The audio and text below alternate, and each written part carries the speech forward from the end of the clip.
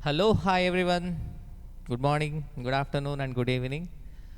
So, students, they are waiting for BCCA CM Inter marathons. Okay, so this video is meant for giving a clarity about the marathons, CM Inter marathons. So, this time we are going to upload marathons for every subject except OM and SM. Due to the busy schedule of Rajesh sir, we couldn't upload OMSM marathon. Okay, but last marathon you can watch and do watch the MCQs recorded, uploaded for the last attempt. Okay, and there is a surprise for you. So again for this attempt, we are going to give super 50 questions for all the 8 subjects. Sir, that you have given last attempt also. This is not a surprise. Another surprise waiting for you is we are going to provide 200 bullet MCQs, which are most important MCQs. By solving those 200 MCQs, you can score at least 20 marks. At least 20 marks. So this is a surprise for you. And what are you waiting for? I'm going to announce marathon schedule. So business law and ethics. So faculty name Vignan Deepak sir. You know him, right? So already the marathon part 1 was uploaded. So law marathon will be uploaded in 2 parts. Actually this is not a marathon. This is an exam oriented batch being uploaded as a marathon. We are not collecting any charges or a fee from students. Okay, because most of the students will be repeater. They might have already paid fee some other, I mean in some other coaching institute. So that's why. So we are what uploading exam oriented classes as a marathon. So law will be uploaded in 2 parts. First part already uploaded and second part will be released on 3rd May. Okay, so financial accounting first part already uploaded, already released in the YouTube. Second part will be released on 1st May and third part will be on 4th May. Okay, so Banu sir, and next direct taxation, the most charming faculty in our BCCA team, Raviteja sir. So the first part will be coming on 30th April and the second part will be coming on 6th May. So 2 parts DT. Indirect taxation, okay. So IDT Guru, he is popularly known as Manideep sir. Already part 1 was uploaded. So there is only one part for IDT, indirect taxation, okay. So already the video uploaded. Costing by Shiva sir, Shining Shiva sir. Part 1 will be uploaded on 28th April and the second part will be uploaded on 5th May. Corporate accounts and audit, Varma sir, 2 parts and first part will be uploaded on 4th May, second part will be uploaded on 7th May. Financial management by Ravi Kumar sir, that is me, and first part will be uploaded on 29th April, second part will be uploaded on 2nd May. Management accounting again by Shining Shiva sir. Part 1 will be uploaded on 8th May. So part 2 on 11th May. Actually not uploaded, will be made public because all the lectures were uploaded and scheduled for respective dates. So you need not worry. So there won't be any delay. There won't be any delay. There won't be any delay because already the classes were recorded and uploaded and scheduled for respective days. Okay, so do watch these marathons and do share your feedback. Please mention in comments from where you are watching these marathons, and if you want anything else, if you want any guidance how to read theory, how to approach a practical subject, if you want anything, if you have any problem, please let us know in our comments. And one more thing, so we have created a separate telegram group for each subject. We have a BCCA main telegram group. Other than that main telegram group, we have created a separate telegram group for every subject. Do join in those telegram groups. Telegram group links will be provided in the description. So do join those telegram groups and do ask doubts. Interact with faculty. So faculties will be helping you, okay, to clear CME Inter in June 2025. Am I clear?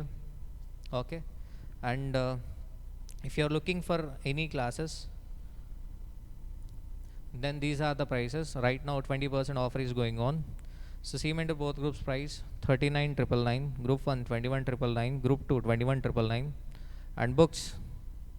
Okay, so first student will be watching our book and then they watch our YouTube channel. Okay, so BCCA is famous just because of books. So 5999 both groups, group 1 2999 and group 2 2999. And students who are watching marathon, who have decided to watch marathons, they must have a books of a BCCA, because questions were discussed from BCCA study material. So that's why do purchase the books, and the course links will be provided in the description. Clear? Am I clear? Any other doubt? No. So do let us know. So whatever the doubt you have, if you have any difficulty in CM Enter, for suppose if you are not willing to write examination, if you want to postpone, if you want any counseling, anything, any kind of a help, please do join in our Telegram groups and you can ask to the respective faculty any doubt. Okay, am I clear? And so eagerly waiting to meet you in CMA final. So let us rock together. Thank you so much. Thank you all. Hello all. So this is intro video with respect to part 2 of audit marathon. In fact, already part 1 లో schedule 3 కి సంబంధించిన question cover అవ్వలేదు. ఈ part 2 వీడియోలో schedule 3 ఆ problem cover చేసి ఆ తర్వాత ఆడిట్ అనే సబ్జెక్ట్లోకి ఎంటర్ అయ్యాం. సో డిస్కషన్ డీటెయిల్డ్గా జరిగింది. అండ్ ఆఫ్టర్ దట్ మళ్ళీ చెప్తాను ఇంకోసారి, మీరు ఈ వీడియో అర్థం అవ్వాలి అంటే మీరు ఏ మెటీరియల్స్ ఫాలో అవ్వాలి. ఆల్రెడీ చెప్పాను, మనం BCCA మెటీరియల్స్ ఫాలో అవుతాం. So we have 2 materials, one is concept, second one is workbook. సో మీ దగ్గర ఉంటే okay, otherwise you can place an order by our app, BCCA app. It is around cost 600. Next one, due to our EVO batch schedule, so still some chapters are missing which are unimportant. I covered majority of chapters which are relevant, which are very very important. For example, I have not covered audit sampling. Even though audit of various items of financial statement is important chapter, I skipped because of lack of time. So these kind of chapters by unfortunately not covered in our marathon. So if you want those chapters, you can please go the previous marathon which is available on YouTube again. So you can go there and watch it. And very soon I'm coming up with a very great announcement with respect to Super 50. I will announce it very soon. So firstly, watch this marathon part 2 of corporate account auditing. All the best. Good luck. Employee benefit expenses అంటే ఏమొస్తాయన్న, salaries ఒకటే కాదండి, బోనస్లు, పిఎఫ్లు, గ్రాట్యుటీలు ఏం pay చేసినా add అవుతాయి.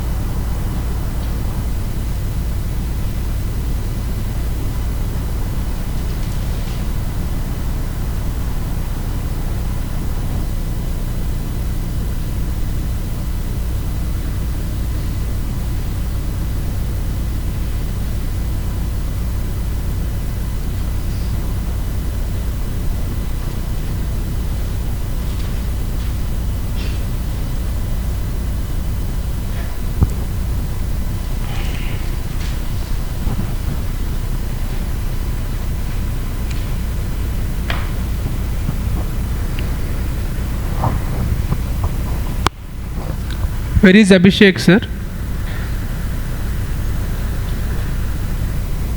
అర్థం కాలేదు. ఒక నిమిషం.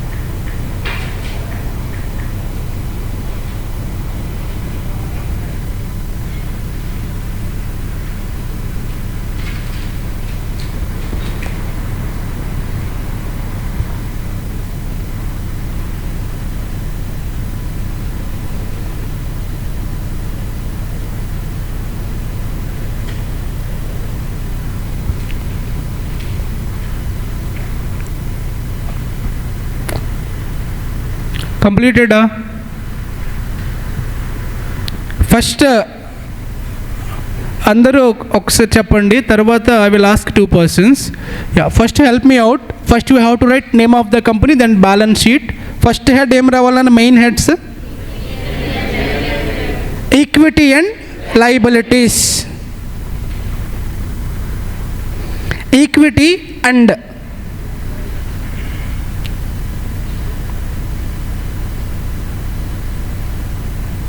దీంట్లో shareholder funds,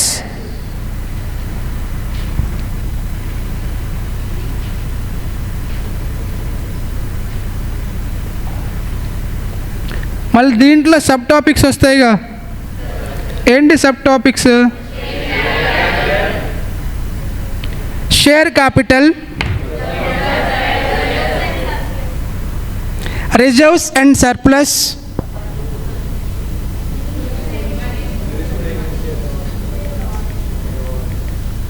third one money received against share warrants. Money received against share warrants. Correct? That is shareholder funds. Second, what is that? Correct. Share application money pending allotment. దీంట్లో sub heads ఉంటాయా? ఉండవు. Third one non current liabilities.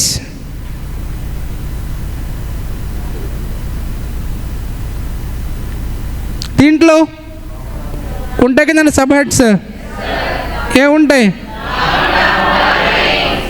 Long term borrowings.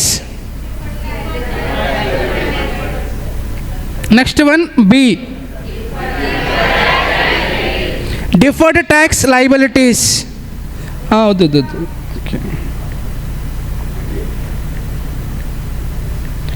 Number 3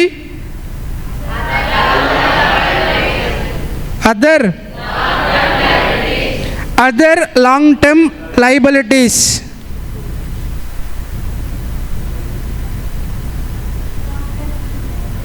Last one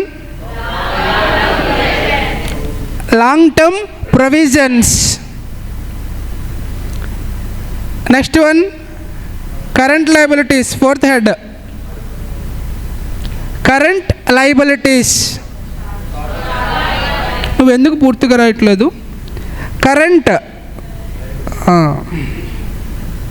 దీంట్లో మళ్ళీ sub topics వస్తాయిగా. ఏంటా sub topics? Short term borrowings, trade payables, other short term borrowings, short term short term provisions. కరెక్టా? Okay, బార్లు వచ్చేస్తున్నాయి. Fine, అలవాటు అయిపోయింది అనుకుంటా. ఫైన్. నెక్స్ట్ వన్, లైబిలిటీస్ క్లోజ్ను, బ్యాలెన్స్ షీట్ కంప్లీట్ అయిపోయినట్టేనా? అసెట్స్. అసెట్స్లో non current assets, non current అసెట్స్లో PPE and intangible assets, non current investments, DTA, long term loans and advances, others. PP and intangible అసెట్స్లో నేను చెప్తా please. PPE, intangible asset, capital work in progress, intangible assets under development. కరెక్టా? Next one, long term ఇన్వెస్ట్మెంట్స్లో sub heads మీరు చెప్పండి.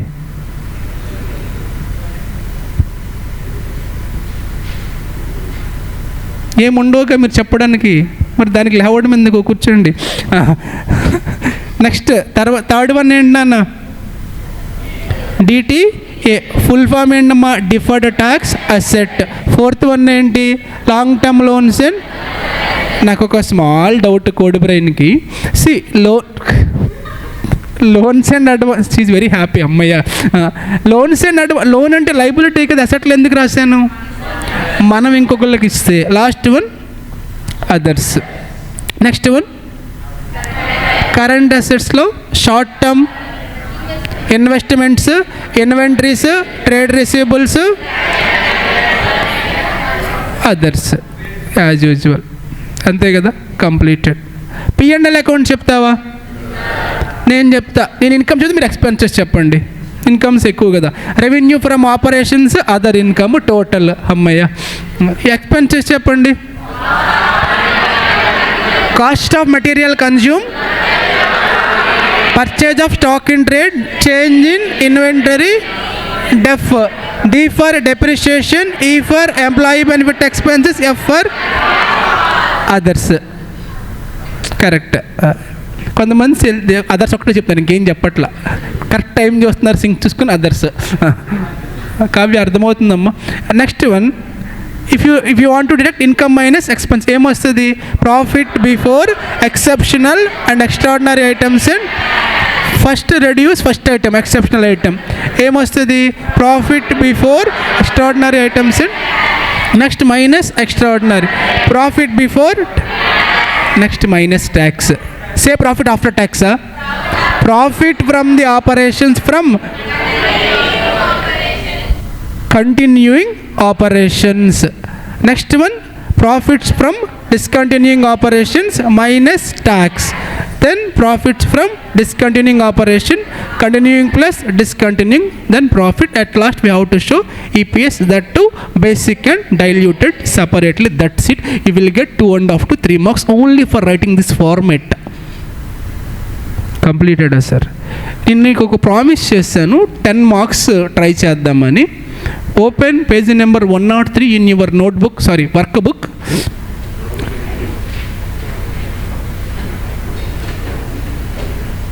Correct.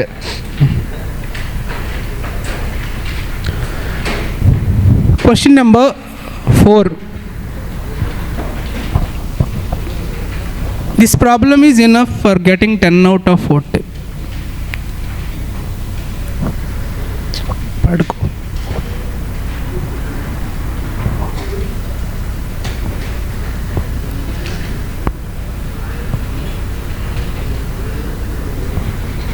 Open చేయనా? కష్టపడుతున్నట్టున్నావు బాగా.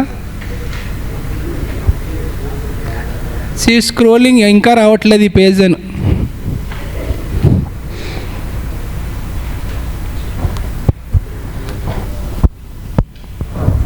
Yeah, page number 103. Sir, now the time is 8. We have 1 hour. Complete చేసేద్దాం. After breakfast, we'll start audit.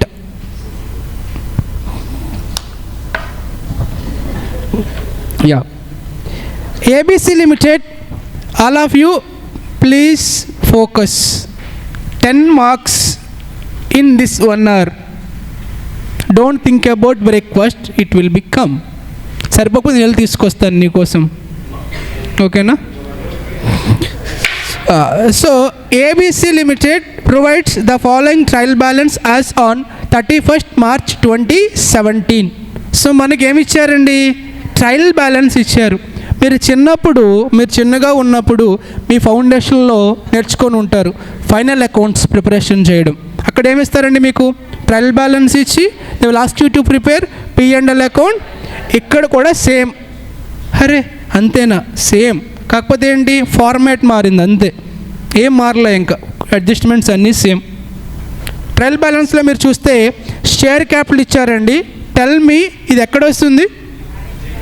P&L అకౌంట్లో revenue from, balance షీట్లో first head equity and లయబిలిటీస్లో share holder fund. Next one 10% debentures ఎక్కడ వస్తుందన్న? Liability, that long term liability, అంటే non current లయబిలిటీస్లో first head ఏంటి? Long term, దాంట్లో రాస్తాం.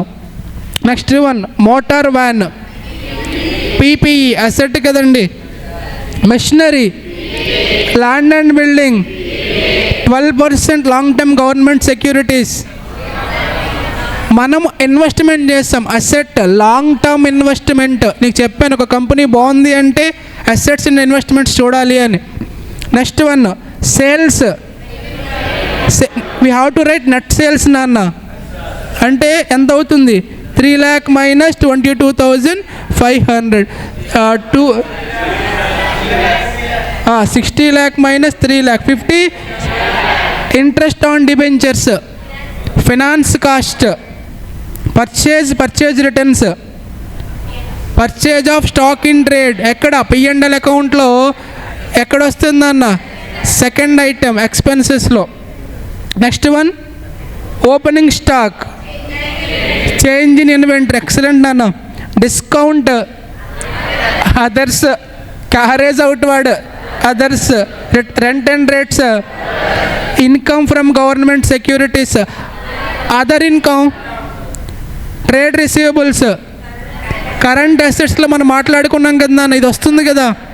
Trade payables, advertisement, bad debt adjustment మనకు ఉంటుంది ఎక్కడ? డెటార్స్లో, దాని గురించి మాట్లాడదాం. Salaries, miscellaneous expenditure, contribution to PF and gratuity, others ఏనా ఇది కూడా? Employee, cash at bank and cash in hand ఎక్కడ వస్తుందన్న? కరెంట్ అసెట్స్లో క్యాష్ అండ్ క్యాష్. చూసారా, జస్ట్ మీరు ట్రయల్ బ్యాలెన్స్ చూసి మీరు చెప్పగలుగుతున్నారు అంటే ఈజీగా నువ్వు అటెంప్ట్ చేయగలుగుతావు క్వశ్చన్. నువ్వు క్వశ్చన్ చూసి భయపడాల్సిన అవసరమే లేదు. క్వశ్చన్ ఎన్ని పేజెస్ ఉన్నా, ఎగ్జామ్లో ఏం జరుగుతుందంటే వాడు క్వశ్చన్ ఫార్మేట్ని తగ్గిస్తాడు. తగ్గించడం వల్ల ఏంటంటే నెంబర్ ఆఫ్ పేజెస్ ఎక్కువ అవుతుంది. వాడు రాలేదా? అభిషేక్, కార్తిక్ ఇంటికి వెళ్ళాడా?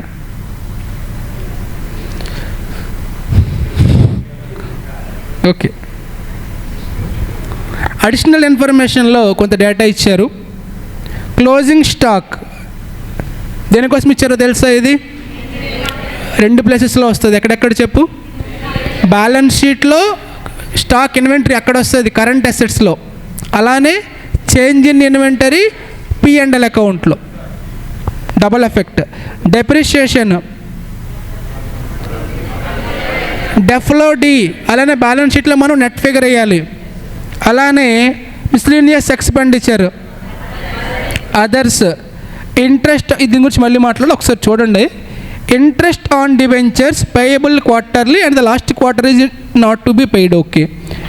పాయింట్ నెంబర్ 5 నుంచి ఇంపార్టెంట్స్ అండి, ఇవి మాట్లాడదాం. ట్రేడ్ రిసీవబుల్స్ గురించి, దాని గురించి. సో ఇప్పుడు నా టార్గెట్, ఒక క్వశ్చన్ ఇచ్చాడు, క్వశ్చన్లో ట్రయల్ బ్యాలెన్స్ ఇచ్చి సమ్ ఇన్ఫర్మేషన్ ఇచ్చి ఏమడిగాడు మనకి?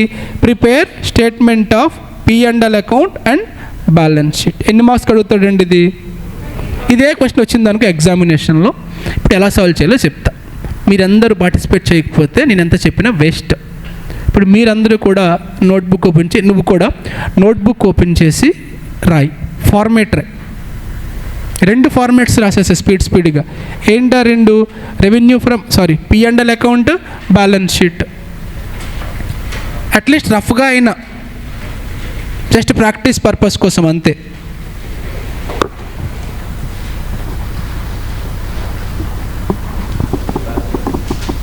Balance sheet, P&L 2.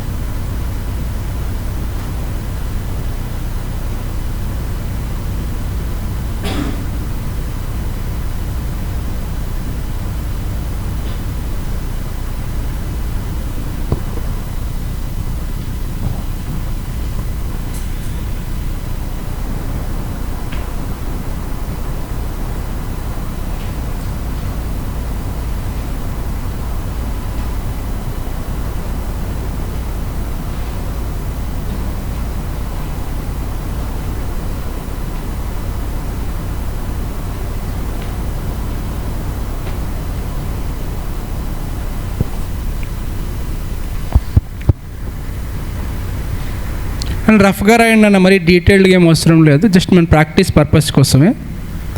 ఈవెన్ మీరు కూడా వీడియో చూస్తున్న వాళ్ళు కూడా జస్ట్ రఫ్గా ఫార్మేట్ రాసేయండి. మా డిగ్రీ ఎగ్జామ్స్ ఏమైనా ఉన్నాయా ఈరోజు? లేవా? ఉంటే మీరు 1కా రాయట్లేదా? ఉంటే 1 కంటే వెళ్ళిపోండి, అదే చెప్దామని. ఇబ్బంది పడుతున్నారు కదా అని. అయిపోయిందా? తను ఎందుకు వెళ్ళలేదు?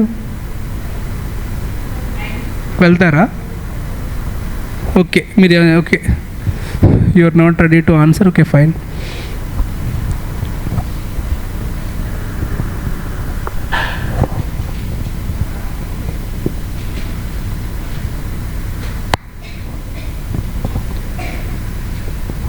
ర్యాంక్ వస్తుందమ్మా డిగ్రీలో? రాదా?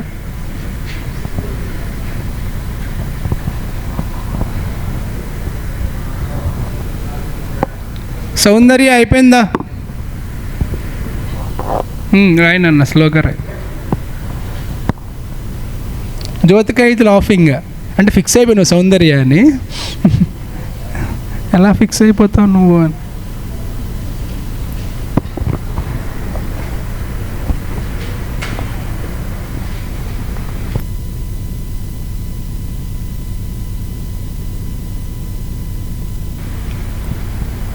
అయిపోయిందండి ఫార్మేట్, అట్లీస్ట్ రఫ్గా. అన్న ఒక్క నిమిషం పర్లేదులండి, విను జాగ్రత్తగా, రాసావు కాబట్టి. ఇప్పుడు మన పాయింట్ ఏంటంటే జాగ్రత్తగా వినాలి. హాయ్. సో ఇప్పుడు ఫార్మేట్ రాసేసాం. ఇప్పుడు మన టార్గెట్ 10 ఎలా తెచ్చుకోవాలి విను. సార్ మీరు ఒకసారి క్వశ్చన్ చూస్తే క్వశ్చన్లో చాలా డేటా ఉంది కదా, దీంట్లో డైరెక్ట్గా తీసుకునే కొన్ని ఉన్నాయి. అవేంటి సార్ అంటే, ఒకటి సేల్స్, 2 పర్చేజెస్. ఫస్ట్ 2 రాసేద్దామండి. ఒక్కసారి సేల్స్ ఎక్కడ ఉంది చూడండి. సేల్స్ ఎంత ఉందన్న, రిటర్న్స్ అంటే ఎంత అవుతుంది మనకి, ఎక్కడ రాయాలి అది, రెవెన్యూ ఫ్రమ్ ఆపరేషన్స్ ఎంత అవుతుందన్న, 57 lakh. అక్కడ నోట్ నెంబర్ 1 అని రాస్తాం కదా, నోట్స్లో ఏమని రాస్తాం మనం, వర్కింగ్ నోట్స్లో sales 60 lakhs minus returns 3 lakh, answer is. ఈ వర్కింగ్ నోటుకు కూడా కొన్ని మార్క్స్ అలొకేట్ చేస్తారు. అలా నేను ఇక్కడ కరెక్ట్ ఆన్సర్ రాసావు కదా, దీనికి కూడా కొన్ని మార్క్స్ అలొకేట్ చేస్తారు. నెక్స్ట్ ఇంకేం డైరెక్ట్గా మనం ఇంకేం రాయొచ్చు, ఏం రాయొచ్చు ఇంకా డైరెక్ట్గా, పర్చేజెస్ రాయొచ్చు కదా నాన్న. క్వశ్చన్లోకి వెళ్ళండి, పర్చేజెస్ ఎక్కడుంది, పర్చేజెస్ ఎంతరా, రిటర్న్స్ మీరు మీది కూడా రాయండి. 57 lakhs సేల్స్ దగ్గర రాశారా, ఇది ఎక్కడ రాయాలి, పర్చేజ్ ఆఫ్ స్టాక్ ఇన్ ట్రేడే కదండి, ఎంత రాయాలిరా, 30. ఇది మళ్ళీ ఎక్కడ రాస్తాం మనం, నోట్స్లో పర్చేజెస్ 36 lakh, రిటర్న్ ఏమవుతుందన్న.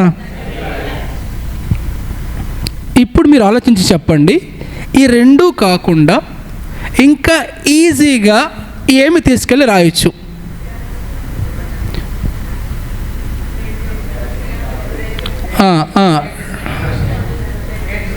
ఈజీగా నాకు ఎక్కువ వర్క్ చేయకూడదు, ఈజీగా వెళ్ళిపోవాలి. ఎక్సలెంట్ అన్న. శాలరీస్ దగ్గర ఇంకో పాయింట్ కూడా ఉంది, అక్కడ కాంట్రిబ్యూషన్ పిఎఫ్, ఆ 2 తీసుకెళ్ళాలి. ఎక్కడొస్తాయి అవి, ఎంప్లాయీ బెనిఫిట్, చెప్పండి ఎక్కడెక్కడ ఉన్నాయి అవి, శాలరీస్ ఎక్కడుంది, ఒక్క నిమిషం, శాలరీస్ ఒకటి ఉంది, అలానే కాంట్రిబ్యూషన్ టు, ఈ 2 ఎక్కడికి వెళ్ళాలన్నా మనకి, ఎంప్లాయీ ఎంత 6,72 ప్లస్ 1 lakh అంటే ఎక్కడ రాయాలి మనం, అది ఎంప్లాయీ బెనిఫిట్ ఎక్స్పెన్సెస్, డెఫ్లో ఈ ఎంత నన్ను అవుతుంది. దీనికి ఏం రాస్తాం మనం, నోట్లో ఏం రాస్తామండి, పర్టికులర్స్లో salaries and contribution to PF, దానికి కొన్ని మార్క్స్, దీనికి కొన్ని మార్క్స్. నేను ఈ 3 దగ్గర పెద్దగా వర్క్ ఏం చేయలేదు, జస్ట్ ఉన్నది రాశాను అంతే. ఇంకా ఈజీగా ఏం రాయొచ్చు, ట్రేడ్ పేయబుల్సా, అదే షేర్ క్యాపిటల్ ఎంత ఉందిరా, ఏమైనా చేంజెస్ జరిగిందా చూడండి, బోనస్ ఇష్యూ కానీ, ఫోర్ ఫ్యూచర్ కానీ, రైట్ ఇష్యూ కానీ, అంటే సేమ్ వస్తుంది అక్కడ కూడా. అప్పుడు బ్యాలెన్స్ షీట్లోకి వెళ్ళి ఏం రాయాలి, బ్యాలెన్స్ షీట్లోకి వెళ్ళి షేర్ క్యాపిటల్ దగ్గర ఎంత రాయాలన్నా, 35 lakhs. వర్కింగ్ నోట్లో రాస్తాం షేర్ క్యాపిటల్ ఎంత అని, దీనికి మార్క్స్ ఉంటాయి, దానికి మార్క్స్ ఉంటాయి.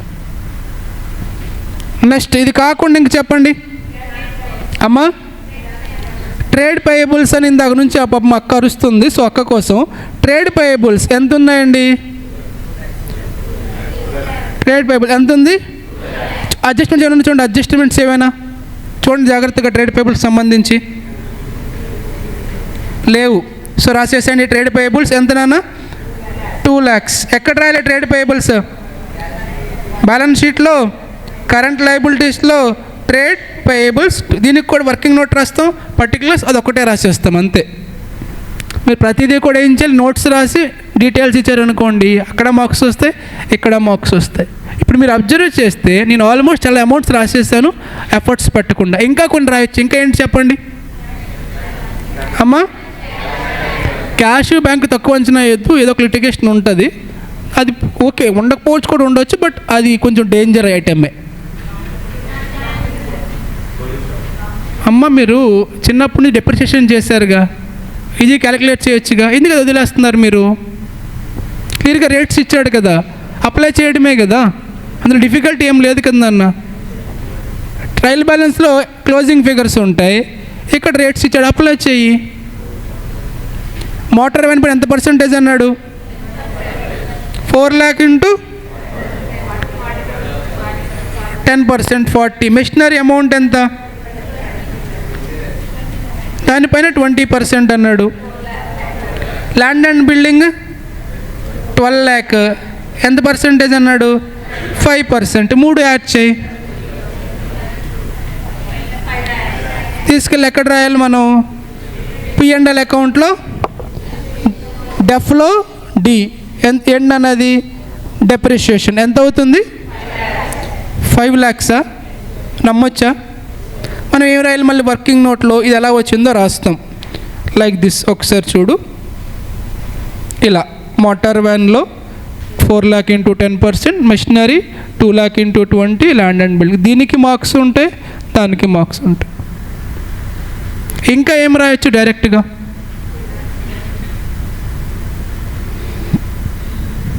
అమ్మా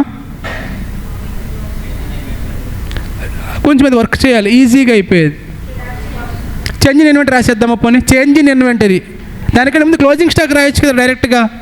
క్లోజింగ్ స్టాక్ ఎంత ఉంది చూడండి, 3 lakh. ఎక్కడ రాయాలి అది క్లోజింగ్ స్టాక్ని? బ్యాలెన్స్ షీట్లో కరెంట్ అసెట్స్లో ఇన్వెంటరీస్ దగ్గరకు వెళ్ళండి. ఎంత నాన్న ఇన్వెంటరీ? 3 lakh. అది కూడా డైరెక్ట్ ఫిగరే. ఇప్పుడు ఏం రాయాలి మనం? చేంజ్ ఇన్ ఇన్వెంటరీ రాయాలి. ఓపెనింగ్ స్టాక్ ఎంత ఉంది? క్లోజింగ్ స్టాక్ ఎంత ఉంది? నన్ను గుర్తుపెట్టుకోండి, మనం ఇంక్రీజ్ అయితే రెడ్యూస్ చేయాలి, డిక్రీజ్ అయితే యాడ్ చేయాలి. అంటే మనం ఇక్కడ ఏం రాయాలి? చేంజ్ ఇన్ ఇన్వెంటరీ అంటే opening stock 3 lakh, closing stock 50. So increase అయింది కదా నాన్న, రెడ్యూస్ చేయాలి, within the bracket amount రాయాలి. Go to P&L account, change in inventory దగ్గరికి వెళ్ళండి, వెళ్ళి -50,000 or else within the bracket 50,000.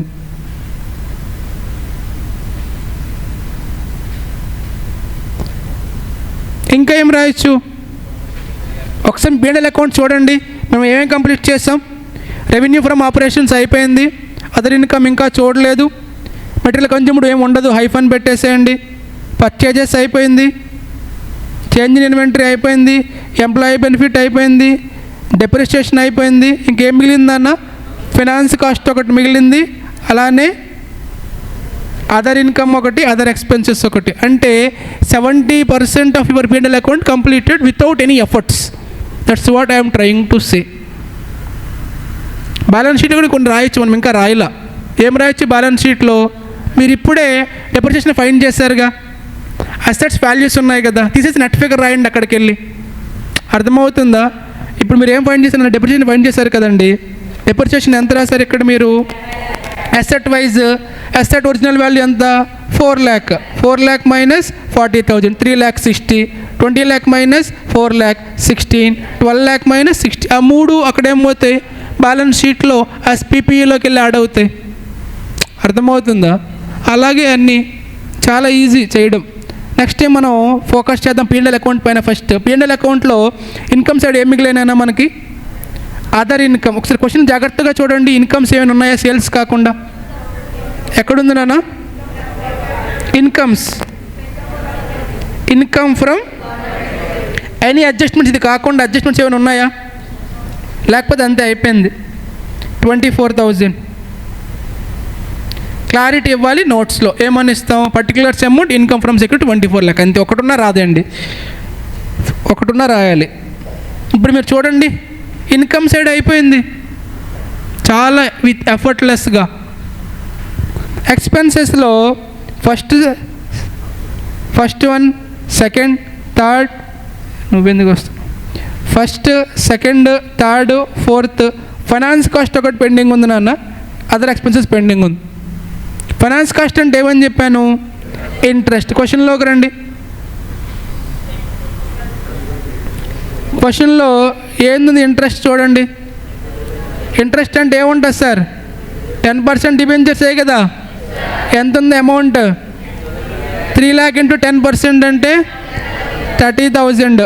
ఒకసారి మీరు ఇంట్రెస్ట్ ఎంత పే చేశారు చూడండి. అక్కడ ఎక్కడ ఉందిరా ఇంట్రెస్ట్?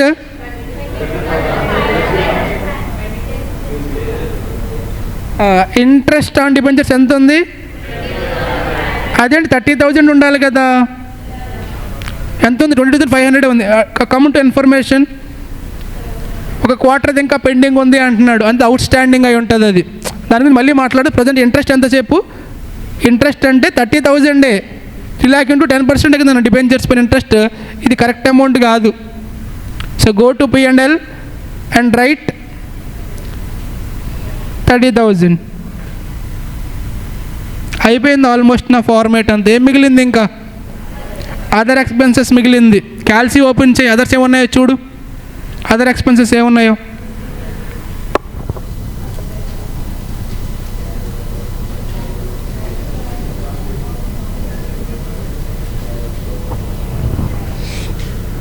ఎప్పుడు కూడా నీ క్వశ్చన్ పోయేది అక్కడే పోతుంది, అదర్ ఎక్స్పెన్సెస్ దగ్గరే.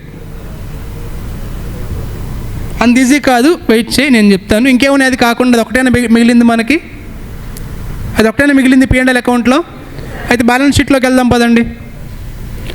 Come to balance sheet. Other expenses time పడుతుంది, అంత ఈజీ కాదు. బ్యాలెన్స్ షీట్లో షేర్ క్యాపిటల్ రాసేసారా?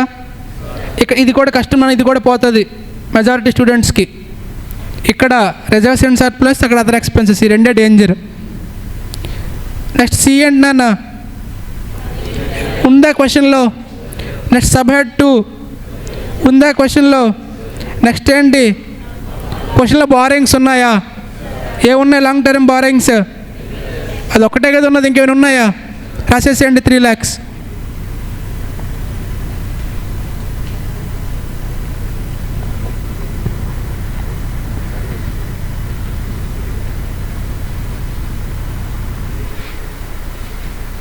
నెక్స్ట్ DTL ఉందా అండి? DTL క్వశ్చన్లో అదర్ లాంగ్ టర్మ్ బారోయింగ్స్ ఉన్నాయా? ప్రొవిజన్స్ ఉన్నాయా? అయిపోయింది almost. Current liabilities, short term borrowings ఏమైనా చెప్పాడా? Already we wrote trade payables కదా. ఇంకా అదర్ బారోయింగ్స్ ఏమైనా ఉన్నాయి, దాని గురించి మళ్ళీ మాట్లాడదాం. అదర్ బారోయింగ్స్ అంటే ఇప్పుడు ఇందాక చెప్పాను కదండి. ఏం చెప్పాను? ఇంట్రెస్ట్ ఎంత నాన్న? కానీ వాడు ఏమంటున్నాడు? స్టిల్ ఒక క్వార్టర్ పెండింగ్ ఉంది అంటున్నాడు. అంటే ఎంత పే చేస్తారు వాళ్ళు? 22,000. బ్యాలెన్స్ ఎంత ఉంటుంది? That is short term borrowing. Interest accrued but not paid. దేనిలోకి వస్తుంది అది? Short term borrowing. ఎంత? 7,500. ఇన్కమ్ ట్యాక్స్ ఉందా? ఇన్కమ్ ట్యాక్స్ ఎంత నాన్న? 1 lakh. మీ అందరికీ తెలుసు ఏమంటున్నాడు? Provide for income tax. ఇది పెయిడ్ అమౌంట్ కాదు, ప్రొవిజన్ అమౌంట్. మనం ప్రొవిజన్ క్రియేట్ చేయాలి దానికి. అయిపోయింది liability side. Except reserves and surplus. Coming to asset side. అసెట్లో మనం ఏమైనా పీపీ అంటే ఏమేమి వస్తాయండి? చూడండి, మీ బ్యాలెన్స్ షీట్ ఓపెన్ చేయండి. క్వశ్చన్లో ఏమొస్తుంది? పీపీఏలో టేక్ ఆఫ్టర్ డెప్రిసియేషన్ వాల్యూ అంటే ఏమవుతుంది? 4 lakh మైనస్ క్యాల్సీలో 3 lakh, machinery 16 lakhs, land and building 3 add చేయండి. ఇదిగో without efforts, I'm just calculating it by using my foundation knowledge. Any intangible assets, any work in progress, any developments, investments ఏమైనా ఉన్నాయా? Government securities ఏమి ఉన్నాయి కదా, ఎంత నాన్న, ఎంత ఉన్నాయి గవర్నమెంట్ సెక్యూరిటీస్? అదిగో. Any DTA, any loans and advances, any other other assets? No. Current అసెట్స్లో షార్ట్ టర్మ్ ఇన్వెస్ట్మెంట్స్ ఏమైనా ఉన్నాయా? ఇన్వెంటరీ అలవాటు రాసేసాం మనం. ట్రేడ్ రిసీవబుల్స్ దగ్గర అడ్జస్ట్మెంట్ ఉంది. క్యాష్ అండ్ క్యాష్ ఈక్వలెంట్స్ ఎంత ఉన్నాయన్న? Cash and cash equivalents 2 lakh. Any adjustments ఉందా? లేకపోతే అదే amount. Any loans and advances, others. అయిపోయింది. మనకి మిగిలింది ఏంటో తెలుసా? ఒక ట్రేడ్ రిసీవబుల్స్ మిగిలింది అంతే. జాగ్రత్తగా చూడండి, ట్రేడ్ రిసీవబుల్కి అడ్జస్ట్మెంట్స్ ఉన్నాయి. క్వశ్చన్లోకి రండి సార్. క్వశ్చన్లో point number 5, trade receivables includes a sum of 25,000 due from Mr. X who has become insolvent and 25 paisa in rupees expected to be recoverable from him. ఈ sentence meaning ఏంటన్నా? X అనే person మనకి ఎంత ఇవ్వాలి? 20. ఎంత ఇస్తాడంట వాడు ఎంత ఇస్తాడంట? 25 పైసా మాత్రమే ఇస్తాడు. అంటే మనం ఎంత లాస్ అవుతున్నాం? 75% లాస్ అవుతున్నాం. Next point, create provision for doubtful debts 2% on trade receivables. ఇదే నేను ఇబ్బంది పెట్టే పాయింట్. రిమైనింగ్ అని నార్మల్. ప్రతి క్వశ్చన్ లాంటి పాయింట్ 1 or 2 ఉంటాయి. అందుకే ఫుల్ మార్క్స్ చెప్పట్లేదు నేను నీకు. నువ్వు ఎక్కడితో క్వశ్చన్ ఆపేసినా సరే నీకు 10 మార్క్స్ వచ్చేస్తాయి. సో నువ్వు మొత్తం చూసుకొని నువ్వు రాసిన ఆన్సర్ 70% నువ్వు రాసేసి ఉంటావు, 30% మిగిలింది ఇంకా. అర్థమైందండి? ఈ లెక్క బాగుంటే ఇలాంటి క్వశ్చన్ దిగిపోద్ది యాజ్ ఇట్ ఈజ్గా. ఇదే వచ్చేమో. ఇప్పుడు చూడండి ఇక్కడ ఏమంటున్నాడు నాన్న? ఒకటి, ఎక్స్ అనే పర్సన్ నుంచి అమౌంట్ రావట్లేదు. 2, ప్రొవిజన్ క్రియేట్ చేయమంటున్నాడు. ట్రేడ్ రిసీవబుల్స్ ఎంత ఉన్నాయి మన బ్యాలెన్స్, ట్రయల్ బ్యాలెన్స్లో ఎంత ఉన్నాయండి? ఇప్పుడు మీలో ఒక్కడైనా మెటీరియల్ చూడకుండా tell me how much provision I should create. 2% అంటున్నాడు. ఎంత ప్రొవిజన్ క్రియేట్ చేయాలి? Tell me how much provision I should create. 2% create చేయాలి. 10 lakhs ఉన్నారు. ప్రొవిజన్ అంటే ఏంటన్న? ఫ్యూచర్లో మనకి ఇంకా లాస్ కాబట్టి ఇప్పుడే మన అమౌంట్ పక్కన పెట్టుకుంటున్నాం. పాయింట్ నెంబర్ 5 and 6 రెండింటిని కన్సిడర్ చేసి tell me how much provision I should create.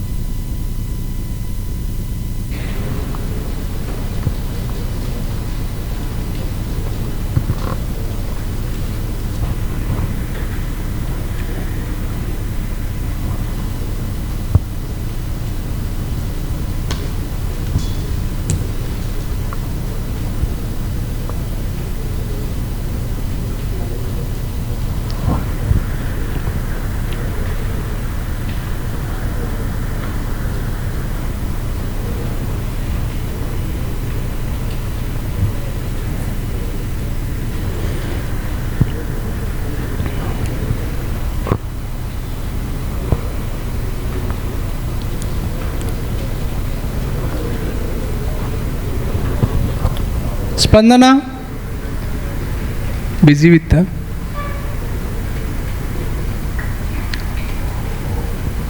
చూసి చెప్పేస్తున్నా.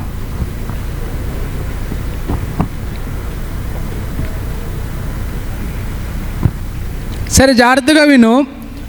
చూడు, టోటల్ డెటార్స్ ఎంతనన్నా? 10 lakhsలో 2 partsగా డివైడ్ చేస్తే ఫస్ట్ ఎక్స్, తర్వాత అదర్స్. దౌర్భాగ్యం అంటే ఎక్స్కి first priority. Okay, no problem. X మనకి ఎంత ఇవ్వాలి? 20. ఇంకా రిమైనింగ్ పర్సన్స్ ఎంత ఉంటారు నాన్న? 9 lakh. ఎక్స్ పరిస్థితి ఏంటి ఇప్పుడు? ఎక్కడున్నారు? ఐ మీన్ పొజిషన్ ఏంటి? ఎక్స్ ఏమంటున్నారండి? ఇన్సాల్వెంట్ అయిపోయారంట, ఎంత ఇస్తారండి? అంటే మనకి ఎంత ఇవ్వరు? 75% మనకి ఇవ్వరు కదా, అదంతా మనకి లాసే కదా. I should create entire provision. అంటే 25,000 into 75%, say something 18,000. Balance amount ఎంత క్రియేట్ చేయాలి? ప్రొవిజన్ 2%, 19,000. రెండు యాడ్ చేయండి, అదే ప్రొవిజన్ అమౌంట్. ఓకే. అరే ట్రేడ్ రిసీబుల్స్ ఎంత ఉన్నాయి నన్ను టోటల్లీ? ప్రొవిజన్ తీసేసేయండి, 9 lakh. అది ఎక్కడ రాస్తాం మనం? బ్యాలెన్స్ షీట్లో ట్రేడ్ రిసీబుల్స్. ఈ అమౌంట్ ఎక్కడ రాయాలి? ప్రొవిజన్ని ఎక్కడ? లాంగ్ టర్మా షార్ట్ టర్మా? షార్ట్ టర్మ్ ప్రొవిజన్లో రాస్తామండి, 38,250. ఇంకేం మిగిలింది మనకి? అదర్ ఎక్స్పెన్సెస్లో ఇది కూడా యాడ్ అవుద్ది. బ్యాడ్ డెట్స్ ఉన్నాయి ఎంతకి? ఎంతైనా బ్యాడ్ డెట్స్ కూడా కన్సిడర్ చేయాలి మనం. 20,000. ఒకసారి జాగ్రత్తగా చూడండి స్క్రీన్ పైన. 18,750, 19,500, 38,250. ఇప్పుడు ఏమవుతుంది? 9,61,750. Revenue from operations done, purchases done, employee benefit expenses done, other income done, changes in inventory done, finance cost pending అయిపోయింది, depreciation done, share capital done, long term borrowings done, other short term borrowings done, interest, depreciation is done, provision for bad debts just now I think ఈ treatment అయిపోయిందా? అయిపోయింది, completed. Next మనకు మిగిలింది other expenditure. Discount ఒకటి, carriage outward, rents and rates, bad debts కూడా అదర్స్లోనే, miscellaneous కూడా, provision for bad debts కూడా అదర్ ఎక్స్పెన్సెస్లోనే రాయాలి. సారీ, ప్రొవిజన్ కాదు, other expenses. Then total done, అయిపోయింది. మళ్ళీ చెప్తున్నా, don't focus on tallying of balance sheet. మన ఫోకస్ అంతా మనకు కావాల్సిన స్కోరింగ్ అంతే. లేదు సార్ నేను కంపెనీలో అకౌంటెంట్గా చేయాలనుకుంటున్నాను, నాకు ఫుల్ నాలెడ్జ్ కావాలి అంటే నేను ఎగ్జామ్స్ అయిపోయి వచ్చేసి ఒక 1 month కూర్చొని నేర్పిస్తాను మొత్తం కంపెనీ ఎలా అకౌంటింగ్ చేయాలి ఏంటి అని. ఓకేనా? లేదంటే ఎగ్జామ్స్ ఆపేసి వచ్చేసి ఇక్కడ కూర్చొని మనం నేర్చుకుందాం కంప్లీట్గా అకౌంటింగ్ ఎలా చేయాలి, కంపెనీలో ప్రొసీజర్ ఏముంటుంది, టాలీ కూడా నేర్పిస్తాను ఎగ్జామ్స్కి రాకుండా వచ్చేసి. ఫైన్, ఇప్పుడు అర్థమైందండి టోటల్ ఎలా వస్తుందో. ఇప్పుడు నేను బుక్స్ మొత్తం పక్కన పెట్టేసి, నువ్వు ఒకవేళ డే బిఫోర్ ఎగ్జామ్ ముందు రోజు నువ్వు నన్ను కలిస్తే, నువ్వు నన్ను సజెషన్ అడిగితే అకౌంటింగ్ వరకు, దట్ మీన్స్ పేపర్ నెంబర్ 10 వరకు ఏం చెప్తాను జాగ్రత్తగా విన్నాను.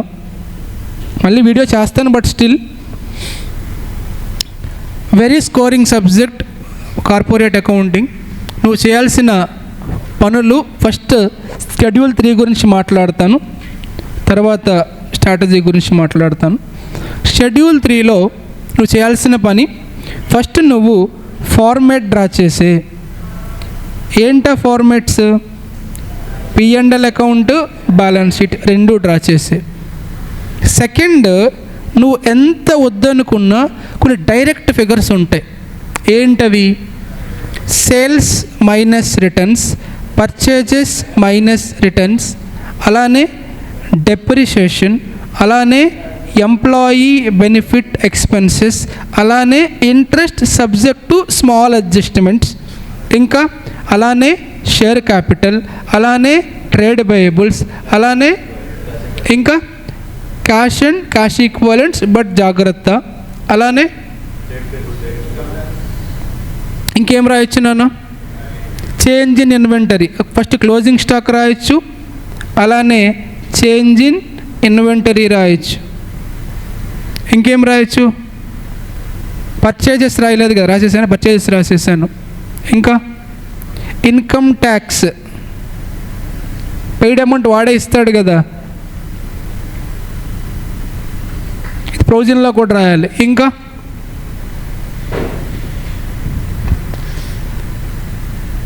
హ్యాపీనా? యా.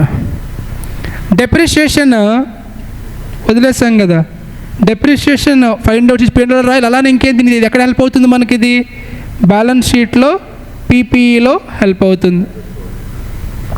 ఇంకా డైరెక్ట్గా ఏం రాయొచ్చు? రెవెన్యూ ఫ్రమ్ ఆపరేషన్స్ అయిపోయింది. అదర్ ఇన్కమ్ మనం క్యాలిక్యులేట్ చేయాలి.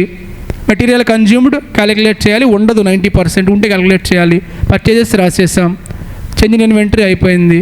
డెఫ్లో డి అయిపోయింది, ఈ అయిపోయింది. ఎఫ్ క్యాలిక్యులేట్ చేయాలి, అది కూడా అయిపోయింది. ఇంకా అదర్స్, అది ఫైండ్ అవుట్ చేయాలి. ఇంకా ఎక్స్పెన్సెస్ అయిపోయింది. నెక్స్ట్ బ్యాలెన్స్ షీట్లో పీపీఈ ఇంటాంజిబుల్ అసెట్స్ ఉండవు, పీపీఈ రాశాను. నెక్స్ట్ లాంగ్ టర్మ్ ఇన్వెస్ట్మెంట్స్ ఏవైనా ఉంటే అవి రాస్తా. ఇవన్నీ రాసేస్తే నీ ఆన్సర్ 60% అయిపోద్ది, నీకు తెలియకుండానే ఫిగర్స్ అన్నీ కనిపిస్తాయి. రాయడమే కాదు, పాయింట్ నెంబర్ 3, ప్రతి దానికి వర్కింగ్ నోట్స్ అనకూడదు, అక్కడ నోట్స్ అనాలి. ప్రతిదానికి నోట్స్ ఇచ్చుకుంటూ వెళ్ళిపో. నువ్వు ఈ 3 స్టెప్స్ చేసేసరికి నీకు తెలియకుండానే నీ ఆన్సర్ 60 to 70% అయిపోయి ఉంటుంది. అప్పటికే నీకు వచ్చేస్తాయి 8 to 9 మార్క్స్. ఇప్పుడు స్టెప్ నెంబర్ 4, నువ్వు ఎక్స్ట్రా వర్క్ చేయాల్సి ఉంటుంది. దేనికోసం? అడ్జస్ట్మెంట్స్ కోసం. ఏముంటాయి ఇంకా అడ్జస్ట్మెంట్స్? లైక్ అదర్ ఎక్స్పెన్సెస్ అవ్వచ్చు, అదర్ ఇన్కమ్ అవ్వచ్చు, రిజర్వ్స్ అండ్ సర్ప్లస్ అవ్వచ్చు, ఇలాంటివి కొన్ని జాగ్రత్తగా చేసుకుంటూ వెళ్తావు. వీటన్నింటిలో ఒకటి రైట్ అవ్వదు అవుట్ ఆఫ్ 3 చాలు, అక్కడ మనకు 1 to 2 మార్క్స్. బై మిస్టేక్ అన్నీ అయిపోతే ఇంక ఫుల్ మార్క్స్ వచ్చేస్తాయి. సో చాలు టు గెట్ 10/14. ఫస్ట్ నువ్వు చేయాల్సిన పని, క్వశ్చన్ ఏమున్నా సరే నువ్వు ఫార్మేట్ డ్రా చేసేసే, తర్వాత క్వశ్చన్ చదివి ఇన్కార్పొరేట్ చేయి ఇన్ఫర్మేషన్. అండ్ ఆల్రెడీ చెప్పానండి, దయచేసి ఎవరు మీ ఆన్సర్ పేపర్ని ఈ క్వశ్చన్తో స్టార్ట్ చేయొద్దు. నువ్వు స్టార్ట్ చేసావు అంటే సారీ టు సే చాలా కష్టం. ఎందుకో తెలుసా? టైం అంతా తినేస్తుంది ఈ question.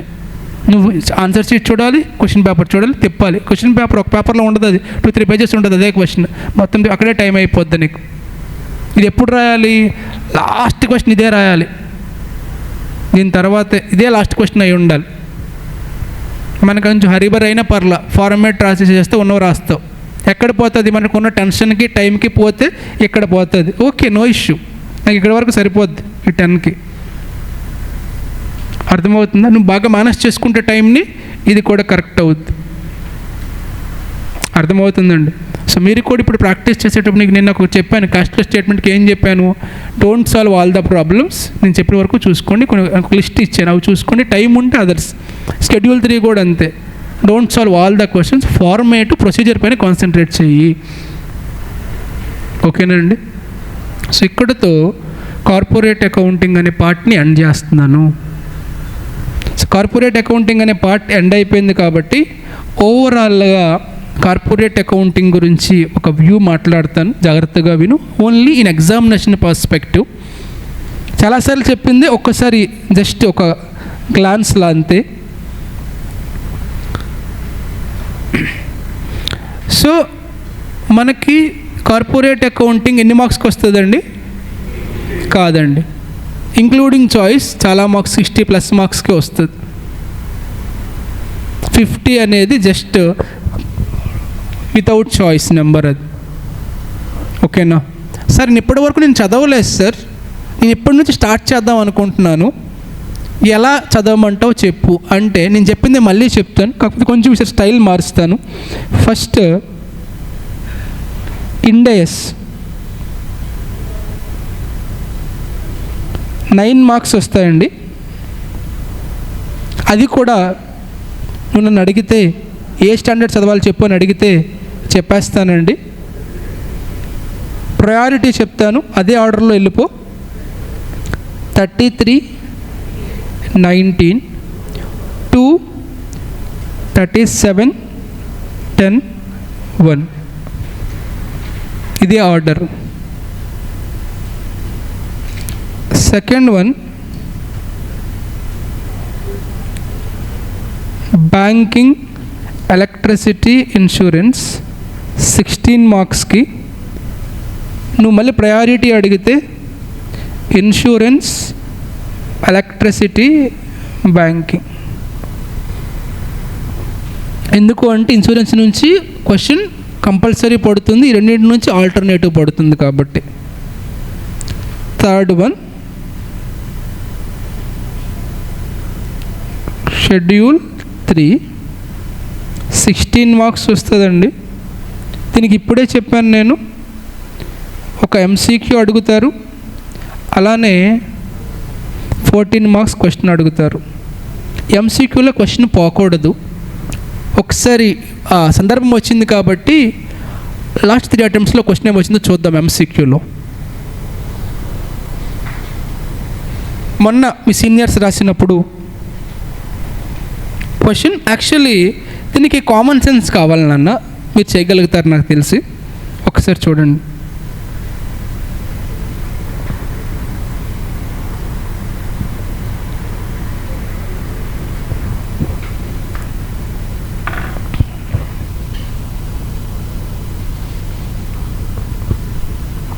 Which of the following is not a criteria for current liability? కింద చెప్పిన దాంట్లో ఏది కరెంట్ లయబిలిటీ కాదు అంటున్నాడు.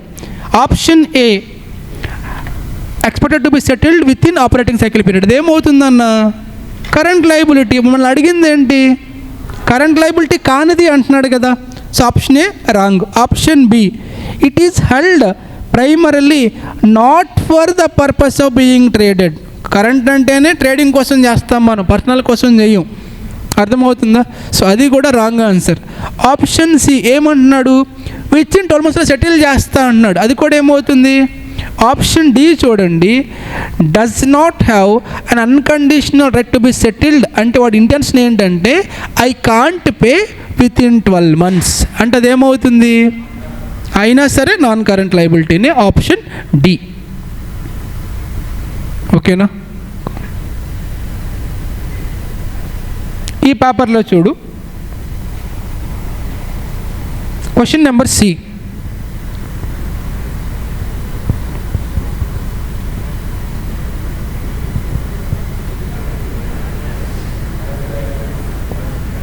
ఏమవుతుందన్నా? కరెంట్ లయబిలిటీసా, ట్రేడ్ రిసీవబుల్స్ అసెట్టా లయబిలిటీనా? 2 మార్క్స్ అండి. ఇంకో పేపర్ ఉండాలి. ఇదేనా? ఇది అయిపోయింది, ఇది అయిపోయింది, ఇది కూడా అయిపోయింది. ఇది ఏయ్ హే హే ఫార్మేట్ ఉందా చెప్పాను కదా, దానిపైన క్వశ్చన్ నెంబర్ 3. డిస్కౌంట్ రిసీవ్డ్ ఎక్కడ వస్తుందన్న? రెవెన్యూ ఫ్రమ్ ఆపరేషన్స్ అంటే ఏమొస్తాయి? ఫైనాన్స్ కాస్ట్ అంటే అదర్ ఇన్కమ్లో వస్తుంది. అదర్ ఎక్స్పెన్సెస్లో ఎందుకు రాకూడదు? అది రిసీవ్డ్ అంటే ఇన్కమ్ కదా, అంతే. డిస్కౌంట్ పెయిడ్ అయితే అదర్ ఎక్స్పెన్సెస్లో వచ్చేది. మీరు అబ్జర్వ్ చేస్తే ఈజీగానే వస్తాయి ఎంసీక్యూ. మన ప్రాబ్లం అంతా దేంతో? ఈ 14 మార్క్స్ క్వశ్చన్తో. ఓకేనా? Next number 4, cash flow statement.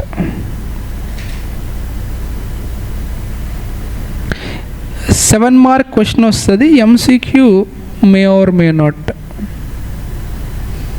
MCQ వస్తే ఈజీగా రాస్తారు undoubtedly, no doubt in that. ఎక్కడి వరకు మనం యాడ్ చేసుకున్న 9 + 16 25 + 16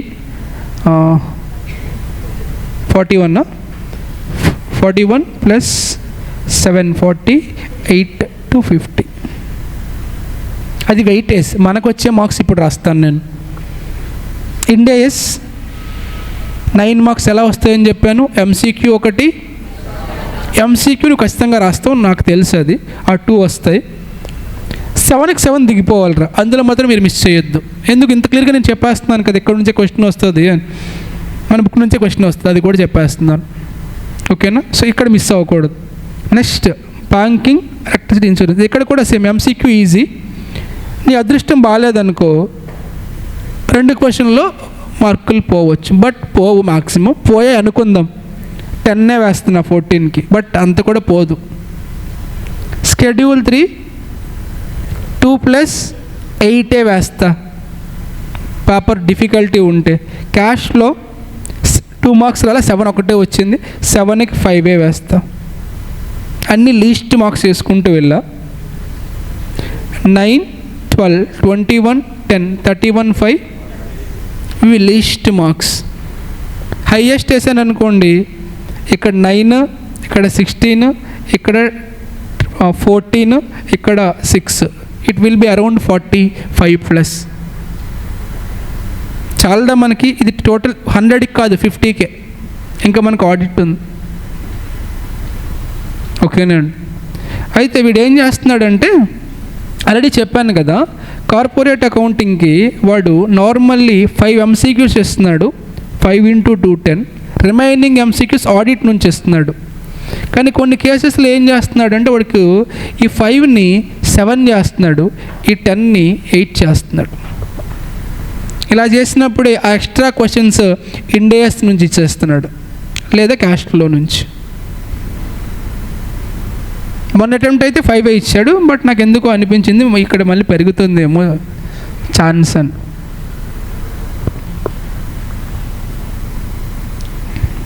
అర్థమవుతుందండి. యా. నెక్స్ట్ ఇవి కాకుండా ఇంకా చదవాల్సిన చాప్టర్స్ ఉన్నాయి సార్. ఏంటి సార్ అదంటే, 4 ఫీచర్ ఆఫ్ షేర్స్, అలానే under writing, rights issue, bonus issue, buyback. ఇది నుంచి క్వశ్చన్ వస్తుందన్న థియరీ MCQ. చాలా ఈజీ, అది మీరు ఇలా టిక్ పెట్టి వస్తారు. ఏంటి ఆ క్వశ్చన్ కూడా, సోర్స్ ఆఫ్ బోనస్ ఇష్యూ కానీ, సోర్స్ ఆఫ్ బైబ్యాక్ కానీ, లేకపోతే tests out maximum buyback tests కానీ, సెక్షన్ నెంబర్స్ ఇలాంటి క్వశ్చన్స్ ఇస్తాడు. ఇక్కడ నుంచి కొన్ని మార్క్స్ యాడ్ అవుతాయి. ఓకేనా. అయితే స్టూడెంట్స్ చేసే బ్లైండ్ మిస్టేక్, మీరు కూడా రేపు చేయబోయే మిస్టేక్ అంటే చెప్పేస్తాను. మీరు ఎంత ఫూలిష్గా ఆలోచిస్తారంటే, ఫస్ట్ ఆఫ్ ఆల్ మిమ్మల్ని మీరు ఎక్కువ ఊహించుకుంటారు. నాన్న మీరు చెప్పండి,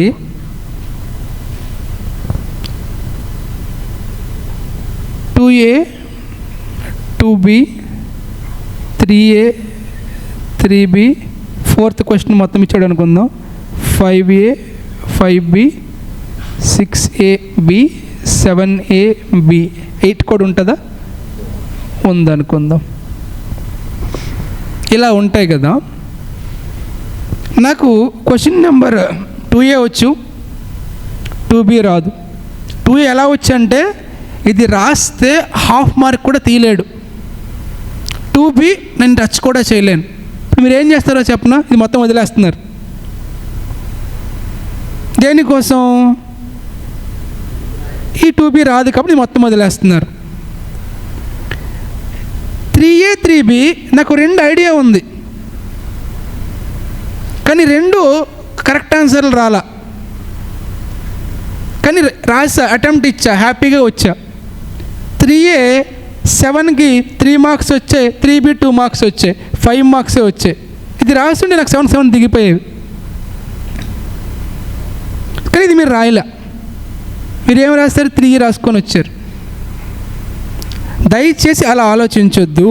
పోతే ఒకటి పోయింది, పోని 2B రాలేదు వదిలేసే, పోతే 7 మార్క్స్ పోతుంది, 93 వస్తాయి కదా కరెక్ట్గా రాస్తే.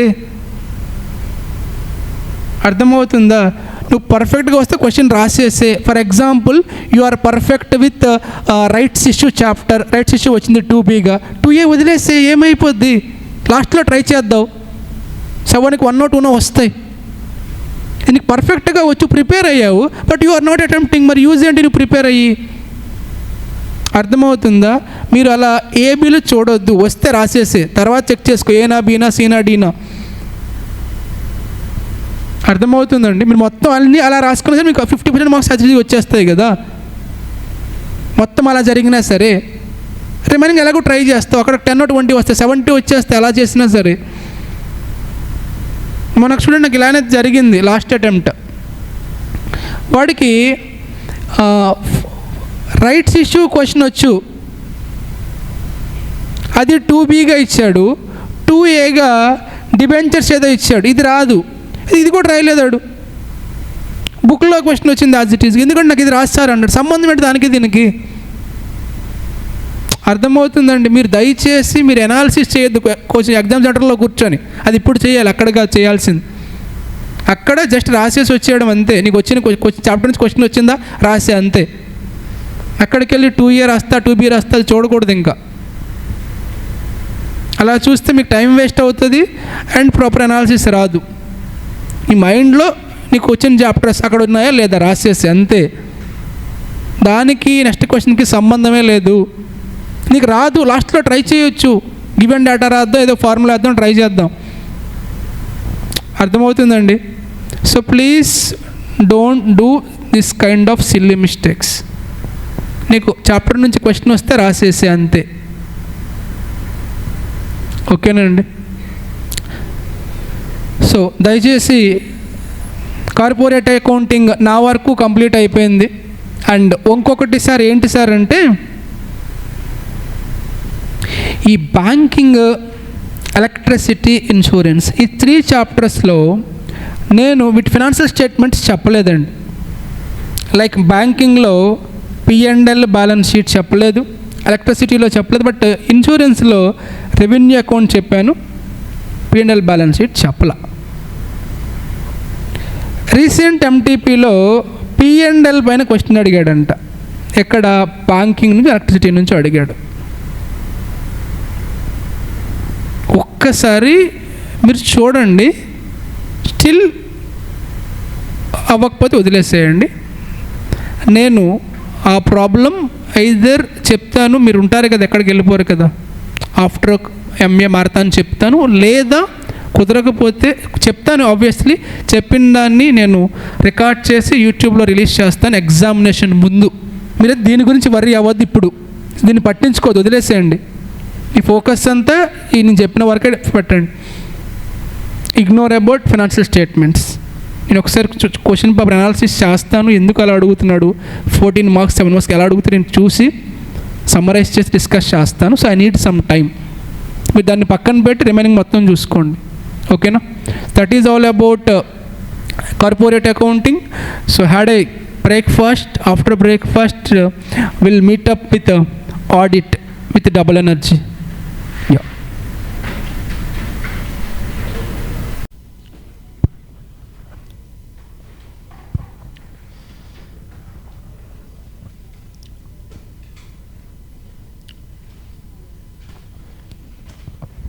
బ్రేక్ఫాస్ట్ అయిందండి? No. Why? Idli. So you don't like ఇడ్లీయా? Why?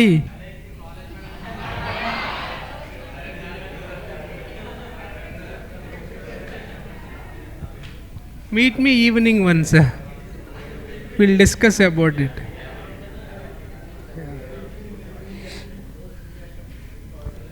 What you like, puri? Chapati. Okay. Got it.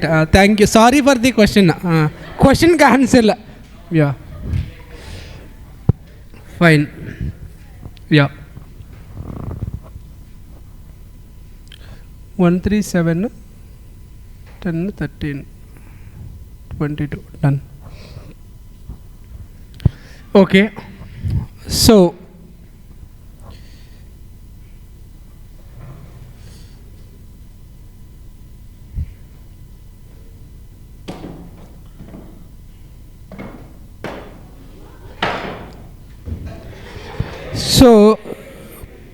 auditor very important in an examination point of view. So paper number 10 లో కార్పొరేట్ అకౌంటింగ్ ఎంత ఇంపార్టెంటో ఆడిటింగ్ అంతకు మించి important అండి. But unfortunately students don't like theory subjects. But the fact is they don't know problematic also, but they don't accept it. They are in a wrong notion that I am perfect in problematic. If you give any problem, they don't solve it. Yeah. That is the summary, but they don't know. They ఇంకా రాలేదా Abhishek? Degree exams, fine, okay, got it. So మా point is, student theory వాడికి నచ్చదు, problematic నచ్చుతుంది. అలాగే problematic చేస్తాడంటే చేయడు, ఆ విషయం యాక్సెప్ట్ చేయడు. అదే ప్రాబ్లం ఇక్కడ. అర్థమవుతుందా? నాకు అన్నీ వచ్చు అనుకుంటాడు, నీకు రాదు అని చెప్తే ఈగో హర్ట్ అవుతుంది. అర్థమవుతుందా? సమ్మరీ ఏంటంటే రెండు ఈక్వల్ ఇంపార్టెన్స్ ఇవ్వాలి నువ్వు. ఓకేనండి? సో మనకి both the subjects are equally important. So ఎలాగైతే మనం కార్పొరేట్ అకౌంటింగ్ మాట్లాడు, ఆడిట్ కూడా సేమ్ ఈక్వల్ ఇంపార్టెన్స్. ఓకేనా? So next I think it will take maximum 10 to 15 hours, minimum 15 hours to 10 hours. Yeah, both are same. So I will discuss audit in coming next 10 to 15 hours. So please listen carefully.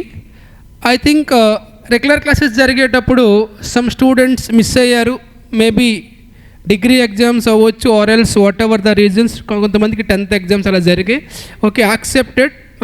So ఇప్పుడు మాత్రం జాగ్రత్తగా ఈ marathon classes విన్నా, auditing 50లో ఈజీగా ఒక 30 to 35 earn చేయొచ్చు. Corporate అకౌంటింగ్లో ఎలాగో ప్రాబ్లమేటిక్లో ఎక్స్పర్ట్ అని నువ్వు ఫీల్ అవుతావు కాబట్టి అక్కడి నుంచి ఒక 30 స్కోర్ చేసిన 65 to 70 వెళ్తుంది నీ score. So please concentrate on hour audit subject అండి.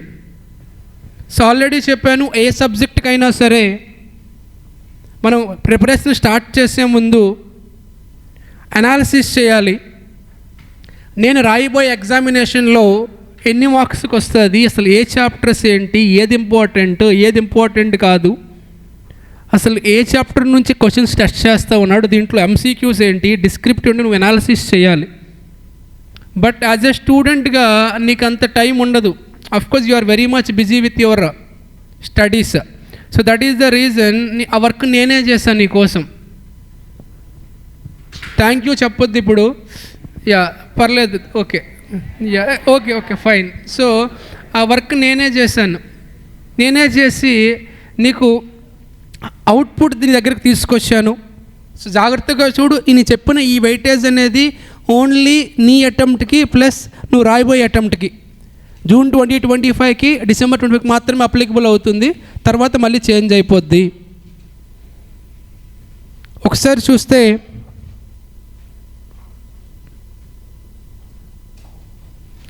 ఫస్ట్ ఏ కేటగిరీలో 3 చాప్టర్స్ ఇంక్లూడ్ చేశానండి. Statutory audit, cost audit and secretarial audit. ఇవి 2 చాప్టర్స్ యాక్చువల్లీ, బట్ నా పాయింట్ ఆఫ్ వ్యూ అయితే ఒకటే చాప్టర్ ఇది. ఇక్కడ నుంచి మీకు 18 మార్క్స్ వస్తుంది మీ అటెంప్ట్లో అండి. 18 మార్క్స్ ఎలా వస్తుంది సార్ అంటే 2 7s 2 2s, 2 7 మార్క్స్ క్వశ్చన్స్ వస్తాయి, 2 7s 14, అలానే 2 MCQs వస్తాయండి. 2 + 2 4 18 మార్క్స్. ఓన్లీ నేను చెప్పే weightage it is applicable for next coming 2 attempts only. If I am not wrong, in 2026 మీ సిలబస్ మొత్తం చేంజ్ అయిపోవచ్చు. 2026లో న్యూ సిలబస్ రావచ్చు. If I am not wrong, CMA ఇంటర్లో కూడా 3 సబ్జెక్ట్సే ఉంటాయి. గ్రూప్ 1లో 3, గ్రూప్ 2లో 3, సేమ్ యాజ్ CA. మీకు అప్పుడు హెల్ప్ అవుద్ది, బాగా త్వరగా క్లియర్ అయిపోద్ది. Yeah fine. So coming to A category chapters, నేను 3 చాప్టర్స్ మీకు అంటే నేను చెప్పేది మీ జూనియర్స్కి అని. యా ఏ కేటగిరీలో statutory audit and cost audit 18 marks వస్తుంది సార్. అలానే there is a chapter called audit of different types of undertakings. ఇక్కడ నుంచి 9 to 11 ఏంటి సార్ అదంటే యాక్చువల్లీ ఒక 7 కన్ఫామ్ అండి. MCQs 1 or 2 పడవచ్చు, ఒకటైతే కన్ఫామ్గా పడుతుంది, అందుకే 9 or 11 అన్నాను. అలానే ఆడిట్ రిపోర్ట్ అనే చాప్టర్, అక్కడ ఎంగేజ్మెంట్ కూడా యాడ్ చేయండి. Audit report and audit engagement. దీని నుంచి 9 మార్క్స్ కంటే ఎక్కువే వస్తున్నాయి. 9 మార్క్స్ మినిమం మార్క్స్. దాంట్లో కూడా ఆడిట్ రిపోర్ట్లో ఈ 2 టాపిక్స్ ఉంటాయి, part C and part D. NFRA and internal financial control over financial reporting. ఈ రెండింటి నుంచి క్వశ్చన్ అడుగుతూ ఉన్నాడు ఎవ్రీ అటెంప్ట్. రెండింటిలో ఒకటి కన్ఫామ్గా అడుగుతూ ఉన్నాడు. మీసారి మరి మీ అటెంప్ట్కి చూడాలి మరి ఏం చేస్తాడో. ఇక్కడ నుంచి 9 మార్క్స్ ప్లస్సే వస్తాయి అని నువ్వు మినిమం తీసుకున్నా సరే, మినిమం ఫిగర్స్ తీసుకున్నా 36 to 38 or 40. ఇక్కడ ఇంక ప్లస్ చెప్పాను కాబట్టి only 3 chapters you will get 36 to 38 marks. Next B కేటగిరీలో ఓకే ఇక్కడ తీసుకొచ్చాను, అది ఫైన్. ఎంగేజ్మెంట్ ఇక్కడ ఉంది. Audit risk and audit engagement నుంచి 9 to 11 మార్క్స్ వస్తాయండి. అలానే ఆడిటింగ్ స్టాండర్డ్ నేమ్స్ మాత్రమే ఉంటాయి సెకండ్ చాప్టర్ మీ బుక్లో. దాని నుంచి 2 to 4 మ్యాక్సిమం. నేనైతే 1 ఒకటి ఎక్స్పెక్ట్ చేస్తున్నాను 2 మార్క్స్, బట్ మన అటెంప్ట్లో 4 మార్క్స్ అడిగాడు. అంటే మినిమం 11 మార్క్స్ అయితే for sure, maximum 15 marks. Remaining అన్ని నా పాయింట్ ఆఫ్ వ్యూలో సి కేటగిరీ. నిజానికి courses like CMA, CA, this is not correct to categorise like ABC, but తప్పట్లేదు స్టూడెంట్స్కు బెనిఫిట్ కోసం అంతే. So if you cover at least these A and B category, it you will cover almost 77 to 53 marks. Sorry, 47 to 53 marks. ఓకేనా అండి? అయితే ఇప్పుడు first ఏ chapter start చేద్దాం. Statutory audit start చేయను. Audit of different types start చేయను. Audit report start చేయను. Audit risk start చేయను. Auditing standard start చేయను. మరి ఏం స్టార్ట్ చేస్తావు సార్ అంటే, అసలు నీకు సబ్జెక్ట్ అర్థం అవ్వాలి అంటే ఒక హాఫ్ అన్ అవర్ నేను ఫండమెంటల్స్ మాట్లాడాలి, బేసిక్స్ మాట్లాడాలి. దాని నుంచి నీకు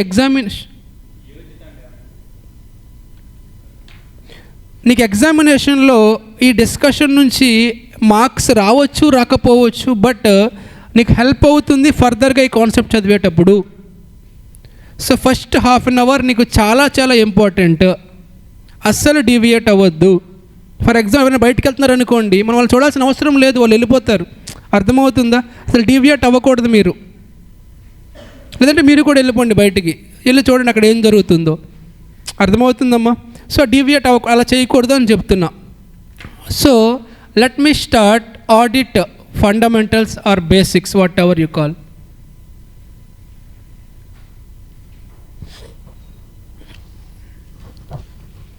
సో ఈ చాప్టర్ అంతా చార్టర్డ్ అకౌంటెంట్స్ గురించే, CMAs గురించి కాదు. CMAs గురించి సపరేట్ చాప్టర్ ఉంది, కాస్ట్ ఆడిట్. ఐ థింక్ నీకు CA అంటే తెలుసా? ఏంటి చార్టర్డ్ అకౌంటెంట్స్ అంటే? జస్ట్ లైక్ CMAనే, కాకపోతే కోర్స్ నేమ్ వేరు, సబ్జెక్ట్స్ కూడా సేమ్ ఉంటాయి. సో ఎవరైతే ఒక పర్సన్ CA క్వాలిఫై అవుతారో వాళ్ళకి 2 ఆప్షన్స్ ఉంటాయి. ఒకటి ప్రాక్టీస్ స్టార్ట్ చేయొచ్చు, లేదా జాబ్లోకి వెళ్ళచ్చు, కార్పొరేట్లోకి. ప్రాక్టీస్ స్టార్ట్ చేయాలి అంటే ఒక ఆఫీస్ ఇన్కార్పొరేట్ చేస్తారు, ఒక నేమ్ బయట పెట్టుకుంటారు, నేమ్ బోర్డు. అయితే నువ్వు ప్రాక్టీస్ స్టార్ట్ చేయాలి అంటే డెఫినెట్లీ నువ్వు ICAIకి అప్లై చేసుకోవాలి. ICAI అంటే institute of chartered accountants of India. ఏమైనా అప్లై చేసుకోవాలి సార్, నేను ప్రాక్టీస్ చేస్తానండి అని. అప్పుడు వాళ్ళు నీకు COP ఇస్తారు. COP లేకుండా అసలు ఎవడు ప్రాక్టీస్ చేయలేడు. ఏంటి COP అంటే? Certificate of practice. So without COP నువ్వు ప్రాక్టీస్ చేయలేవు. నా సబ్జెక్ట్ అంతా కూడా ఈ సెకండ్ కేటగిరీ వాళ్ళ కోసం కాదు. జాబ్ చేసేవాడి గురించి నేను మాట్లాడట్లేదు. నేను మాట్లాడేది ఎవరైతే ప్రాక్టీస్లో ఉన్న వాళ్ళ కోసమే మాట్లాడుతున్నాను. వీళ్ళకే ఇంకొక నేమ్ ఉంది నాన్న, ఆడిటర్. ఆడిటర్ అంటే ప్రాక్టీసింగ్ చార్టర్డ్ అకౌంటెంట్. COP ఎవరిస్తారండి? ICAI. ఆడిటర్ అంటే ఎవరండి? CA plus COP. ఆడిటర్ అని పిలవాలి అంటే definitely he should be a qualified chartered accountant and he should hold COP. For example CA అయ్యింది, COP లేదు, ఇప్పుడు ఆడిటర్ అవుతాడా అండి? నో. డబల్ కండిషన్స్ ఉన్నాయి. ఒకటి CA అయి ఉండాలి, సిఓపి హోల్డ్ చేయాలి, otherwise he is not an auditor. క్లియరా సార్? నెక్స్ట్, ఇది మీకు తెలిసిన కాన్సెప్టే, చాలాసార్లు మనం మాట్లాడుకున్నాం well we are discussing corporate accounting. ఏంటది? Financial statements includes balance sheet, P&L, cash flow, సోసి, notes. జాగ్రత్తగా విను, ఇక్కడ నుంచే అసలు స్టోరీ మొదలవుద్ది. Don't focus on notes. Yeah sir, మొన్నే చెప్పాను, for example Jyothika is an accountant of my company. I'm holding a company, she is my accountant. So తను P&L account prepare చేసేసారు. చేస్తే మా కంపెనీ చాలా పెద్ద కంపెనీ కాబట్టి ఒక 10,000 ప్రాఫిట్ వచ్చింది పర్ ఇయర్కి. తను ఆఫీస్కి వచ్చింది, సార్ ప్రాఫిట్ 10,000 వచ్చింది సార్ అంటే, అక్క ఇది కరెక్ట్ కాదు, మనం ఇది బయటికి రిలీజ్ చేసాం అనుకోండి షేర్స్ అన్నీ సేల్ చేసేస్తారు పబ్లిక్, నువ్వు 10,000ని 10 crore చెయ్యి అని చెప్పా. చేస్తారా చేయరా? తను డెఫినెట్లీ చేస్తారు. ఎందుకు చేయకపోతే ఏం చేస్తాను? I will throw out of my office. So బయటికి విసిరేస్తాను కాబట్టి డెఫినెట్లీ తను చెయ్యాలి. తను చేయకపోతే జ్యోతిక ప్లేస్లో సౌందర్య వస్తారు, తను చేస్తారు, లేకపోతే స్పందన వచ్చి చేస్తారు, లేకపోతే నేనే కూర్చొని చేసుకుంటా, ఎవరో ఒకళ్ళు చేస్తారు. డబ్బులు ఇస్తే చేయనోడు ఎవడాడు, అర్థమవుతుంది. లేకపోతే ఈడైనా వచ్చి చేస్తాడు లాస్ట్కి, ఇంకా నా దౌర్భాగ్యం అలా ఉంటే. అర్థమవుతుందా? ఓకే, నీ పేరు కూడా ఫైన్. లేకపోతే భాను వచ్చి ప్రేమ వచ్చి చేస్తారు. సో చేసి నాకు ఆ నెట్ ప్రాఫిట్ 10 crores ఇస్తారు. ఇప్పుడు నేను ఎవరైతే మా జ్యోతిక నాకు స్టేట్మెంట్స్ ఇచ్చారో 10 crore rupees పబ్లిక్ రిలీజ్ చేసేసాను అనుకోండి, పబ్లిక్ అందరూ ఇలాగా ఇంటెలిజెంట్ పీపుల్ ఉంటే ఓకే. కానీ ఎక్కడో ఒక దగ్గర నాలాంటి ఇన్నోసెంట్ ఫెలో బ్లైండ్గా డాక్యుమెంట్ నమ్మే పర్సన్స్ ఉన్నారనుకోండి, వాడు ఏం చేస్తాడు? అవుట్ ఆఫ్ ఇన్నోసెన్స్ తీసుకెళ్ళి ఇన్వెస్ట్ చేస్తాడు కంపెనీలో. ఎప్పుడైతే ఇన్వెస్ట్మెంట్ చేశాడో డెఫినెట్లీ వాడికి హ్యూజ్ లాస్ వస్తుంది. ఎందుకు లాస్ వస్తుంది? ప్రాఫిట్ ఏమో 10,000 rupees, Jyothika manipulated into 10,000 crores. So definitely loss వచ్చే ఛాన్స్ ఉంది. ఎవరికి? ఇన్వెస్ట్ చేసిన షేర్ హోల్డర్కి. ఇప్పుడు ఆ ఇన్నోసెంట్ పర్సన్ పాపం అమాయకంగా ఆఫీస్లోకి ఎంటర్ అయ్యాడు. ఎంటర్ అయ్యి చైర్మన్ దగ్గరికి వస్తే చైర్మన్ ఏమంటాడు? బాబు నేను ప్రిపేర్ చేయలేదు నాన్న, ప్రిపేర్ చేసింది my dear Jyothika, she is my accountant. Jyothika ఏమంటారు? నాకేం తెలియదండి, మా సార్ నేను చేస్తాను అంటారు. మొత్తానికి మేమిద్దరం గేమ్ ఆడితే నాలాంటి ఇన్నోసెంట్ పర్సన్ సఫర్ అవ్వాల్సి వస్తుంది. అందుకే నీకు గుర్తుంటే ఇండెక్స్ 10 వచ్చింది పిక్చర్లోకి. ఏంటి ఇండెక్స్ 10 చెప్పింది? Jyothika is not responsible, Varma is responsible because he has to approve financial statement. గుర్తొస్తుందా? Adjusting event, non adjusting event. Okay fine, ఇప్పుడు నేనే రెస్పాన్సిబుల్ అండి, రిలీజ్ చేసేది పబ్లిక్కి. ఇప్పుడు ఎవరు లాస్ అయ్యాడు? షేర్ హోల్డర్ లాస్ అయ్యాడు. నిజానికి మా అసెట్స్ 10,000, నేను దాన్ని 10 lakhs చేసా. క్యాష్ లేదు, ఊరికే 10,000 నేను రాసేసి సైన్ పెట్టేసి పంపించేసా. ఎందుకంటే రిపోర్ట్స్ నావే కదా, నేనే అప్రూవ్ చేసేసాను. ఇలా ఎవడబడితే వాడు వచ్చేసి మ్యానిపులేట్ చేసేసి పబ్లిక్ రిలీజ్ చేసేసారు అనుకోండి, పబ్లిక్ సఫర్ అవుతారు. ఫర్ ఎగ్జాంపుల్ మీరే ఉన్నారమ్మా, ఫర్ ఎగ్జాంపుల్ మీరు రెగ్యులర్ క్లాసెస్ జరిగేటప్పుడు క్లాస్కి రారు, బోరు కొట్టి ఏమని చెప్తారు? హెల్త్ బాగాలేదు అంటారు. ఇంకా మేనేజ్మెంట్ ఏమైనా అనగలరా? ఏమనలేరు. అప్పుడు ఏం చేయాలి? డాక్టర్ని తీసుకొచ్చి చెక్ చేయించాలి, నిజంగా హెల్త్ బాగాలేదు ఆరు డ్రామా ఆడుతున్నారా అని. అప్పుడు తెలిసిపోతుందిగా. స్టిల్ కొంతమంది ఏం చేస్తారు? డాక్టర్ని మేనేజ్ చేస్తారు, మేనేజ్ చేసేవాళ్ళు ఉంటారు. సో అది secondary thing. But 90% doctors genuine ఉంటారు లైక్ మీ. సో డెఫినెట్లీ వాళ్ళు మనకి జెన్యూన్గానే ఆన్సర్ ఇస్తారు, కరెక్టర్. అలానే ఎక్కడ కూడా ఏ కంపెనీ అయినా ఫినాన్షియల్ స్టేట్మెంట్స్ ప్రిపేర్ చేసినప్పుడు, అంటే బ్యాలెన్స్ షీట్ కానీ, P&L కానీ, క్యాష్ ఫ్లో కానీ, సోసి కానీ, నోట్స్ కానీ ప్రిపేర్ చేసినప్పుడు ఆ స్టేట్మెంట్స్ని డైరెక్ట్గా పబ్లిక్కి రిలీజ్ చేయకూడదు. వాటిని రిలీజ్ చేయాలి అంటే వాటిని ఎవరో ఒకళ్ళు అప్రూవల్ చేయాలి. ఎవరు అప్రూవల్ చేయాలి సార్ అంటే ఒక CA + COP, nothing but auditor verify చేయాలమ్మా. ఆడిటర్ వెరిఫై చేస్తేనే వాటిని పబ్లిక్ రిలీజ్ చేయగలుగుతాం. Without verification by the auditor మనం పబ్లిక్ రిలీజ్ చేయకూడదు.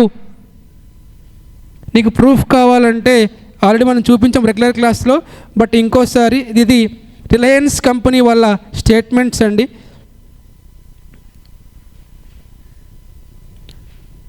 రిలయన్స్ కంపెనీ స్టేట్మెంట్స్ ఇవి. వీటిని ఆడిట్ చేసి ఓకే అన్నారు. ఎవరు సార్ అంటే Deloitte company and Chaturvedi and Shah LLP వీళ్ళు ఆడిట్ చేశారు. ఏమని ఆడిట్ చేశారు? వీళ్ళ బ్యాలెన్స్ షీట్ కరెక్టే, P&L కరెక్టే, క్యాష్ ఫ్లో కరెక్టే, సోసీ కరెక్టే, నోట్స్ కరెక్టే అని సైన్ చేసి అప్రూవ్ చేసి ఇచ్చారు. ఆ రాంగ్ అయితే రాంగ్ అని చెప్తారు. వాళ్ళు ఎందుకు వెరిఫై చేయాలి అంటే అకౌంటింగ్లో ఎక్స్పర్ట్స్ వాళ్ళే కాబట్టి. కాస్టింగ్లో అయితే CMA చేసేవాళ్ళు, లాలో అయితే కంపెనీ సెక్రటరీ చేసేవాడు. అర్థమవుతుందండి. సో అందుకనే ఏ కంపెనీ అయినా ఫినాన్షియల్ స్టేట్మెంట్స్ని పబ్లిక్ రిలీజ్ చేసే ముందు definitely financial statements should be verified. First చూడు, ఫినాన్షియల్ స్టేట్మెంట్స్ అన్నీ are prepared by the accountant, nothing but Jyothika. Accountant is an employee of an entity. She is my employee. Definitely, if released without verification, you will get loss. So we should be verified. Now the question is, who has to verify? Evaru verify cheyali? Evaru verify cheyali sir ante auditor should verify. Auditor enduku verify cheyali? He is expert in accounting. Why not CMA? Why not CS? They are expert in costing and law, so they are not right person to do audit. కరెక్టా sir? ఇప్పుడు అనొచ్చు నాకు కూడా accounts వచ్చి కదా sir అని. Power ఇవ్వలేదు, నేనేం చేస్తాను? నెక్స్ట్, అసలు ఆడిటర్ డ్యూటీ ఏంటి? ఏం చేయాలి ఆడిటర్? వెరీ ఈజీ నాన్న. టోటల్ స్టేట్మెంట్స్ని వెరిఫై చేయాలి అంతే, ఆర్ చెక్ చేయాలి. చెక్ చేసి డెసిషన్ చెప్పాలి, కరెక్టా రాంగా. అంతకుమించి నీ డ్యూటీ ఏమీ లేదు. ఫర్ ఎగ్జాంపుల్, జాగ్రత్తగా చూడు స్క్రీన్ పైన.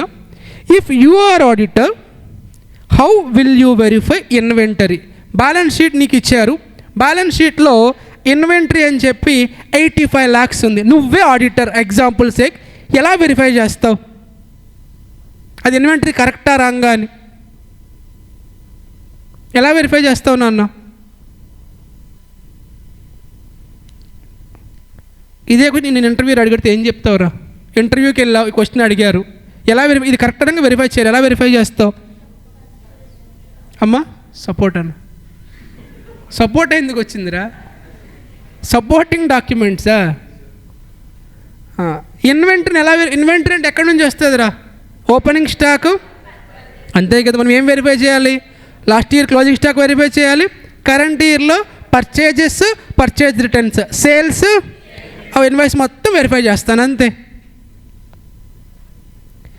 ఓపెనింగ్ స్టాక్ వెరిఫై చేస్తాడు, purchases, sales, purchase return, sales return, normal loss, abnormal loss, consignment. So also కొన్నిసార్లు మనం ఇవి చేయాలంటే ఏం చూడాలి? జర్నల్ చూడాలి, లెడ్జర్ చూడాలి. అంటే auditor duty not only to verify financial statement, also he has to verify books of accounts. మన డ్యూటీ ఓన్లీ స్టేట్మెంట్సే కాదు, బుక్స్ ఆఫ్ అకౌంట్స్ కూడా వెరిఫై చేయాలి. సో ఇది duty. Finally auditor duty is not only to verify financial statements but also books of accounts. ఒక్కసారి కొన్ని questions ఉన్నాయి screen పైన చూడు. Varma is a qualified CA and holding COP. Radhika is wife of so and so and she is okay fine and she is chairman of Radhika Industries Limited. Can mister Varma appoint as an auditor of RIL? జాగ్రత్తగా చూడు. So ఇక్కడ నా wife chairman of one company. What is that company? Radhika Industries Limited. So now tell me, నేను appoint అవ్వచ్చు ఆడిటర్గా అయితే ఏం జరుగుతుందండి? మొత్తం చూసి everything correct correct correct, sign, done, happy. Without verifying I will sign it. Even she don't give me chance, దిల్ just only sign, I will tick. నాకు ఓన్లీ సైన్ కూడా ఛాన్స్ ఇవ్వదు, she will tick everything, have to just sign it, that's it. కరెక్టా? So no. Why no నన్న? నేను గనక ఆడిటర్గా appoint అయితే definitely మాకున్నటువంటి ఈ రిలేషన్షిప్ వల్ల డెఫినెట్లీ నేను బైండ్ అవ్వాల్సి వస్తుంది, సైన్ చేయాల్సి వస్తుంది. ఈవెన్ దో వాళ్ళ ఫినాన్షియల్ స్టేట్మెంట్స్ మొత్తం రాంగ్ ఉన్నప్పటికీ నేను కరెక్ట్ ఒపీనియనే ఇస్తాను. అలా ఇస్తే రాధిక విల్ ఫీల్ హ్యాపీ. కానీ రాధిక అక్క వల్ల there are so many people has to suffer in future. ఎందుకు? ఉంటారు కదా బయట ఎవరో ఒకరు అమాయకులు, షేర్ హోల్డర్స్, వాళ్ళు సఫర్ అవ్వాల్సి వస్తుంది. వాళ్ళు అవ్వకుండా ఉండాలి అంటే నేనే యాక్షన్ తీసుకోవాలి, అదే పనిలో ఉన్నా, అందుకే అపాయింట్ అవ్వలేదు ఆడిటర్గా. అర్థమవుతుందా sir? Yeah. Question number 2. Kavitha is a qualified, Jyothika is a qualified CA and holding COP. She has taken loan of 2 crores from SBI bank for house construction. Can Jyotika appoint as an auditor of SBI? ఎందుకు appoint అవ్వకూడదు నాన్న? ఒకళ్ళు appoint అయ్యారనుకోండి, banker ఏమంటాడు, నీకు నేను loan ఇచ్చా మర్చిపోయావా, జాగ్రత్తగా గివ్ గుడ్ ఒపీనియన్ అంటారు. అర్థమవుతుందా? సో లేదంటే ఏం అడుగుతారు, నా డబ్బులు నాకు వెనక్కి ఇచ్చే అంటారు. అందుకని తను ఏం చేయాల్సి వస్తుంది, ఈవెన్ తనకు నచ్చినా నచ్చకపోయినా she has to give good opinion, she has to sign it. కరెక్టా? అంటే ఎగ్జాంపుల్ నెంబర్ 1లోనేమో పర్సనల్ రిలేషన్షిప్ ఉంది, ఎగ్జాంపుల్ నెంబర్ 2లో ఫైనాన్షియల్ రిలేషన్షిప్ ఉంది. సో ఒక ఆడిటర్ అపాయింట్ అవ్వాలి అంటే ఎలాంటి ఫినాన్షియల్ రిలేషన్షిప్ కానీ పర్సనల్ కానీ ఉండకూడదు. సింపుల్లీ ఆడిటర్ అనే పర్సన్ ఇండిపెండెంట్గా ఉండాలి. మీరు కూడా ఎప్పుడు అదే చెప్తాను, ఎప్పుడైనా నాకు అవకాశం దొరికినప్పుడు ఎస్పెషల్లీ గర్ల్స్కి, ట్రై టు బి ఇండిపెండెంట్ నాన్న. దట్ టు ఫినాన్షియల్ ఇండిపెండెంట్గా ఉండడానికి ట్రై చేయండి. Don't depend on others, whether that is a father or husband, whoever it is. Try to be independent. So ఇండిపెండెంట్గా ఉండాలి అంటే you have to earn. Yeah, fine. So by observing above 2 scenarios, we should understand auditor should be independent ante either personally or financially. ikkada chudana definition వచ్చింది. Therefore audit is an independent అని ఎందుకు అన్నానండి? ఎవరు audit చేయకూడదు, dependent audit చేయకూడదు. Independent ఏం చేయాలి మనవాడు? ఏం వెరిఫై చేయాలి? బుక్స్ ఆఫ్ అకౌంట్స్ ఆఫ్ ఎన్. నన్ను ఒకటే గుర్తుపెట్టుకున్నాను, మనం ఆడిట్ చేసేటప్పుడు మనకు అందరూ ఒకటే. అది ప్రాఫిట్ బిజినెస్ అయినా NPO అయినా మన ఆబ్జెక్ట్ ఏమీ మారదు. Our objective is always same. Sir అది చిన్న company sir, small scale sir, medium scale sir, large scale sir, నీ objective is always same irrespective of size. Legal ఫామ్ని బట్టి ప్రొప్రైటర్షిప్ను ఆడిట్ చేస్తున్నా, ఆర్ పార్ట్నర్షిప్ని కానీ, కంపెనీని కానీ, ఏఓపిని కానీ, BOIని కానీ, సొసైటీ, నువ్వు ఎవరిని ఆడిట్ చేసినా నీ ఆబ్జెక్టివ్ ఒక్కటే. ఏంటో ఆబ్జెక్టివ్? ఇచ్చినటువంటి స్టేట్మెంట్స్ కరెక్టా రాంగా, అంతే. నువ్వు సైజుని కానీ లీగల్ ఫామ్ని కానీ పట్టించుకోవాల్సిన అవసరం లేదు. అదే చెప్పాడు, independent verification of books of accounts and financial statements of an entity, whether profit oriented or not, and irrespective of size or legal. అంటే ఇప్పుడు చెప్పు, ఆడిటర్ ఏమేమి వెరిఫై చేయాలండి? ఒకటి బుక్స్ ఆఫ్ అకౌంట్స్, 2 ఈ రెండింటిని కలిపి ఆడిటింగ్ లాంగ్వేజ్లో ఫినాన్షియల్ ఇన్ఫర్మేషన్ అంటారండి. వెరిఫికేషన్ని ఆడిటింగ్ లాంగ్వేజ్లో ఎగ్జామినేషన్ అంటారండి. Verification means examination, this 2 are called financial information. So ఇది correct definition as per audit. నీకు ఈ డెఫినేషన్ ఒక్కటి అర్థమైతే నీకు అట్లీస్ట్ బేసిక్స్ అర్థమైనట్టే. ఇది ఎగ్జామ్లో అడగడు sir, don't worry, but try to understand what is the meaning of it. ఏం చెప్పాను? ఆడిట్ ఈజ్ అన్, దీనికి మీనింగ్ ఏం చెప్పాను నేను నీకు? డిపెండెంట్ అవ్వకూడదు, ఐదర్ పర్సనల్లీ కానీ ఆర్ ఫినాన్షియల్లీ కానీ. నెక్స్ట్ ఎగ్జామినేషన్ అంటే వెరిఫికేషన్ ఆఫ్ అంటే ఏం చెప్పాను, books of accounts plus financial of an entity అంటే organisation, whether profit oriented or అంటే అది ప్రాఫిట్ బిజినెస్ అయినా ఎన్పిఓ అయినా నీకు అనవసరం. అలానే ఇర్రెస్పెక్టివ్ ఆఫ్ సైజ్ అంటే స్మాల్ స్కేల్ అయినా మీడియం స్కేల్ అయినా లార్జ్ స్కేల్ అయినా, లీగల్ ఫామ్ అంటే సోల్ ప్రొపరేటర్షిప్ అయినా పార్ట్నర్షిప్ అయినా కంపెనీ అయినా ఏఓపి అయినా బీఓ అయినా సొసైటీ అయినా నీకు అనవసరం. నెక్స్ట్ వన్ లాస్ట్ పాయింట్ చూడు. నేను ఇదంతా ఎందుకు చేస్తున్నానో తెలుసా, ఇదంతా నేను చేసేది just to give my opinion అంతే. Auditor duty just to give opinion, nothing more than that. నా ఒపీనియన్ అంటే ఏంటో చెప్పండి. ఫర్ ఎగ్జాంపుల్ నేను ఒక క్వశ్చన్ వేసాను నిన్ను. ఏంటా క్వశ్చన్ అంటే, ఫర్ ఎగ్జాంపుల్ నిన్ను మీ ఫ్రెండ్ క్వశ్చన్ వేశారు. ఏంటా క్వశ్చన్ అంటే వర్మ సార్ క్లాసెస్ బాగుంటాయా బాగోవు, అదే క్వశ్చన్. నువ్వేం చెప్పొచ్చు, నో బాగోవు ఆర్ ఎస్ బాగుంటాయి. ఇంతే ఒపీనియన్ అంటే, అంతే. ఎక్స్ప్లెనేషన్ ఇంక ఇవ్వకూడదు. యాక్చువల్లీ బాగుంటాయి కాకపోతే కొంచెం అరుస్తాడు, చెప్పకూడదు. నువ్వు చెప్పాల్సింది ఎస్ ఆర్ నో అంతే. అర్థమవుతుందా? సో అదే ఆడిటర్ డ్యూటీ కూడా అంతే, yes or no, that's it. What is your opinion with you to express opinion there on. Opinions అంటే ఇక్కడ రెండు ఒపీనియన్స్ ఉంటాయి నాన్న, ఒకటి పాజిటివ్ ఇంకోటి నెగటివ్. ఒపీనియన్స్ 2 టైప్స్ ఉంటాయి, పాజిటివ్ నెగిటివ్. పాజిటివ్ ఒపీనియన్ అంటే ఇచ్చిన మొత్తం కరెక్టే, నెగిటివ్ అంటే మొత్తం రాంగ్, తప్పు అని. ఓకేనా సార్? ఇది అంతా ఎవరు చెప్పాలి, ఈ వర్క్ ఎవరు చేయాలి?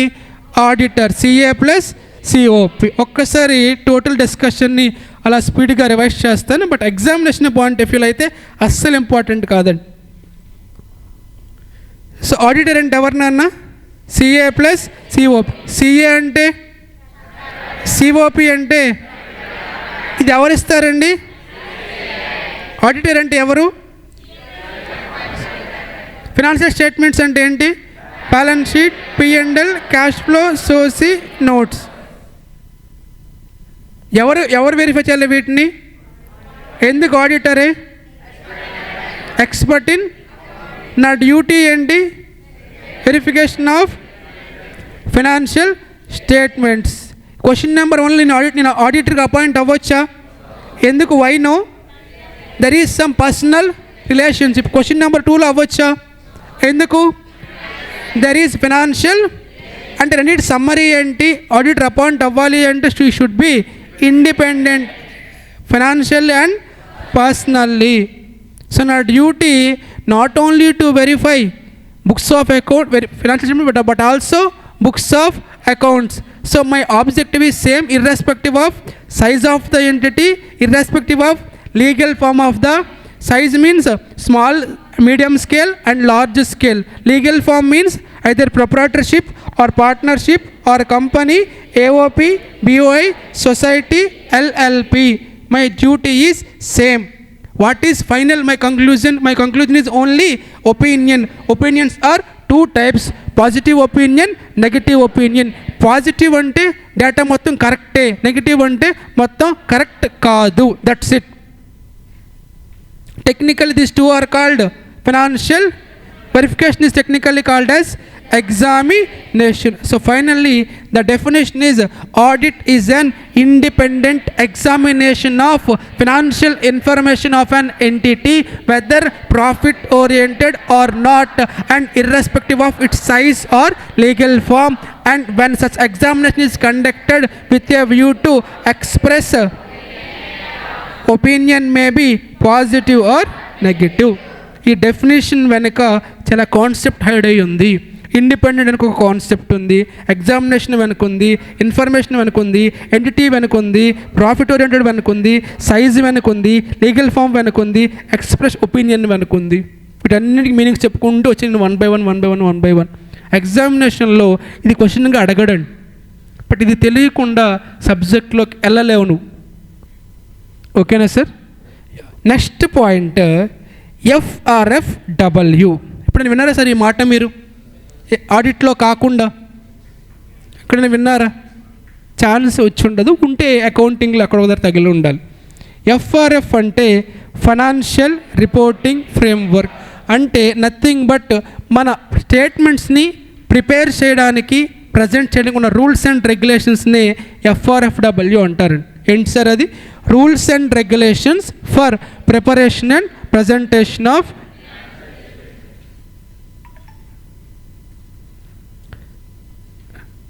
మన టోటల్ ఆడిటింగ్లో 10 MCQs వస్తాయండి. 10 × 2 20. నేను ఫస్ట్ టైం MCQకి ఇంపార్టెంట్ అని చెప్తున్నాను సార్. వెరీ సూన్ నేను ఒక టోటల్ మన పేపర్ నెంబర్ 10కి సంబంధించి 200 MCQs రెడీ చేస్తున్నానండి. ఆల్రెడీ మీకు ఐడియా వచ్చే ఉంటుంది. దాన్ని ఏదో బిట్ బ్యాంక్ ఏదో అంటున్నారంటే బుల్లెట్ MCQ అని. ఐఎమ్ ప్రిపేరింగ్ ఎవ్రీ సబ్జెక్ట్ చేస్తాను. నేను వరకు నేను చేస్తున్నాను. I will give you 200 MCQs. ఆ 200లో ఎగ్జామినేషన్లో అట్లీస్ట్ 11 to 12 క్వశ్చన్స్ వచ్చేలా చేస్తాను. సో దీంట్లో మళ్ళీ 2 టైప్స్ ఉంటాయి నాన్న, GPFRFW, SPFRFW. GPFRFW అంటే general purpose financial reporting framework. SPFRFW అంటే స్పెషల్ పర్పస్ ఫినాన్షియల్ రిపోర్టింగ్. సింపుల్గా చెప్పాలంటే ఇది జస్ట్ లైక్ నువ్వు ఎగ్జామ్ రాస్తావు కదండి, పేపర్ వాల్యుయేషన్ చేయాలి కదా ఎవడో ఒకడు, వాడికి ఒక సజెషన్ ఆన్సర్ ఇస్తారు కదా, అది FRFW. దీన్ని చూసి వాడు ఏం చేస్తాడు? కరెక్టా రంగా వెరిఫై చేసుకుంటూ వెళ్తాడు. ఇక్కడ వరకు చాలు, దీనికి డీటెయిల్స్ అవసరం లేదు మనకి. ఇన్ఫాక్ట్ మీ సిలబస్లో ఇది లేదు కూడా లేదు, ఇక్కడ వరకే ఉంది FRFW అంటే ఏంటి. సో నా పాయింట్ ఆఫ్ వ్యూలో ఇది సజెస్టెడ్ ఆన్సర్. ఫర్ ఎగ్జాంపుల్ నీ సజెస్టెడ్ ఆన్సర్లో EPS ఈజ్ ఈక్వల్స్ టు 3.10 ఉంది. నీ ఆన్సర్ షీట్లో EPS ఈజ్ ఈక్వల్స్ టు 2.10 ఉంది. ఇది రైటా రాంగా? ఇక్కడ మిస్టేక్ ఉందా లేదా? ఇది మిస్టేక్. సజెస్టెడ్ EPS నీ సజెస్టెడ్ ఆన్సర్లో 3. ఇక్కడ కూడా సేమ్ ఉంటే ఇక్కడ నో మిస్టేక్. అంటే వాల్యుయేషన్ చేసేవాడికి బ్రెయిన్ ఉన్నప్పటికీ కానీ వాడు ఇది ఎంత కంపేర్ చేస్తున్నాడు? సజెస్టెడ్ ఆన్సర్స్తో. అలానే ఆడిటర్ కూడా ఈవెన్ దో తను ఎంత టాలెంటెడ్ పర్సన్ అయినా అతను స్టాండర్డ్స్నే కంప్లై అవ్వాలి. ఒక స్టేట్మెంట్లో మిస్టేక్ ఉందా లేదా అని చెప్పాలి అంటే మనం ఫస్ట్ దీన్ని బేస్గా తీసుకోవాలి. ఇవే రూల్స్ అండ్ రెగ్యులేషన్స్. కాబట్టి FRFWలో ఏం చెప్పారు? నువ్వేం రిపోర్ట్ చేసావు అంటే నీ ఆన్సర్ షీట్ రిపోర్టెడ్ ఫైనాన్షియల్ స్టేట్మెంట్స్లో ఏముంది? 2 ఈక్వల్ లేవు సార్, దాన్నే మిస్టేక్ అంటారు. In audit language mistake is called misstatement. Misstatement అంటే నథింగ్ బట్ మిస్టేక్. మిస్టేక్ అని ఎప్పుడు పిలవాలి? ఆన్సర్ షీట్లో ఒకటి ఉంది, సజెస్టెడ్ ఆన్సర్లో. సజెస్టెడ్ ఆన్సర్ అంటే మన లాంగ్వేజ్లో FRF, ఆన్సర్ షీట్ అంటే రిపోర్టెడ్ ఫైనాన్షియల్ స్టేట్. 2 ఈక్వల్ ఉంటే there is no mistake, nothing but there is no misstatement. Equal అవ్వకపోతే there is a misstatement alias mistake. FRFW అంటే ఏమని చెప్పాను నేను నీకు? FRFW అంటే rules and regulations for preparation and presentation of financial statements. For example FRFWలో ఏముందంటే మీరు ఇండేఎస్ 2 ప్రకారం ఇన్వెంటరీని cost or NRV whichever is lower valuation చేయాలని ఉంది. మీరేం చేశారంటే అట్ కాస్ట్ చూపించారు. అది మిస్స్టేట్మెంటా కాదా? మిస్స్టేట్మెంట్. 2 సేమ్ చేస్తుంటే నో మిస్స్టేట్మెంట్. మిస్స్టేట్మెంట్ అంటే ఏంటి? సింపుల్గా మిస్టేక్. మిస్టేక్ ఏ ఒపీనియన్ ఇస్తాం సార్? మిస్టేక్స్ ఉన్నాయి, మొత్తం మిస్టేక్సే. వీళ్ళు గివ్ పాజిటివ్ ఒపీనియన్ ఇస్తారా మీరు? ఏ ఒపీనియన్ ఇస్తారు? మిస్టేక్స్ లేకపోతే అంతే. అంటే ఆడిటర్ డ్యూటీ చాలా ఈజీ నాన్న, మొత్తం వెరిఫై చేస్తాడ్రా. మిస్టేక్స్ ఉన్నాయనుకోండి ఈ విల్ గివ్ నెగిటివ్, లేకపోతే దట్స్ ఇట్, అయిపోయింది నీ డ్యూటీ అంతే. కాకపోతే ప్రాసెస్ అంతా వెరిఫై చేయాలి కదా, దానికి టైం పడుతుంది. ఇదిగోండి అదే చెప్పాను ఇక్కడ. మిస్స్టేట్మెంట్స్ లేవు, విల్ గివ్. మిస్స్టేట్మెంట్స్ ఉన్నాయి, ఏ ఒపీనియన్ ఇస్తాం మనం? నెగిటివ్ ఒపీనియన్ ఇస్తాం. ఓకేనా? ఇప్పుడు జాగ్రత్తగా చూడు. మన FRFWలో అలానే రిపోర్టెడ్ ఫైనాన్షియల్ స్టేట్మెంట్స్లో FRFW చెప్తుంది దీన్ని ఫాలో అయితే నీ ఆన్సర్ ఇన్వెంటరీ ఆన్సర్ 10,000 రావాలి. కానీ ఇక్కడ ఎంత వచ్చిందంటే 9,999.99 వచ్చింది. ఇది మిస్టేకా కాదా? మిస్టేకే. రెండు సేమ్ లేవు కదా, నాట్ ఈక్వల్స్ టు కదా. ఇప్పుడు చెప్పు, నువ్వు దీన్ని బేస్ చేసుకొని విల్ యూ గివ్ పాజిటివ్ ఒపీనియనా నెగటివ్ ఒపీనియనా? అదేంటి మిస్టేక్ ఉంది కదా. సరే, కేస్ 2 10,000 ఉండాలి కానీ 999.99. ఇప్పుడు ఇది కూడా మిస్టేక్. ఏ ఒపీనియన్ ఇస్తావు? 10,999 ఏ ఒపీనియన్ ఇస్తావు? లేదా 10,776 ఏ ఒపీనియన్ ఇస్తావు? ఎందుకు ఇక్కడ మారిపోయింది? రెండు మిస్టేక్సే కదా. ఫస్ట్ మిస్టేక్, రెండు మిస్టేక్సే అన్డౌటెడ్లీ. ఫస్ట్ టైం నీ ఒపీనియన్ ఇచ్చావు, పాజిటివ్ ఇచ్చావు, సెకండ్ నెగిటివ్ ఇచ్చావు. ఎందుకు? రీజన్ ఏంటి?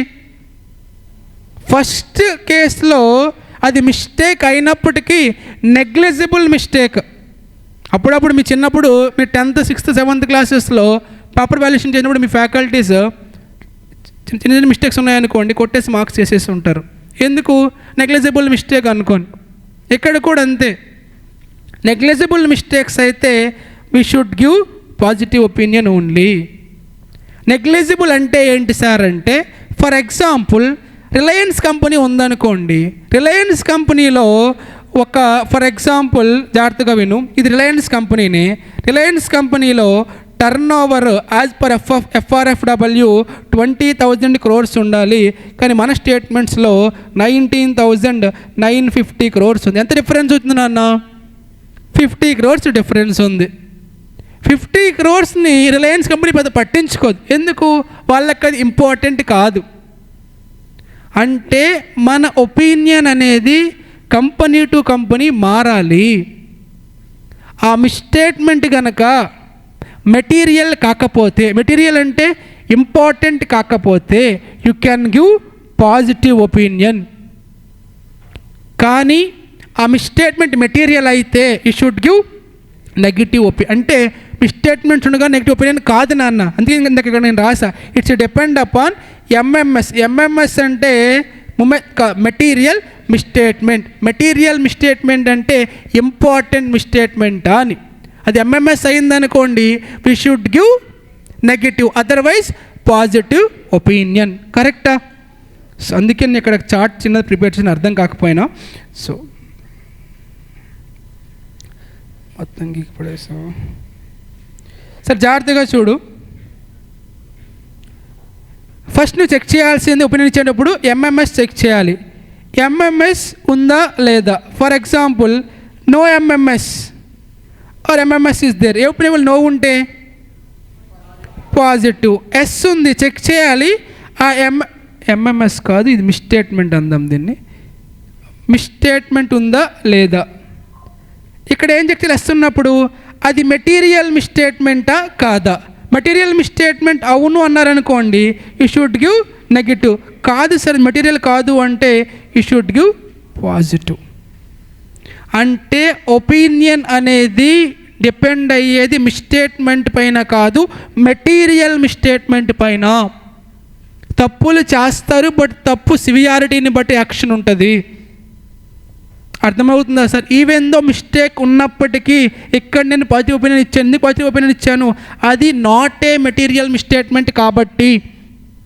అర్థమవుతుందా సార్? ఇప్పటి వరకు నేను లాస్ట్ 30 minutes నేను చెప్పిన డిస్కషన్ ఒక లైన్లో చెప్పాలి అంటే, ఆడిటర్ డ్యూటీ టోటల్ బుక్స్ని వెరిఫై చేసి తన ఒపీనియన్ని చెప్పడం. ఒపీనియన్ రెండే రకాలు ఉంటాయి, పాజిటివా నెగిటివా. మిస్టేక్స్ ఉంటే ఒక ఒపీనియన్ ఇస్తాడు, లేకపోతే ఇంకోటి మిస్టేక్స్ లేవు అనుకోండి పాజిటివ్, గొడవే లేదు. మిస్టేక్స్ ఉన్నాయి, అప్పుడు నువ్వేం చూడాలి? ఆ మిస్టేక్స్ మెటీరియలా కాదా? మెటీరియల్ అయితే నెగిటివ్, కాదు సార్ పాజిటివ్. మిస్టేక్ అని పిలవకూడదు, మిస్టేట్మెంట్ అని పిలవాలి. Misstatements is nothing but mistakes only. అదే టోటల్ డిస్కషన్ సమ్మరీ. ఓకేనా సార్? సార్ ఎలా చెప్తాం మిస్టేట్మెంట్ ఉందా లేదా అని? We have to compare FRFW and reported financial statement. FRFW అంటే నీకు సంబంధించిన rules and regulations. Reported statements అంటే యువర్ స్టేట్మెంట్స్. రెండు మ్యాచ్ అయితే that is called no MMS. Match అవ్వకపోతే MMS. MMS means material misstatements. That's it.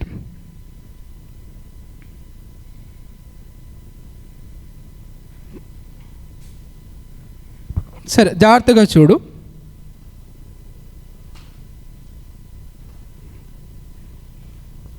For example MMS ఉంది sir. MMS is there అంటే ఎఫ్ఆర్ఎఫ్డబ్ల్యూలో ఒకలా ఉంది, రిపోర్టెడ్ స్టేట్మెంట్స్లో ఇంకోలా ఉంది. ఎందుకు ఇలా జరిగి ఉండొచ్చు? రీజన్ ఏంటి? ఒకటి కావాలని ఇంటెన్షనల్గా చేసి ఉండొచ్చు. రెండు సబ్జెక్ట్ తెలియక అన్ఇంటెన్షనల్గా చేసి ఉండొచ్చు. ఇంటెన్షనల్గా చేస్తే దాన్ని ఫ్రాడ్ అంటారు, అదర్వైజ్ దాన్ని ఎర్రర్ అంటారు.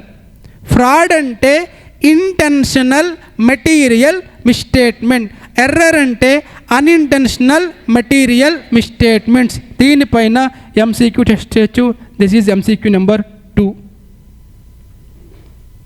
Frauds are intentional misstatements. Errors, you can say material misstatements. Errors are unintentional misstatements. Misstatement ante enti? Comparison between FRFW and reported financial statement. This is the end of basics. This is enough to enter into examination perspective. ఓకేనా అండి? So ఒక్కసారి నేను చెప్పిన మొత్తాన్ని నేను screen, pen, pencil use చేయకుండా discuss చేస్తాను. Please give me at least 2 minutes. Listen. So auditing అనే సబ్జెక్ట్ ఎవరి గురించి సార్ అంటే ఆల్ అబౌట్ చార్టర్డ్ అకౌంటెంట్స్. ఒక పర్సన్ సిఏ క్వాలిఫై అయిన తర్వాత తనకి 2 ఆప్షన్స్ ఉంటాయి. ఒకటి he can go for job or else he can go for practice. ప్రాక్టీస్కి వెళ్ళడం అంటే తను ఓన్గా ఆఫీస్ ఇన్కార్పొరేట్ చేస్తాడు. Companies will approach him, he will conduct audits. Job అంటే ఒక కంపెనీలో ఎంప్లాయీగా జాయిన్ అవుతాడు, క్రెడిట్ మేనేజర్గా కానీ సిఈఓ కానీ జాయిన్ అవుతాడు. నా సబ్జెక్ట్ జాబ్కి వెళ్ళేవాడి గురించి కాదు, నా సబ్జెక్ట్ ఎవరి గురించి నాన్న? ఎవరైతే ప్రాక్టీస్ చేస్తున్నారో వాళ్ళ గురించి. సో ఒక పర్సన్ ప్రాక్టీస్ చేయాలి అంటే డెఫినెట్లీ తను ఐసిఏఐని రిక్వెస్ట్ చేయాలి. నేను ప్రాక్టీస్ చేసుకుంటాను సార్ అని. సరే చేసుకోనా అన్న అని చెప్పి ఒక సర్టిఫికేట్ ఇస్తుంది ఐసిఏఐ. ఆ సర్టిఫికేట్నే సర్టిఫికేట్ ఆఫ్ ప్రాక్టీస్ సిఓపి అంటారు. ఎవరైతే సిఏ ప్లస్ సిఓపి ఉంటారో వాళ్ళే ఆడిటర్స్. అలా కాకుండా జాబ్ చేసుకునేవాడు ఆడిటర్ కాలేడు ఎప్పటికీ, unless he get COP. Sir auditor duty ఏంటి సార్ అంటే డెఫినెట్లీ ఆడిటర్ రోల్ చాలా ఎక్కువ ఉంటుంది మన ఇండియన్ ఎకానమీలో. మీ అందరికీ తెలిసే ఉంటుంది, ఒకసారి పిఎం నరేంద్ర మోడీనే అన్నారు, your signature is more worth than my signature అని. ఇన్ఫ్యాక్ట్ వీఆర్ ఇండియన్ ఆర్మీ లాగా, we are Indian army of Indian economy army. ఎలా అంటే ఏదైనా కంపెనీస్ స్టేట్మెంట్స్ రిలీజ్ చేసినప్పుడు అవి రైట్ రంగం మేమే చెప్తాం. దాన్ని బట్టే ట్యాక్స్ ఉంటుంది కాబట్టి, దాన్ని బట్టే గవర్నమెంట్కి ఇన్కమ్ ఉంటుంది కాబట్టి. సో ఏదైనా ఒక కంపెనీ స్టేట్మెంట్స్ ప్రిపేర్ చేసిన తర్వాత వాటిని పబ్లిక్ రిలీజ్ చేస్తారు. Just like Reliance company. వాటిని రిలీజ్ చేసినప్పుడు అందరూ ఇంటెలిజెంట్ అవ్వకపోవచ్చు. వాళ్ళు కొంతమంది ఇన్వెస్ట్ చేస్తారు innocently, they will suffer losses. ఎప్పుడూ కూడా మన సెబీ కానీ లేదా what you call companies Act 2013 కానీ ఇవన్నీ ఎవరి కోసం అంటే ఫస్ట్ ఆలోచించేది షేర్ హోల్డర్స్ గురించి, కామన్ పబ్లిక్ గురించి. వాళ్ళు సఫర్ అవ్వకూడదు కంపెనీస్ వల్ల. అవ్వకూడదు అంటే డెఫినెట్లీ కంపెనీస్ చేసిన స్టేట్మెంట్స్ని ఒక థర్డ్ పార్టీ వెరిఫై చేయాలి. ఎవరు వెరిఫై చేస్తే బాగుంటుంది? థర్డ్ పార్టీ అంటే అకౌంటింగ్లో ఎక్స్పర్ట్ ఎవరిని ఆలోచిస్తే వాళ్ళకి తట్టిన ఏకైక ఐడియా ఆడిటర్. ఆడిటర్ అంటే he's expert in accounting. So నీ డ్యూటీ ఏం చేయాలి సార్ నేను అంటే, నువ్వు మొత్తం వెరిఫై చేసి నీ ఒపీనియన్ చెప్పంతే. నీ ఒపీనియన్ పాజిటివ్ అయినా అవ్వచ్చు, నెగిటివ్ అయినా అవ్వచ్చు. సరే ఎలా చెప్పాలి సార్ నేను నువ్వు భయపడదు, నేను నీకేమి ఇస్తాను, FRFW ఇస్తాను. FRFW అంటే rules and regulations for preparation and presentation of financial statements. అలా నీకేమిస్తాను నేను RFS అంటే రిపోర్టెడ్ ఫైనాన్షియల్. రెండు మ్యాచ్ అయ్యానుకోండి నో మిస్టేక్స్, మ్యాచ్ అవ్వకపోతే మిస్టేక్స్. ఆడిటింగ్ లాంగ్వేజ్లో మిస్టేక్స్ అనకూడదు, మిస్స్టేట్మెంట్ అనాలి. మిస్స్టేట్మెంట్స్ లేవు అనుకోండి హ్యాపీ, గివ్ పాజిటివ్ ఒపీనియన్. మిస్స్టేట్మెంట్స్ ఉన్నాయి అనుకోండి sad thing, but don't get over excited. You have to think whether that misstatement is material or not. If that is material misstatement, definitely you should give negative.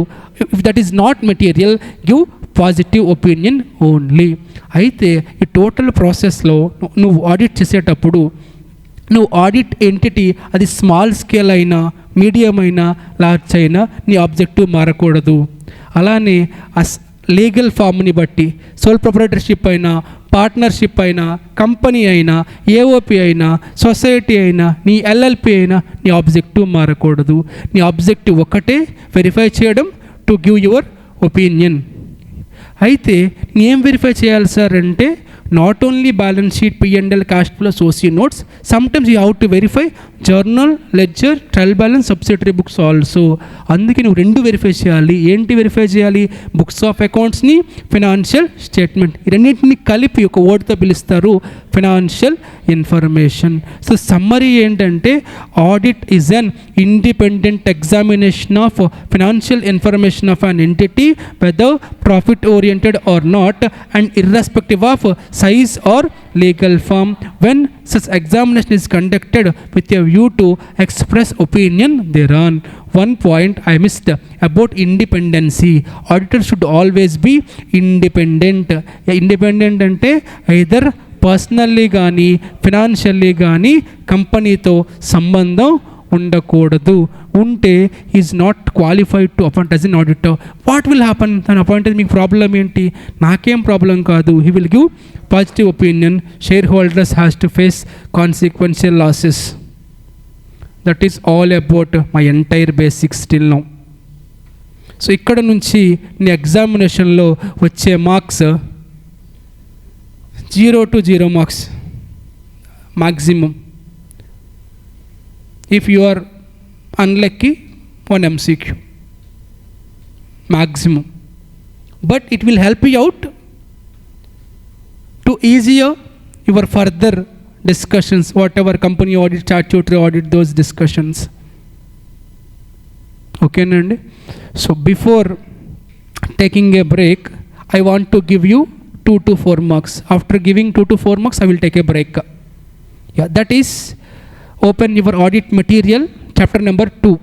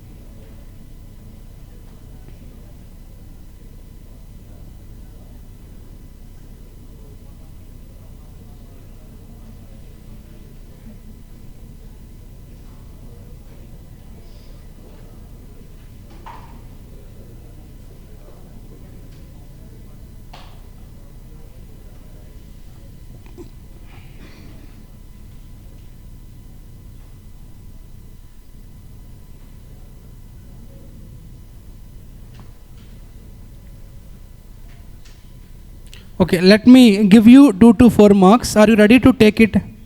Yeah. So our topic is auditing standards. Definitely in your coming June 2025 examinations, you will get 1 to 2 MCQs for sure. Okay. So first of all, auditing standards. Background ఒక 1 minute మాట్లాడి నీ marks నీకు ఇచ్చేస్తాను. ఏంటా background sir అంటే, do you know WHO? Who అంతేనా? World health organisation. So ఏంటి main purpose of WHO? To that is that is world health organisation. Super, mind blowing. కరెక్టా? Yeah. So that is world health organisation. మీరు ఎక్కువ ఈ వర్డ్ని మీ total లైఫ్లో COVID pandemic టైంలో విని ఉంటారు. ఏంటి ఈ వర్డ్ ఎక్కువ ఎందుకు వినిపించింది మీకు కోవిడ్ పాండమిక్ టైంలో? డెఫినెట్లీ ఇలాంటి పాండమిక్స్ వచ్చినప్పుడు ఇవి కంట్రీ టు కంట్రీ స్ప్రెడ్ అవుతూ ఉన్నాయి, అంతేనా? చైనా నుంచి ఇండియా, అమెరికా ఇలా స్ప్రెడ్ అవుతూ ఉంది. మరి ఇండియా మొత్తాన్ని మన గవర్నమెంట్ కంట్రోల్లో ఉంటుంది, అమెరికా మొత్తం ట్రంప్ బాబాయ్, ఇలా కంట్రీ టు కంట్రీ కాదా? ట్రంపే కదా ఇప్పుడు, ట్రంప్ కాదా ఇప్పుడు? ట్రంప్ కదా నాన్న ఇప్పుడు, ట్రంపే కదా నాన్న. ట్రంప్ వచ్చి చాలా కాలం అయింది. Okay, fine. సో ఇలా ఒక్కొక్క కంట్రీ ఒక్కొక్క పర్సన్ కంట్రోల్లో ఉంటుంది. మరి టోటల్ పర్సన్స్ని ఎవరో ఒకళ్ళు బ్రిడ్జ్లా ఉండాలి కదా. ఇలా వరల్డ్ వైజ్ ఏదైనా ఎలాంటి పాండమిక్స్ వచ్చినప్పుడు ఎలాంటి ప్రికాషన్స్ తీసుకోవాలని చెప్పే బాడీనే WHO.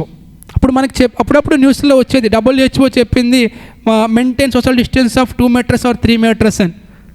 మన గవర్నమెంట్స్ వాటిని మార్చుకుంటే మన ఫ్లెక్సిబిలిటీని బేస్ చేసుకొని, ఉన్న పాపులేషన్ని బేస్ చేసుకొని, ఇప్పుడు కాదు నాన్న నార్మల్ పాండమిక్ టైంలో సో 5 meters 10 meters అని చెప్తాయి గవర్నమెంట్స్. సో వాళ్ళ మెయిన్ మోటివ్ ఏంటి అంటే వరల్డ్లో ఉన్నటువంటి పీపుల్ అంతా కూడా హెల్తీగా ఉండాలి, అది వాళ్ళ మెయిన్ మోటివ్. అలానే మన టోటల్ అకౌంటింగ్లో ఇండియాకి ఒక అకౌంటింగ్ ఉంటుంది, different kind of accounting rules and regulations ఉంటాయి. అకౌంట్స్ మొత్తం బాగుండాలి, మిస్టేక్స్ ఉండకూడదు అని చెప్పి ఎలాగైతే WHO ఉంది, అలానే ఇంటర్నేషనల్ వైజ్ ఒక అకౌంటింగ్ బాడీ ఉంది. ఆ బాడీ నేమే IFAC. ఏంటి sir? IFAC. MCQ number 3 chance ఉంది అడగడానికి. International federation of accountants. International federation of accountants. ఇది మన టోటల్ అకౌంటింగ్ ప్రొఫెషన్ హార్మోనీ బాగుండాలి అని చెప్పేసి ఈ బాడీ వచ్చింది. దీంట్లో సేమ్ ప్రతి కంట్రీ నుంచి రిప్రజెంటేటివ్స్ ఉంటారు. మన కంట్రీ నుంచి కూడా ఒక మెంబర్ ఉన్నారు, ఆ మెంబరే ICAI. ICAI is our representative in IFAC. So వాళ్ళు చెప్పారు స్టాండర్డ్స్ ప్రిపేర్ చేయండి అని. సో ICAIలో ఒక బాడీ ఉందనన్న, ఆ బాడీ AASB అంటే auditing and assurance standards board. గుర్తుపెట్టుకోండి అన్న, అకౌంటింగ్ స్టాండర్డ్స్ ప్రిపేర్ చేసింది ASB అంటే అకౌంటింగ్ స్టాండర్డ్స్ బోర్డ్. ఆడిటింగ్ అయితే AASB, auditing and assurance standards board. వీళ్ళు మనకి స్టాండర్డ్స్ని ఇచ్చారండి. ఓకేనా సార్? అయితే వీళ్ళు ఇచ్చిన స్టాండర్డ్స్లో డిఫరెంట్ టైప్స్ ఉన్నాయన్న. ఒకటి engagement standards, 2 quality control standards, 3 statements on auditing, 4 central clarifications. MCQ number 4. ఏంటి సార్ అది అంటే, మనకి ఏ స్టేట్మెంట్ రిలీజ్ చేశారు ICAI అంటే engagement standards 1, quality control 2, statements on auditing 3, clarification 4. Only engagement స్టాండర్డ్స్లో డిఫరెంట్ టైప్స్ ఉన్నాయి. ఏంటి అవి అంటే standards on auditing, standards on review engagement, standards on assurance engagement, standards on related services. MCQ number 5.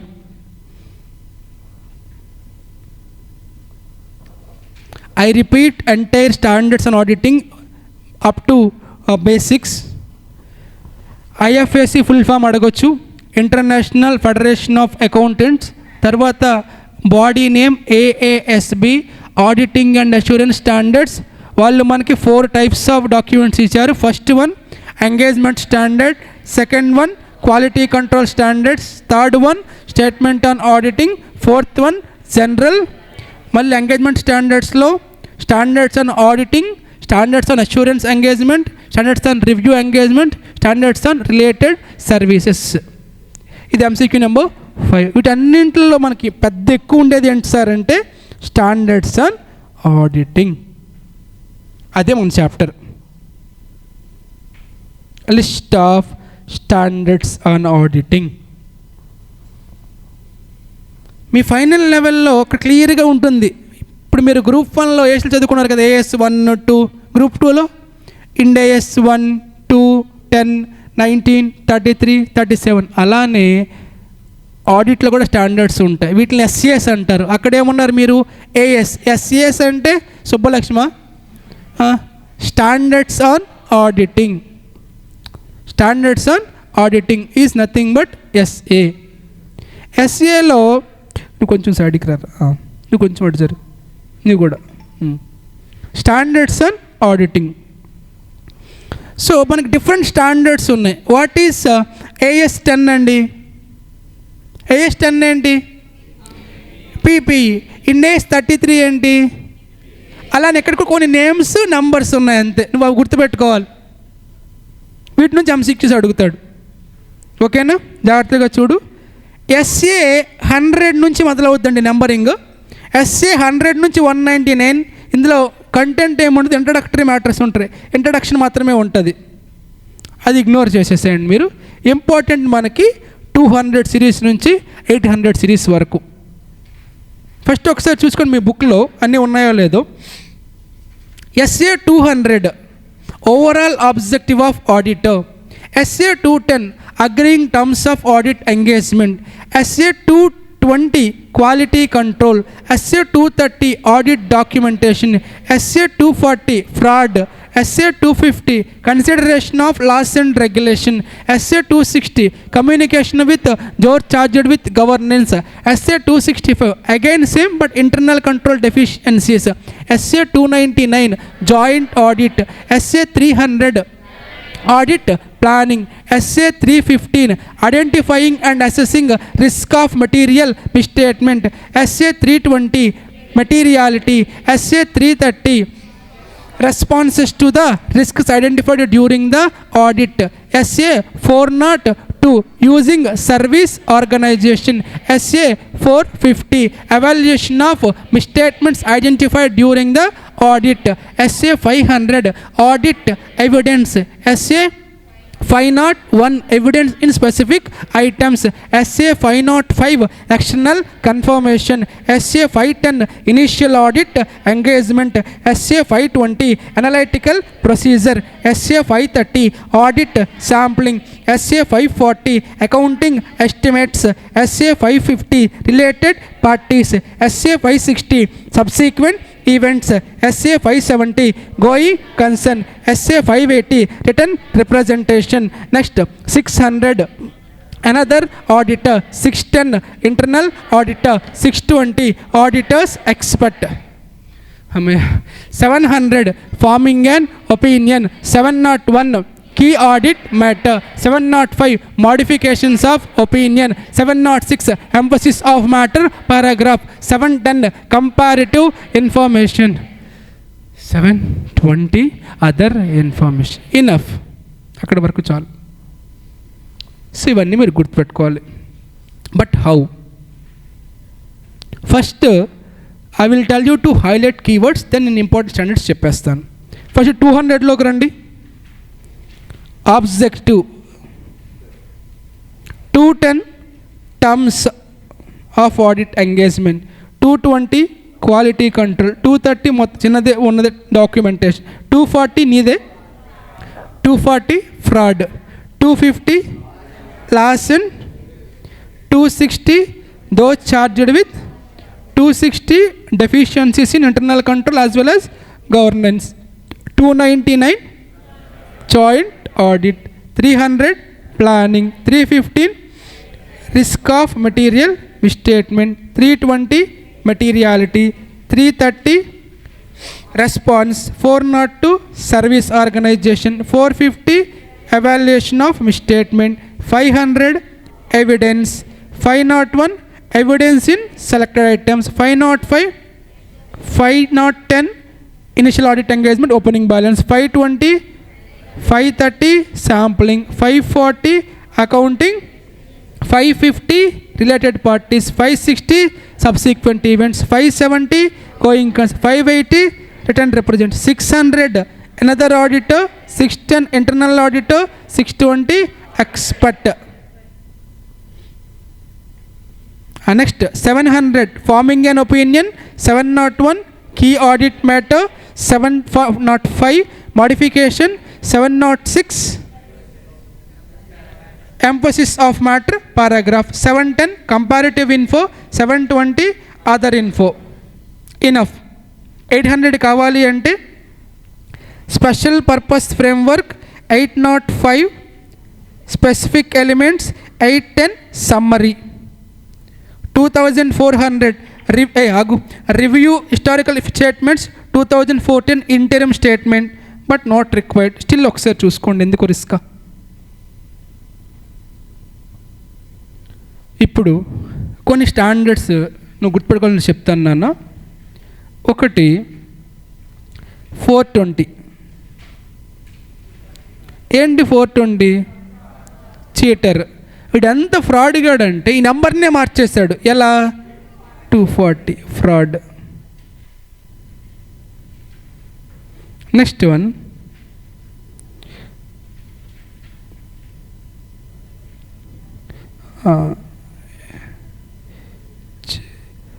Joint audit.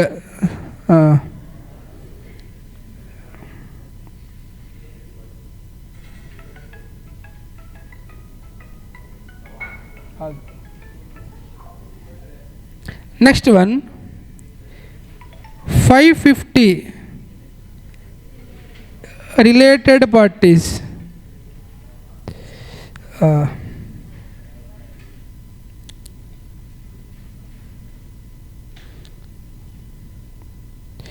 Number 4 600 610 620 internal auditor. 620 auditor expert. 600 another auditor. 500 మొత్తం important నాన్న.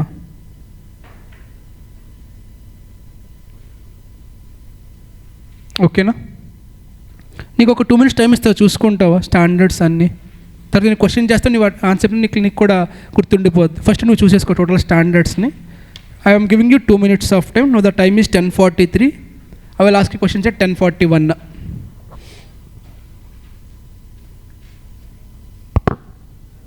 What happened?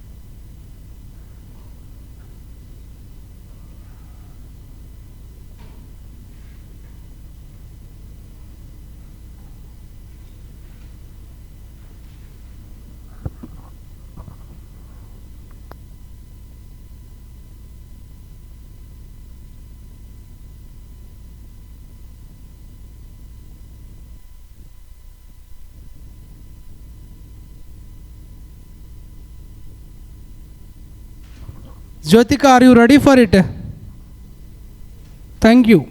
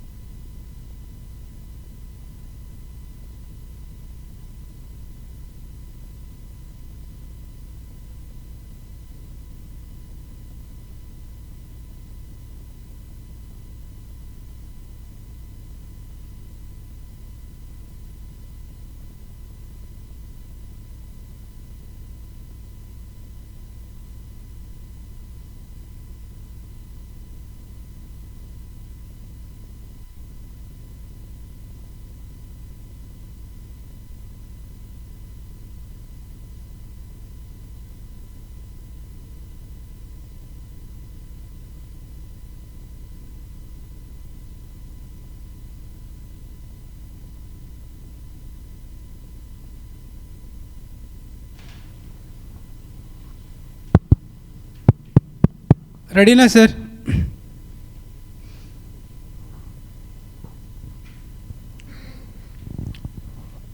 Are you ready? Yeah, then let's start the Q&A session with Jyotika. Jyotika, please stand up.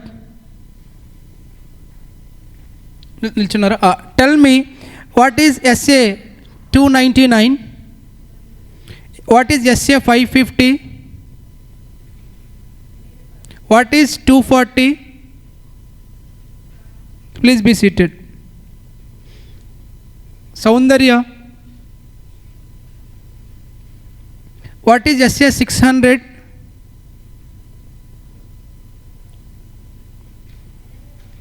What is SA 610? What is SA 620? What is SA 620? Auditors, expert. Prashantile, chorus ఇవ్వద్దు, నువ్వే చెప్పొచ్చు. What is SA 500?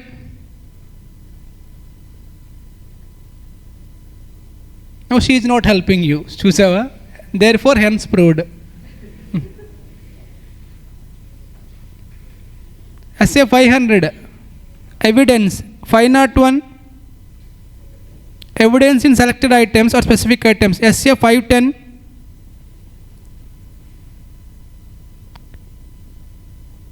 SA 510. Initial audit engagement. Next person, Ashwini. SA 520. Damsara, ఏంటది? Redemption of debentures. అది ఎందుకు వస్తుంది నాన్న ఆడిటింగ్లో?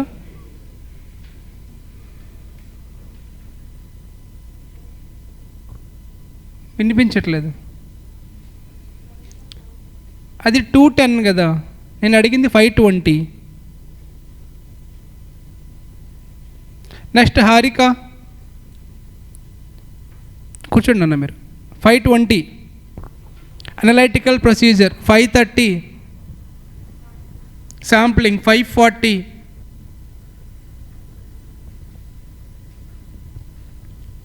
Ramya, accounting estimates 550. 2 5s ఉన్నాయి కదా, they are related. 560.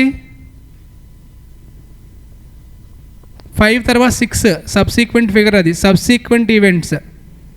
Next person వెన్నెలా, please be seated. 570.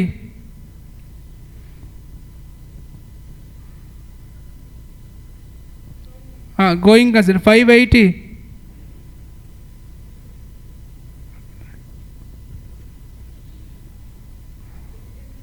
Return representation 590.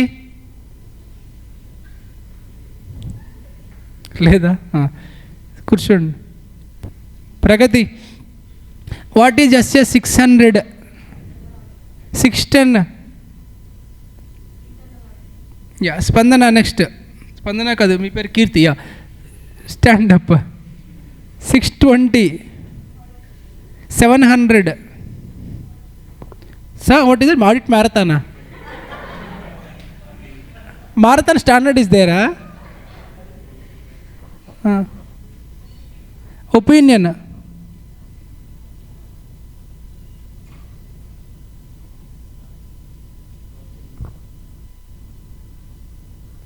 Audit marathon ఏదైనా 700. Opinion 701, 702.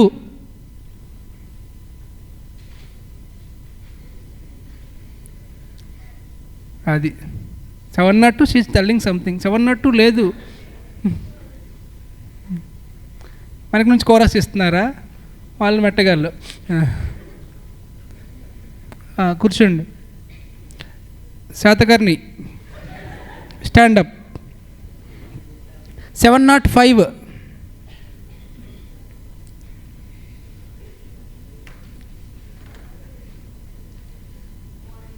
Modifications of opinion. Superb. 706.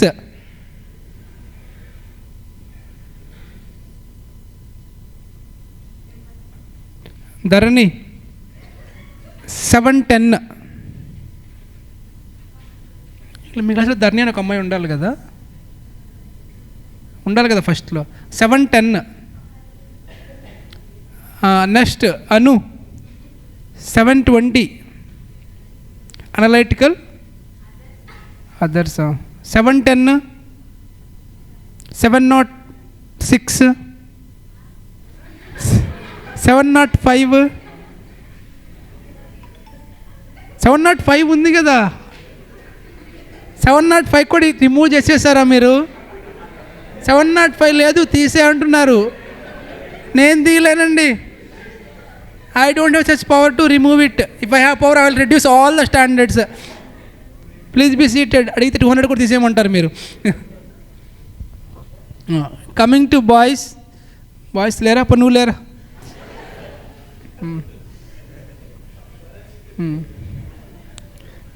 SA 200.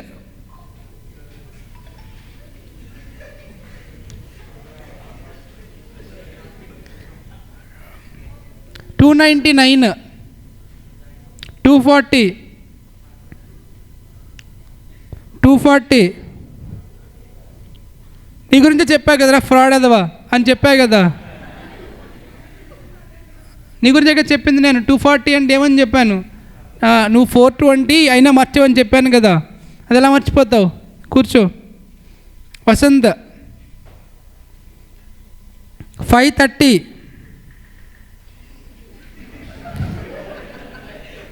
అంత లేదంటావా నాకు? ఎస్ఏ 530. ఆడిట్ స్టాంపా? శాంప్లింగ్. సూపర్.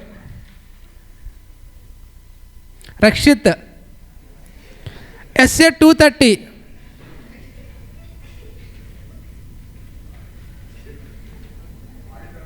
పక్కన Sudhakar SA 220.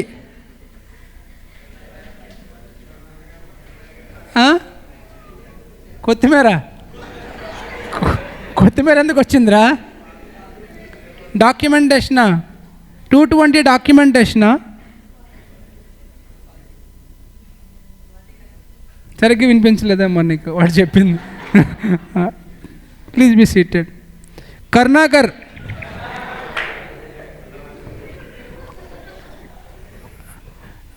402.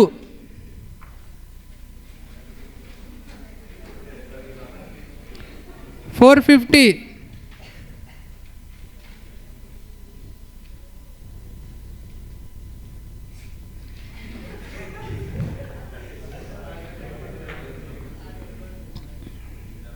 Evaluation of misstatements identified during the audit.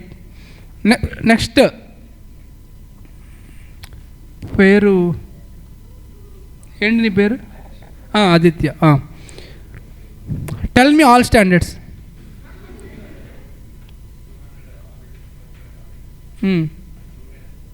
Yeah, thank you. కూర్చో. Last bench మనోజా? కరెక్టా?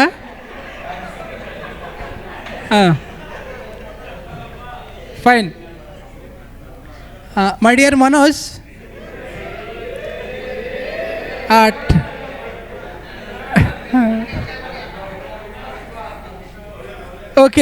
Okay. Yeah, I think he's celebrity. Yeah. Yeah, tell me, man, what is 230? 530?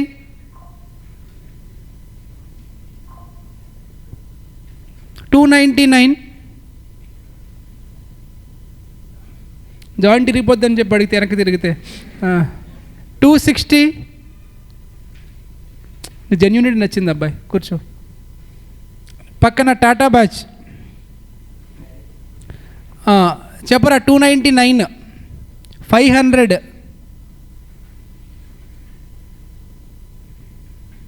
నువ్వు నన్ను 2 క్వశ్చన్లు అడిగేదేనా? నేను నేమ్ చెప్తా,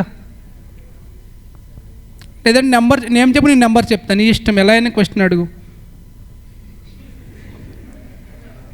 డాక్యుమెంటేషన్ 230, శాంప్లింగ్ 530. ఇంకా మీరు ఏమైనా క్వశ్చన్స్ అడగండి అమ్మా. 420 భరత్, సారీ 420 లేదు.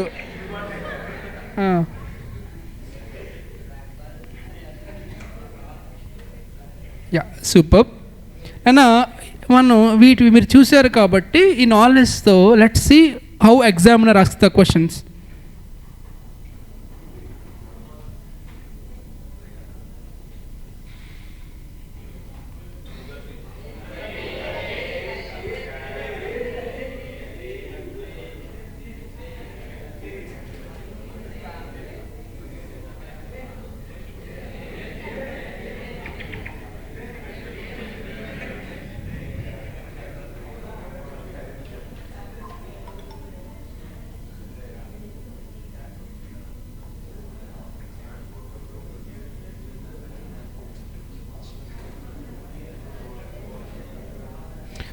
ఆడిట్ డాక్యుమెంట్ స్టాండర్డ్ నెంబర్ ఏంటన్నా?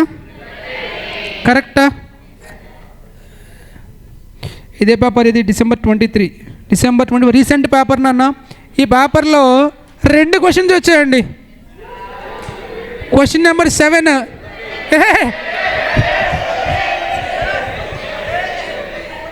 మళ్ళీ అదే క్వశ్చన్ వచ్చింది. క్వశ్చన్ నెంబర్ 6, 600, 610 అయితే, 620 అయితే. మొన్న రాసిన చాలా lucky fellows. Trend MCQs 4 marks. ఇది December 24 కదా,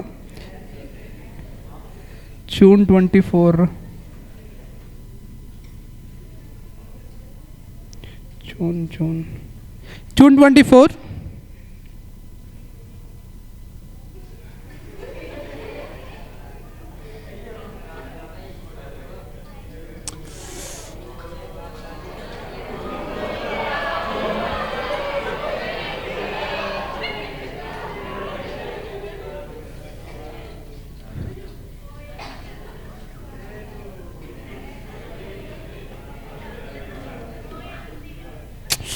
OMG.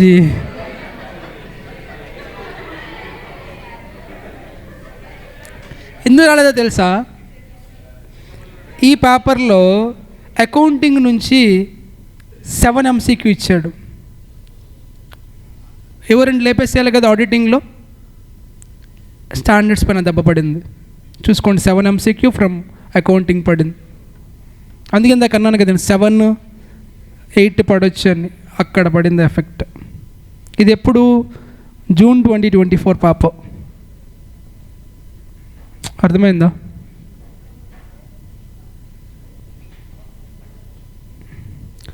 ఎయిట్ నుంచి స్టార్ట్ అయ్యాయి. కంపెనీ ఆడిట్ క్వశ్చన్ పడింది.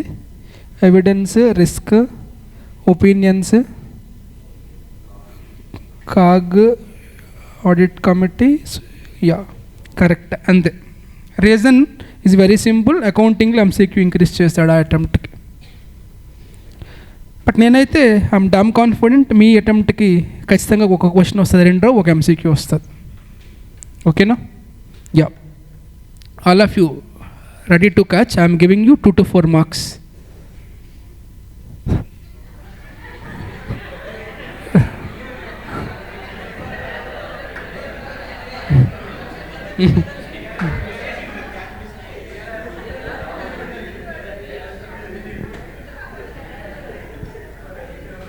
పక్కన పడిపోతే తీసుకోండి.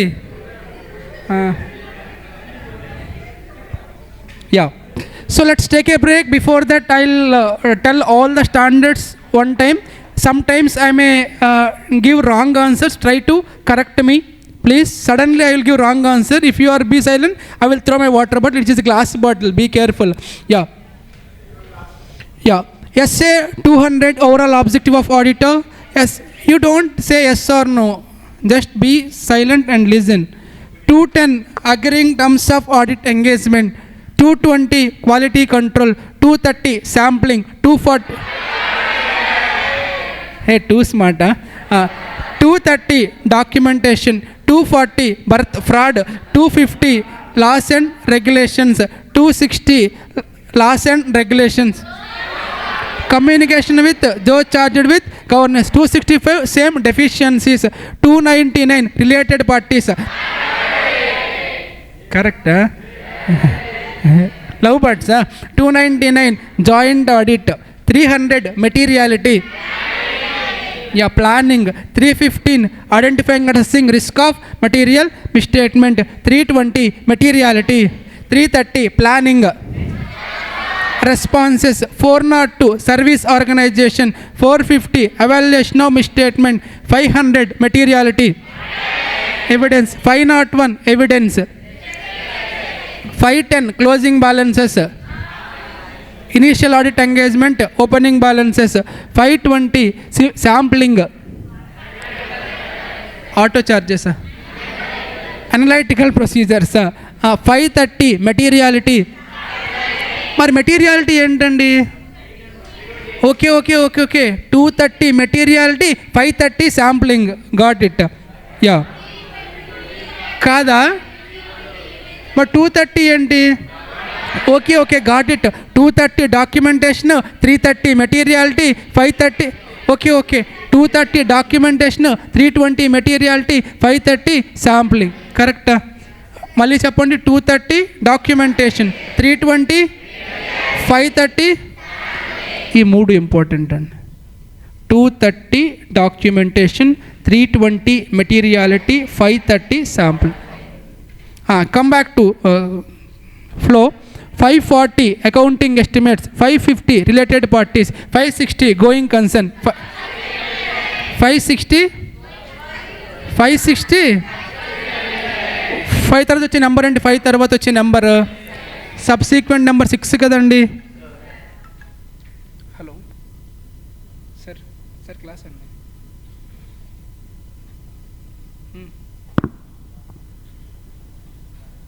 ఒక 2 minutes సరిపోతున్నాను. బ్రేక్ వస్తుంది. 560 సబ్సీక్వెంట్ ఈవెంట్. సబ్సీక్వెంట్ నెంబర్ 5 6 కదండి. Subsequent. 570 going concern. 580 return representation. 590 hello 590 లేదు 600 another auditor. 610 first another auditor, తర్వాత expert. 700 forming and opinion. 705 emphasis matter paragraph. Modification of opinion. 706 710 consistency. Consistency comparative. 720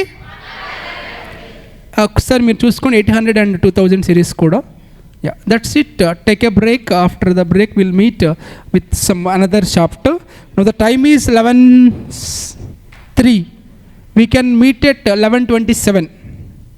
Yeah. Start చేద్దామా? సరిపోలేదా break? సరిపోలేదా? 1:30కి తీసుకో అయితే.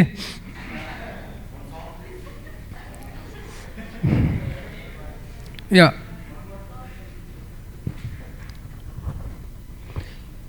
Okay, welcome back. So I think in your pocket please check it out. There will be some 2 to 4 marks.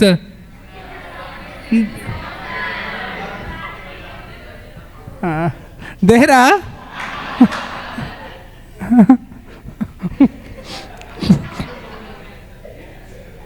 Yeah ఉన్నాయా marks అన్నీ?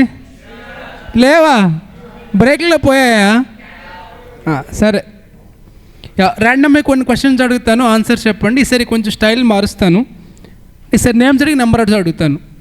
Audit documentation, sampling, joint audit. Sampling, some people are saying 230 gone.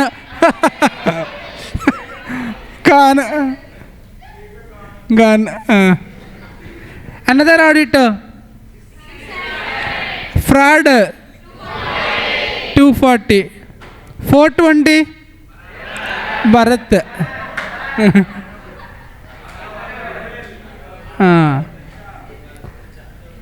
Quality control 220, 210 terms of audit, key audit matter 702. There is no 702, then you have to write 702. Yeah, 705 emphasis of matter paragraph, comparative information. కొంతమందికి ఏం అర్థం కావట్లా ఈ 710 ఏంటో 701 ఏంటో. Let's make them jealous. Yeah tell me what is 299? You don't know what is joint audit. What is materiality? 3. He is saying 230. Tell them 230 is documentation. What is audit evidence? Last time నేను reverse నుంచి చెప్తాను, ఒకసారి check చేయండి. SA 720 other information, SA 710 comparative information, SA 706 emphasis of matter paragraph, SA 705 modifications of opinion, SA 701 forming and SA 701 key audit matter, 701 forming and opinion, 700 forming an opinion, 620 expert, 610 internal auditor, 600 another auditor. Next 580 written representation, 570 going concern, 560 subsequent event, 550 related parties, 540 estimates, 530 sampling, 520 analytical procedure, 510 initial audit engagement, 501 evidence in specific items, 500 evidence, 450 501 evidence, 505 external confirmation. Miss ayinda. 450 evaluation of misstatements identified during the audit, 402 service organization. Next 330 evaluation of responses. Next 320 materiality, 315 response identifying assessing risk of material misstatement, 300 planning, 299 joint audit, 265 communication with TCWZ deficiencies in internal control, 260 communication with TCWZ. Next 250 consideration of laws and regulation, 240 fraud, 230 documentation, 220 quality control, 210 agreeing terms of audit engagement, 200 objective of auditor. So నువ్వు కూడా అలా గుర్తుపెట్టుకోవాలి, no other option. ఎగ్జామినేషన్లో question వస్తే అసలు 1 second కూడా నువ్వు ఆలోచించకూడదు, దిగిపోవాలి MCQ ఆన్సర్ అంతే. నేను కన్ఫ్యూజ్ చేస్తాడు, లైక్ 230, 530, 320 అలాంటి దగ్గర జాగ్రత్త. ఓకేనా? That's it. సార్ ప్రీవియస్ సెషన్లో ఒపీనియన్స్ ఆర్ 2 types అని చెప్పాను. ఏంటవి? Positive opinion, negative opinion. Tell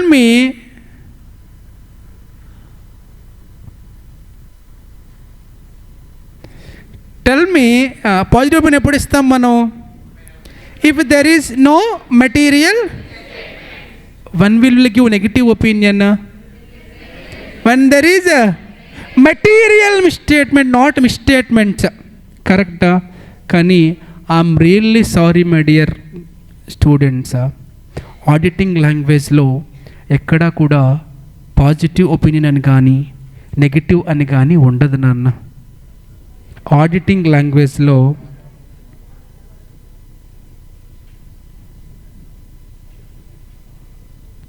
positive ఒపీనియన్ని అన్మాడిఫైడ్ ఆర్ అన్క్వాలిఫైడ్ ఒపీనియన్ అంటారు. నెగిటివ్ ఒపీనియన్ని మాడిఫైడ్ ఆర్ క్వాలిఫైడ్ అంటారు. కొంతమంది legendary people will ask, sir un అంటే నెగిటివ్ కదా, మీరు ఇక్కడ పాజిటివ్ అని రాశారేంటి అని అడుగుతారు. నువ్వు అన్ పూర్తి వర్డ్ చూడట్లా. అన్మాడిఫైడ్ అంటే మీనింగ్ ఏంటి? మాడిఫికేషన్స్ అవసరం లేదు, you are correct, no modification చేసుకోవద్దు, కరెక్ట్గానే ఉన్నారు మీరు అని చెప్తే అది పాజిటివ్. మాడిఫికేషన్స్ కావాలి, నెగిటివ్. సో ఈ వర్డ్స్ మర్చిపోండి. ఇక్కడ నుంచి మీరు ఏం గుర్తుపెట్టుకోవాలండి? అన్మాడిఫైడ్, మాడిఫైడ్, లేదా అన్క్వాలిఫైడ్, క్వాలిఫైడ్. ఎప్పుడు చెప్తాం అన్మాడిఫైడ్ అని? నో ఎంఎంఎస్ ఉంటే మాడిఫైడ్ ఆర్ క్వాలిఫైడ్ ఒపీనియన్. కరెక్టా సార్? నెగిటివ్ని ఏమంటామండి? Modified or qualified. నేను నిన్నే చెప్పాను. నేను ఏం చెప్పానంటే కార్పొరేట్ అకౌంటింగ్లో ఇప్పుడు వర్మ గురించి చెప్పాలని చెప్పడానికి ఏముంటుంది? మంచివాడు అంతే, అంతకు మించి ఏం ఉండదు. కరెక్టా? Correct, thank you. Yeah, thank you. Okay, thank you. So కానీ నీ గురించి చెప్పాలంటే ఇప్పుడు మీరు అందరూ ఓకే. సో ఇప్పుడు ఫర్ ఎగ్జాంపుల్ బయట వాళ్ళని తీసుకున్నాం అనుకోండి, ఐ మీన్ అలాంటి కాని persons other than Varma. So వీళ్ళేంటి? Not good fellows. దీంట్లో డిఫరెంట్ కేటగిరీస్ చేయొచ్చు మనం. ఫర్ ఎగ్జాంపుల్ కొంతమంది పనికి మళ్ళీ ఉంటారు, వాళ్ళకి ఏం చెప్పినా వినరు. కొంతమంది చెప్తే వింటారు. ఇంకొంతమంది పాపం వాళ్ళకి అవకాశమే ఉండకపోవచ్చు. ఇలా డిఫరెంట్ కేటగిరీస్ ఉంటారు దేంట్లో, నెగిటివ్ థింగ్స్లో. అలానే ఎక్కడైతే మాడిఫైడ్ ఒపీనియన్ ఉందో ఆర్ క్వాలిఫైడ్ ఒపీనియన్ ఉందో దాంట్లో మళ్ళీ 3 కేటగిరీస్ ఉన్నాయి నాన్న. ఏంటా 3 కేటగిరీస్ అంటే qualified opinion, adverse opinion, disclaimer opinion. ఈ 3 కూడా types of negative opinion or types of qualified opinion. MCQ number 6.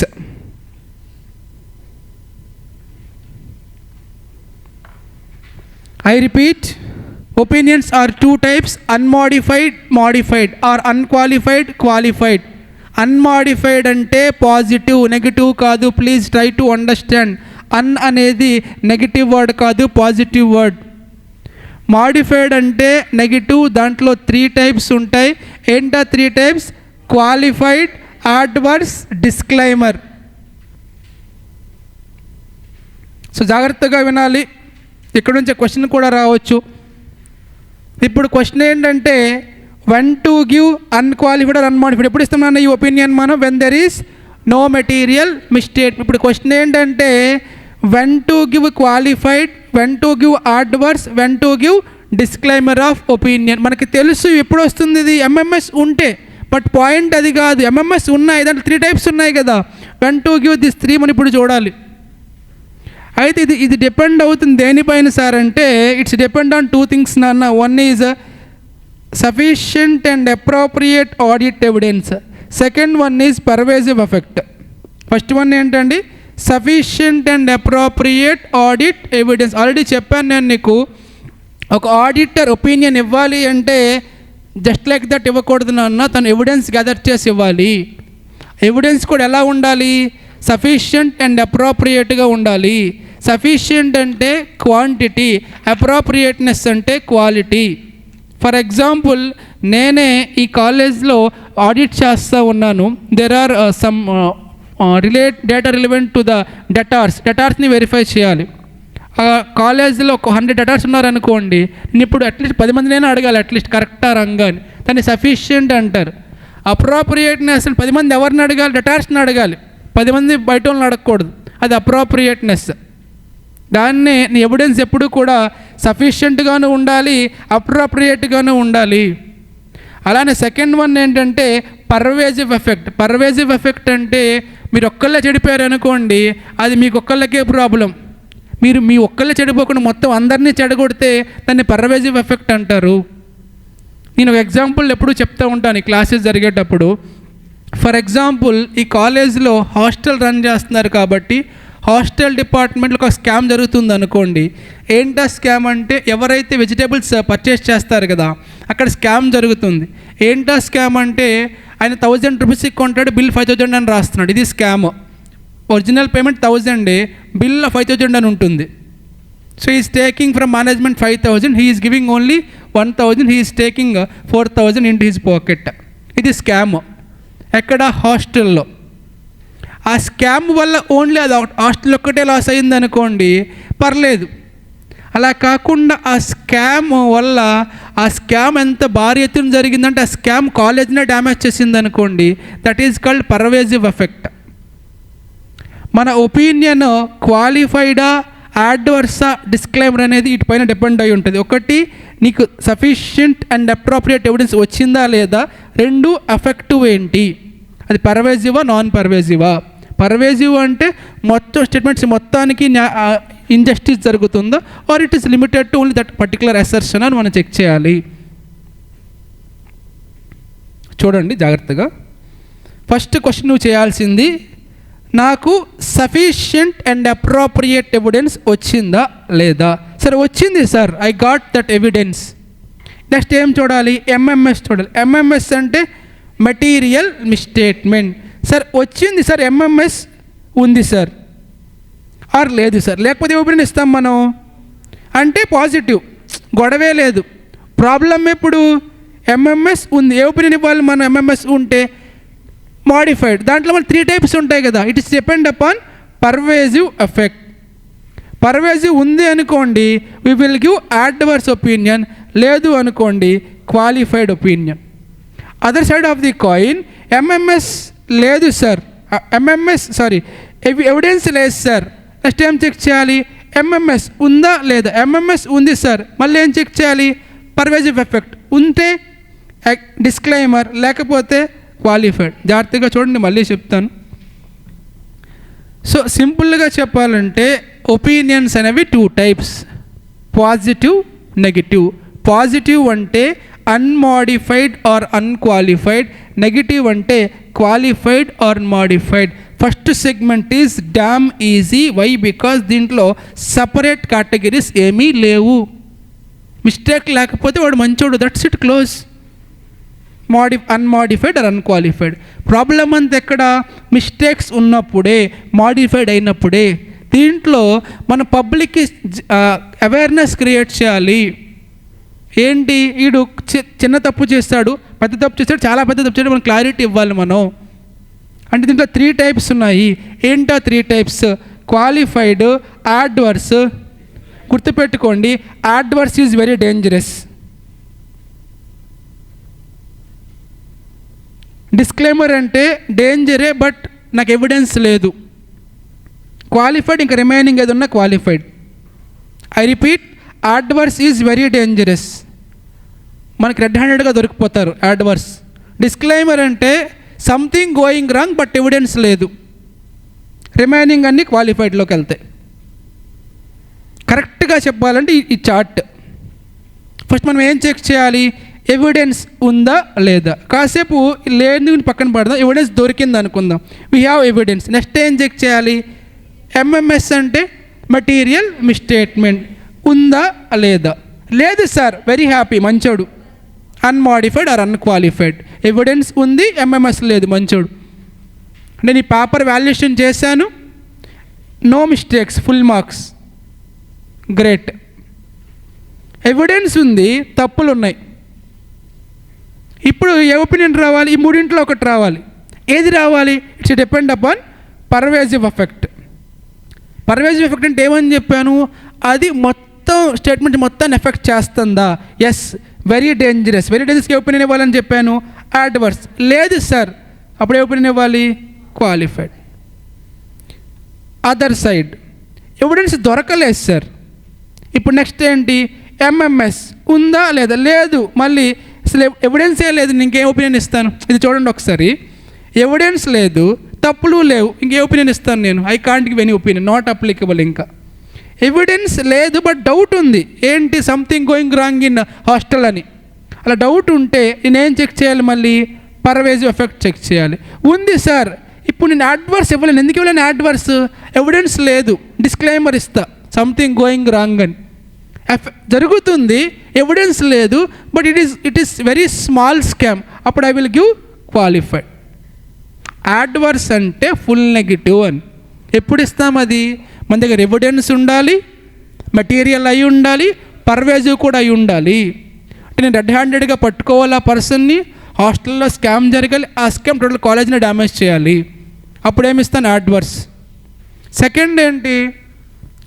Evidence ఉంది, దొరికాడు రెడ్ హ్యాండెడ్గా, స్కామ్ జరుగుతుంది, ఎంఎంఎస్ ఉంది, కాకపోతే that is not affecting entire college, అప్పుడు ఏ ఒపీనియన్ ఇస్తాను నేను? క్వాలిఫైడ్.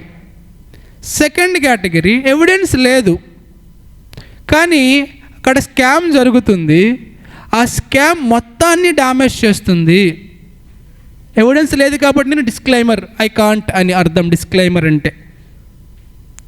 ఎవిడెన్స్ లేదు, తప్పులు లేవు, నేను ఇంకో ఒపీనియన్ ఇస్తే ఏమి ఇవ్వను.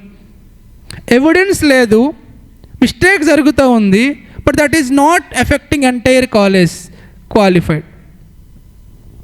ఓకేనా సార్? ఇంకా డీటెయిల్డ్గా వెళ్ళడానికి కుదరదు, because this is evo batch or marathon కాబట్టి. Otherwise I will take this concept at least half an hour. ఎవరికైనా కావాలి అంటే ఈ చార్ట్ నాన్న చూసుకోండి. ఎవిడెన్స్ చెక్ చేయాలి, ఎవిడెన్స్ ఉంటే ఎంఎంఎస్ చెక్ చేయాలి. No MMS sir, unqualified. MMS ఉంది sir, you have to check pervasive effect. Yes sir, adverse. No, qualified. Other side evidence లేదు, ఎంఎంఎస్ చెక్ చేయాలి. No, again unqualified. ఎస్ అయితే pervasive effect, yes disclaimer, no, qualified. Try to copy this chart somewhere.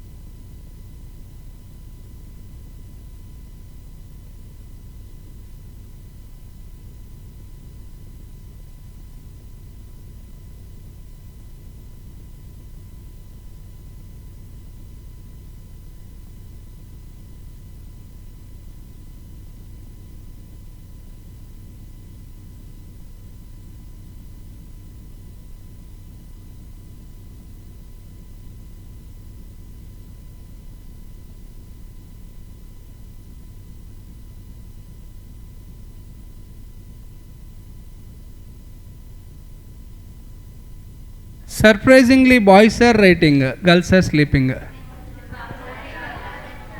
Okay.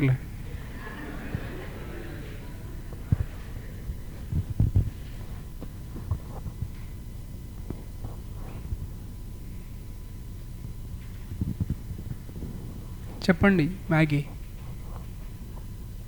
Keerthi, sorry,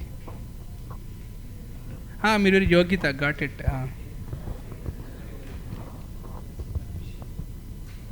అయిపోయిందా వసంత?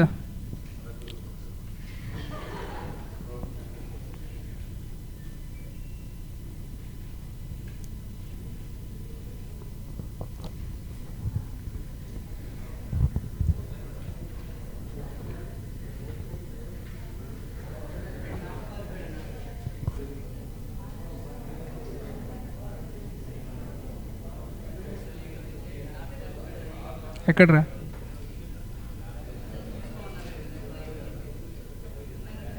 ఇదిగో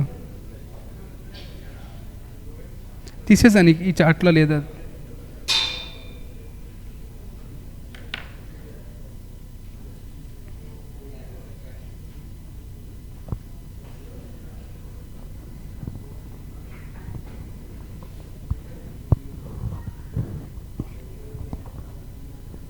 yeah, thank you.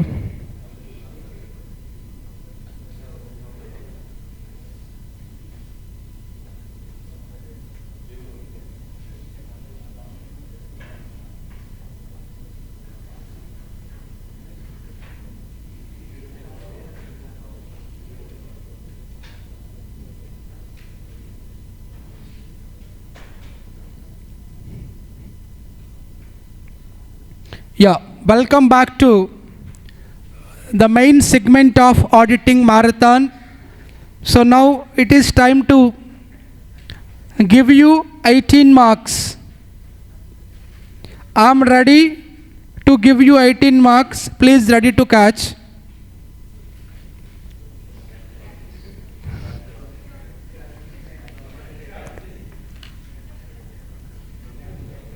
Okay, are you ready for it, guys?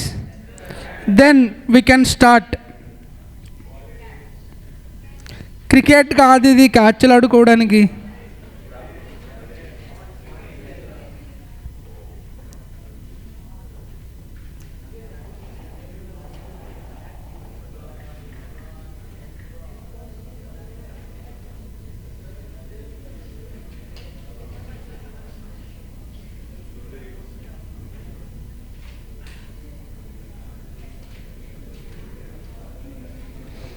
Yeah. So in examination point of view, A plus category chapter is company audit and cost audit and secretarial audit. Out of these two chapters, you will get 18, 7 plus 7 plus 2 plus 2, 18 marks. So at least నువ్వు ఒక్క chapter ఈ ఒక్క chapter చదువుకుని వెళ్ళినా సరే 18 marks వచ్చేస్తాయి. ప్రతి attempt 100% వస్తుంది. ఈవెన్ ఇంక్లూడింగ్ మీరు రాయబోయే జూన్ 2025 కూడా 100% వస్తుంది. 18 మార్క్స్ క్లియరా? జూన్ అయినా డిసెంబర్ అయినా వెయిటేజ్ సేమ్ నానా చెప్పాను కదా. జూన్ 2026 నుంచి మారచ్చు సిలబస్. అప్పటిలోగా క్లియర్ చేసుకోండి.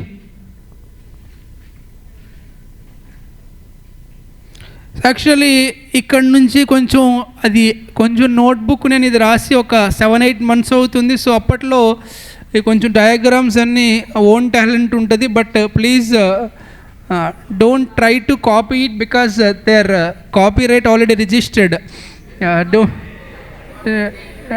Don't try to copy it. Even though you can't, I know that. Similarity కూడా ఉండకూడదు, otherwise I will file a case against you. Yeah, on Patents and Copyrights Act, then you have to fight in court of law, then your choice then. Yeah.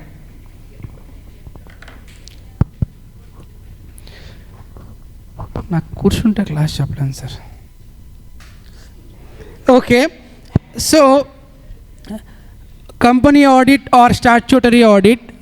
So జాగ్రత్తగా వినాలి. Now the time is 12. I will leave you at 1:25 minutes 0 seconds. Yeah. So listen very carefully, sir. So auditor అంటే మనం last బేసిక్స్లో నేర్చుకున్నాం ఏంటది, CA plus COP. కానీ practical లైఫ్లో auditor అంటే ఇండివిజువల్గా ఉండొచ్చు లేదా ఫర్మ్ పెట్టి ఉండొచ్చు. ఇండివిజువల్ అంటే బాగుంది, ఒక్కరే ఉంటారు. ఫర్మ్ అంటే ఇద్దరు కలిసి ఆఫీస్ స్టార్ట్ చేస్తారు.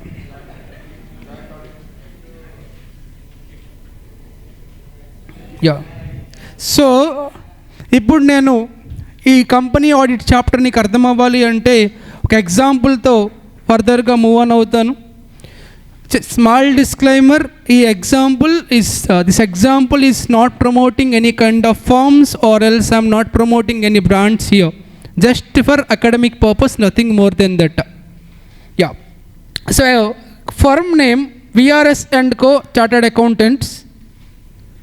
సో మీ అందరికీ తెలుసు నేమ్లోనే ఫర్మ్ నేమ్స్ ఉంటాయి. So myself and Ramesh and Sudhir, we 3 are partners in this firm. అలానే we have one employee who is Vinay. మీ అందరికీ తెలుసు CA ఫార్మ్స్లో CMAs కూడా ఉంటారు, no problem at all. So Sudheer అనే person, he is only CMA, he is not a qualified chartered accountant. Okay, this is the firm. గుర్తుపెట్టుకోండి, just names వరకు అయినా. Next example sake, BCCA is a company, only for example sake. Even though I think you are not aware of it, ours is a private company. Telsa meeku, BCCA is a private company. Yeah, you know that I am here is an employee of BCCA limited. జాగ్రత్తగా ఇప్పుడు నేను ఇక్కడ 2 roles play చేస్తున్నాను. ఒకటి ఎంప్లాయీగా ఉన్న, ఇక్కడ పార్ట్నర్గా ఉన్నాను. ఓకేనా అండి? యా. ఇప్పుడు నా ఫస్ట్ క్వశ్చన్ ఏంటంటే, నేను వర్మ అనే పర్సన్ అపాయింట్ అవ్వచ్చా BCCAకి ఆడిటర్గా? అవ్వచ్చా, అవ్వకూడదా? ఎందుకు అవ్వకూడదు అంటావు? అయితే నేనేం చేస్తాను, నేను ఎలాగూ అఫ్ కోర్స్ నేను జెన్యూన్ పర్సన్ కాబట్టి I will verify each and every document honestly and I will give, if there is anything wrong I will give modified opinion for sure. ఎందుకు? జెన్యూనిటీ అంటే వర్మ కాబట్టి obviously I will give modified opinion only. But నేను ఎంత జెన్యూన్గా ఉన్నా ఎంప్లాయీని కాబట్టి then management నన్ను పిలుస్తారు. పిలిచి ఏం చెప్తారు, సార్ మనమంతా ఒకటే కదా, మీరు మాడిఫైడ్ ఇస్తే ఎలా, అన్మాడిఫైడ్ ఇవ్వండి అంటారు. నేనేమంటాను, నో సార్, నేను ఎథిక్స్ బాగా ఫాలో అవుతాను, జెన్యూనిటీ అంటే నేనంటే జెన్యూనిటీ, సో నేను అస్సలు చేంజ్ చేయనండి ఒపీనియన్ని, మీకు కావాలి అంటే నాకు ఇంక్రిమెంట్ ఇవ్వండి చేంజ్ చేస్తా అంటాను. సో అప్పుడు లేదా ఒక 1 lakh ఇవ్వండి చేంజ్ చేస్తా అంటాను. డెఫినెట్లీ అప్పుడు చేంజ్ అయిపోద్ది ఒపీనియన్. లేదా నాకున్న మంచితనంతో డబ్బులు అడగకుండానే ఒపీనియన్ చేంజ్ చేయొచ్చు. ఛాన్స్ ఉంది 2 waysలో. అర్థమవుతుందా? సో ఇలా ఎంప్లాయీ అయినప్పుడు డెఫినెట్లీ ఇన్ఫ్లుయెన్స్ అవుతారండి. అందుకే ఇక్కడ వర్మ అనే person is not eligible to appoint as an auditor of BCCA limited. సరే నేను వద్దు, రమేష్ని పంపిద్దామా? ఎందుకు? రమేష్ని నేను ఇన్ఫ్లుయెన్స్ చేస్తా, సో తను కూడా వద్దు. సుధీర్ కూడా సేమ్. మరి వినయ్ని పంపిద్దామా? వినయ్ని కూడా నేను ఇన్ఫ్లుయెన్స్ చేస్తా. అంటే ఇక్కడ ఆడిటర్ అనే పర్సన్ ఇండిపెండెంట్గా ఉండాలి, ఎలాంటి సంబంధం ఉండకూడదు. ఎంప్లాయీ ఎలిజిబుల్ కాదు, నేనే కాదు, నా పార్ట్నర్స్ ఎలిజిబుల్ కాదు, నా ఎంప్లాయీ కూడా ఎలిజిబుల్ కాదు. అర్థమవుతుందండి? సో లిజన్, అసలు ఆడిటర్గా ఎవడు క్వాలిఫైడ్? ఇక్కడ నుంచి my dear student, every section number is important. నేను చాలా ప్రౌడ్గా చెప్పగలుగుతానండి, టోటల్ ఇండస్ట్రీలో, ఈ టీచింగ్ ఇండస్ట్రీలో ఆడిటింగ్లో సెక్షన్ నెంబర్స్ చదవమనే వన్ అండ్ ఓన్లీ ఫ్యాకల్టీ నేనే. ఏ ఫ్యాకల్టీ కూడా ఆడిటింగ్లో స్టాండర్డ్ నెంబర్ చదవమని చెప్పరు. మొన్న ఎగ్జామ్లో చూడండి, ఒక MCQ ఒకటి పడింది. అండ్ మోర్ ఓవర్, నువ్వు ఎప్పుడైతే డిస్క్రిప్టివ్లో సెక్షన్ నెంబర్ కోట్ చేస్తావో డెఫినెట్లీ ఆన్సర్ షీట్లో కూడా అది ఉంటుంది, సజెస్టెడ్ ఆన్సర్స్లో నీకు మార్క్స్ వాల్యుయేషన్ జరుగుతుంది. So still I'm repeating the same thing. మీరు కూడా దయచేసి నేను చెప్పిన నెంబర్స్ గుర్తుపెట్టుకోండి. సెక్షన్ అన్నీ కాదు, కొన్ని నేను చెప్తే అవి సరిపోతాయి.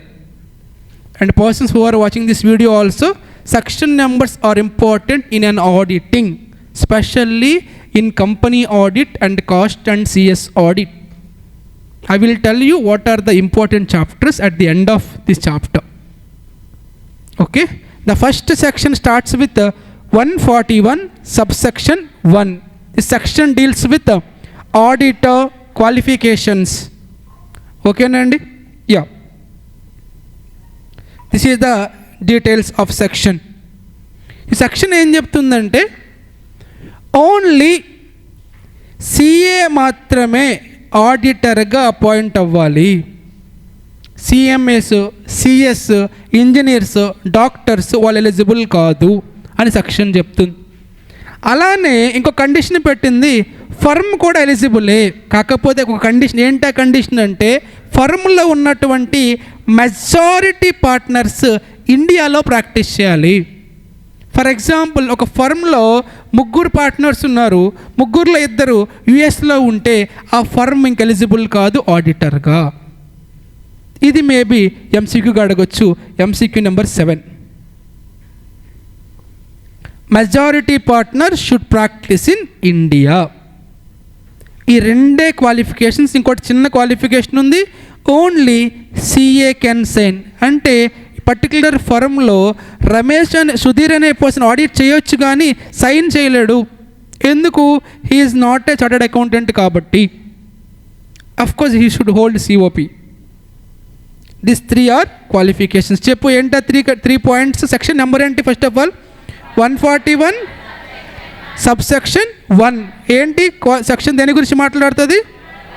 Qualifications of 3 points. First point number 1 only. Point number 2 subject to condition. Point number 3 ఒకవేళ క్వశ్చన్ వచ్చింది అనుకోండి, ఇలా రాసినా చాలు, నీకు ఫుల్ మార్క్స్ వచ్చేస్తాయి. ఇలానే రాయాలి కూడా, ఇలా రాసినా కాదు, ఇలానే రాయాలి.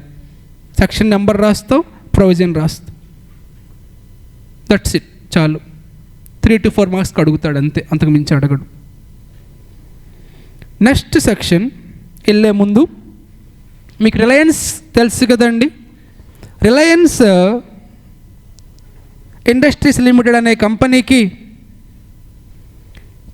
రిలయన్స్ ఫ్రెష్ అనే సబ్సిడరీ ఉంది, రిలయన్స్ జ్యువెలరీస్ అనే సబ్సిడరీ ఉంది, ట్రెండ్స్ అనే సబ్సిడరీ ఉంది. సబ్సిడరీ అంటే మీనింగ్ ఏంటి నాన్న? ఈ కంపెనీ 60% ఇన్వెస్ట్ చేసింది రిలయన్స్ ఫ్రెష్లో, 70% జ్యువెలరీలో, 30% ట్రెండ్స్లో ఇన్వెస్ట్ చేసింది. ఇప్పుడు మీరు చెప్పండి, ఈ ఆర్ఐఎల్కి ఫ్రెష్ ఏమవుతుంది నాన్న? సబ్సిడరీ. జ్యువెలరీస్ ఏమవుతుంది?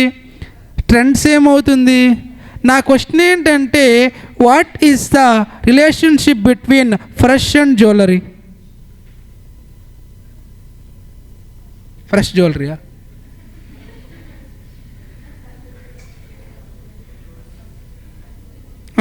For fresh jewellery will become subsidiary of holding company. What is my holding company? Reliance, that is subsidiary. Getting my point? For example, in trends, in example sake, they are holding only 30%. That is called associate company. What is the meaning of associate company, Nana? How much percentage we should hold? More than 20, 25, 30. Got go went gone. Okay, fine. Associate company అంటే meaning ఏంటి sir? ఏదైనా కంపెనీలో okay okay okay no issue. సరే, that's it. So auditing వరకు ఏంటి sir concept అంటే, auditor అనే person holding కంపెనీలో కానీ, సబ్సిడరీ కంపెనీలో కానీ, అసోసియేట్ కంపెనీలో కానీ, సబ్సిడరీ ఆఫ్ హోల్డింగ్ కంపెనీలో కానీ ఇన్వాల్వ్ అవ్వకూడదు, ఈజ్ డిపెండెంట్ అయితే. Next section is very very important అండి. Disqualifications of auditor, section number 141 subsection 3. 1 is not silent. I repeat, disqualifications of auditor, section number 141 subsection 3. Very very important, sir. First disqualification, body corporates. Body corporates are disqualified. అంటే ఒక ఆడిటర్గా appoint అవ్వాలి అంటే తను soul proprietor కానీ లేదా firm కానీ అవ్వాలి, అంతేకాని బాడీ కార్పొరేట్ ఆడిటర్ అవ్వాలంటే కుదరదు. Second one, employee. అంటే ఇదే, నేను వర్మ అనే పర్సన్ బీసీసీఐ ఎంప్లాయీని కాబట్టి నేను ఆడిట్ చేయకూడదు.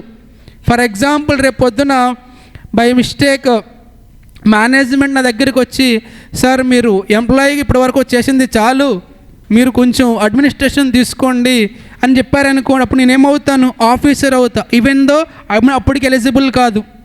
నేను ఎంప్లాయీగా ఉన్నా ఆఫీసర్ అయినా సరే ఎలిజిబుల్ కాదు. Third one, partner of employee. అంటే రమేష్ ఆర్ సుధీర్ కూడా ఎలిజిబుల్ కాదు. ఎంప్లాయీ అంటే మా వినయ్ కూడా ఎలిజిబుల్ కాదు. ఎగ్జాంపుల్తో నేను చేసుకుంటే ఈజీ, అదర్వైజ్ టెర్మినల్ డిఫరెంట్ అనిపిస్తుంది.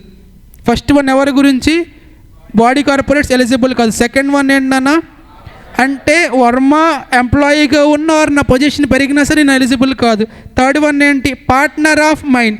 పార్ట్నర్ అంటే Ramesh or Sudheer is not eligible. At the same time employee అంటే వినయ్ ఈజ్ నాట్ ఎలిజిబుల్ అంతే. వీడు ఏమంటాడు, partner or employee of an officer employee అంటాడు. టెక్నాలజీ అలా ఉంటుంది కానీ ఈజీనే. అంటే ఆఫీసర్ ఎంప్లాయీ అంటే నేనే, నా పొజిషన్ ఎంప్లాయీగా ఉన్నా ఆఫీసర్గా ఉన్నా నా ఎంప్లాయీ ఆర్ నా పార్ట్నర్. అంటే రమేష్ ఆర్ సుధీర్ ఆర్ వీళ్ళు ముగ్గురు ఎలిజిబుల్ కాదు. అర్థమవుతుందండి. నెక్స్ట్ వన్, ఫోర్త్ వన్ జాగ్రత్తగా చూడాలి. పర్సన్ నేను కానీ, రిలేటివ్ రాధిక కానీ, పార్ట్నర్స్ సుధీర్ అండ్ రమేష్, మా నలుగురు ఆ కంపెనీలో కానీ, హోల్డింగ్ కంపెనీలో కానీ, సబ్సిడరీ కంపెనీలో కానీ, అసోసియేట్లో కానీ, సబ్సిడరీ ఆఫ్ హోల్డింగ్లో కానీ సెక్యూరిటీ హోల్డ్ చేస్తే అది మోర్ దెన్ 1 lakh ఉంటే మేము ఎలిజిబుల్ కాదు. ఎవరెవరండి? నేను హోల్డ్ చేసిన, రాధిక హోల్డ్ చేసిన, సుధీర్ హోల్డ్ చేసిన, రమేష్ హోల్డ్ చేసిన.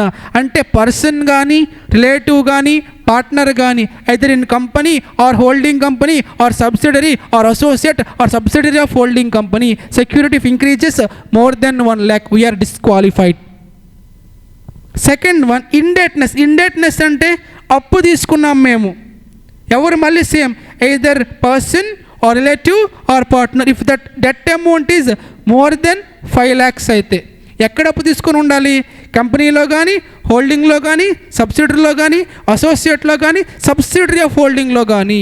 ఏంటది? ఇండెట్నెస్. అప్పు కనుక 5 lakhs కంటే ఎక్కువ ఉంటే వీఆర్ నాట్. 4 lakhs ఉంటే వీఆర్ క్వాలిఫైడ్. 4,90,000 ఉంటే, 5 lakhs ఉంటే 4,99,999 ఉంటే we are qualified. Then what we will do, I know that. For example, if your debt is 5 lakh, you will pay 1 rupee. Then you can qualified. That's it, no? Last one, guarantee ఇచ్చా నేను.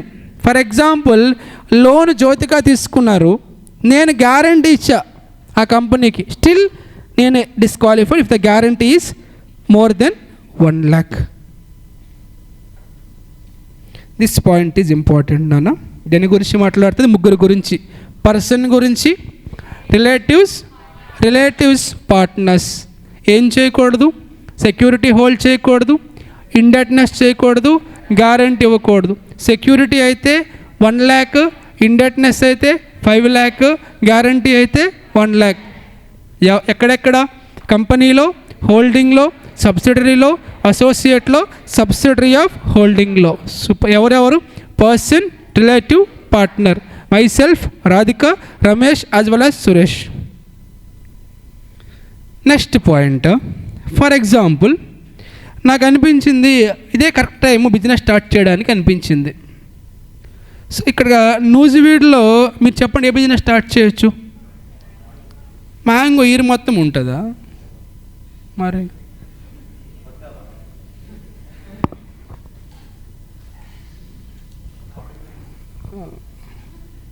కొంచెం నువ్వు వెళ్ళరా చెప్తున్నాను. ఈరంతా ఏ business చేయొచ్చు నూజివీడ్లో? వైన్సా? వైన్స్కి permission ఇవ్వదు government అందరికీ. దొంగసారానా? పనికి మళ్ళీ గంజాయి చెప్పు, పాన్ డబ్బా, paan Parag, panipuri. Actually I think మీకు చెప్పినట్టున్నాను, రీసెంట్గా ఒక 6 months బ్యాక్ అనుకుంటాను, పానీపూరి వెండర్ ఒక అమ్మే పర్సన్కి ఇన్కమ్ ట్యాక్స్ నోటీస్ వచ్చింది. ఇన్స్టాలో కూడా పెట్టినట్టున్నాను నేను. వాడు టర్న్ ఓవర్ ఎంత? 40 lakhs ఐ థింక్, ఇంకెక్కువ అనుకుంటాను నాన్న. 40 lakhs plus turnover per year. Panipuri అమ్మాడు 40 లక్షలకి సంవత్సరానికి. ఇప్పుడు చెప్పు, ఈ CACMA చేసి అది కూడా మార్నింగ్ 9 to ఈవినింగ్ 9 or 10 అవుద్ది. ఒక 12 lakhs 13 lakhs మ్యాక్సిమం వస్తుంది. వాడు ఫుల్ హైజీనిక్ మెయింటైన్ చేస్తాడు. That to per day 2 to 3 hours, 40 lakhs per annum. 40 lakh per annum just for couple of hours. అర్థమవుతుందా? So please try to learn the process. Okay, that is easy. But everybody success అవ్వరు నాన్న, everybody success అవ్వరు. Chance లేదు అందరూ success అవ్వడానికి. అర్థమవుతుందా? So moreover ప్లేస్ని బట్టి డిపెండ్ అవుద్ది. ఇక నువ్వు వీడిలో పెట్టావు అనుకో, నువ్వు ఒక్కడే ఉండాలి, ఎవరు పెద్దగా ఇక్కడ జరగదు బిజినెస్. నేను పానీపూరి తినను, కావాలని అక్కడ హెల్ప్ చేస్తాను ఏదైనా క్లీన్ చేయడానికి, కానీ నేను తినను. యా సరే, ఇదంతా ఎందుకు వచ్చింది? నాకు థాట్ వచ్చింది బిజినెస్ చేద్దామని. నేను చేసిన తప్పని నేను సజెషన్ అడిగి నేను చేసిన తప్పు, బట్ స్టిల్ ఫైన్. సో నాకు థాట్ వచ్చింది, ఇంకా నాకున్న ఆప్షన్ ఏంటంటే బీసీసీఏ. నేను చెప్పాను, సార్ మీరు ఈ ఫుడ్ మీరే కదా ప్రిపేర్ చేస్తున్నారు, సో మీరు చెయ్యొద్దు, ఇక నుంచి నేను చేపిస్తాను, చేసి మీకు పంపిస్తాను ఎవ్రీడే, నేనే ఫుడ్ పంపిస్తాను చేయించి అని చెప్పా. సో నాకు పర్ మంత్ మీరు ఒక 6 lakhs ఇవ్వండి చాలు అని చెప్పా. యా, సో అది కాంట్రాక్ట్ నాకు వాళ్ళకి. సో ద అగ్రీడ్ అండ్ జరుగుతుంది ప్రాసెస్. అక్కడ సక్సెస్ అయ్యాను, ఇంక టీచింగ్ వదిలేసా, అదే బాగుందని. సో ఇప్పుడు చెప్పండి, ఇప్పుడు నేను ఎంప్లాయీని కాదు, ఎందుకు ఇక్కడ లేను కాబట్టి. ఇప్పుడు నేను అపాయింట్ అవ్వచ్చు ఆడిటర్గా. ఎందుకు అపాయింట్ అవ్వకూడదు? ఇప్పుడు నేను ఏమంటాను, నేను మోడిఫైడ్ ఇస్తే ఏమంటాడు ఆయన మేనేజ్మెంట్, సార్ మీకు తెలుసుగా మన ఖర్చులు ఎంత ఉంటున్నాయో, మీకు కూడా డబ్బులు ఇస్తున్నాగా కానివ్వండి అంటారు. నేను కూడా సర్లే అని సైన్ పెడతాను. ఎందుకు, నాకు కూడా అమౌంట్ రావాల్సి ఉంటుంది వాళ్ళ దగ్గర నుంచి. అందుకే ఎలాంటి బిజినెస్ రిలేషన్షిప్ ఉన్నా సరే నువ్వు డిస్క్వాలిఫైడే. ఎక్కడ? సేమ్ కంపెనీలో కానీ, హోల్డింగ్లో కానీ, సబ్సిడరీలో కానీ, అసోసియేట్లో కానీ, సబ్సిడరీ ఆఫ్ హోల్డింగ్లో కానీ. ఓకే, లేదా ఒక ఫ్రాడ్ చేశాను, ఫ్రాడ్ చేసి జైలుకి వెళ్ళొచ్చాను, ఇంకా 10 years అవ్వాల, రీసెంట్గా వచ్చా, నిన్నే ఫ్రాడ్ చేశాను, జైలుకి వెళ్ళి వచ్చాను. సో వచ్చాను, నెక్స్ట్ డే అపాయింట్ అయిపోవచ్చు వాళ్ళు అడుగుతున్నారు అని. ఎందుకు అవ్వకూడదన్న? ఆల్రెడీ నేను చెప్పాను, ఎప్పుడు కూడా CA and CMS clean persons ఉండాలి నన్ను, ఎలాంటి బ్యాడ్ రిమార్క్స్ ఉండకూడదు. అందుకే 10 years వరకు యు ఆర్ నాట్ ఎలిజిబుల్. ఒకవేళ నీకు ఏదైనా నీ పైన fraud or offence case file అయితే. అలానే కొన్ని పనులు నువ్వు చేయకూడదు. ఏంటి ఆ పనులు అనేది సెక్షన్ నెంబర్ 144 చెప్పింది. నువ్వు అవి చేస్తే నువ్వు డిస్క్వాలిఫైడ్. ఐ రిపీట్, నువ్వు కొన్ని పనులు చేయకూడదు. ఏంటవి? సెక్షన్ నెంబర్ 144 చెప్పింది, అవి నువ్వు చేస్తే disqualified. This is section number 141 subsection 3. అంటే ఏంటి? I will discuss in next class. 144 అప్పుడు మాట్లాడతాను. 144 ఏం చేయొద్దని చెప్పింది అనేది. ప్రస్తుతానికైతే మై ఫోకస్ ఈజ్ ఆన్ 141(3). ఇదేంటన్నా ఇది? Disqualifications of. ఈ క్వశ్చన్ 7 marks అడిగవచ్చు యాజ్ ఇట్ ఈజ్గా. సరే, వర్త్ ఉంది కదా 7 marksకి. You can right. ఇది మొత్తం మీరు లైన్ పారాగ్రాఫ్లో రాస్తే ఇదే 5 lines వస్తుంది, ఇదొక 5 lines వస్తుంది, చాలు 10 to 15 lines వస్తుంది. చెప్పండి ఎవరెవరు disqualified? Body corporates, officer or employee, partner or employee of officer or employee. Next, person or relative or partner in company or holding subsidiary associate, security more than, indebtedness more than, guarantee more than. Next one, business relationship with same set. Next one, convicted for fraud and convicted ante. Convicted means జైలుకి వెళ్ళడం sir, offence అవ్వడం, sentence అవ్వడం, ఇంకా 10 years అవ్వలేదు. అలానే 144 services మీరు provide చేస్తుంటే ఎవరికి? హోల్డింగ్ కానీ, సబ్సిడరీకి కానీ, కంపెనీకి కానీ. You can provide to associate or subsidiary of holding, no problem. క్లియరా sir? So with this I completed 2 sections, 141(1), 141(3). Section numbers are important man. 141.1 is about qualifications of auditor. It discusses only 3 points. Number 1, only CA is eligible. Number 2, firm is eligible subject to condition majority partners practice in India. Number 3, only CA can sign.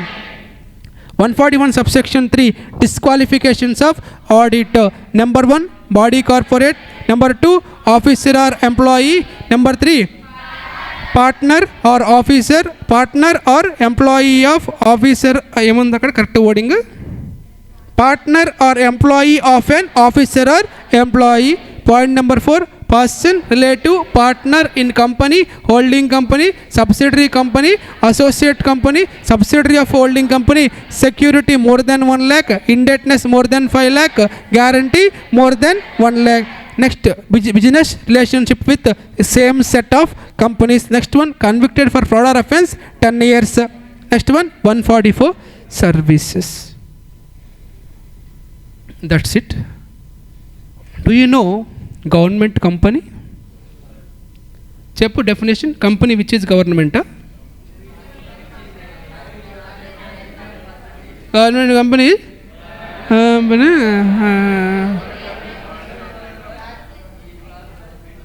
that is government company. Yeah, super. So ఏదైనా కంపెనీలో 51%కి తగ్గకుండా central government కానీ state government కానీ central government or state governments కానీ so ఇలా hold చేస్తే దాన్ని ఏమంటాం సార్ మనం? గవర్నమెంట్ కంపెనీ అంటాం. చూడండి ఏం చెప్పాడు, company in which not less than 51% is held by the CG or SG, partly by CG and partly by one or more state governments. Of course Lalo cover అయి ఉంటుంది. ఈ example చెప్పాలంటే Vizag steel plant limited అనే కంపెనీలో central గవర్నమెంట్కి share ఉంది, state గవర్నమెంట్కి కూడా షేర్ ఉంది. సెంట్రల్ గవర్నమెంట్ 50% ఉంటే స్టేట్ గవర్నమెంట్కి 20% ఉంది. So together this is a government company. ఇక్కడ నుంచి ఎగ్జామ్కి ఇంపార్టెంట్. మొన్న ఎగ్జామ్లో ఇదే క్వశ్చన్ అడిగాడు, ఇఫ్ ఐఎమ్ నాట్ రాంగ్, 7 మార్క్స్కి. ఎవరైనా రాస్తుంటే ఇదేనమ్మా ఫస్ట్ ఆడిటర్ని అడిగింది, నాకేం తెలుసు అంటావా? Okay fine, yeah super. Appointment of first auditor, I think ఇదే అడిగాడు, ఇఫ్ ఐఎమ్ నాట్ రాంగ్. చూస్తాను దొరికిపోతాం.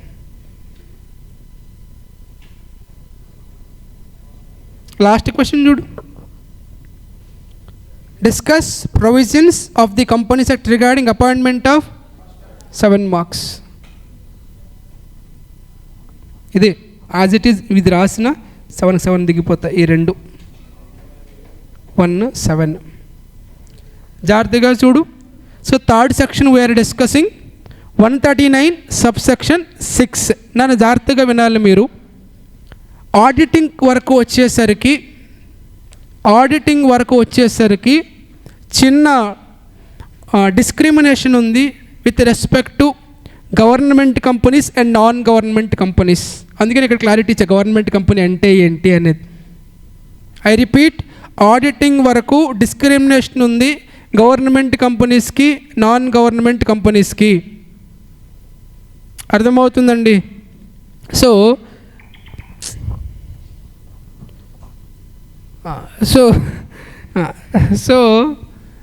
ఫస్ట్ నేను ప్రొసీజర్స్ కూడా డిఫరెంట్ ఉంటాయి నాన్న. ఫస్ట్ నేను డిస్కస్ చేయబోయేది 139 సబ్సెక్షన్ 6. దేని గురించి అంటే అదర్ దాన్ గవర్నమెంట్ కంపెనీలో how to appoint first auditor. I repeat, 139 subsection 6 is deals with appointment of first auditor in case of other than government company. Subsection 7 అయితే గవర్నమెంట్ కంపెనీ.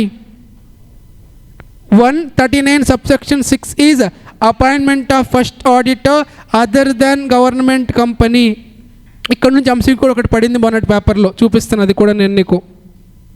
సో ఒక company government company కాదు. For example BCCA government company అండి, ఇది కాదు. దీనిలో first time ఎప్పుడు appoint చేయాలి ఆడిటర్ని అంటే చూడండి చెప్తున్నాడు, must be appointed by BOD. BOD అంటే బోర్డ్ ఆఫ్, ఎప్పటిలోకి అపాయింట్ చేయాలంట?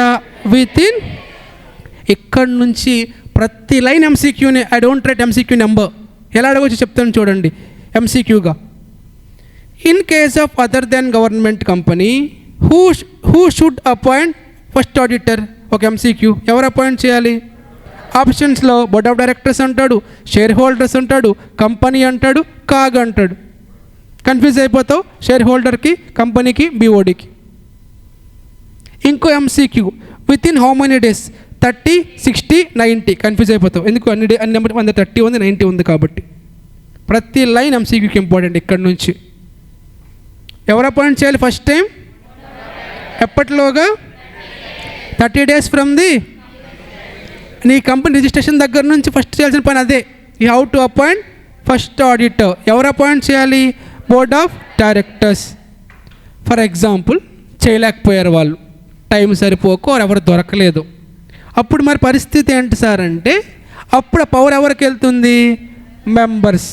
వాళ్ళకి టైం ఎక్కువ ఉంటుంది నాన్న, 90 days ఉంటుంది. ఎక్కడ అపాయింట్ చేయాలి వీళ్ళు? ఈజీఎం. ఈజీఎం అంటే ఎక్స్ట్రాడినరీ జనరల్ మీటింగ్. ఏజీఎం అంటే యాన్యువల్ జనరల్ మీటింగ్. గుర్తుపెట్టుకోండి, ఫస్ట్ పవర్ ఎవరి దగ్గర ఉంటుంది? With in, if they fails with in attend. అంటే ఫస్ట్ ఆడిటర్ని ఐదర్ డైరెక్టర్స్ కానీ, వాళ్ళు చేయలేకపోతే మెంబర్స్ కానీ అపాయింట్ చేస్తారు. ఫస్ట్ ప్రయారిటీ మాత్రం బీఓడికే. ఎప్పట్లోగా? 30 daysలోగా.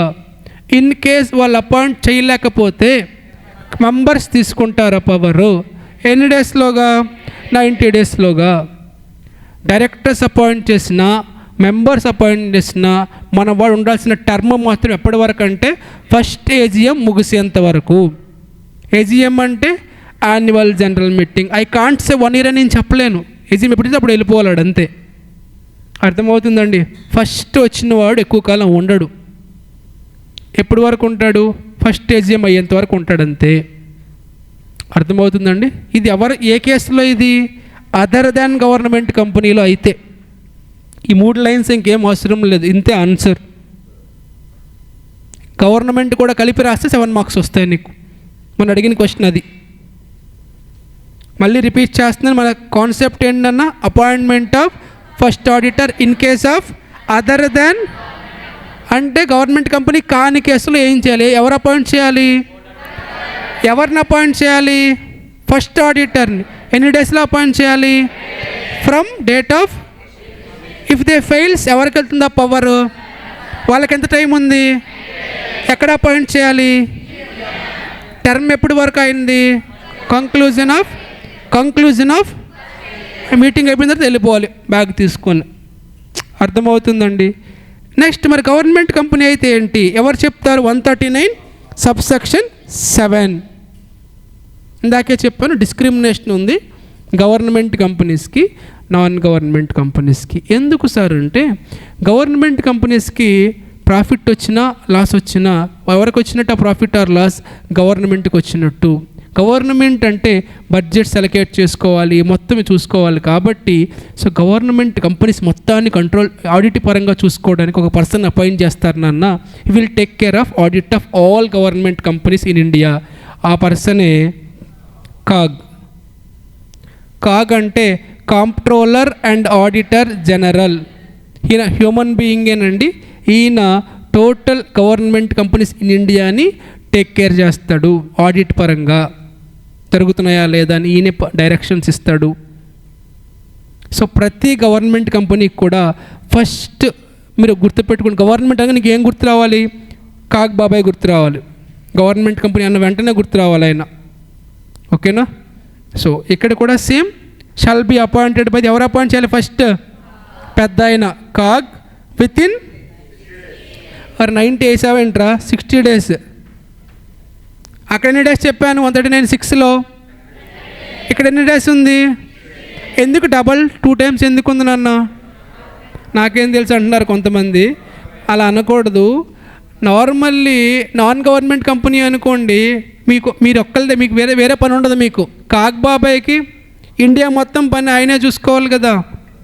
అర్థమవుతుందా? సో అందుకని కాక్ బాబాయ్కి మనం ఫోర్స్ చేయకూడదు, టైం ఎక్కువ ఇవ్వాలి. అందుకే మనం 60 days టైం ఇచ్చాం. అంటే మనం ఇవ్వలేదులేండి, కంపెనీస్ యాక్ట్ ఇచ్చింది. ఎక్కడి నుంచి? డేట్ ఆఫ్ రిజిస్ట్రేషన్ నుంచి. అయినా కాక్ బాబాయ్ అపాయింట్ చేయలేకపోయారు, ఫెయిల్ అయ్యారు. అప్పుడు ఎవరికి వెళ్తుంది పవర్?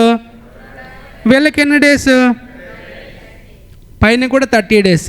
వీళ్ళకి కూడా ఫెయిల్ అయితే బీఓడి ఫెయిల్ అయితే మెంబర్స్, వీళ్ళకి ఎన్ని డేస్? పైన ఎన్ని డేస్ వచ్చింది? ఎందుకు తగ్గిపోయింది ఇక్కడ? ఆల్రెడీ ఇక్కడ టైం వేస్ట్ అయిపోయింది కదా నాన్న. ఈ రెండు కలిపితే 90. ఓకేనా అండి? ఇక్కడ కూడా టర్మ్ సేమ్ నాన్న, same as non government auditor conclusion of first. ఈ రెండు రాస్తే ఇవొక 4 points, ఇవొక 3 points, 7.7 marks. That's it. Recent exam ఇది రాసింది కూడా ఎగ్జామ్కి 2 attempts ముందు రాసింది. కాన్సెప్ట్ ఏం మారదు కంపెనీ ఆడిట్లో, అదే కాన్సెప్ట్, అదే సెక్షన్స్ ఉంటాయి.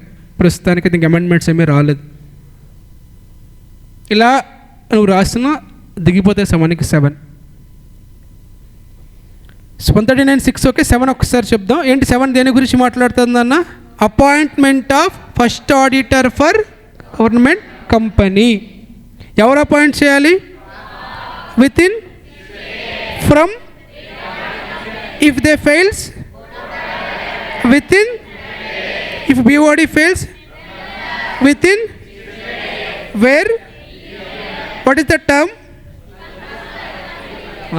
ఇప్పుడు మీరు నాకు సిమిలారిటీస్ చెప్పండి 139(6)కి 7కి. టర్మ్ ఒక్కటి సిమిలర్, అది కాకుండా BODకి 30 days. ఇక్కడ అక్కడ BODకి ఫస్ట్, ఇక్కడ సెకండ్ ప్రయారిటీ, అది సిమిలారిటీ కాదు. ఇంకా ధర్మకోల ఏంటమ్మా? అదే నేను వాళ్ళు ఫస్ట్ చెప్పాను రా. So those are the similarities నన్ను. కరెక్ట్.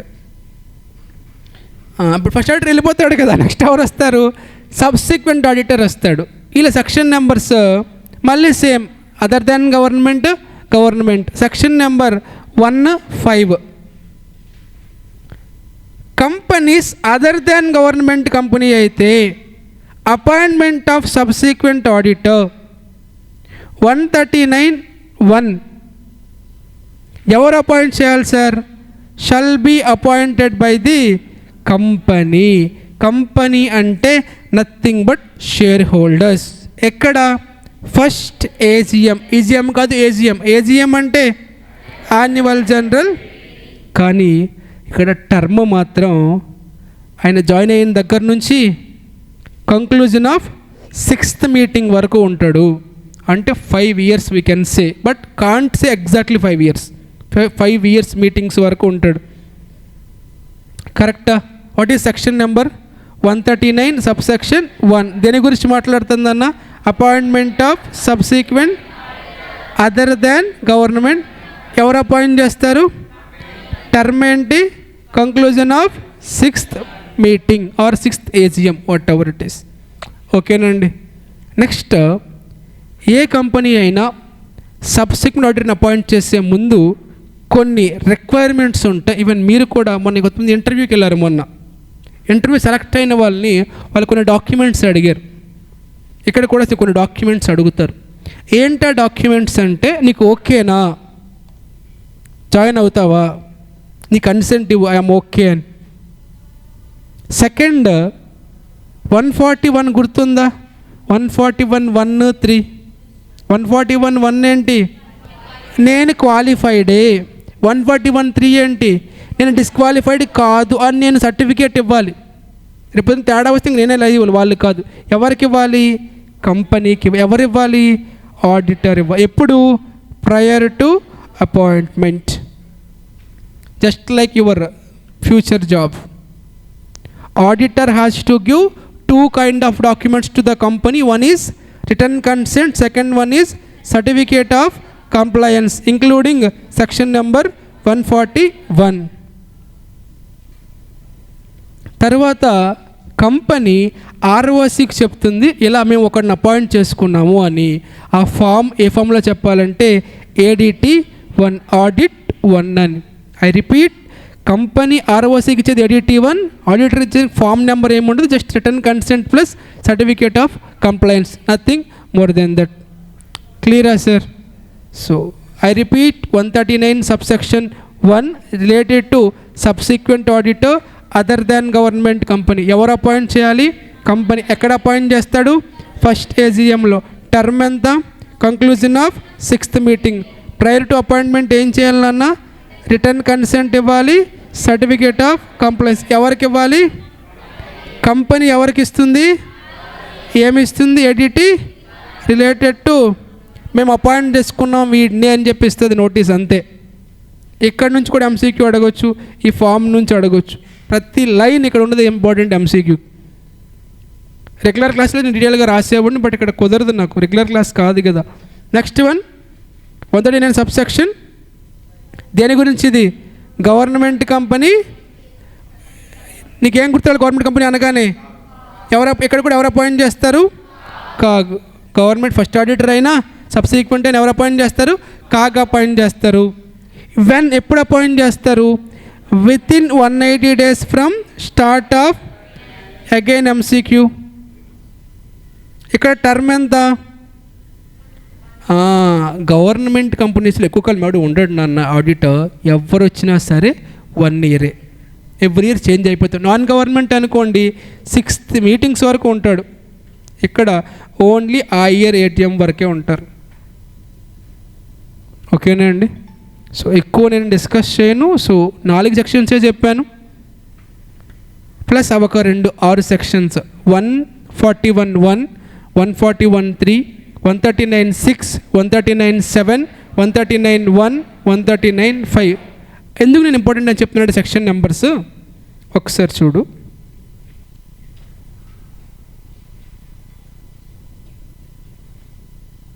చదివండి. ఇక నేను చెప్పలేదు ఇంకా సెక్షన్ నెంబర్, బట్ చెప్తున్నా ఎగ్జామ్లో అడుగుతున్నాడని ప్రూఫ్ ఇది. ఇది మొన్న మీ సీనియర్స్ రాసిన ఎగ్జామ్ ఇది.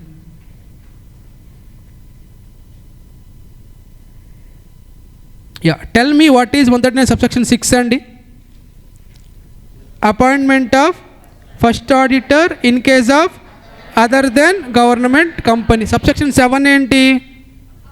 Appointment of first auditor in case of government company. Subsection 1 ఏంటి? Appointment of subsequent auditor other than government company. Subsection 5 ఏంటి? Appointment of subsequent auditor government company. Tell me 6 డీటెయిల్గా మాట్లాడండి. ఎవరు అపాయింట్ చేయాలి first ఆడిటర్ని? Board of directors. Within, if they fails, members within 90 at 10. If they fails,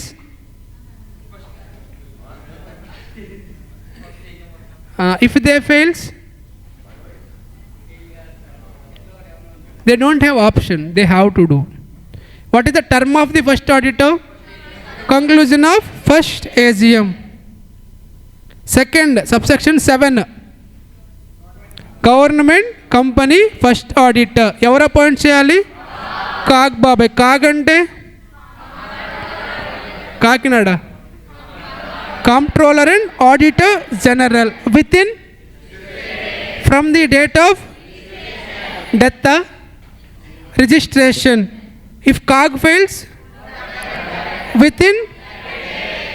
if BOD fails, within term. Conclusion of. అంటే first auditor government company అయినా non government company అయినా వాడు ఉండేది first AGM conclude అయ్యేంత వరకే. కాకపోతే non government కంపెనీలో power డైరెక్టర్స్కి మెంబర్స్కి ఉంటుంది. గవర్నమెంట్ కంపెనీలో కొంచెం పైన ఇంకొకటి వస్తాడు, కాగ్ డైరెక్టర్స్ మెంబర్స్. సబ్సిక్వెంట్ ఆడిటర్కి వచ్చేసరికి మళ్ళీ same government company, non government company. Non government subsection 1, government subsection 5. ఎవరు అపాయింట్ చేయాలి? నాన్ గవర్నమెంట్లో కంపెనీని అపాయింట్ చేసుకోవాలి. ఇక్కడ టర్మ్ చాలా ఎక్కువ టైం ఉంటుంది. అక్కడి నుంచి 6th మీటింగ్ అయ్యేంత వరకు ఉంటాడు. కాకపోతే అపాయింట్మెంట్ కంటే ముందు నువ్వు 2 డాక్యుమెంట్స్ సబ్మిట్ చేయాలి కంపెనీకి. ఏంటా 2 డాక్యుమెంట్స్? రిటర్న్ కన్సెంట్ ఒకటి, సర్టిఫికేట్ ఆఫ్ కంప్లైన్స్ ఒకటి. కంపెనీకి ఇచ్చిన తర్వాత కంపెనీ ఆర్ఓసికి ఒకటి ఇవ్వాలి. ఏంటంటే మేము అపాయింట్ చేసుకున్నాము అని. ఎవరికి ఇవ్వాలి? ఆర్ఓసికి. ఫామ్ ఏమైనా ఉందా? ఉంది. ADT 1, Audit 1. For the first time we are informing our appointment to the ROC. ROC అంటే registrar of companies. Government company 139 subsection 5 అయితే ఎవరు అపాయింట్ చేయాలి? Shall be appointed by the CAG. ఎప్పుడండి? Within 180 days from the start of financial year. Term ఎప్పుడు వరకు తంది? First AGM. అంటే subsequent ఆడిటర్లో అదర్ దాన్ గవర్నమెంట్ అయితే 5 years ఉంటాడు ఆల్మోస్ట్. గవర్నమెంట్ అయితే ఓన్లీ ఆ ఇయర్ వరకే ఉంటాడు. ఓకేనండి.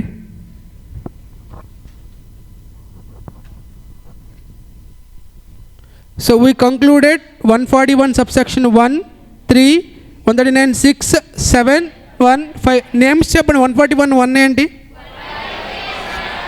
3, 6, 7, 1, 5. Numbers important. ఓకేనండి.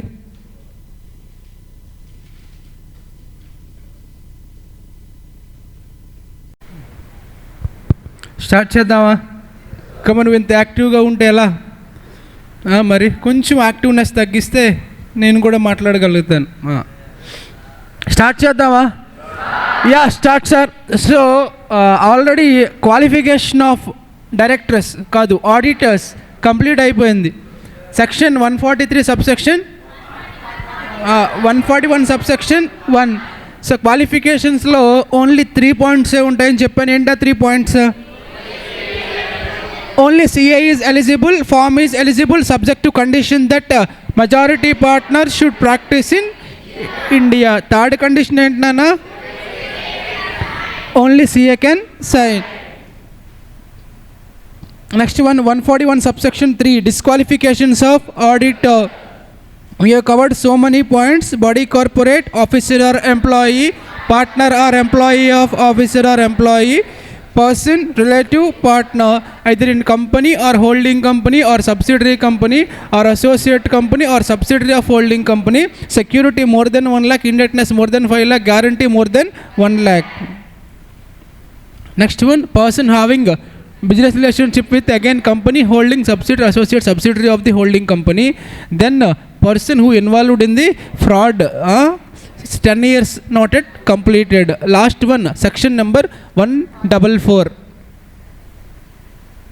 Come back to the appointment of auditors. Section number 139 subsection 6, 7, 105. Subsection 6 is about appointment of first auditor in case of government company who has other than government company. Who has to appoint other than government company first auditor? Board of directors within 30 days from the date of registration. For example, if they fails to appoint first auditor within 30 days of registration, then it is then power will goes to the members. They will have 90 days. They have to appoint at an EGM. EGM stands for extraordinary general meeting. So if generally first auditor in other than government company appointed by the either else BOD or else member, but if any person appoints as a first auditor, his term is only up to the conclusion of first AGM. Come back to section number 139 subsection number 7. This is discussing about appointment of first auditor in case of government company. Already I told you, for government companies, whenever I am discussing government company, you have to remember one person, nothing but comptroller and auditor general. So he is the first person to appoint first auditor. If he within 60 days, generally for other than government we have 30 days only, for him we allotted double of 30 days. Why sir? Means తనకి చాలా works ఉంటాయి, because he is the only person who has to take care of the audit of all governmental organization. That is the reason. So we have to give more than 30 days, nothing but 60 days. even though if he fails to appoint within 60 days, then that power will transfer to the board of directors. They will have only 30 days from after 60 days. If they fails, then it will be transferred to the members. They will have 60 days. They have to appoint at an AGM as usual. Here also term is up to conclusion of first AGM.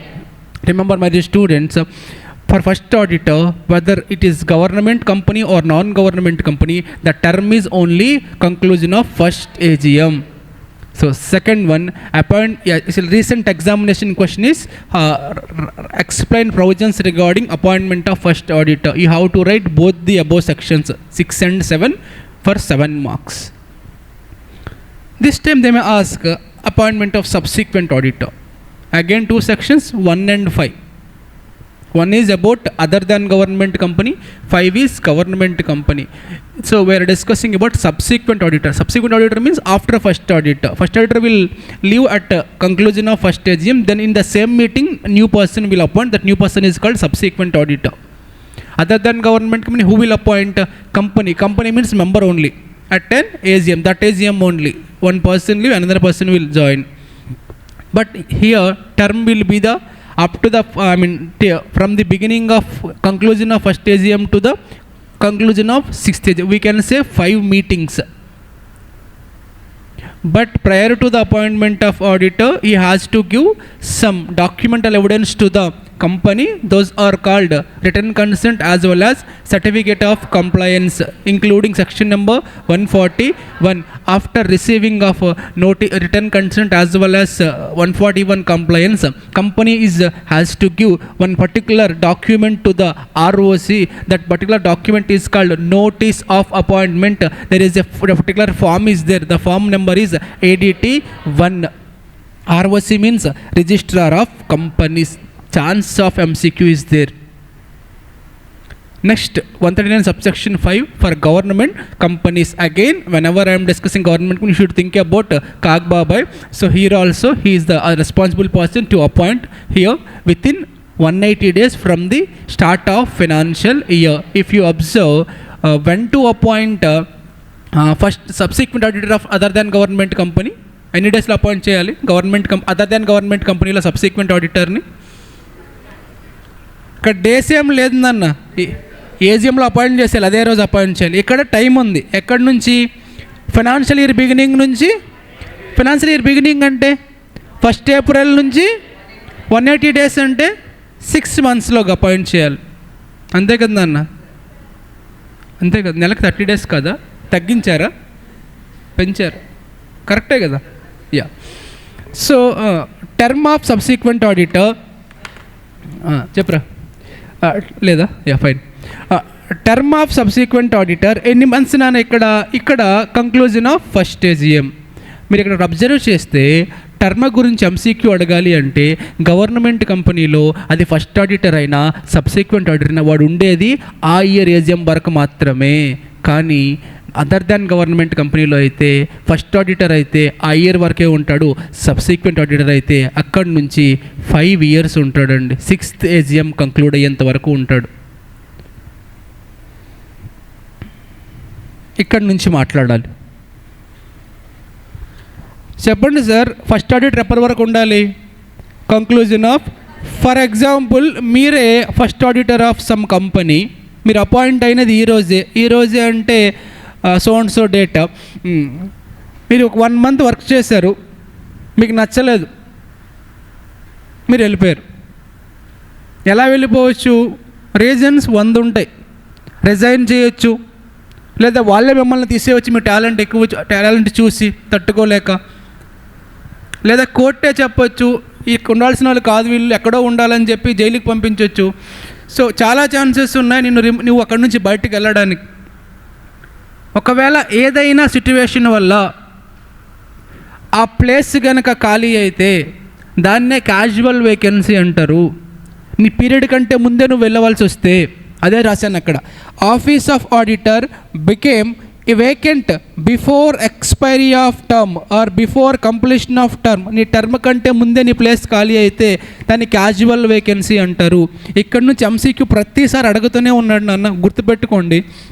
అది auditor అయినా cost auditor అయినా, secretarial auditor అయినా concept same casual vacancy.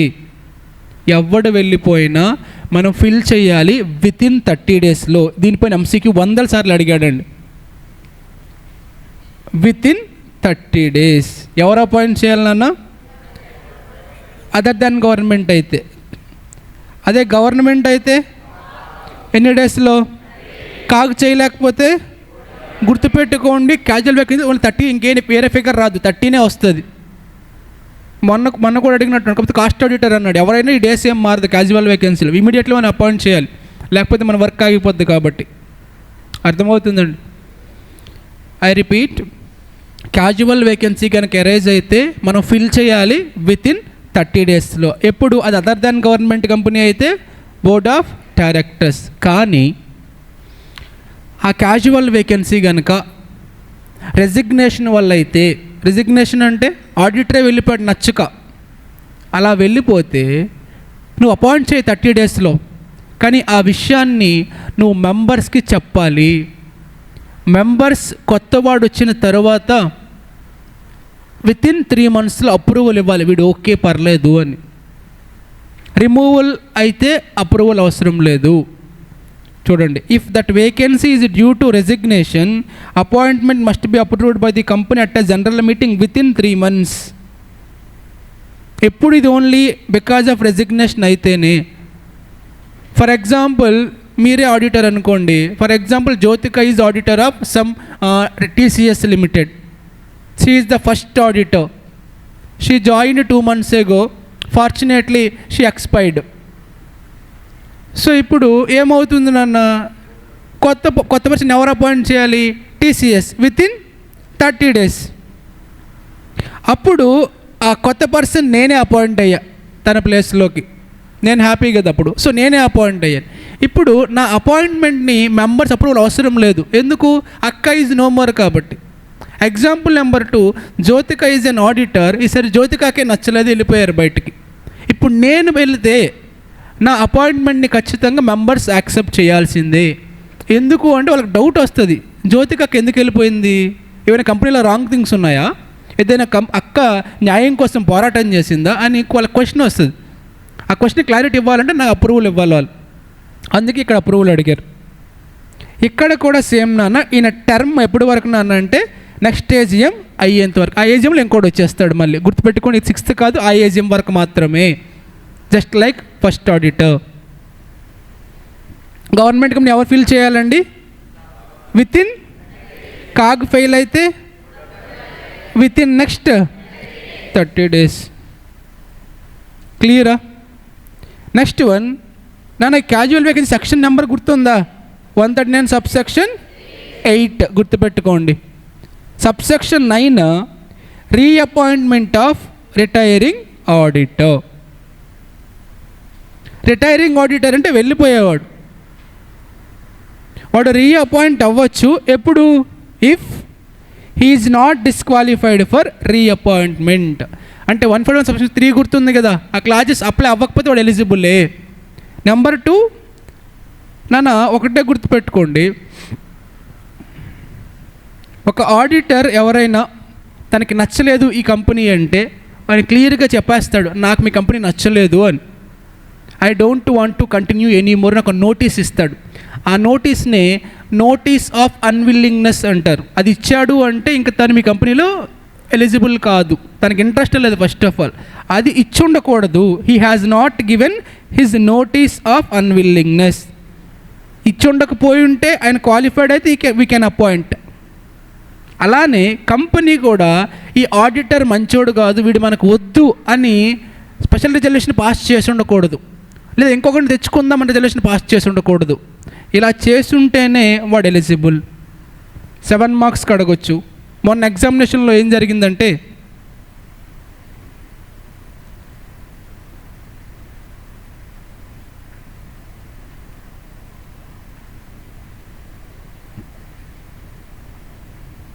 Question number 15, reappointment of company auditor is guided by section number dash of companies act. అక్కడ first section ఏముంది నాన్న? 139 సబ్సెక్షన్ది మనం మాట్లాడామా అండి? లేదు. 5 ఏంటి? 139(5) ఏంటి? Subsequent auditor government company. Subsection 7 first auditor government company. Subsection 9 reappointment of retiring auditor. అదే అందుకే సెక్షన్ నెంబర్స్ ఇంపార్టెంట్ అని చెప్పింది. మళ్ళీ చెప్తాను, ఒకసారి సెక్షన్ చూసుకోండి. సెక్షన్ ఏంటి నాన్న అంటే, రిటైర్ అయిపోయేవాడు మళ్ళీ అడ్మిట్ అవ్వచ్చు అంటే అవ్వచ్చు. ఫర్ ఎగ్జాంపుల్ నేనే ఉన్నాను రా, జాగ్రత్తగా విను. నాది ఈ జూన్ 25కి 1 year అయిపోద్ది. నేనేమని మాట ఇచ్చానంటే, నేను జాయిన్ అయినప్పుడు సరే 1 year వర్క్ చేస్తా అని చెప్పా. తర్వాత నేను మే నాట్ అని చెప్పాను నన్ను అడిగినప్పుడు ఫస్ట్లో. ఇప్పుడు 1 year అయిపోయింది కదా. ఇప్పుడు నెక్స్ట్ క్వశ్చన్ ఏంటంటే, నన్ను ఇక్కడ కంటిన్యూ చేయాలా వద్దనేది క్వశ్చన్. ఇది ఎలా డిపెండ్ అయి ఉంటుంది? ఇప్పుడు నేనే వెళ్ళి వాళ్ళకి చెప్పేసాను అనుకోండి, నాకు ఇంట్రెస్ట్ లేదు సార్ వెళ్ళిపోతాను అని, అప్పుడు నేను ఇంకా కంటిన్యూ అవుతానా? దాన్ని ఏమంటాం? నోటీస్ ఆఫ్ అన్విల్లింగ్నెస్ అంటాం. అది నేను ఇవ్వలేదు. ఇచ్చి ఉంటే ఇంక నేను క్వాలిఫై అవ్వను మళ్ళీ రీఅపాయింట్ అవ్వడానికి. లేదా వాళ్ళే డిసైడ్ అయిపోయారు మనకి వర్మ వద్దు, వర్మ షల్ నాట్ కంటిన్యూ అని ఫిక్స్ అయ్యారు. లేదా వర్మ బిల్ ఇంకోటి తీసుకొచ్చేసారు, అపాయింట్ సమ్ వన్ ఎల్స్, అప్పుడు కూడా నేను కంటిన్యూ అవ్వను. ప్యూర్ ప్రాక్టికల్ థింగ్ అంతే. ఒకటి నేనే వద్దన్నా, 2 వాళ్ళు నన్ను వద్దన్నా ఆర్ ఇంకొకరిని కావాలనుకున్నా సరే నేను ఇంకా కంటిన్యూ అవ్వను. ఇవేవి అవ్వకపోతే I can reappoint as per section number 139 subsection 9. మొన్న ఎగ్జామినేషన్లో ఇది ఎంసీక్యూగా అడిగారు, December 2024లో section number.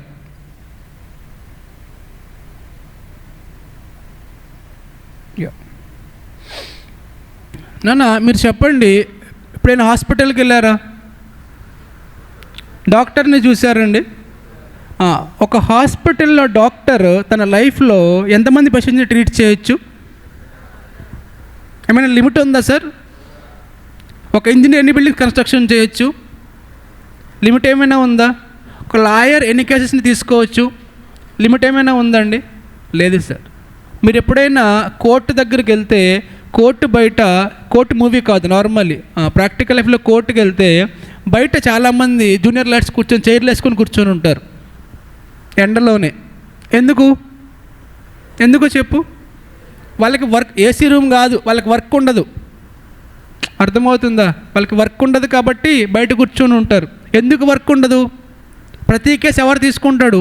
Senior lawyers. For example మీరు నన్ను వేసేసారు అనుకోండి, మీరు ఒక లాయర్ని అపాయింట్ చేసుకోవాలి, జూనియర్ని అపాయింట్ చేసుకుంటారు, కొత్త వాడిని.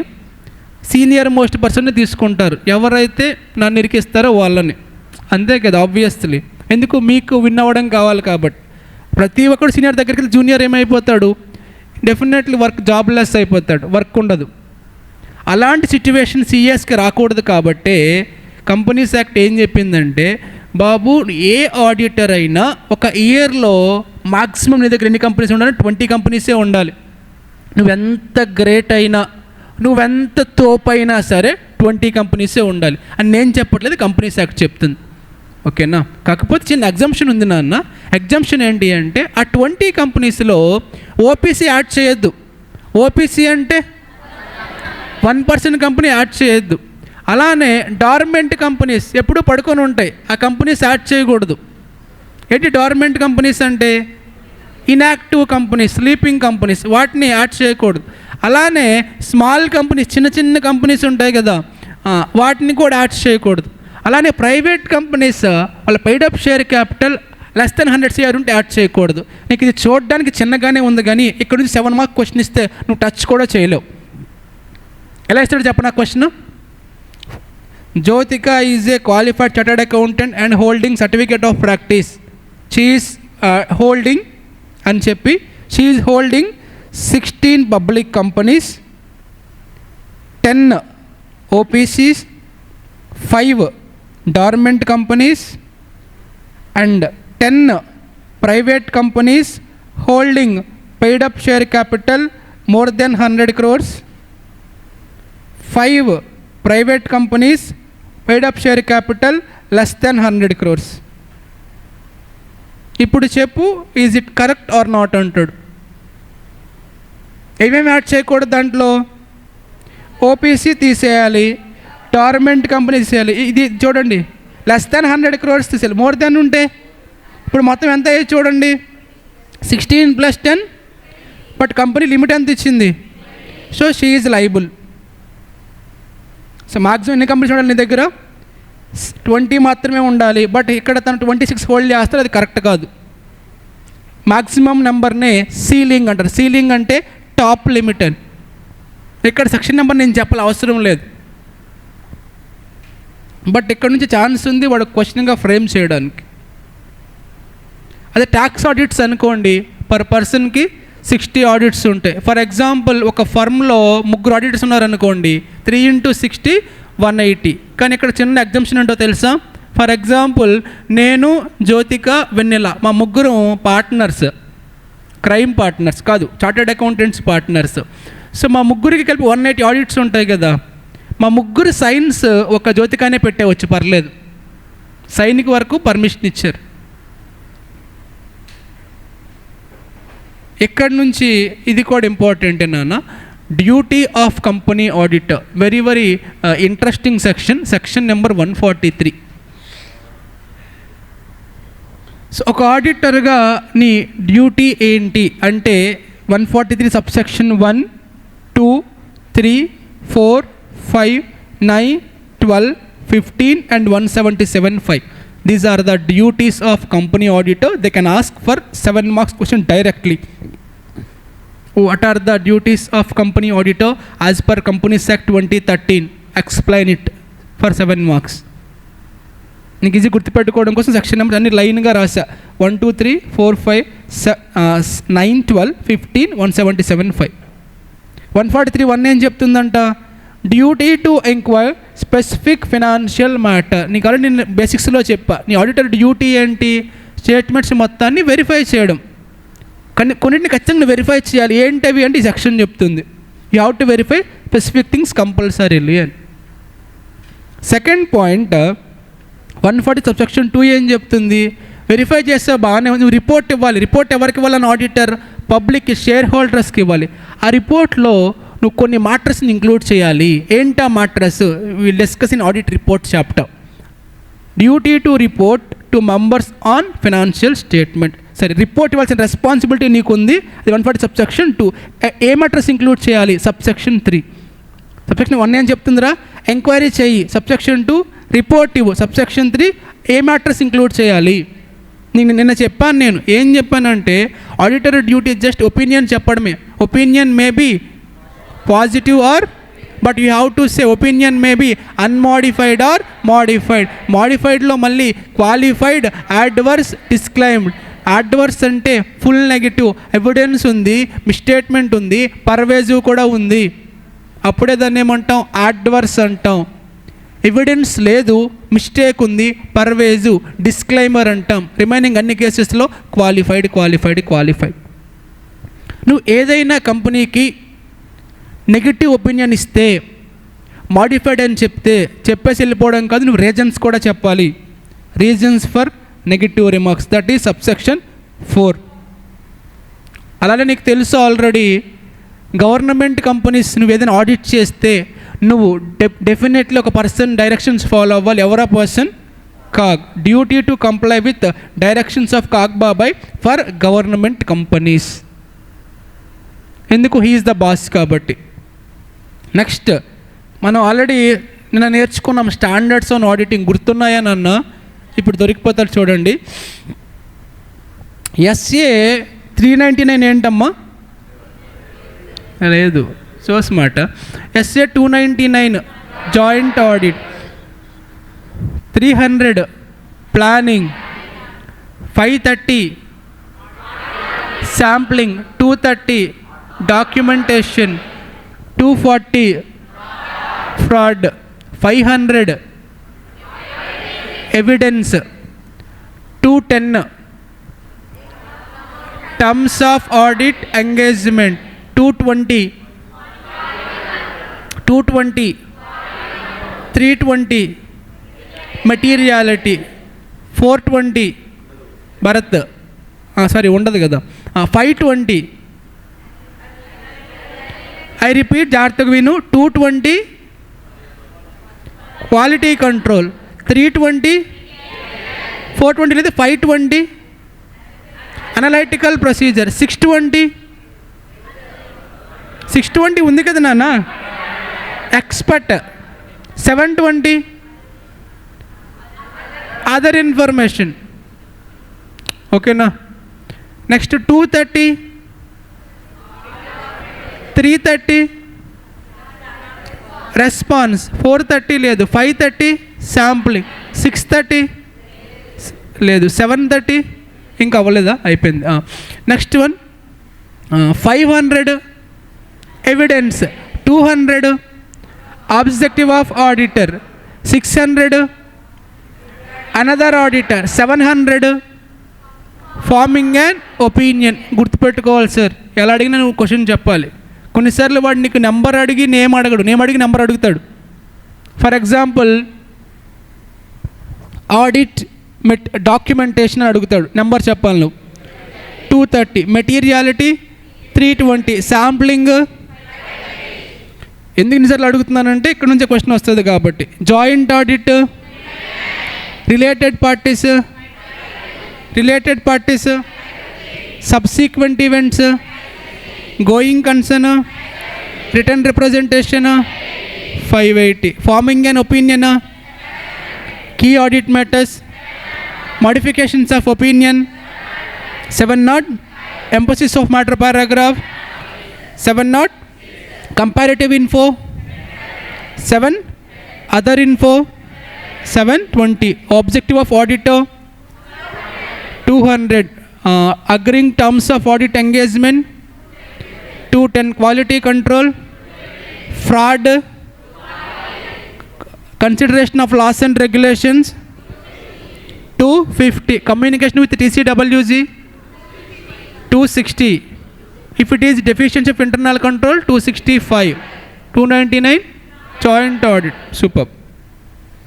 అలా నువ్వు స్టాండర్డ్స్ అన్నీ ఫాలో అవ్వాలని ఎవరు చెప్పారు సార్ అంటే 143(9) చెప్పింది. అదర్వైజ్ మనకు ఆ చాప్టర్ ఉండేది కాదు. ఇది section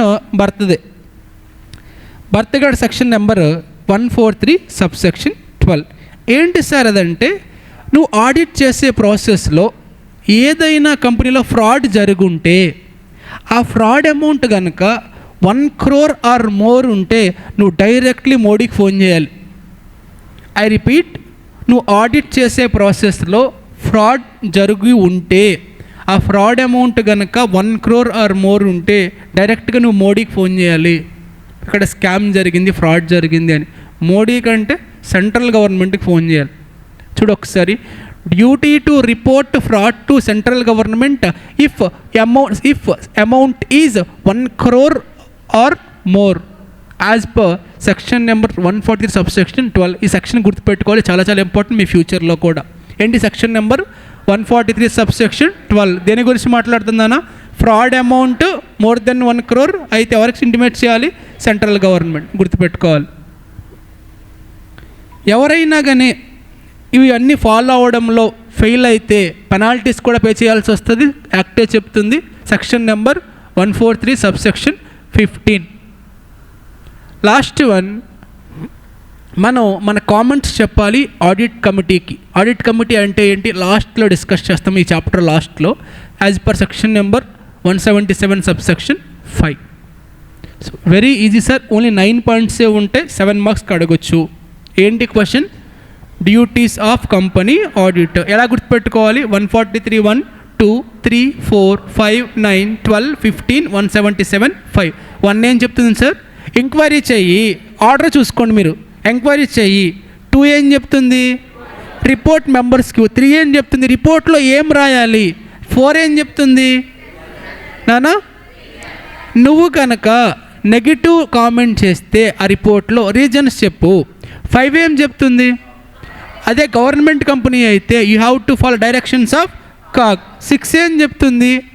you have to follow SS while preparing that report. Next 12 ఏం చెప్తుంది నాన్న? ఫ్రాడ్ గురించి. Next last one 15 non compliance 77(5) audit committee directions comments ఇవ్వాలి. ఓకేనండి. డ్యూటీస్ వేరు, రైట్స్ వేరు. డిఫరెన్స్ ఏంటి రెండింటికి? Duties are not rights, rights are that's it. Yeah, duties అంటే ఆబ్లిగేషన్ నీకు, రైట్ అంటే that is not obligation, that is your choice. Example చెప్పు డ్యూటీకి రైట్కి. ఇలా కామ్గా ఉండడం మీ రైట్, అంతే కదా. క్లాస్ వినడం మీ డ్యూటీ, అంతే కదా సార్. ఒక ఎగ్జాంపుల్ చెప్పాలంటే, ఫర్ ఎగ్జాంపుల్ ఈ కాలేజే తీసుకోండి, మీ డ్యూటీ ఏంటి? ఎవ్రీడే క్లాస్కి రావాలి, అది నీ డ్యూటీ, రావాలి క్లాస్ వినాలి. నీ రైట్ ఏంటి? ఒకవేళ క్లాసెస్ కనుక నీకు నచ్చకపోతే ఆర్ అర్థం కాకపోతే నువ్వు డైరెక్ట్గా వెళ్ళి మేనేజ్మెంట్ని అడగొచ్చు, సార్ నాకు ఈ క్లాసెస్ ఈయన అర్థం కావట్లేదు అని అది నీకు రైట్. ఖచ్చితంగా వెళ్ళాలంటే నో, అది నీ choice. For example Jyothika Yogitha ఇద్దరు ఉన్నారు, సో ఇద్దరికి నా క్లాస్ అర్థం కావట్లేదు, ఇద్దరికీ ఛాన్స్ ఉంది, they can complaint against me. But Jyothika మా బడ్డీ కాబట్టి జ్యోతిక ఈజ్ సైలెంట్గా ఉన్నారు, యోగిత ఇదే మంచి ఛాన్స్ అని చెప్పేసి she went to complaint against me. ఇద్దరికి రైట్ ఉంది, but she exercised, but she is not. Duty అంటే ఇద్దరు క్లాస్కి రావాలి, ఇద్దరు డ్యూటీ అది. So duty is compulsory, right is optional. ఇక్కడ కూడా అంతే, మన రైట్ ఏంటంటే we can inspect books of accounts and vouchers. Vouchers అంటే ఏంటండి? బిల్స్. అలానే we can obtain information and explanation. మీరు ఎప్పుడైనా ఆడిట్కి వెళ్ళారనా ప్రాక్టికల్ లైఫ్లో? వెళ్ళలేదా? సో మీరు త్వరగా మీ సీఎం ఎంటర్ క్లియర్ చేసుకోండి. క్లియర్ చేసుకున్న తర్వాత మంచి ఆపర్చునిటీస్ ఉన్నాయి ప్రాక్టికల్ లైఫ్లో. నాకేమైనా వస్తే నేను ఖచ్చితంగా రిఫర్ చేస్తాను.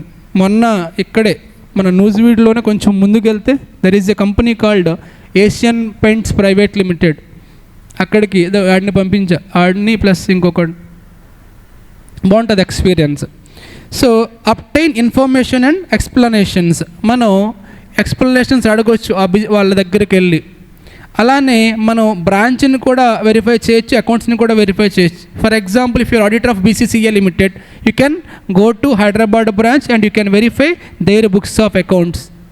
సమ్టైమ్స్ ఏమవుతుందంటే సపరేట్ ఆడిటర్ ఉంటాడు హైదరాబాద్ బ్రాంచ్కి, అప్పుడు వాడు సపరేట్ రిపోర్ట్ ప్రిపేర్ చేసి మనం దాన్ని రిసీవ్ చేసుకోవచ్చు, అది మన రైట్ అవుతుంది. మన మెయిన్ తను బ్రాంచ్ ఆడిటర్ అవుతాడు.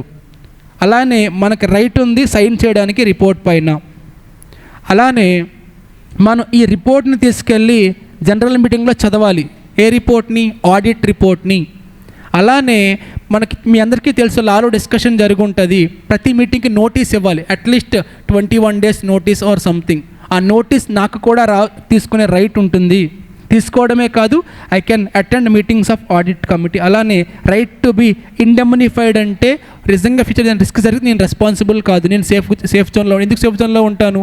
వాళ్ళు ఇచ్చిన డేటా ప్రకారం నేను ఆడిట్ చేశాను అంతే. I am not responsible for any future losses. I'm indemnified, I'm secured.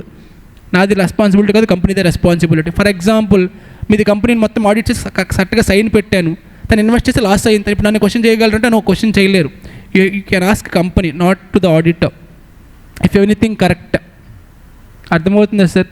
So ఇది కూడా ఛాన్స్ ఉంది క్వశ్చన్ అడగడానికి. ఒకటే గుర్తుపెట్టుకోండి సార్, మీరు చదివేటప్పుడు ఏ క్వశ్చన్స్కి అయితే ఇలా పాయింట్స్ వైజ్ ఉంటుందో ఎగ్జామినర్ క్వశ్చన్స్ పికప్ చేసి అవే పికప్ చేస్తాడు 7 marksకి. ఎందుకో తెలుసా? పాయింట్స్కి మార్క్స్ని అలకేట్ చేస్తారు కాబట్టి. ఇది కూడా చూడండి, డ్యూటీస్ కూడా పాయింట్స్ వైజ్ ఉంది, రైట్స్ కూడా ఉంది. క్వశ్చన్ అడిగేవాడు డ్యూటీస్ 7కి అడగవచ్చు, లేదా రైట్స్ 7, లేదా 2 కలిపి అడగవచ్చు 7 marksకి. Explain what are the duties and rights of company auditor అని. డ్యూటీస్ అంటే సెక్షన్ నెంబర్స్ చెప్పాను నీకు, ఏంటది? 143, 1, 2, 3, 4, 5, 9, 12, 15, 177, 5. రైట్స్ అంటే ఇది ఎలా గుర్తుపెట్టుకోవాలి సార్? నువ్వు ఆడిటర్ అయితే ఏం చేస్తావు? ఫస్ట్ ఏం చేస్తావు? ఆడిటర్ అయితే ఏం వెరిఫై చేయాలి? ఇన్స్పెక్ట్. నువ్వు వెరిఫై అని రాసినా పర్లే, ఏం కాదు. నెక్స్ట్ ఏంటి? నీకు డౌట్ వస్తే ఎవరు వాళ్ళు పిలిచి అడగాలిగా, దాన్ని ఏమంటావు? Obtaining information and explanations. Head office branch కూడా నీదే కదా, బ్రాంచ్కి వెళ్ళి వెరిఫై చేస్తావు. అక్కడ ఇంకొక ఆడిటర్ ఉంటే రిపోర్ట్ తెప్పించుకుంటావు. రిపోర్ట్ అయిపోయిన తర్వాత నువ్వేం చేయాలి? సైన్ చేయాలి. ఆ రిపోర్ట్ని జనరల్ మీటింగ్లో చదవాలి, మీటింగ్స్కి అటెండ్ అవ్వచ్చు. అలానే నువ్వు సెక్యూర్ జోన్లో ఉంటావు. జరిగిన మొత్తాన్ని రాసా పాయింట్స్ వైజ్ అంతే. ఈ నోట్స్ కావాలంటే ఆల్రెడీ నేను నోట్స్ని పంపించానండి. సో వాడెవడు ప్రింట్ కూడా తీసుకున్నాడు. You can take printouts. Next one, section number 140 subsection 2. ఇదేంటి సార్ అంటే resignation of company auditor. Again I'm expecting question from this attempt June 2025 examination, either resignation or removal. Resignation of company auditor అంటే ఆడిటరే వెళ్ళిపోతున్నాడు, నాకు వద్దురా బాబు అని. Removal అంటే కంపెనీనే తీసేస్తుంది. రెసిగ్నేషన్ ప్రొవిజన్స్ చూడండి. Company auditor resigning must complying with following steps. Sir by the way మీకు ఆల్రెడీ తెలుసు, నేను కొత్తగా చెప్పాల్సిన అవసరం లేదు, ఎందుకంటే మనం చాలా డిస్కస్ చేసాం రెగ్యులర్ క్లాస్లో కాబట్టి. నేను క్లియర్గా ఏం చెప్పానంటే ఒక ఆడిటర్ అనేవాడు అంత సింపుల్ పర్సన్ కాదు. మీరు కనుక కొన్ని మూవీస్లో చూసుంటే ఇన్కమ్ ట్యాక్స్ ఆఫీసర్స్ ఉంటారు కదా, they can raid even PM house also, వాళ్ళకి అంత పవర్ ఉంటుంది. అలానే మన ఆడిటర్కి కూడా ఫుల్ పవర్స్ ఉంటాయి. ఆయన ఎవరైనా తీయాలి అనుకుంటే అంత ఈజీ కాదు తీయడం. ఆయన వెళ్ళిపోవాలంటే చాలా ఈజీ. అర్థమవుతుందా? ఈ what's he can leave, but తన్ని మనం తీయాలి అంటే చాలా కష్టం. ఫర్ ఎగ్జాంపుల్ నేనే ఈ కంపెనీ ఆడిటర్ని, నాకు నచ్చలేదు అనుకోండి, నేను నెక్స్ట్ మినిట్ బ్యాగ్ వేసుకుని వెళ్ళిపోవచ్చు.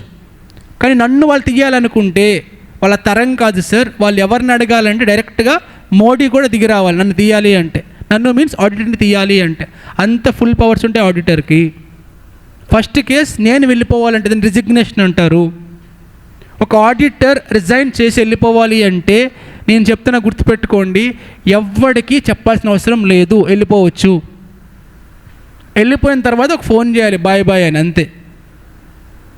ఐ రిపీట్, ఒక ఆడిటర్ రిజైన్ చేయాలి అంటే no permissions, no leave letters, he can simply leave the office. But వెళ్ళిపోయిన తర్వాత మనం ఆ ప్రొఫెషన్లో ఉన్నాం కాబట్టి కొంచెం ఎథిక్స్ ఫాలో అవ్వాలి, మినిమం సెన్స్ ఉండాలి కాబట్టి. చూడండి ఏం చేయాలో మనం. సెక్షన్ నెంబర్ కూడా గుర్తుపెట్టుకోవాలి. ఏంటి సెక్షన్ నెంబర్? 140 సబ్సెక్షన్. దేని గురించి నాన్న? రెసిగ్నేషన్ గురించి. ఏం చెప్తుందో చూడండి. Company auditor resigning must following steps. Auditor ఎవడైతే వెళ్ళిపోయాడో, వెళ్ళిపోయిన తర్వాత నుంచి 30 days, ముందు కాదు, 30 days from date of resignation ఏం చేయాలంట? కంపెనీకి ROCకి చెప్పాలి. ఏమని చెప్పాలి? బాబు నేను వెళ్ళిపోయాను, ఇంకా లేను, నేను ఎందుకు వెళ్ళిపోయాను, రీజన్స్ ఇదిగోండి, నాకు నచ్చలేదు, ఫ్యాక్ట్ వెళ్ళిపోయాను, నేను రిజైన్ చేసేసాను అని చెప్పి ఒక నోటీస్ ఇవ్వాలి కంపెనీకి, అలానే ROCకి. ఆ నోటీస్ ఒక పర్టికులర్ ఫామ్లో ఉంటుంది. ఆ ఫామ్ నేమే ADT 3. ఇప్పుడు మనం ADT 1 ఎక్కడ నేర్చుకున్నాం నాన్న? అపాయింట్మెంట్ ఆఫ్ ఆడిటర్ దగ్గర ఆడిటర్ కంపెనీకి నోటీస్ ఇవ్వాలి. ఏంటది? కంపెనీ ROCకి ఇవ్వాలి నోటీస్ ఆఫ్ అపాయింట్మెంట్. ఇక్కడేంటి? ఆడిటర్ కంపెనీకి ROCకి ఇద్దరికి ఇవ్వాలి ADT 3.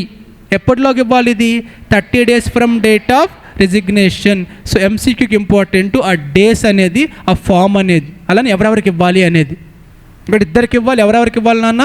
కంపెనీకి ROCకి ఇద్దరికి ఇవ్వాలి. అంటే జస్ట్ లైక్ ఇఫ్ నేనే వెళ్ళిపోతున్నాను అనుకోండి, స్టూడెంట్స్కి చెప్పాలి, మేనేజ్మెంట్కి చెప్పాలి. ఎప్పటిలోగా? వెళ్ళిపోయిన తర్వాత, ముందు కాదు, వెళ్ళిపోయిన తర్వాత వితిన్ 30 daysలోగా. ఏమేమి చెప్పాలి? రీజన్స్ చెప్పాలి, ఫ్యాక్ట్స్ చెప్పాలి. ఏ ఫామ్లో చెప్పాలి?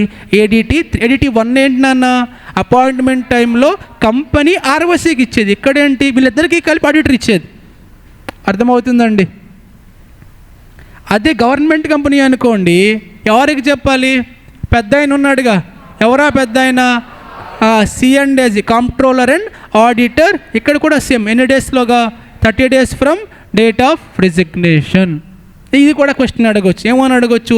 In case of government companies, if auditor resigned, he has to submit his notice or he has to submit his notice along with reasons and facts to dash. Option A company, option B ROC, option C C&AG, option D all of these.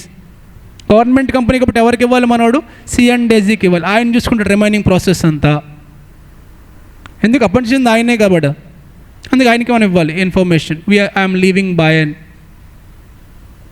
Important section అండి 140 subsection 2. I repeat, ఏంటి దేని గురించి మాట్లాడుతుంది section? Resignation అంటే మనమే వెళ్ళిపోతున్నాం నాకు నచ్చక. ప్రైర్ ఇంటిమేషన్ ఏమైనా ఇవ్వాలా అండి?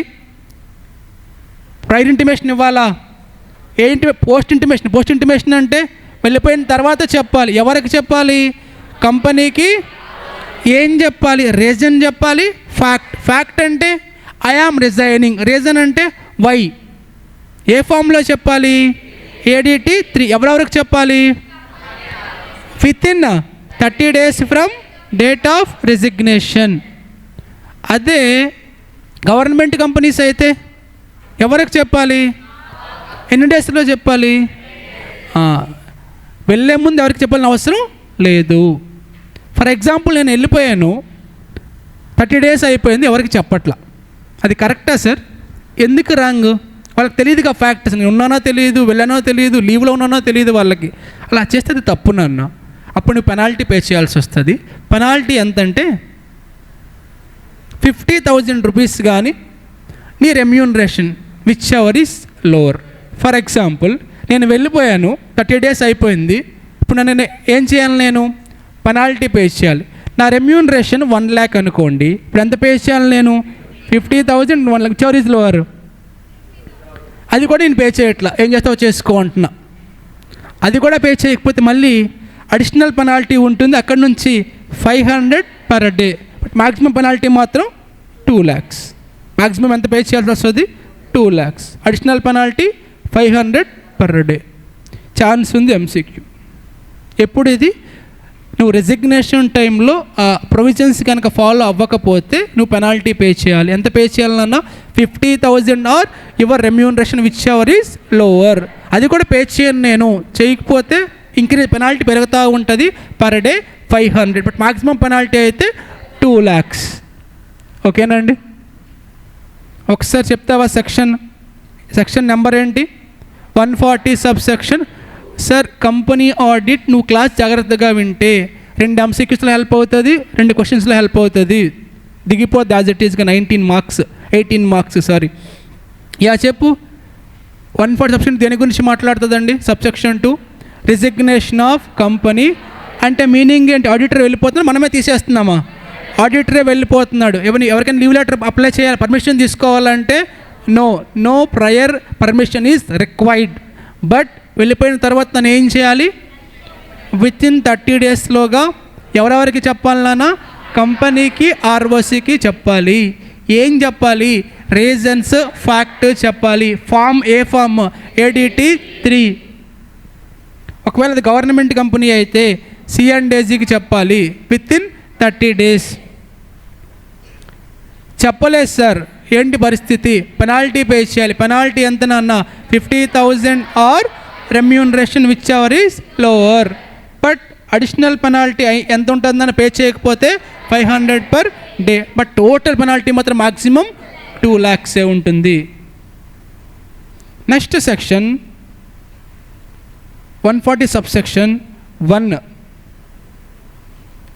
Removal of audit. ఏంటి రిమూవల్ అంటే? కంపెనీనే తీసేస్తుంది. ఇందాకే చెప్పాను నేను, తీయడం అంత ఈజీ కాదు అని. ఎవరు ఇన్వాల్వ్ అవ్వాలి ఇక్కడ? సెంట్రల్ గవర్నమెంట్ ఇన్వాల్వ్ అయితే తప్ప తీయలేరు, అంత కష్టం.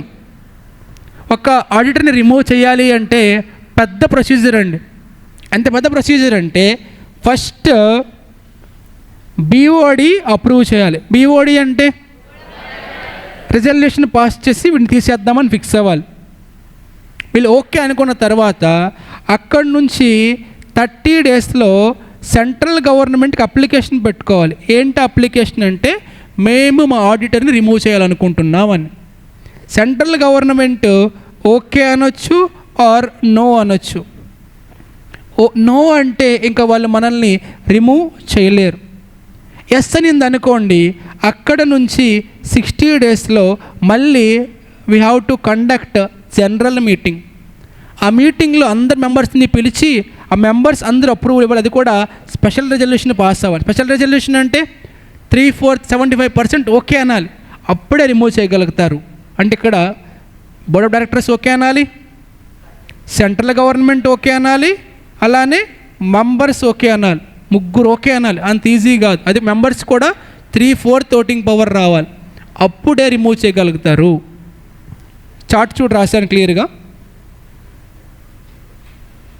First we have to pass board resolution. అక్కడి నుంచి 30 డేస్లో ఏం చేయాలి మనం? సెంట్రల్ గవర్నమెంట్కి application form number ADT. Till now I covered ADT 1, 3, 2 or 2, 3. 1 దేని గురించి మాట్లాడుతుందన్న? అపాయింట్మెంట్ టైంలో కంపెనీ టు ROC. 2 దేని గురించి? రిమూవల్ టైంలో కంపెనీ టు సెంట్రల్ గవర్నమెంట్. 3 దేని గురించి? రిజిగ్నేషన్ టైంలో auditor to company and ROC. Forms important. So అలానే ఫీజు కూడా కొంత ఉంటుంది, ఫీజు కూడా పే చేయాల్సి వస్తుంది. సెంట్రల్ గవర్నమెంట్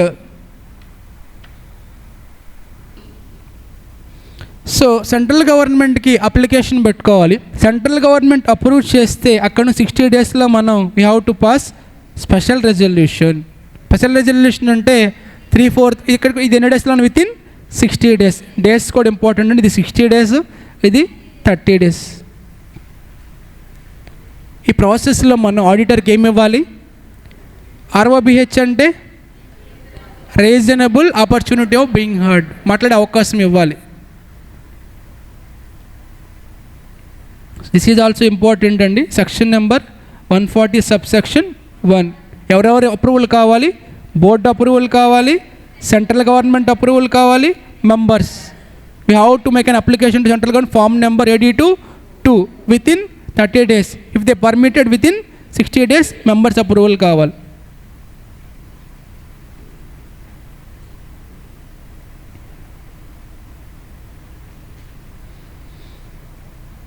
నేను ఇందాక ఒక పాయింట్ చెప్పా, గుర్తుందో లేదా నీకు? సీలింగ్ లిమిట్ అని. ఏంటి సీలింగ్ లిమిట్ అంటే?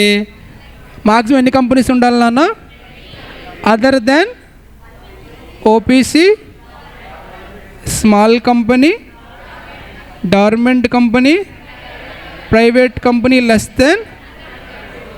ఓకే, ఎగ్జాంపుల్ సేక్ AP అనే స్టేట్లో ఎగ్జాంపుల్ సేక్ ఒక 5 మెంబర్స్ ఆడిటర్స్ ఉన్నారు అనుకోండి, ఓకేనా? X అనే పర్సన్, ఫస్ట్ పర్సన్ మన AP మొత్తంలో 100 టాప్ కంపెనీస్ ఉంటే ఈయన ఒక 20 కంపెనీస్ హోల్డ్ చేస్తూ ఉన్నాడు.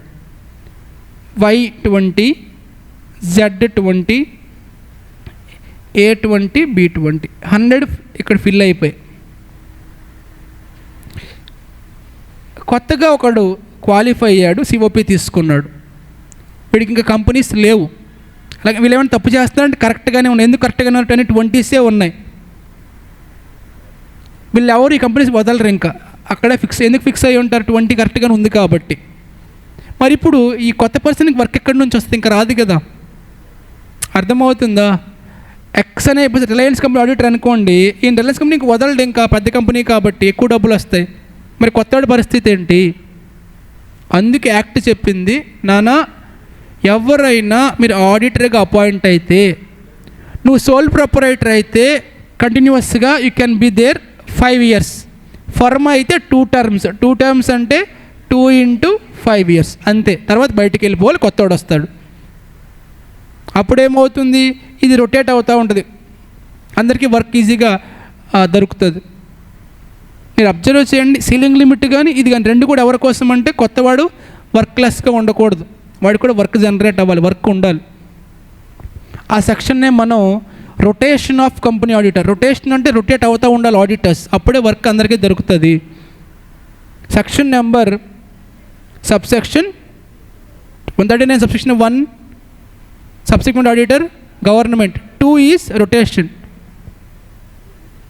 ఇది ఎవరికి అప్లికబుల్ అవుతుందంటే ఎవ్రీ లిస్టెడ్ కంపెనీ, అంటే ఏ కంపెనీస్ అయితే వాళ్ళ కంపెనీస్ని లిస్టింగ్ చేసుకో, ఎక్కడ లిస్టింగ్ చేసుకోవాలి?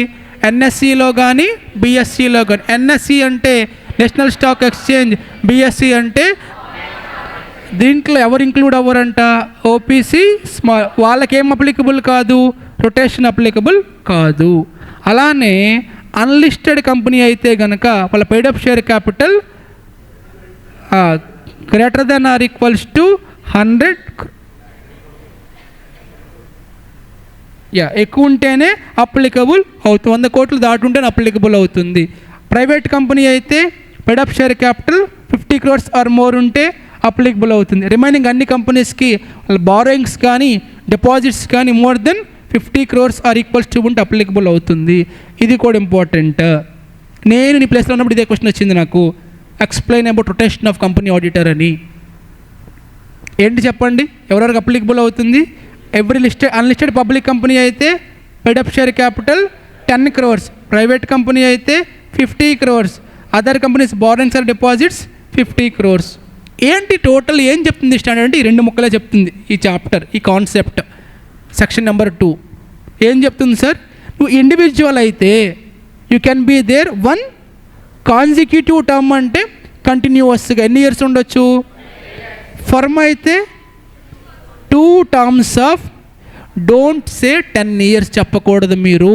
అలా రాస్తే నీ ఆన్సర్ రాంగ్. ఏమని రాయాలి? ఇదే మాట యూస్ చేయాలి. ఏమని రాయాలి? 2 consecutive terms of 5 years. Individual అయితే 1 consecutive terms ఆఫ్.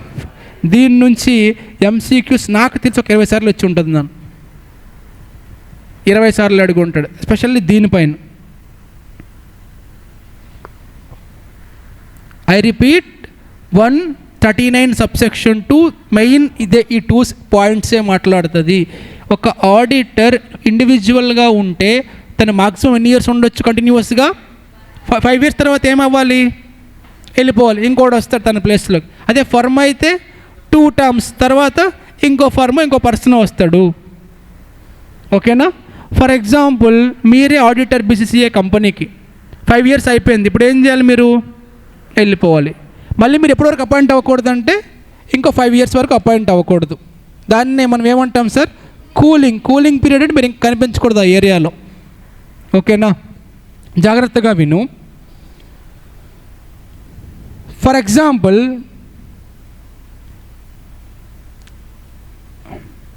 నేను జ్యోతిక వెన్నెల మేము BCCA లిమిటెడ్ అనే ఈ కంపెనీకి ఆడిటర్స్. 2 terms అయిపోయింది, 5 years. ఇప్పుడు ఏం చేయాలి? మేము వెళ్ళిపోవాలి. ఇప్పుడు కొత్త ఫర్మ్ అపాయింట్ అవుతుంది ఆడిటర్గా. ఆ ఫర్మ్లో నేనున్న పార్ట్నర్గా నేను ఇప్పుడు అపాయింట్ అవ్వచ్చా అంటే నో. ఎందుకు అవ్వకూడదు? కామన్ పార్ట్నర్ ఉన్నాడు కాబట్టి అవ్వకూడదు. అర్థమవుతుందని అన్న. సో కొత్తగా వచ్చే ఫర్మ్లో కామన్ పార్ట్నర్ ఉంటే అది అలౌడ్ కాదు. మీలో ఎవరైనా సరే ఈ లాస్ట్ పాయింట్కి మీనింగ్ చెప్తే మీరు class విన్నట్టేరా?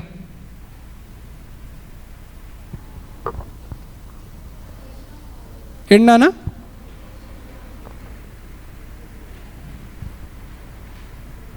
Section number 139 subsection do not affect 1 subsection 1 అంటే మీనింగ్ ఏంటి? 141 దేని గురించి మాట్లాడుతుందన్న? రిమూవల్ కోసం మాట్లాడుతుంది. అంటే ఏం చెప్తుంది? నువ్వు ఒక పర్సన్ని రిమూవ్ చేయడానికి సెక్షన్ అడ్డుపడుతుంది నీకు, నువ్వు రిమూవ్ చేసుకోవచ్చు. నువ్వు రిమూవ్ చేయడానికి సెక్షన్ అడ్డుగా ఉండదు, నువ్వు రిమూవ్ చేసుకో. అర్థమవుతుందండి? సో ఇది కూడా important one, specially for MCQs. ఈ 2 points స్పెషల్లీ ఏంటది? ఇండివిజువల్ అయితే 1 term ఆఫ్, ఆడిట్ ఫర్మ్ అయితే 2 terms ఆఫ్ 5 years. ఇలా మనం మాట్లాడుకున్నాం ఎక్కడంటే Schedule 3లో మాట్లాడుకున్నాం. బట్ ఇంకోసారి 128 subsection 1 ఏం చెప్తుందంటే we have to maintain books of accounts.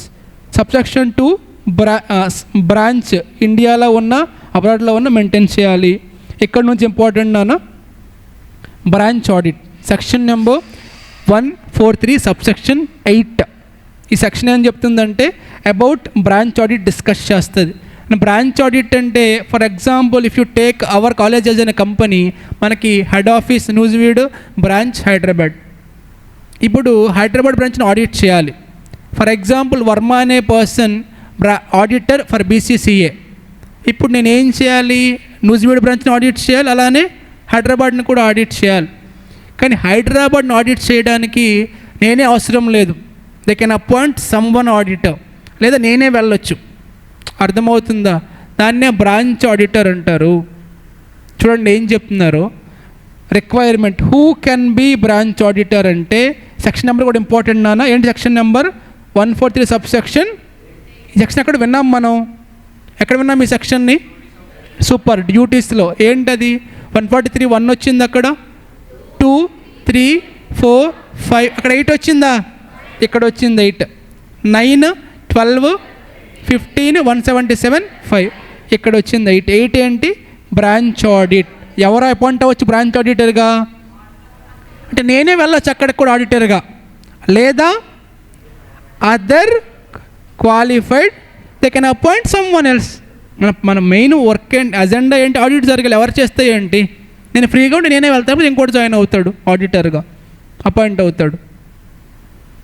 Section number అంటే గుర్తొస్తుందా? 1 5 6 7 ఆ ప్రకారం. నెక్స్ట్ వన్, ఒకవేళ బ్రాంచ్ ఇండియాలో లేదు, ఎక్కడో యుఎస్లోనో యూకేలోనో ఉంది, అప్పుడు మళ్ళీ సేమ్ నేనే వెళ్ళొచ్చు అవుట్ సైడ్ ఇండియా, అపాయింట్ అవ్వచ్చు ఆడిటర్కి అక్కడ కూడా. లేదు సార్ నాకు అంత ఇంట్రెస్ట్ లేదు అంటే they can appoint someone else. ఎక్కడి నుంచి కాదు, అక్కడి నుంచి అంటే యుఎస్లో నుంచి, as per their laws. Their laws అంటే దెయిర్ లోకల్ లాస్. అర్థమవుతుందా సార్? చూడండి, if the branch outside India company auditor can, నేనే అపాయింట్ అవ్వచ్చు, లేదంటే qualified auditor under local laws అంటే యూఎస్ లాస్ ఆర్ యూకే లాస్ని బేస్ చేసుకుని అపాయింట్ అవ్వచ్చు, even though he is not a qualified CA. ఎందుకు? వాళ్ళ లాస్కి అది అవసరం లేదు, సిపిఐ కూడా ఆడిట్ చేయొచ్చు అక్కడ. మన duties and powers same as 140 sub section 1 2 3 4 5 9 12 15 175, same ఇక్కడ కూడా సేమ్. సబ్మిషన్ ఆఫ్ రిపోర్ట్ ఎవరికి ఇవ్వాలి? బ్రాంచ్ ఆడిటర్ నాకు ఇవ్వాలి. లాస్ట్ పాయింట్ మీనింగ్ అర్థమైతే నువ్వు గ్రేటేరా. ఫ్రాడ్ చేసి ఫ్రాడ్ అమౌంట్ కనుక మోర్ దెన్ 1 crores ఉంటే ఎవరికి చెప్పాలి? Central government. బిఏ అంటే బ్రాంచ్ కూడా అప్లికబుల్ అవుతుంది అని సెక్షన్ ఏం చెప్తుందండి? నాకు చెప్పాక ఇంపార్టెంట్ అని. ఆ బ్రాంచ్లో కనుక ఫ్రాడ్ జరిగి ఉండి ఆ fraud amount 1 crore or more ఉంటే నువ్వు ఎవరికి చెప్పాలి? డైరెక్ట్గా సెంట్రల్ గవర్నమెంట్కి చెప్పాలి. ఆ పాయింట్ వీళ్ళకి బ్రాంచ్ కూడా అప్లికబుల్ అవుతుందని రాశాను నేను. అర్థమవుతుందా సార్? ఇక్కడతో majority content is completed and with respect to company audit. ఇక్కడ నుంచి ఎంసీక్యూస్ పడతాయి. కావాలి నీకు ఒకసారి ప్రూఫ్ చూపిస్తాను చూడు.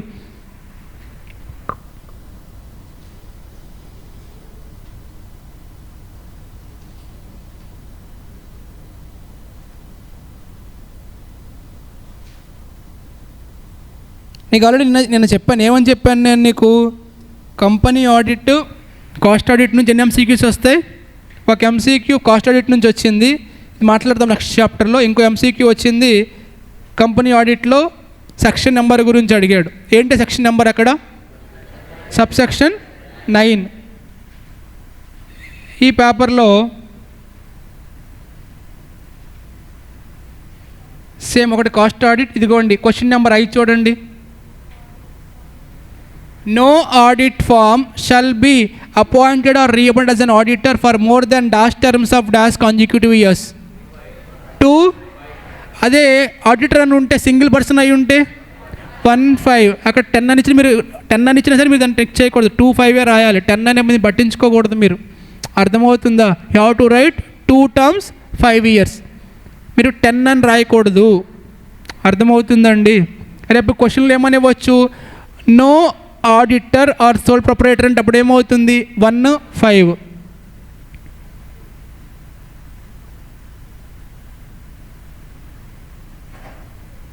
క్వశ్చన్ నెంబర్ M చూడు. ఇందాక ఎవరికైనా సేమ్ అప్లికబుల్ అవుతుందని చెప్పా. ఎవరు అపాయింట్ చేయాలి? క్యాజువల్ వేకెన్సీ అయితే, బోర్డ్ ఆఫ్ గవర్నమెంట్ కంపెనీ అయితేనే. ఇది గవర్నమెంట్ కంపెనీ అని చెప్పాడా అండి? చెప్పనప్పుడు బోర్డ్ ఆఫ్ డైరెక్టర్స్. ఇలాంటి క్వశ్చన్సే వస్తాయి సార్ ఎగ్జామ్లో కూడా. ఒక్కసారి మనం మాట్లాడుకున్నటువంటి టోటల్ పాయింట్స్ సెక్షన్స్ అని ఒకసారి రివైజ్ చేస్తాను, ఎందుకంటే ఇంపార్టెంట్ ఎగ్జామినేషన్ పాయింట్ ఆఫ్ వ్యూలో కాబట్టి జాగ్రత్తగా విను. రివైజ్ చేసిన తర్వాత let's take a break.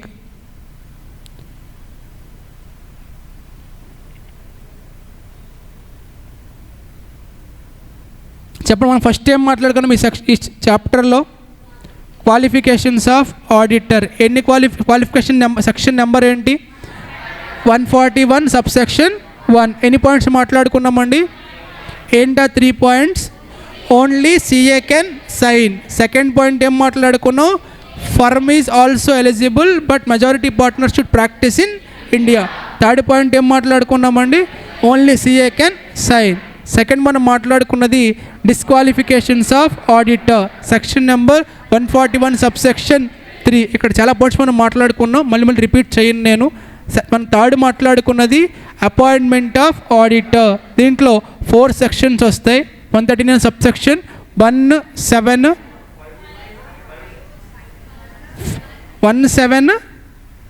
First auditor sections ఏంటన్నా? 6, 7, 1, 5.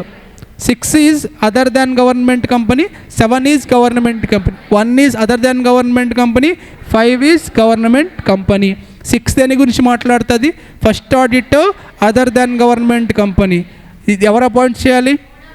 Board of directors with in 30 days. వాళ్ళు ఫెయిల్ అయితే members with in 90 days. Term ఎప్పటి వరకు? కంక్లూజన్ ఆఫ్ ఫస్ట్ AGM వరకు. గవర్నమెంట్ కంపెనీ అయితే కాగ్ అపాయింట్ చేయాలి with in 60 days. CAG fail అయితే members with in next 30 days. వాళ్ళు కూడా ఫెయిల్ అయితే members with in 60 days. Term ఎప్పటి వరకు? Conclusion of first AGM. Next subsequent auditor subsection 1, 5. 1 is for OG, 5 is for government. OG means other than government. ఎవరు appoint చేయాలి ఇక్కడ? Company. ఎక్కడ? First AGMలో. ఎప్పటి వరకు ఉంటారు టర్మ్? 6th AGM. బట్ ఇక్కడ ఒక రిక్వైర్మెంట్ ఏంటన్నా, prior to appointment auditor has to submit written consent as well as certificate of compliance to company. After that company has to submit ADT 1 to ROC. Next government company అయితే subsection 5 who has to appoint within 180 days from the start of financial year. ఎప్పటి వరకు ఉండాలి ఇక్కడ? Conclusion of AGM. Next one casual vacancy. అంటే meaning ఏంటన్నా, office become vacant before completion of his term. Section number గుర్తుందా? Subsection 8 of 139. ఎవరు appoint చేయాలి? BOD. గుర్తుపెట్టుకున్నానా? క్యాజువల్ వేకెన్సీ కంపెనీ ఆడిటర్ అయినా, కాస్ట్ ఆడిటర్ అయినా, సెక్రటేరియల్ ఆడిటర్ అయినా ఎవరు అపాయింట్ చేయాలి? BOD మాత్రమే అపాయింట్ చేయాలి.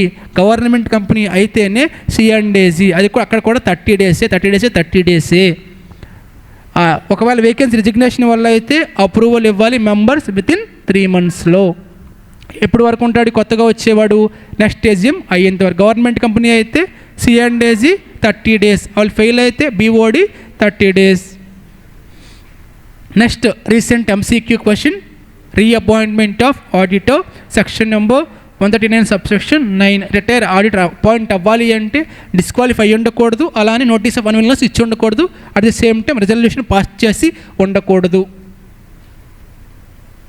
Next ceiling limit. Ceiling limit అంటే 1 person can hold maximum 20 companies in a particular point of time, but the 20 does not include OPC, dormant company, small company, private companies having paid up share capital less than 100 CR. Tax audits per person అయితే 60 audits. Next important duties and rights. Duties of auditor 143. 1 2 3 4 5 9 12 9 12 15 177 5. 1 ఏం మాట్లాడుతుంది? Enquiry చేయి. 2 ఏం మాట్లాడుతుంది? Report to members. 3 ఏం మాట్లాడుతుంది? రిపోర్ట్లో specific matters. 4 ఏం మాట్లాడుతుంది? నెగిటివ్ ఒపీనియన్స్కి రీజన్స్ చెప్పు. 5 ఏమంటుంది? గవర్నమెంట్ కంపెనీ అయితే కాగ్ని ఫాలో అవ్వు. 9 ఏమంటుంది? SCS complaint. 12 ఏమంటుంది? ఫ్రాడ్ మోర్ దెన్ 1 crore అయితే సెంట్రల్ గవర్నమెంట్కి ఇంటిమేట్ చేయి. 15 ఏం మాట్లాడుతుంది? నువ్వు తప్పు చేస్తే పెనాల్టీస్ పే చేయాలి. 177 5 ఏం మాట్లాడుతుంది? ఆడిట్ కమిటీకి కామెంట్స్ ఇవ్వు. రైట్స్, ఇన్స్పెక్ట్ చేయొచ్చు, ఇన్ఫర్మేషన్ తీసుకోవచ్చు, we can visit branch office, receive branch audit report, we can sign and read and we can attend the meetings, we can attend the audit committee meetings, we can be indemnified. Next resignation and removal. Resignation is 140 subsection 2. Resignation చేసేటప్పుడు we no need of any prior intimation, but after resignation we have to intimate to the company and ROC in form number ADT 3 within 30 days from the date of resignation. In that ADT 3 we have to tell reasons as well as facts. If it is government company, we have to intimate the same thing to the comptroller and auditor general. If you are not complying that particular provisions in the section, penalty is there. The penalty is 50,000 or your fees whichever is lower. Some additional penalty is there if you are not paying the penalty also. 500 per maximum penalty shall not exceed 2 lakh rupees. Superb. Next one 140 subsection 1, removal of auditor. Need of board resolution. Within 30 days we have to make an application to CZ form number ADT 2 along with fees. If not approved, we can't remove. If approved, we have to conduct a meeting which requires special resolution within 60 days. That is the total procedure of removal. Next, last section in our discussion, rotation. Rotation means this is the main content of rotation. If you are individual, you can be there 1 term of 5 years. If you are firm, 2 terms of 5 years. It is applicable to only these companies. First one, every listed company. Second one, unlisted company, share capital 10 crores or more. Private company share capital 50 crores or more. Other companies we have to check borrowings or deposits 50 crores or more. Conditions are there. If you left from the organization, it should be 5 years should be in cooling period. There should be no common partners. Next, branch audit 140 subsection 8. Who can be branch auditor? Either me, nothing but company auditor, or else some other qualified person as per section number 139 subsection 1, 5, 6, 7. If the branch is not in India, nothing but outside India, again either company auditor or else some other person appointed as per the local laws of foreign country. What are the duties and powers of branch auditor? Same as company auditor, and he has to submit his report to the company auditor, not to the public, not to the shareholders. Last one, the section number 143 subsection 12 is also applicable to branch auditor. ఎలా అయితే నేను ఇక్కడ చేస్తున్న fraud జరిగితే తను కూడా fraud ఏమైనా జరిగితే ఎవరికి చెప్పాలి? డైరెక్ట్లీ సెంట్రల్ గవర్నమెంట్కి ఇంటిమేట్ చేయాలి. That is the responsibility of branch auditor. క్లియరా సార్? ఇక్కడ నుంచి క్వశ్చన్స్ పడతాయి MCQs. ఇంకా మనకు మిగిలిన టాపిక్స్ ఏంటి సార్ అంటే, ఒకటి జాయింట్ ఆడిట్ ఒకటి మిగిలింది, ఇంకొకటి ఆడిట్ కమిటీ. నాకు తెలుసు అంతే పెండింగ్ ఉన్నది. That's it sir.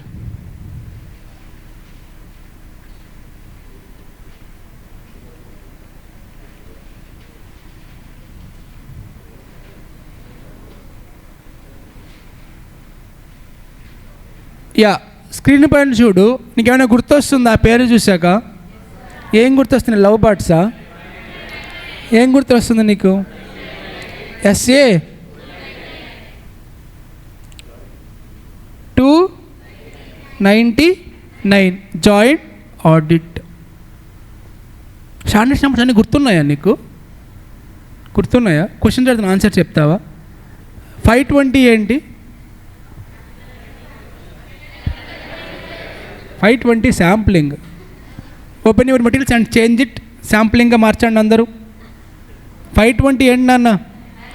Analytical procedure. 530 sampling. 230 320 ఇది మీరు చెప్పలేరా? ఛాలెంజా? 402 అయిపోయింది. Service organisation. 450 evaluation of misstatements. కరెక్టా? 299 300 ప్లానింగ్. 700 ఫార్మింగ్ అండ్ 700 ఎవిడెన్స్ అంట. 700 forming and opinion. Evidence A standard? 500. సరే, మనం ఇది 4th డేనా? లాస్ట్ 3 days నుంచి చాలా కష్టపడుతున్నాం కదా ఈవోలో. ఒక్కసారి రీసెంట్ ఎగ్జామ్ పేపర్ చూద్దాం. నిజంగా ఈఓ బ్యాచ్ హెల్ప్ అనేది మీకే అర్థమవుతుంది. ఆన్సర్స్ ఇంపార్టెంట్ కాదు నాకు, ఈ area of questioning. First question చూడు, which of the following is not a statutory book of company. నేను డిస్కస్ చేసినా లేదా అండి? ఎన్ని బుక్స్ ఉంటాయి? 11 బుక్స్ ఉంటాయి. అక్కడ నుంచి క్వశ్చన్ వస్తుంది. సెకండ్ క్వశ్చన్, బైబ్యాక్ నుంచి బోనస్ ఇష్యూ నుంచి ఒకటి కన్ఫామ్గా వస్తుంది అని చెప్పా. ఈ క్వశ్చన్ ఎక్కడి నుంచి అడిగాడు? Question is from buyback. ఏంటి క్వశ్చన్? Sources of buyback. గుర్తొస్తుంది ఏంటి sources of buyback? Free reserves, securities premium, bonus issue అయితే free reserves, securities premium, CRR. Next question, schedule 3 నుంచి బేసిక్ క్వశ్చన్ వస్తుందని చెప్పాను, which is not a current liability అన్నాడు. రేపు పొద్దున్న నాట్ ఏ కరెంట్ అసెట్ అంటాడు, ఆర్ నాన్ కరెంట్ అసెట్ అంటాడు, or non current liability అంటాడు. నీ కాన్సెప్ట్ తెలిసినప్పుడు you can easily answer it. Question number 4 is index 37. Question number 5, insurance companies. ఏంటి question number 5? గుర్తొస్తుందా? ఎన్ని స్టేట్మెంట్ ఇన్సూరెన్స్ కంపెనీస్కి? ఏంటవి? Revenue account, P&L account, balance sheet. రేపు నీకు ఎగ్జామినేషన్లు ఇలా అడగకుండా లైఫ్ ఇన్సూరెన్స్కి ఫామ్ ఏంటి అని అడగొచ్చు. ఏంటి లైఫ్ ఇన్సూరెన్స్కి? Form number A. General insurance అయితే form B. Question number 6, standard number ఇచ్చి నేమ్ అడుగుతున్నాడు. ఏంటి 600? Another audit. క్వశ్చన్ నెంబర్ 7 మనం ఇంకా డిస్కస్ చేయలేదు, వస్తుంది. Question number 8, again from standard name ఇచ్చి నెంబర్ అడుగుతున్నాడు. డాక్యుమెంటేషన్ ఏ స్టాండర్డ్ నాన్న? 230. Question number 10 next chapter cost ఆడిట్లో వస్తుంది. క్వశ్చన్ నెంబర్ 11 ఇంకా కవర్ చేయలేదు, 12 కవర్ అవ్వలేదు, 13 కూడా ఇంకా కవర్ అవ్వలేదు, 14 ఇవన్నీ కూడా ఇంకా కవర్ అవ్వని టాపిక్స్. 15 company audit question. ఏంటది? అపాయింట్మెంట్ ఆఫ్ రీఅపాయింట్మెంట్ వాటి section number subsection 9 of 139. Coming to descriptive నాన్న. First question forfeiture of shares. Second question debentures. నేను అదే చెప్పాను, నీకు డిబెంచర్స్ రాదు, వదిలే. 7 మార్క్స్ పోతే పోనీ, 2A నువ్వు చేయగలుగుతావు. Next 3A schedule 3. నన్ను ఒక్కసారి చూడండి నాన్న, నేను మనం క్వశ్చన్ చేశాంగా మనం, అదే క్వశ్చనా? అదే క్వశ్చన్ కదండి. నెంబర్స్ కూడా సేమ్ అనుకుంటా. నెంబర్స్ కూడా సేమా? సేమ్ కదండి, కరెక్టా? నెంబర్స్ కూడా సేమా? లాస్ట్లో ఒక కొత్త పాయింట్ యాడ్ అయింది, రిమైనింగ్ అంతా సేమ్. మీరు అబ్జర్వ్ చేయండి, లాస్ట్ టైం మీరు ఒక్కసారి లాస్ట్ టైం వీడియో కనుక మారథాన్ వీడియో చూసి ఇదే క్వశ్చన్ చెప్పా మీకు. ఇప్పుడు చెప్పిన క్వశ్చన్ అదే క్వశ్చన్ దిగిపోయింది, కొత్త పాయింట్ యాడ్ అయింది. నీకేం చెప్పాను? నీ టార్గెట్ ఏమని చెప్పాను? 10/, యాజిటీజ్ వచ్చింది కదా, నీకు 12/14 వస్తాయి. పోతే ఎక్కడ పోవాలి? లాస్ట్ పాయింట్ పోనీ. అర్థమవుతుందా? అది ఖచ్చితంగా నువ్వు చేయగలుగుతావు. Next one, banking. బ్యాంకింగ్లో ఏం క్వశ్చన్ అడిగాడు? సెక్యూర్డా? అది చేయలేవు నువ్వు బ్యాంకింగ్లో. ఏం చేయాలో అది చెప్పు. ఇంట్రెస్ట్ యాడ్ చేసుకొని రియలైజబుల్ వాల్యూ ఫైండ్ చేసి బ్యాలెన్స్ అమౌంట్ అన్సెక్యూర్డ్ అని చూపించాలి. నెక్స్ట్ 4B ఏంటది? Fund statement. గుర్తొస్తుందా? Opening balance plus incomes minus expenses minus bonus utilised introduction of premium. 5A ఏంటది? ఇండెస్ 19. అంటే అయిపోయిందా మనకి? ఏం క్వశ్చన్ ఏంటి నాన్న? దేని గురించి? బోనస్ గురించి అడుగుతూ ఉన్నాడు. వెరీ ఈజీ కదా. లాస్ట్ ఇయర్కి కరెంట్ ఇయర్కి ఎంప్లాయీస్ తగ్గుతారు, 450 - 8%. బోనస్ పెరుగుతుంది, 3 lakh + 6%. మల్టిప్లై చేస్తావు అంతే. 5B is from cash flow statement. ఏంటి క్వశ్చన్? ఆపరేటింగ్ యాక్టివిటీస్ అడిగాడు. నేను చేసినట్టున్నా మీ ప్రాబ్లం కూడా క్లాస్లో. 6A not at covered, 6B not at covered, 7A not at covered, 7B not at covered, 8B we covered. ఏంటి 8B? Appointment of first auditor of company. నువ్వు paper చూసాక majority areas cover అయ్యాయి. నేను ఇప్పుడు ఇంకా audit మొత్తం అయ్యేసరికి paper మొత్తం కవర్ అయిపోద్ది. ఓకేనండి? సో జాగ్రత్తగా మీరు ఫాలో అయితే నెక్స్ట్ అవర్స్ కూడా మీకు హెల్ప్ఫుల్ అవుతుంది. First of all, let me ask you one sincere question and serious question. Have breakfast? మరి అక్కడ ఖాళీ అయిపోయింది, ఎవరు తినలేదు, ఖాళీ అయిపోయింది. శ్యాంబాబునా? Karunakaran Shyambabu. Yeah, so that is important. Class next. Okay, yeah, breakfast is a priority. Yeah, corporate accounting, account, these all are common, no? Breakfast is important for us. Yeah, so thank you so much for coming after your breakfast, which is very important in your life. Yeah,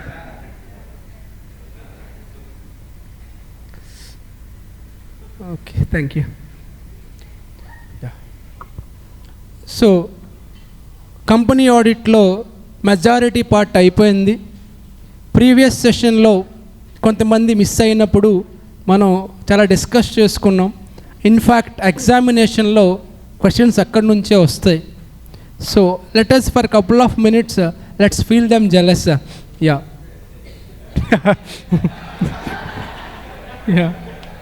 tell me, what is section number of rotation of company auditor?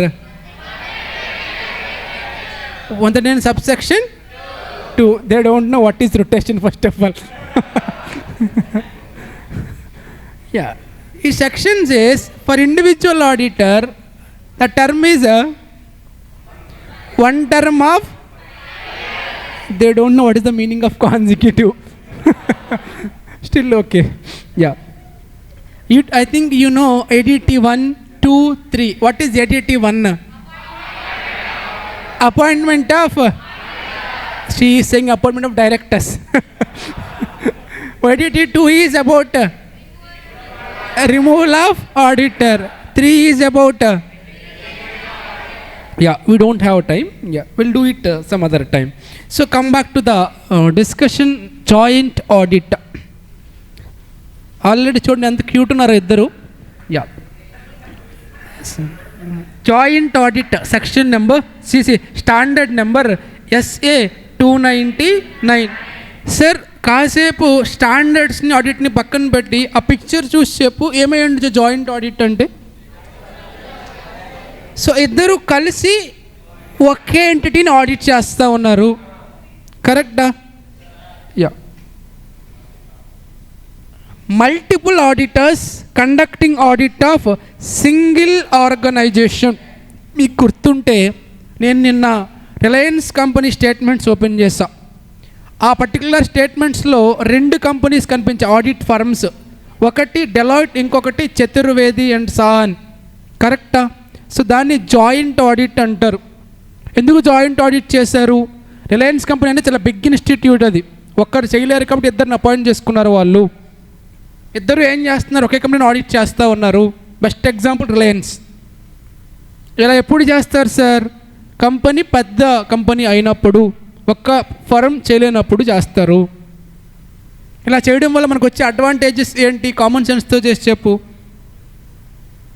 Advantage అంటే ఇద్దరు చేయడం వల్ల work త్వరగా అయిపోద్ది, work load తగ్గుతుంది, మంచి quality వస్తుంది. ఇద్దరు ఉండడం వల్ల ఎక్స్పీరియన్స్ షేర్ అవుతుంది, టైంకి కంప్లీట్ అవుద్ది, క్వాలిటీ రిపోర్ట్ వస్తుంది. ఇవన్నీ అడ్వాంటేజెసే కదండి. ఫస్ట్ మనకి వర్క్ డివైడ్ చేసుకోవాలి. ఎవరెవరు? Deloitte company and Chaturvedi, Deloitte firm and Chaturvedi firm వర్క్ని షేర్ చేసుకోవాలి. ఎలా షేర్ చేసుకుంటారంటే so they may be divide. నువ్వు తెలంగాణ చూసుకుని హైదరాబాద్, నేను ఏపీ చూసుకుంటా, నువ్వు కర్ణాటక, నేను కేరళ, ఇలా డివైడ్ చేసుకోవచ్చు ఏరియాని బట్టి. లేదా అసెట్స్ మీరు చూడండి, లైబిలిటీస్ మేము చూస్తాం, ఇన్కమ్స్ మీరు ఇలా డివైడ్ చేసుకోవచ్చు. That may be units or areas, that may be depend upon assets, liabilities, incomes or expenditure. For example BCCA లిమిటెడ్కి నేను ఒక ఆడిటర్ని, జ్యోతిక ఒక ఆడిటర్, ఇద్దరు జాయింట్ ఆడిటర్స్ అనుకోండి. నేను అసెట్స్ అండ్ లైబిలిటీస్ వెరిఫై చేస్తున్నాను, Jyothika she is verifying income and expenditure. ఓకేనా?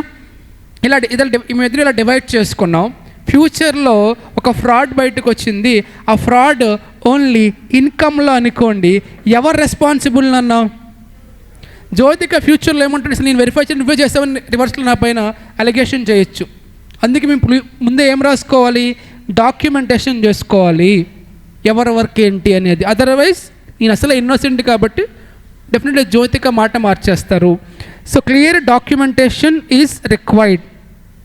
కొన్ని క్రిటికల్ ఏరియాస్ ఉంటాయి, అక్కడ అందరము కలిసి వర్క్ చేయాల్సి రావచ్చు వితౌట్ డివిజన్. ఏంటో క్రిటికల్ ఏరియాస్? ఫర్ ఎగ్జాంపుల్ ఒక కంపెనీలో for example we are doing audit of for example మీ అందరికీ తెలిసే ఉంటుంది, రీసెంట్గా ఏపీ గవర్నమెంట్ ఒక కంపెనీ కాల్డ్ ఉర్సా అనే కంపెనీకి వైజాగ్ సరౌండింగ్స్లో కొన్ని 20 ఎకరాల 30 ఎకరాలని ఒక ఎకరాని 1 రూపీకి ఇచ్చేసింది. అది ఇప్పుడు పెద్ద ఎలిగేషన్ అవుతుంది స్టేట్ అంతా. If you are auditor of that company, నువ్వేం ఆ ల్యాండ్ని చూసేటప్పుడు ఒక్కడే కదా ఇద్దరు వెరిఫై చేయాలి, క్రిటికల్ ఏరియా కాబట్టి. ఎందుకు ఇచ్చారు అంటే they want to start business in Vizag కాబట్టి. So that is separate issue. Definitely ఇక్కడ నాకు అండ్ జ్యోతికకి ప్రాపర్ కోఆర్డినేషన్ ఉండాలి, అదర్వైజ్ వర్క్ సరిగ్గా జరగదు. ఏం చేసినా మేమిద్దరం కూడా ఇన్ రైటింగే జరగాలి, that is a proof. Otherwise ఫ్యూచర్లో వాట్ యు కాల్ ప్రాబ్లమ్స్ వచ్చే ఛాన్స్ ఉంది. జాయింట్ ఆడిటర్ని నార్మల్గా మనం రాసేయవచ్చు సార్, జస్ట్ ఆలోచించి రాసేయవచ్చు, దీనికి సబ్జెక్ట్ కూడా పని లేదు. ఫస్ట్ ఏంటి, వర్క్ డివిజన్ చేసుకోవాలి, యూనిట్స్ని బట్టి కానీ ఏరియాస్ని బట్టి కానీ. Some times assets, liabilities, income expenditure ఉండొచ్చు. ఏం చేసినా డాక్యుమెంటేషన్ ఉండాలి. క్రిటికల్ ఏరియాస్ అయితే అందరూ పార్టిసిపేట్ చేయాలి, ప్రాపర్ కోఆర్డినేషన్ ఉండాలి, కమ్యూనికేషన్ ఇన్ రైటింగ్ ఉండాలి. ఓకేనా? రెస్పాన్సిబిలిటీస్ ఏంటి అంటే ఇక్కడ జ్యోతిక రెస్పాన్సిబులా, వర్మ రెస్పాన్సిబులా అంటే ఇందాక నేను చెప్పా. For example Jyothika audited assets and liabilities, Varma audited income and expenditure. If anything related to assets and liabilities, who is responsible? Jyothika is responsible. అర్థమవుతుందన్న? నేనెవరికి responsible? Income and expenses responsible. Generally responsible only for work allocated, nothing but she is responsible only for assets and liabilities. I am responsible only for income and expenditure. అర్థమవుతుందండి? For example ఒక area ఉంది, అది అసలు డివైడే చేయాల, ఎవరు divide చేసుకోవాలి, దానికైతే we both are దాన్ని ఏమంటారు, అన్డివైడెడ్ ఆడిట్ వర్క్ అయితే ఆల్ ఆడిటర్స్ ఆర్ రెస్పాన్సిబుల్. అర్థమవుతుందండి? So we are responsible only for allocated work. If it is undivided, both are responsible. మీ అందరికీ తెలుసు మన ఆడిటర్ అనే పర్సన్ మెయిన్ ఎజెండా ఏంటన్నా, ఒపీనియన్ ఇవ్వాలి. ఒపీనియన్ అంటే అన్మాడిఫైడ్ అవ్వచ్చు లేదా మాడిఫైడ్ అవ్వచ్చు. ఒపీనియన్ ఇవ్వాలి అంటే అలా చూసి నెగిటివ్ పాజిటివ్ ఇవ్వకూడదన్న. ఎలా ఇవ్వాలి? ఎవిడెన్స్ని చూసి ఇవ్వాలి. ఎవిడెన్స్ ఎలా వస్తుంది? ప్రొసీజర్స్ ఫాలో అవ్వాలి. ఏ ప్రొసీజర్స్ ఫాలో అవ్వాలి? కంప్లైన్స్ కానీ సబ్స్టాన్సివ్ కానీ. ఏ ప్రొసీజర్స్ అనేది ఇద్దరు రెస్పాన్సిబుల్, ఒక్కళ్ళు కాదు. అదే అంటున్నాడు, రిలేటెడ్ టు ఆడిట్ ప్రొసీజర్స్ అయితే both are responsible, all are responsible. ఇందాక నేను చెప్పా ఎక్కడ, డ్యూటీస్ ఆఫ్ కంపెనీ ఆడిటర్లో సెక్షన్ నెంబర్ 143 సబ్సెక్షన్ 9. ఏంటది? సబ్సెక్షన్ 9 ఏంటి నాన్న? డ్యూటీస్ ఆఫ్ ఆడిటర్లో 143 1 2 3 4 143 9 ఏంటి అమ్మా? స్టాండర్డ్స్ని కంప్లై. దాని గురించి ఏదైనా ప్రాబ్లం వస్తే ఆల్ ఆర్ డిఆర్ అంటే డిస్క్లోజర్లో ప్రాబ్లం వచ్చినా, ఎస్సిఎస్లో ప్రాబ్లం వచ్చినా అందరూ రెస్పాన్సిబులే. ఫర్ ఎగ్జాంపుల్ జ్యోతిక అసెట్స్ని ఆడిట్ చేస్తూ ఉన్నారు. అసెట్స్ ఆడిటింగ్లో ఆవిడకి ఒక అసెట్ కనిపించింది, ఆవిడకి డౌట్ వచ్చింది సంథింగ్ ఈజ్ రాంగ్ అని. ఆవిడ నన్ను వచ్చి అడిగారు, సార్ చూడండి ఏదో రాంగ్లా ఉంది అని. నేనేమన్నానంటే ఏం కదా వదిలేసే అని చెప్పా. అది ఫ్యూచర్లో స్కామ్ బయటకు వచ్చింది. అప్పుడు వీ బోత్ ఆర్ రెస్పాన్సిబుల్. ఎందుకు? Matter brought into notice by Jyothika and we both are agreed for one decision. So then all are responsible. So ఈ 4 పాయింట్స్ సరిపోతాయి నాన్న. 5 points. First one, you are responsible only for your work. If it is undivided, all are responsible. Procedures కోసమైనా all are responsible. స్టాండర్డ్స్కైనా డిస్క్లోజర్కైనా all are responsible. నీకు notice ఇచ్చి ఉంటే all responsible. ఓకేనా అండి? సో ఇప్పుడు BCCA కంపెనీకి Varma auditor, Jyothika is also auditor. ఇప్పుడు నేను జ్యోతిక అనే పర్సన్ జూనియరు, తనకేమీ రాదు అని నేను అనుకోకూడదు. జ్యోతిక కూడా వర్మకి ఏం రాదు అనుకోకూడదు. ఇద్దరం కూడా అదర్ పర్సన్ కంప్లీట్గా బిలీవ్ చేయాలి. అదే చెప్తాడు. Each joint auditor can rely, నమ్మాలి. మళ్ళీ వాళ్ళు చేసినప్పుడు మనం ఇంకోసారి మళ్ళీ రివ్యూ చేయకూడదు. చేస్తే నువ్వు వాళ్ళని కించపరిచినట్టే, వాళ్ళని తక్కువ చేసినట్టే, ఇన్సల్ట్ చేసినట్టు అలా చేయకూడదు. We both are same.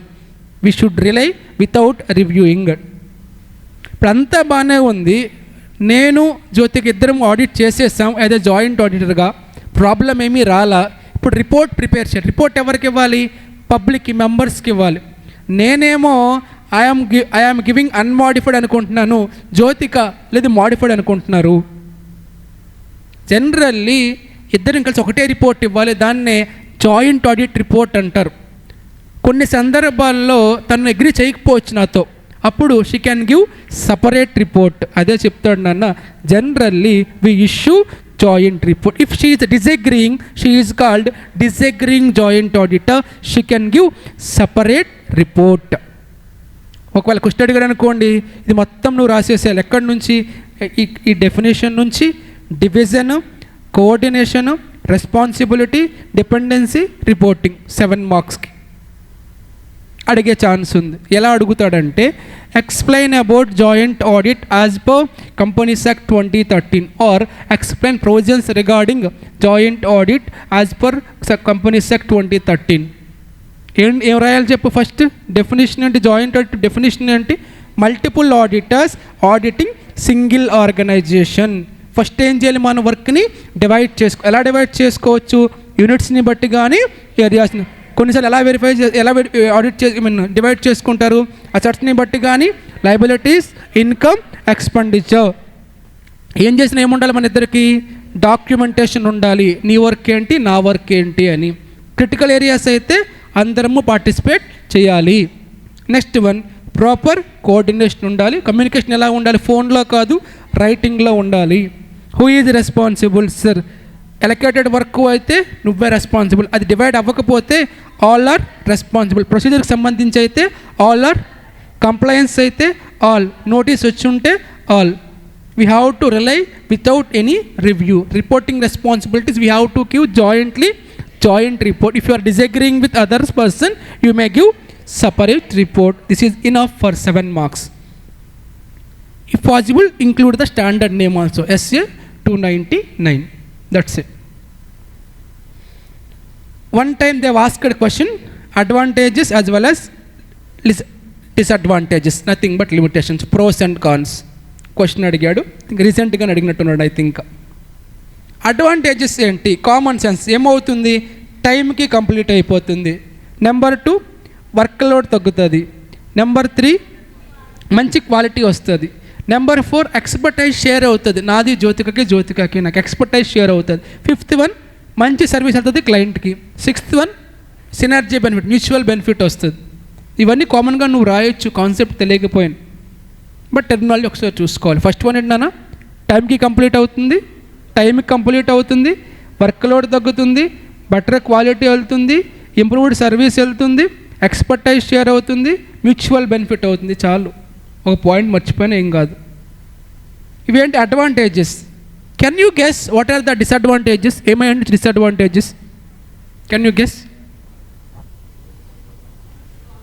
Practical లైఫ్లో అంత ఈజీ కాదు, థియరిటికల్ చెప్పినంతగా. కోఆర్డినేషన్. నెంబర్ 2, ఇద్దరం కదా, కాస్ట్ ఎక్కువ అవుతుంది. నెంబర్ 3, చిన్న చిన్న ఎంటిటీస్కి అయితే చాలా కష్టం. ఇంకా ఎంత కాదన్నా నేను జ్యోతికని I will use superiority complex. నేనే పెద్దని ఫీల్ అవుతా. Jyothika will feel inferiority complex. Chance ఉంది. ఇవన్నీ డిసడ్వాంటేజెస్. చూడండి ఏం రాశాను. First one, high cost. Cost చాలా. ఎందుకు ఎక్కువ కాస్ట్ అవుతుంది? ఇద్దరం ఉన్నాం కదా ఆడిటర్గా, ఇద్దరికి మనీ ఇవ్వాలి కాబట్టి high cost. Second one, coordination కనుక లేకపోతే ఆడిట్ త్వరగా అవ్వదు. నా వర్క్స్ కూడా తన వర్క్స్ తనకు ఉంటాయి కాబట్టి. నెంబర్ 3, స్మాల్ ఎంటిటీస్కి చాలా బర్డెన్ అయిపోతుంది. నెంబర్ 4, ఆడిట్ ఫీజు ఇద్దరం షేర్ చేసుకొని కొంచెం గొడవ కూడా రావచ్చు ఆడిట్ ఫీజు దగ్గర. Fifth one, experienced person, they may use superiority complex. Superiority complex అంటే నేనే గ్రేట్ అని ఫీల్ అవుతాడు, నాకంటే తక్కువ నువ్వు జూనియర్, నీకేం తెలియదని ఫీల్ అవుతాడు. ఇవన్నీ కూడా లిమిటేషన్స్. రీసెంట్గానే క్వశ్చన్ అడిగాడు నన్ను దీని నుంచి 7 మార్క్స్కి. Pros and cons of joint audit అని అడిగాడు 7 మార్క్స్కి. Last concept audit committee, section number 177. ఎంసీక్యూకి చాలా చాలా ఇంపార్టెంట్ అండి.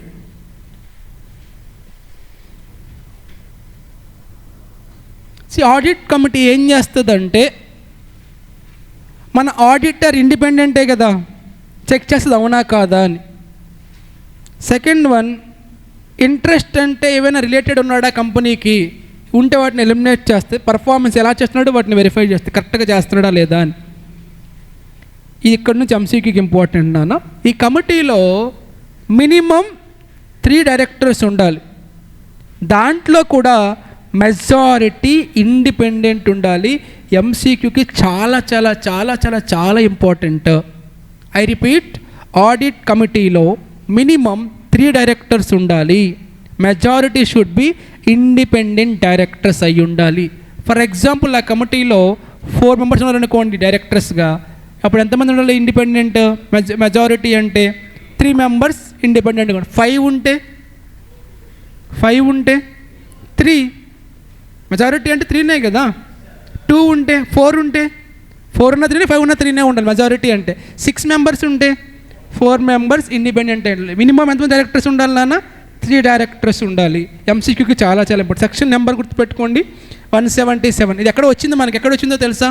డ్యూటీస్ ఆఫ్ ఆడిటర్లో 177 సబ్సెక్షన్ 5. వీళ్ళ ఫంక్షన్స్ ఏంటి? వెరీ వెరీ ఇంపార్టెంట్ అన్న 7 మార్క్స్కి. ఇంకో క్వశ్చన్ కూడా ఉంటుంది, రోల్ ఇక్కడ మిస్ అయినట్టుంది, గుర్తుపెట్టుకుని మీ బుక్లో ఉంది. ఫంక్షన్స్ ఇంపార్టెంట్, రోల్ కూడా ఇంపార్టెంట్. ఇక్కడ మిస్ అయింది. I repeat, functions and role chance ఉంది అడగడానికి. ఫంక్షన్స్ ఏంటి? మనం రికమెండ్ చేస్తాం ఆడిటర్ని, మనమంటే ఆడిట్ కమిటీ. వాడు వచ్చిన తర్వాత విల్ రివ్యూ ఇండిపెండెంటా కాదా, ఎలా పర్ఫార్మెన్స్ ఎలా ఉంది. తర్వాత ఏం చేస్తాం? We will verify the financial, scrutinise అంటే వెరిఫై చేయడం అని. అలానే రిలేటెడ్ పార్టీ ఏమైనా గుర్తొస్తుందని ఈ వర్డ్ చూశాక ఏం గుర్తొస్తుంది? ఎస్ఏ. వాటిని ఏమైనా ఉంటే మనం అప్రూవ్ చేస్తాం. Next one, examining loans and, examining అంటే చెప్పా ఫస్ట్లో, verification. Next one, assessing asset valuation, evaluating internal financial control, monitoring fund usage from public offers. One more question is there, role of committee. ఒకసారి మీరు చూసుకోండి. Applicable to these companies. ఎంసీక్యూకి చాలా చాలా important నాన్న, వెరీ వెరీ ఇంపార్టెంట్. సెక్షన్ 177 ఎవరికి applicable అవుతుందంటే, all listed కంపెనీస్కి, పబ్లిక్ కంపెనీస్లో అయితే turnover 100 crore or more, అలానే paid up share capital 10 crores or more, borrowings, deposits, debts 50 crores or more. ఈ నెంబర్స్ ఇంపార్టెంట్ ఎంసీక్యూకి, వాళ్ళకి మాత్రం అప్లికబుల్ అవుతుంది. ఇవి అడుగుతాడు ఎంసీక్యూగా. ఎక్కడతో company audit chapter is completed and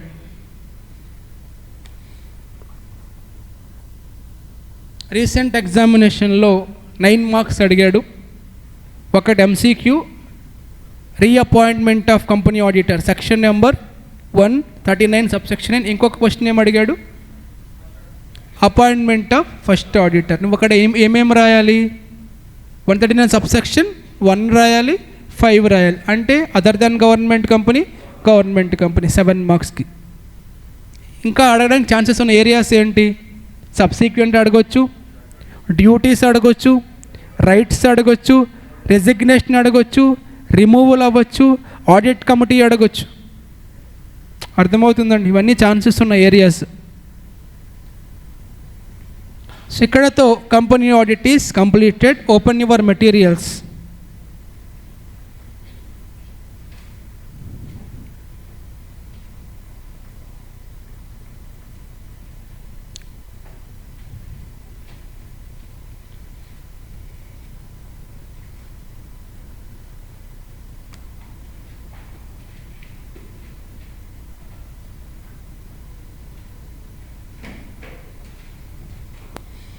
Come to chapter 1.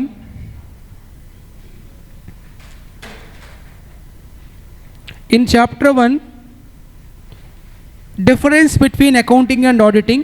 ఇప్పటి వరకు అడగలేదు నాన్న, అడగొచ్చు, చూసుకోండి ఒకసారి.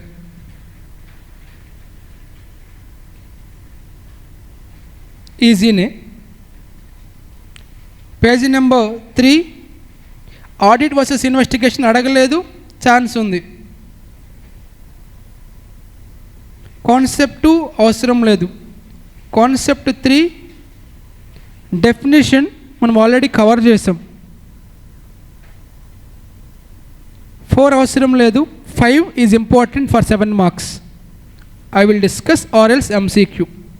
MCQ mainly, not for 7 marks. ఏంటి సార్ అంటే ఫ్యాక్టర్స్ ఎఫెక్టింగ్ స్కోప్. ఒక ఆడిట్ ఎంతవరకు చేయాలనేది దేనిపైన డిపెండ్ అవుతుంది అంటే కాంప్లెక్సిటీ అంటే డిఫికల్టీని బేస్ చేసుకొని ఉంటుంది. నెంబర్ 2 సైజ్ ఆఫ్ ఎంటిటీ, అది చిన్న ఎంటిటీనా, మీడియం స్కేలా, లార్జ్ స్కేల్, దాన్ని బట్టి డిపెండ్ అయి ఉంటుంది. నేచర్ ఆఫ్ ఎంటిటీ, అది ఫార్మానా, టెక్కా, దీన్ని బట్టి డిపెండ్ అయి ఉంటుంది. లీగల్ ఎంటిటీ, సోల్ ప్రొపరేటర్షిప్పా, పార్ట్నర్షిప్పా, కంపెనీ, దాన్ని బట్టి డిపెండ్ అయి ఉంటుంది. రెగ్యులేటరీ అంటే what are the laws applicable to them, companies యాక్టా, ఎన్వైరన్మెంటల్, దాన్ని బట్టి డిపెండ్ అయి ఉంటుంది. Technology, what are they are using, Tally use చేస్తున్నారా, ఎస్ఏపీనా, ప్రైవేట్ సాఫ్ట్వేర్, దాన్ని బట్టి డిపెండ్ అయి ఉంటుంది. ఎకానమిక్, వాళ్ళకు ఉన్నటువంటి ఫినాన్షియల్ కండిషన్ బట్టి కూడా డిపెండ్ అయి ఉంటుంది. These are the factors which decide the scope. ఎంసీక్యూకి అడగొచ్చు. ఏంటి చెప్పు? Complexity, size, nature, legal, regulatory, technology which affects the scope of audit. Concept number 6 చాలా చాలా ఇంపార్టెంట్ నాన్న 7 మార్క్ క్వశ్చన్స్కి.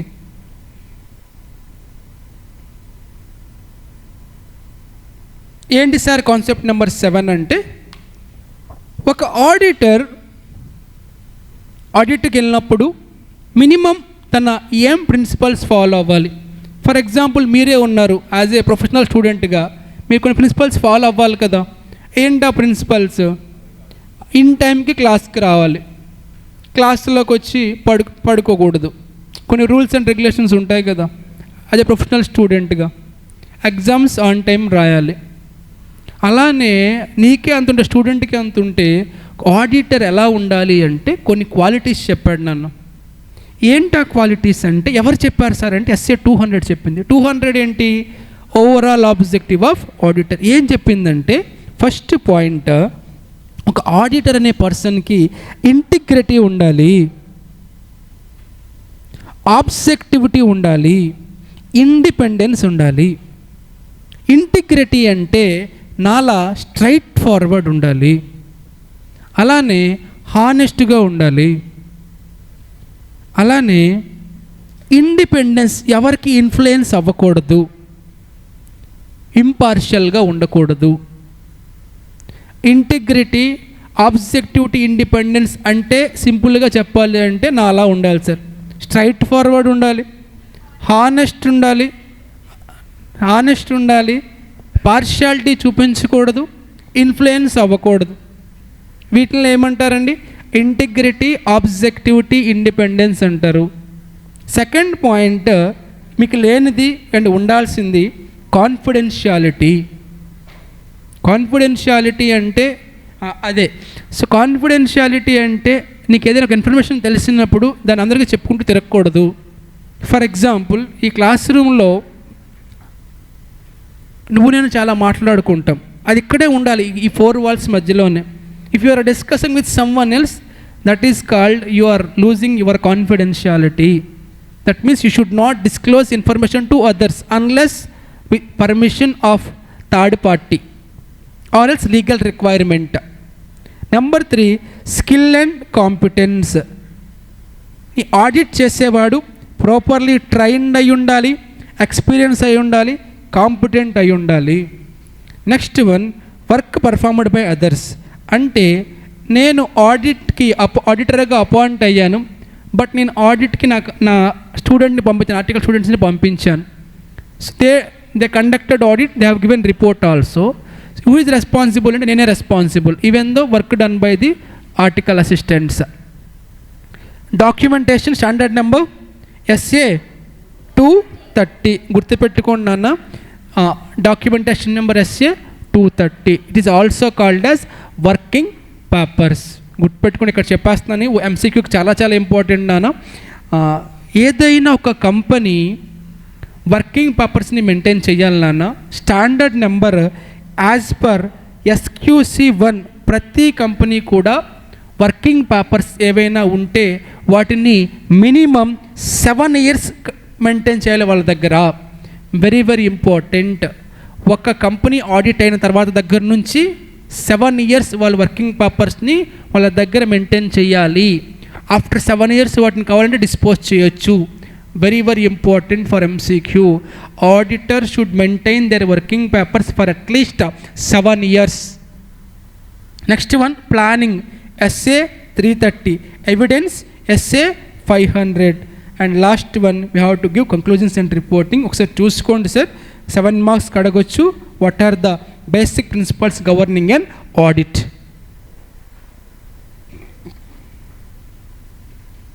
కాన్సెప్ట్ నెంబర్ 7 and 8 ఛాన్స్ ఉంది 2 marks అడగడానికి.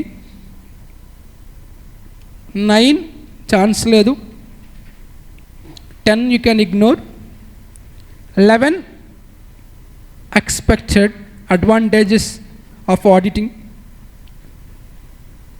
Second chapter is anyway completed.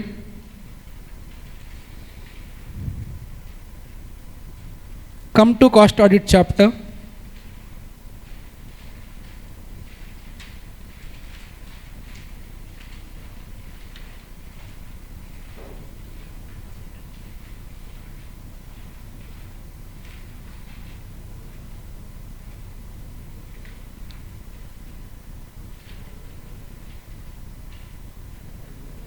ఒకసారి స్టాట్యూటరీ ఆడిట్ ఓపెన్ చేయండి, అన్ని కవర్ అయ్యలేదో చూద్దాం. పేజ్ నెంబర్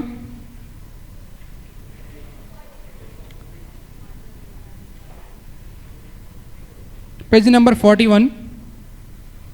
కాన్సెప్ట్ 2 క్వాలిఫికేషన్ కంప్లీటెడా? సెక్షన్ నెంబర్ ఏంటి? 141. Disqualifications 141 subsection 3. Appointment of company auditor 6715. అంతే కదా అన్న, అవి ఎక్కడ ఉన్నాయి? క్యాజువల్ వేకెన్సీ మొదటిన సబ్సెక్షన్ ఎన్ని డేస్లో అపాయింట్ చేయాలి? ఎవరు అపాయింట్ చేయాలి? గవర్నమెంట్ కంపెనీ అయితే within, if they fails within. Reappointment of auditor section number subsection ఆటోమేటిక్గా సబ్సెక్షన్ 10. సీలింగ్ లిమిట్ గుర్తుందా? ఎన్ని కంపెనీస్ అండి?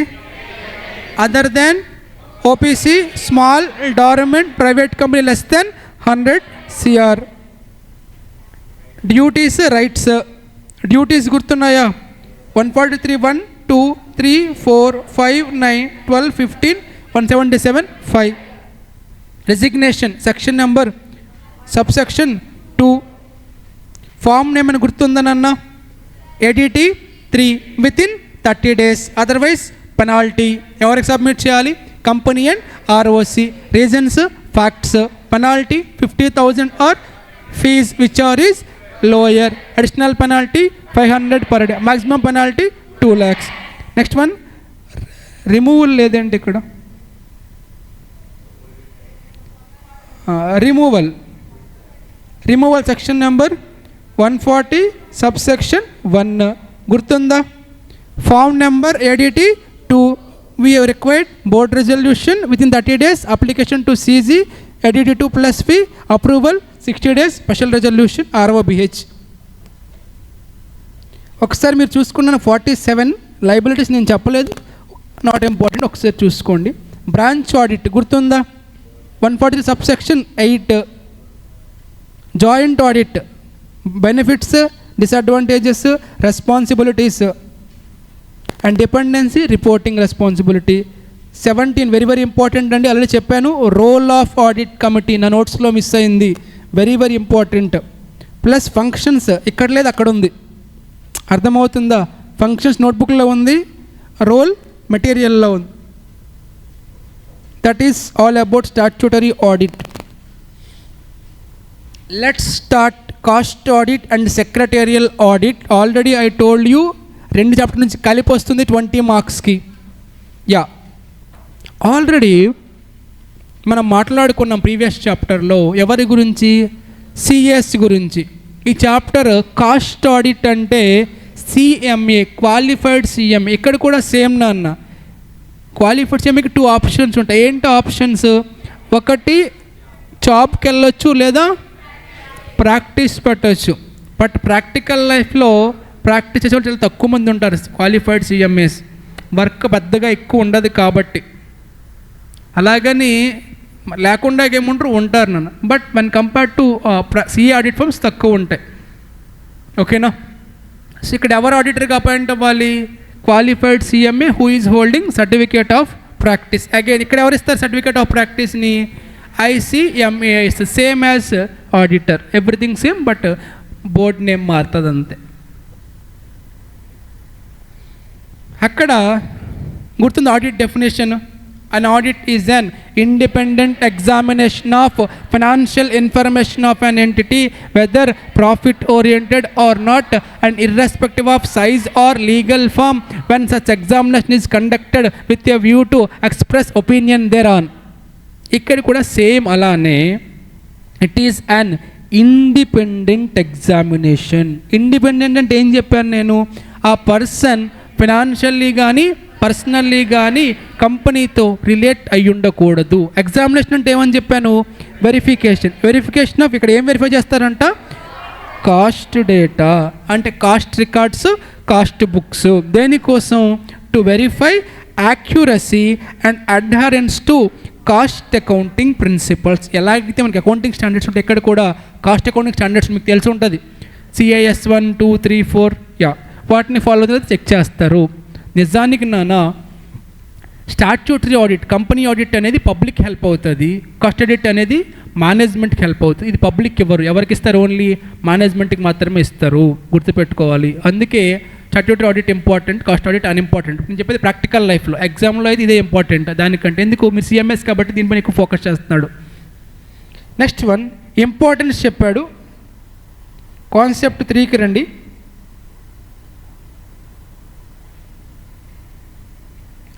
బ్రాంచ్ ఆడిట్ సెక్షన్ నెంబర్ ఎంత నాన్న? Branch audit 143.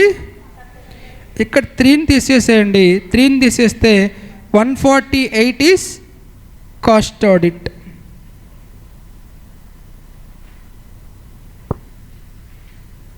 So section number 148లో కాస్ట్ ఆడిట్ గురించి మాట్లాడతారు నాన్న. నిజానికి 148 subsection 1 first of all cost audit అంటే మీనింగ్ ఏంటో తెలుసా?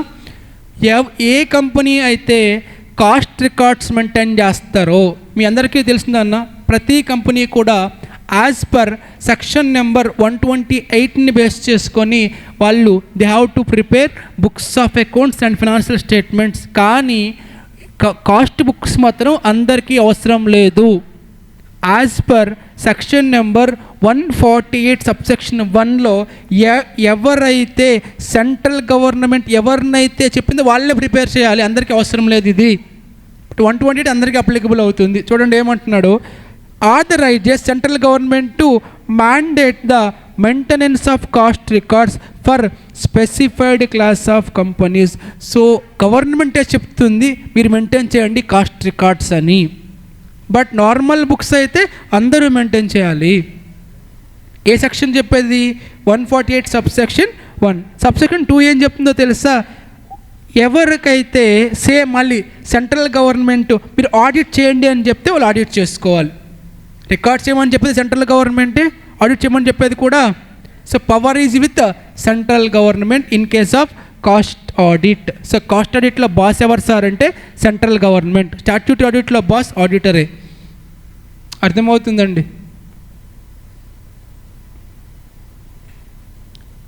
2 కేటగిరీస్గా డివైడ్ చేశారు central government: regulated sector, non regulated sector.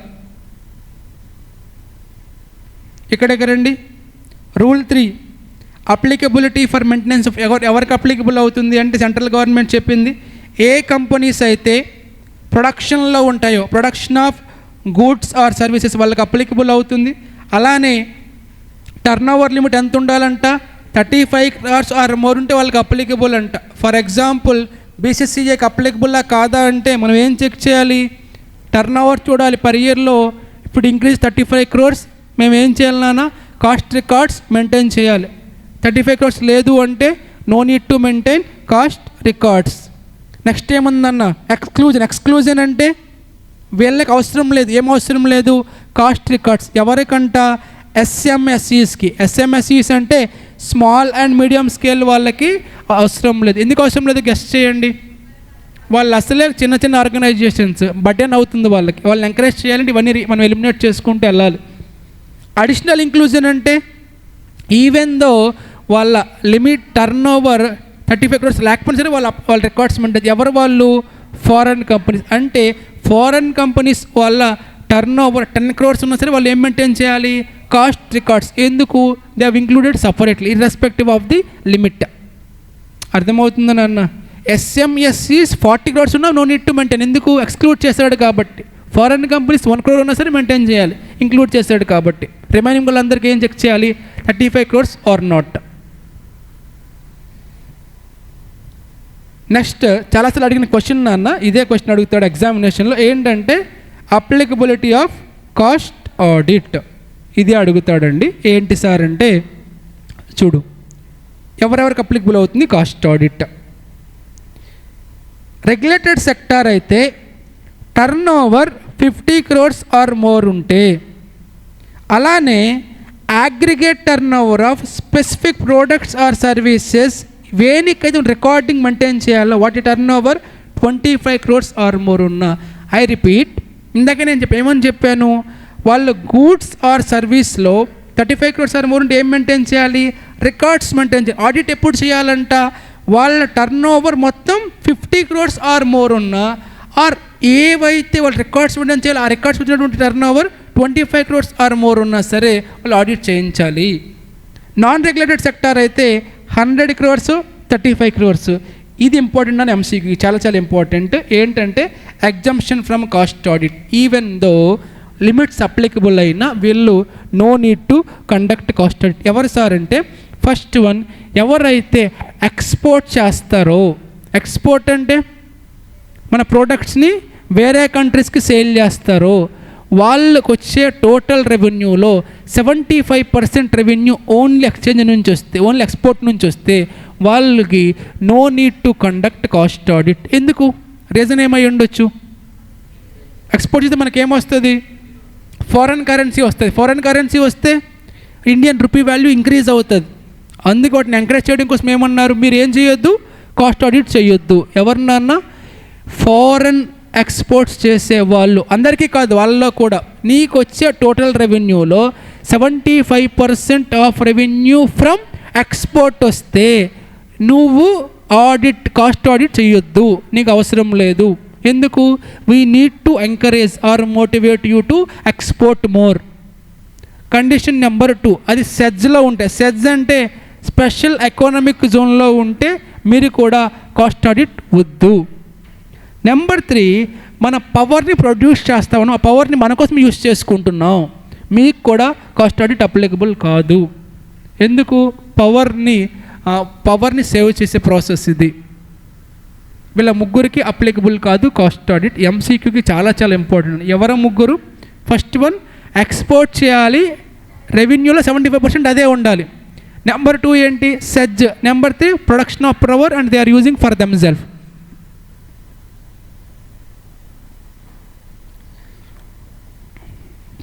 Five star question.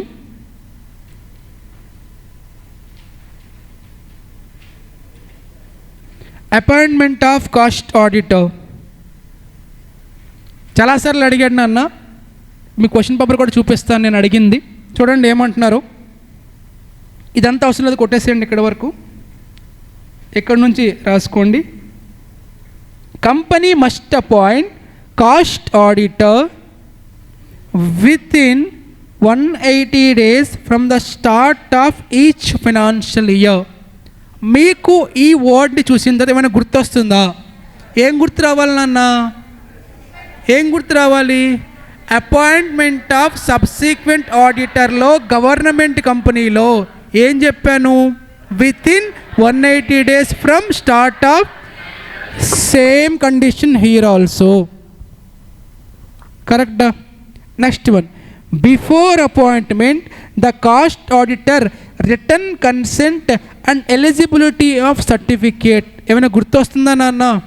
ఏం గుర్తొస్తుంది? అక్కడే నేను చెప్పాను, బిఫోర్ అపాయింట్మెంట్ ఆడిటర్ కంపెనీకి అండ్ ఆర్ఓసికి ADT 1 ఫార్మేట్లో రిటర్న్ కన్సెంట్ ప్లస్ ADT 1 వాళ్ళు కాదు సారీ, ఆయన రిటర్న్ కన్సెంట్ ప్లస్ కంప్లైంట్స్ ఇవ్వాలి. ఇక్కడ కూడా సేమ్, అంతే కదండి. Next one, the appointed cost auditor must be informed promptly and appointment of notice filed with CG within 30 days or 180 days from the financial year commitment whichever is earlier. Already నేను నీకు అక్కడేం చెప్పాను నాన్న, notice of appointment ఎవరెవరికి ఇవ్వాలి, company ఆర్ఓసికి ఇవ్వాలి. ఇక్కడ boss ఎవరు కాస్ట్ ఆడిట్లో, సెంట్రల్ గవర్నమెంట్ కాబట్టి కంపెనీ సెంట్రల్ గవర్నమెంట్కి చెప్పాలి ఇలా అపాయింట్ చేసామని. ఎప్పటిలోకి చెప్పాలి, వాడు వచ్చిన 30 daysలో కానీ ఆర్ బిగినింగ్ నుంచి 180 days కానీ, విచ్ ఎవర్ ఈజ్ అర్లియర్. ఓకేనండి. ఫామ్ నెంబర్ CRA, అక్కడేంటి ADT 1. ఇక్కడ ఫామ్ గురించి కాసేపు మర్చిపోండి, మళ్ళీ మాట్లాడదాం. ఇక సెకండ్ పాయింట్ ఏంటన్నా, అపాయింట్మెంట్ అయిన విషయాన్ని సెంట్రల్ గవర్నమెంట్కి ఎప్పటిలోకి చెప్పాలి, అపాయింట్మెంట్ డేస్ దగ్గర నుంచి 30 daysలో కానీ బిగినింగ్ నుంచి, whichever is earlier.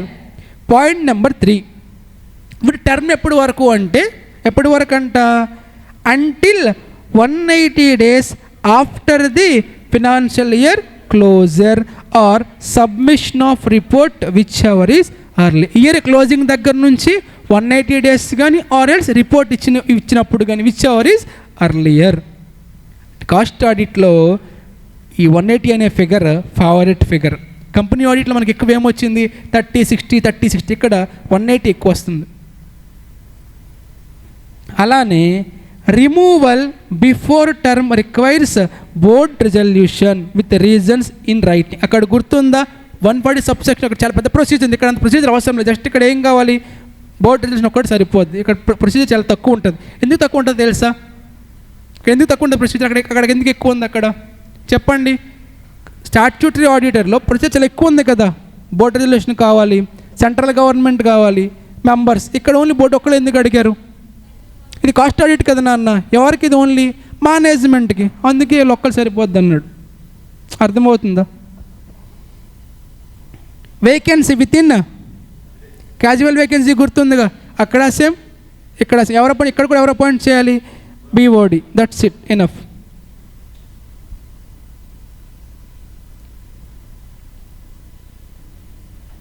Disqualification same as company auditor. Remuneration ఇక్కడ బోర్డు డిసైడ్ చేస్తుందండి, MCQకి important. Rights and duties same as statutory audit. Concept number 8 important. ఎవరికి సబ్మిట్ చేయాలి రిపోర్ట్ని? బోర్డుకి సబ్మిట్ చేయాలి నాన్న, విత్ ఇన్ 180 days. నాన్న కాన్సెప్ట్ నెంబర్ 9 మీరు పడుకునే ముందు దండం పెట్టుకొని పడుకోండి ఎవ్రీడే. ప్రతి అటెంప్ట్ అడుగుతున్నాడు అండి. December 24లో అడిగాడు, June 24లో అడిగారు, December 23, June 20, ఎవ్రీ అటెంప్ట్ అడుగుతూనే ఉన్నాడు. నాకెందుకో 6th sense కొడుతుంది మీకు అడగరేమో అని. But I pray for it, అడగాలి. ఏంటి సార్ అంటే, కొన్ని ఫామ్స్ ఉంటాయి నాన్న, CRA అంటారు. CRA అంటే cost records and audit. CRA 1, CRA 2, CRA 3, CRA 4 చాలా చాలా ఇంపార్టెంట్ నాన్న, ప్లీజ్ ఫోకస్. CRA 1 ఏం చెప్తుందంటే, మీరు రికార్డ్స్ మెయింటైన్ చేయండి అని చెప్పేది CRA 1. CRA 2 ఎవరైతే అపాయింట్ చేస్తారో ఆడిటర్ని, ఆ విషయాన్ని ఎవరికి చెప్పాలి? సెంట్రల్ గవర్నమెంట్కి చెప్పాలి. That is called intimating appointment of cost auditor to central government. 1 ఏం చెప్తుంది నాన్న? రికార్డ్స్ మెయింటైన్ చేయండి, వాటిని ఆడిట్ చేయాలి కదా.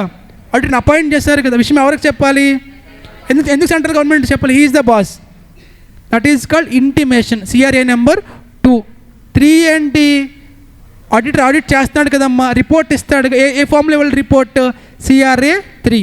రిపోర్ట్ మళ్ళీ మనం ఎవరికి వాళ్ళు రిపోర్ట్ని తీసుకెళ్ళి సెంట్రల్ గవర్నమెంట్కి. అదేమవుతుంది? CRA 4. CRA 1 maintaining cost records. 2 intimating appoint with central government. 3 first audit report. 4th filing that report with central government. Very very important నాన్న. చెప్పండి, సిఆర్ఏ 1 దేని గురించి మాట్లాడుతుంది? CRA 1 is discussing about you have to maintain cost records. 2 ఏముంటుందన్న? మనం appoint చేసాం auditor, విషయం ఎవరికి చెప్పాలి?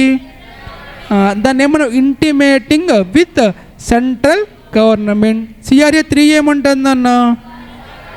రిపోర్ట్ ఎవరు ఇవ్వాలి? ఈ రిపోర్ట్ ఎవరు ఇవ్వాలన్న? కాస్ట్ ఆడిట్ ఎవరికి ఇవ్వాలి? కంపెనీకి, బోర్డుకి ఇవ్వాలి. 4 ఏంటి? ఈ రిపోర్ట్ మనం ఎవరికి ఇవ్వాలి? Filing with central government. అర్థమవుతుందని అన్న? చాలాసార్లు అడుగు స్టూడెంట్ కన్ఫ్యూజ్ అవుతాడు 2కి 4కి. 2 ఏంటి? ఇంటిమేషన్, ఇలా చెప్పాలి, ఇలా తీసుకున్నాం వీటిని. 4 ఏంటి? రిపోర్ట్ని ఫైలింగ్ వేరు, సబ్మిషన్ వేరు. ఇంటిమేటింగ్ వేరు, సబ్మిషన్ వేరు. అర్థమవుతుందండి? యా. పెనాల్టీస్ అవసరం లేదు. ఆ ఆడిట్ రిపోర్ట్లో ఏముండాలి ఒకసారి చూసుకోండి. ఏముండాలంటే ఆడిట్ రిపోర్ట్లో adequacy of information, maintenance of proper records or not, all this kind of information. Next one, secretarial audit. Secretarial audit ante CS audit. We covered company audit and cost audit. Company audit ever kosam nanna మరి cost audit ఒక్కసారి cost audit revise చేద్దాం, ఎందుకన్నా మంచిది, important కాబట్టి. Examination బోర్డులో మాత్రమే మాట్లాడతాను. చెప్పు, కాస్ట్ ఆడిట్ సెక్షన్ నెంబర్ ఏంటి? 148. సెక్షన్ 1 ఏం చెప్తుంది నాన్న? రికార్డ్స్ మెయింటైన్ చేయండి. 2 ఏం చెప్తుంది? ఆడిట్ చేయండి అని చెప్తుంది. నెక్స్ట్ వన్, ఎవరెవరికి అప్లికబుల్ చెప్పాడు. 35 crores టర్న్ ఓవర్ ఉండాలి. ఎవరిని ఎక్స్క్లూడ్ చేసింది? SMSCs ఇంక్లూడ్ ఎవరు చేసింది? Foreign companies. MCQకి ఏమి ఇంపార్టెంట్ చెప్పాను? Cost audit is not applicable to 3 people. ఎవరా 3 people? ఎక్స్పోర్ట్ చేసే వాళ్ళలో 75% రెవెన్యూ ఎక్స్పోర్ట్స్ నుంచి వస్తే వాళ్ళు ఎగ్జంప్టెడ్. ఇంకా సెజ్లో ఉన్న వాళ్ళు, పవర్ ఫర్ క్యాప్టివ్ కన్జంప్షన్ ఉన్న వాళ్ళు exempted. Next important, appointment of auditor for 7 marks. ఎవరు అపాయింట్ చేయాలి చూసుకోండి. Within 180 days from the start of financial year. He has to give certificate of compliance and written consent. Inform చేయాలి. ఎవరికి inform చేయాలి? Central గవర్నమెంట్కి within 30 daysలో, or else 180 days from the financial year whichever is earlier. Report ఇవ్వాలి within 180 days. Disqualification same, remuneration decided by the board. Important, ఎవరికి submit చేయాలి రిపోర్ట్ని? బోర్డ్కి within 180 days. Next most important question MCQ, CRA 1, 2, 3, 4. CRA 1 is for maintaining of cost record. 2 is for intimation of appointment of auditor with the central government. 3 is for cost audit report. 4 is for filing that report with the central government. That's it. So last part is secretarial audit, nothing but CS audit. మీ అందరికీ తెలిసిన అన్న, మన total e commerce ప్రొఫెషన్లో 3 courses ఉంటాయి. CA, CMA, CS. CA అనేది company auditor, CMA అంటే cost auditor, CS అంటే secretarial auditor. ఉన్నటువంటి జనరల్ నోషన్ ఏంటంటే CS అనేవాళ్ళు అకౌంటింగ్లో ఎక్స్పర్ట్స్, CMS కాస్టింగ్లో ఎక్స్పర్ట్, CS లాలో ఎక్స్పర్ట్. మీ అందరికీ ప్రతి కంపెనీకి కొన్ని లాస్ అప్లికబుల్ అవుతాయి. లాస్ అండ్ రెగ్యులేషన్స్ ప్రాపర్గా ఫాలో అయ్యారా లేదా అని చెక్ చేసే వాళ్ళని సెక్రటేరియల్ ఆడిటర్ అంటారు. ఎవరు ఆడిట్ చేయాలి దీన్ని? CS మాత్రమే ఆడిట్ చేయాలి. CA is not eligible. CMA is also not eligible. ఇక్కడ కూడా సేమ్ నాన్న, he should hold certificate of practice. వీళ్ళని ఏమంటారంటే పీసీఎస్. పీసీఎస్ అంటే practising company secretary. They are eligible to do secretarial audit. ఇక్కడ కూడా same, it is an independent. అంటే we cover this word in company audit, cost audit and CS audit also. Always company auditor or cost auditor or secretarial auditor should be independent. That means either personally or financially he should not be related to the company. If he is related, he can't be independent. Compliance with ఏం verify చేయాలంట? Compliance with laws and regulatory requirements. ప్రాపర్గా వీళ్ళు follow అవుతున్నారా లేదని verify చేయాలి.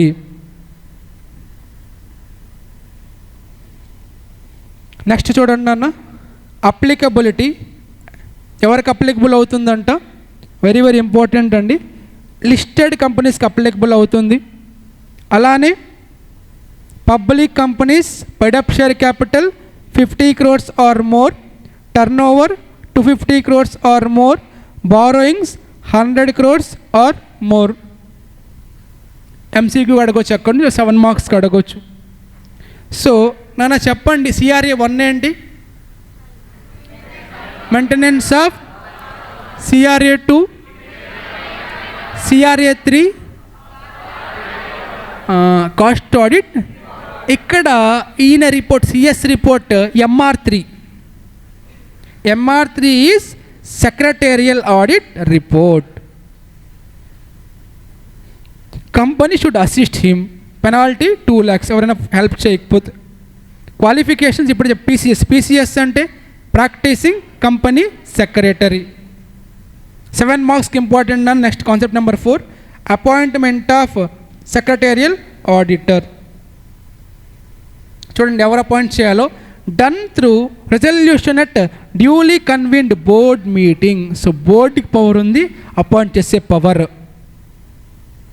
He has to obtain letter of engagement SA 210.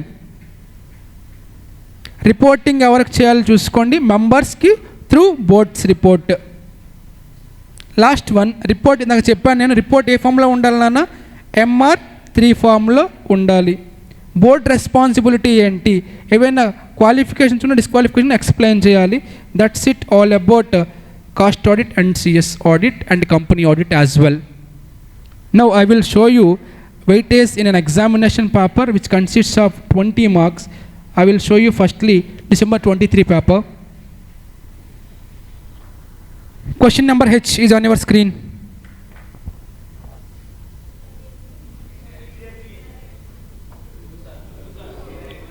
Three అన్నారు కొంతమంది, 2 అన్నారు కొంతమంది. Form dash is used to purpose of intimation of appointment of auditor. 2 1 ఏంటి నాన్న?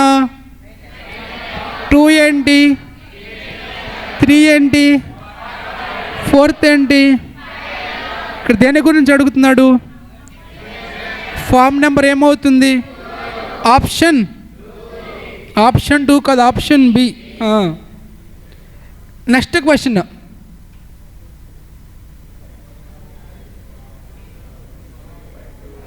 కాన్సెప్ట్ ఏంటది? కాన్సెప్ట్ ఏంటి? Rotation of auditor 139 subsection 2. Answer ఏంటి? 2 టర్మ్స్ 5 years. ఇండివిజువల్ అయి ఉంటే 1 టర్మ్, 2 2లు వచ్చాయన 4 మార్క్స్కి.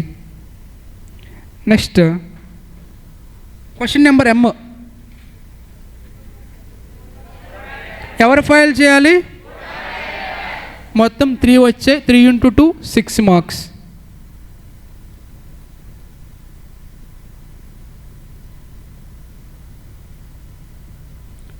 B. లాస్ట్లో మనం చదివాం కదా, మొత్తం రాసేసేయాలి నువ్వు. ఎవరు ఎలిజిబుల్, ఎవరు అపాయింట్ చేయాలి, రెస్పాన్సిబుల్ ఎలా అపాయింట్ చేస్తామని. Next 7B. ఆ చాప్టర్ రాయాలి. 7 + 7 14 + 6 20 marks. Recent examination paper December 24. Question number 7.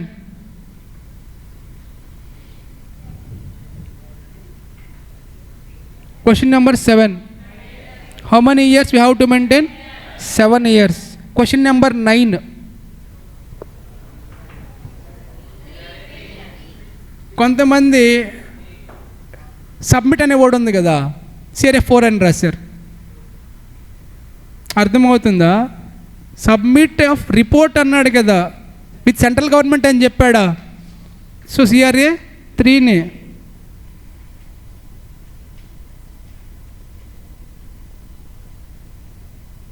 ఇది మనం ఆల్రెడీ చూసాం. ఇది 8B appointment of auditor.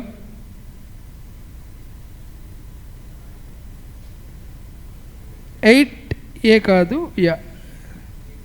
6B నన్ను అప్లికబిలిటీ ఇందాక చదివాం కదా, 100. సో ఆ లిమిట్స్ మీరు అబ్జర్వ్ చేస్తే they are testing more on cost audit and CS audit. So చూసుకోండి ఒకసారి 2 చాప్టర్స్. కాన్సెప్ట్ తక్కువ, క్వశ్చన్స్ ఎక్కువ అడుగుతున్నాడు. ఓకేనండి.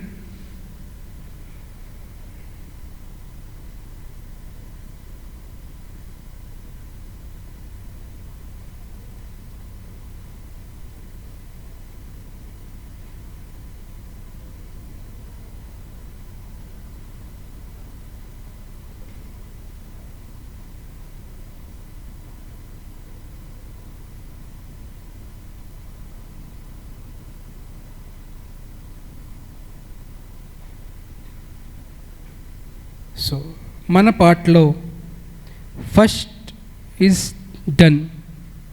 18 కాదు, 18 to 20 మార్క్స్ వరకు వస్తాయి. Second, my target is audit of different types of undertaking which covers weightage of 9 marks to 11 marks. ఓకేనా? So before I'm entering in to this chapter, you should be perfect in this chapter.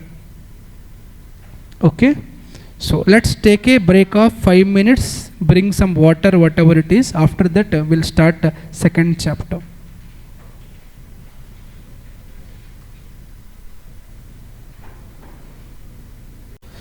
Start చేద్దాం sir. Very important chapter అండి. Actually chapter answer చేయడం చాలా easy, కాన్సెప్ట్తో అస్సలు పని లేదు. Just మన నాలెడ్జ్ యూస్ చేసి రాసేయవచ్చు. చాలా easy question. So weightage 9 to 11 marks వస్తుంది. ఒక descriptive question plus 1 or 2 MCQs వస్తాయి. డిస్క్రిప్టివ్ క్వశ్చన్ ఆన్సర్ చేయడం చాలా ఈజీ. ఆల్రెడీ ఈ మాట చెప్పాను, నేను మళ్ళీ చెప్తున్నాను. ఈ chapter front bench students answer చేయడం కొంచెం కష్టం. నథింగ్ బట్ బుక్కిష్ నాలెడ్జ్ ఉన్న వాళ్ళు ఆన్సర్ చేయలేరు. అలా కాకుండా బార్లు వెనక తిరిగేవాళ్ళు, రెస్టారెంట్లలో తిరిగేవాళ్ళు, కరుణాకర సినిమా హాల్లో తిరిగేవాళ్ళు, పార్క్స్లో తిరిగేవాళ్ళు, వీళ్ళు ఆన్సర్ చేయగలుగుతారు. అయితే నెక్స్ట్ కాన్సెప్ట్ విను. సరే, సో ఈ చాప్టర్లో మనకి 6 కాన్సెప్ట్స్ ఉన్నాయండి. First one educational institutions, second one health care organizations, third one hospitality sector, fourth one cooperative societies, fifth one self governments in India, sixth one auditing of banks. ఇక్కడ నుంచి నీకు questions వస్తాయండి. 7 + 2 + 2. ఈ chapter మాత్రం నీకు full freedom ఇచ్చింది. You can write in your own words, no problem at all. Specific format అవసరం లేదు. నువ్వు రెచ్చిపోవచ్చు ఇక్కడ. అయితే చాలామంది స్టూడెంట్స్ ఈ చాప్టర్ని చాయిస్గా వదిలేస్తారు. ఎందుకంటే కంటెంట్ చాలా ఎక్కువ ఉంటుంది.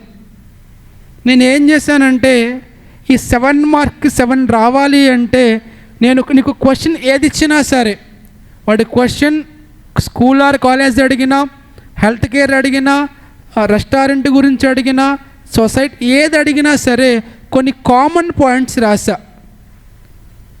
You can write these 5 points irrespective of the question. First ఈ 5 రాసేసే క్వశ్చన్ చూడకుండానే. ఏంటా 5 అంటే physical verification of fixed assets with fixed assets register. మీరు చెప్పండి సార్, స్కూల్లో కాలేజీలో ఫిక్స్డ్ అసెట్స్ ఉండవా? స్కూల్స్లో, సినిమా హాల్స్లో ఉండవా? రెస్టారెంట్లో ఉండవా? పార్క్లో ఉండవా? లాడ్జ్లో ఉండవా? కామనే కదండి. సో నోనా అయితే సో నెక్స్ట్ చూడు. సో ప్రతి బిజినెస్లో ఫిక్స్డ్ అసెట్స్ కామన్గా ఉంటే మనం వాటిని వెరిఫై చేయాలి. మన కాలేజీలో కూడా నేను మనం చూసి షాక్ అయ్యాను. యాక్చువల్లీ కార్పొరేట్లో ఉంటే నేను ఇక్కడ చూసి షాక్ అయ్యా. ఏంటి సార్ అంటే కార్పొరేట్లో they will maintain some registers, వాటిని call it as a fixed assets register అంటాం. నేను మొన్న కూర్చున్న ఆఫీస్లో సరదాగా అక్కడ ఒక రిజిస్టర్ పైన స్టిక్ చేసి ఉంది, ఎఫ్ఏ రిజిస్టర్ ఉంది. షాక్ అయ్యా. ఓపెన్ చేసి ఫిక్స్డ్ అసెట్స్ రిజిస్టర్ ఉంది, మొత్తం డేటా మొత్తం ఉంది, ఎన్ని సిస్టమ్స్ ఉన్నాయి ఏంటి అనేది. దాన్నే ఫిక్స్డ్ అసెట్స్ రిజిస్టర్ అంటారు. ఇక్కడ ఏముంటుంది, మన దగ్గర ఎన్ని ల్యాప్టాప్స్ ఉన్నాయి, ఎన్ని సిస్టమ్స్ రాసుకుంటారు క్లియర్గా, దాంతో కంపేర్ చేయాలి. ఫర్ ఎగ్జాంపుల్ మన కాలేజీలో రిజిస్టర్లో చూస్తే టీవీస్ అని చెప్పి ఒక 10 ఉన్నాయి అనుకోండి, చెక్ చేయాలి 10 ఉన్నాయి లేదా 1 2 3 4 ఫిజికల్ వెరిఫికేషన్ చేయాలి. Second point verification of investments. చెప్పాను నేను ఏమని చెప్పాను, ఒక కంపెనీ బాగుంది అంటే కంపెనీలో అసెట్స్ ఉండాలి, ఇన్వెస్ట్మెంట్స్ ఉండాలి, అవి వెరిఫై చేయాలి. దేంతో? ఇన్వెస్ట్మెంట్స్ రిజిస్టర్తో. రిజిస్టర్లో ఏముంటాయి, మన ఇన్వెస్ట్మెంట్స్ ఏంటి అనేది ఉంటాయి, అవి చెక్ చేయాలి కరెక్టా రాంగా అని. అలానే అసెట్స్ ఉన్నప్పుడు ఎవరికి ఏముంటుంది సార్, డెప్రిషియేషన్ ఉంటుంది, అది చెక్ చేయాలి కరెక్ట్గా ఫాలో అయ్యాడా లేదా, ఎస్ఎల్ఎమ్ డబ్ల్యూడిబినా వాల్యుయేషన్ కరెక్ట్గా ఉందా లేదా. నెక్స్ట్ వన్, ప్రతి బిజినెస్లో ఏం పేమెంట్ ఉంటుంది సార్, శాలరీ ఉంటుంది కామన్ కదా. శాలరీని దేంతో చెక్ చేయాలి అంటే పే స్లిప్స్ ఐడియా ఉందా, ఇప్పుడు విన్నారా ఇది? పే స్లిప్ అంటే ఎంప్లాయీస్కి ఇస్తారు. అలానే we have to compare with attendance register, నిజంగా వీడు వచ్చాడా లేదా, అంత పేమెంట్ ఇస్తున్నారు కాబట్టి అని. లాస్ట్ వన్, కామన్గా ఉండే రెంట్, ఎలక్ట్రిసిటీ, అదర్, వీటిని ఓచింగ్ అంటే గుర్తుపెట్టుకున్నా. ఓచింగ్ అంటే వెరిఫికేషన్ విత్ సపోర్టింగ్ డాక్యుమెంట్స్, అంటే మనం బిల్తో వెరిఫై చేసి దాన్ని ఏమంటామండి, ఓచింగ్ అంట. మీరు ఎగ్జామినేషన్లో ఇది మర్చిపోయి వెరిఫికేషన్ అన్నా సరే పర్లేదు, అర్థమవుతుందండి. సో ఈ 5 points common for every question. ఏంటి first point, verification of fixed assets with fixed assets. Second one, verification of investments with investment. Third one, adequacy of depreciation, or you can add verification, no problem. Fourth one, payment of salary with pay slips and attendance register. Fifth one enti, regular expenses like rent, electricity, other. Watching means verification with supporting documents. These 5 points are common for any question. ఈ క్వశ్చన్తో సంబంధం లేదు. First ఈ 5 points రాసేసే, అంటే ఈ chapter నుంచి వస్తేనే అర్థమవుతుందా. ఈ పాయింట్స్ తీసుకెళ్ళి డోంట్ రైట్ కంపెనీ ఆడిట్లో రాయకూడదు నువ్వు మళ్ళీ, అర్థమవుతుంది. Question from company audit don't write this 5 points common అన్నాడు కదా అని. నేను చెప్పింది ఇక్కడ వరకే, ఇక్కడ నుంచి క్వశ్చన్ వస్తే. నెక్స్ట్ వన్, ఇప్పుడు 1 by 1 డిస్కస్ చేస్తానండి. ఫస్ట్ కాన్సెప్ట్ ఏంటన్నా, ఆడిట్ ఆఫ్ ఎడ్యుకేషనల్ ఇన్స్టిట్యూషన్స్. అంటే స్కూల్స్ కానీ యూనివర్సిటీస్ కానీ ఇలాంటివి మనం ఆడిట్ చేయాల్సి వస్తే ఏం చేస్తావు.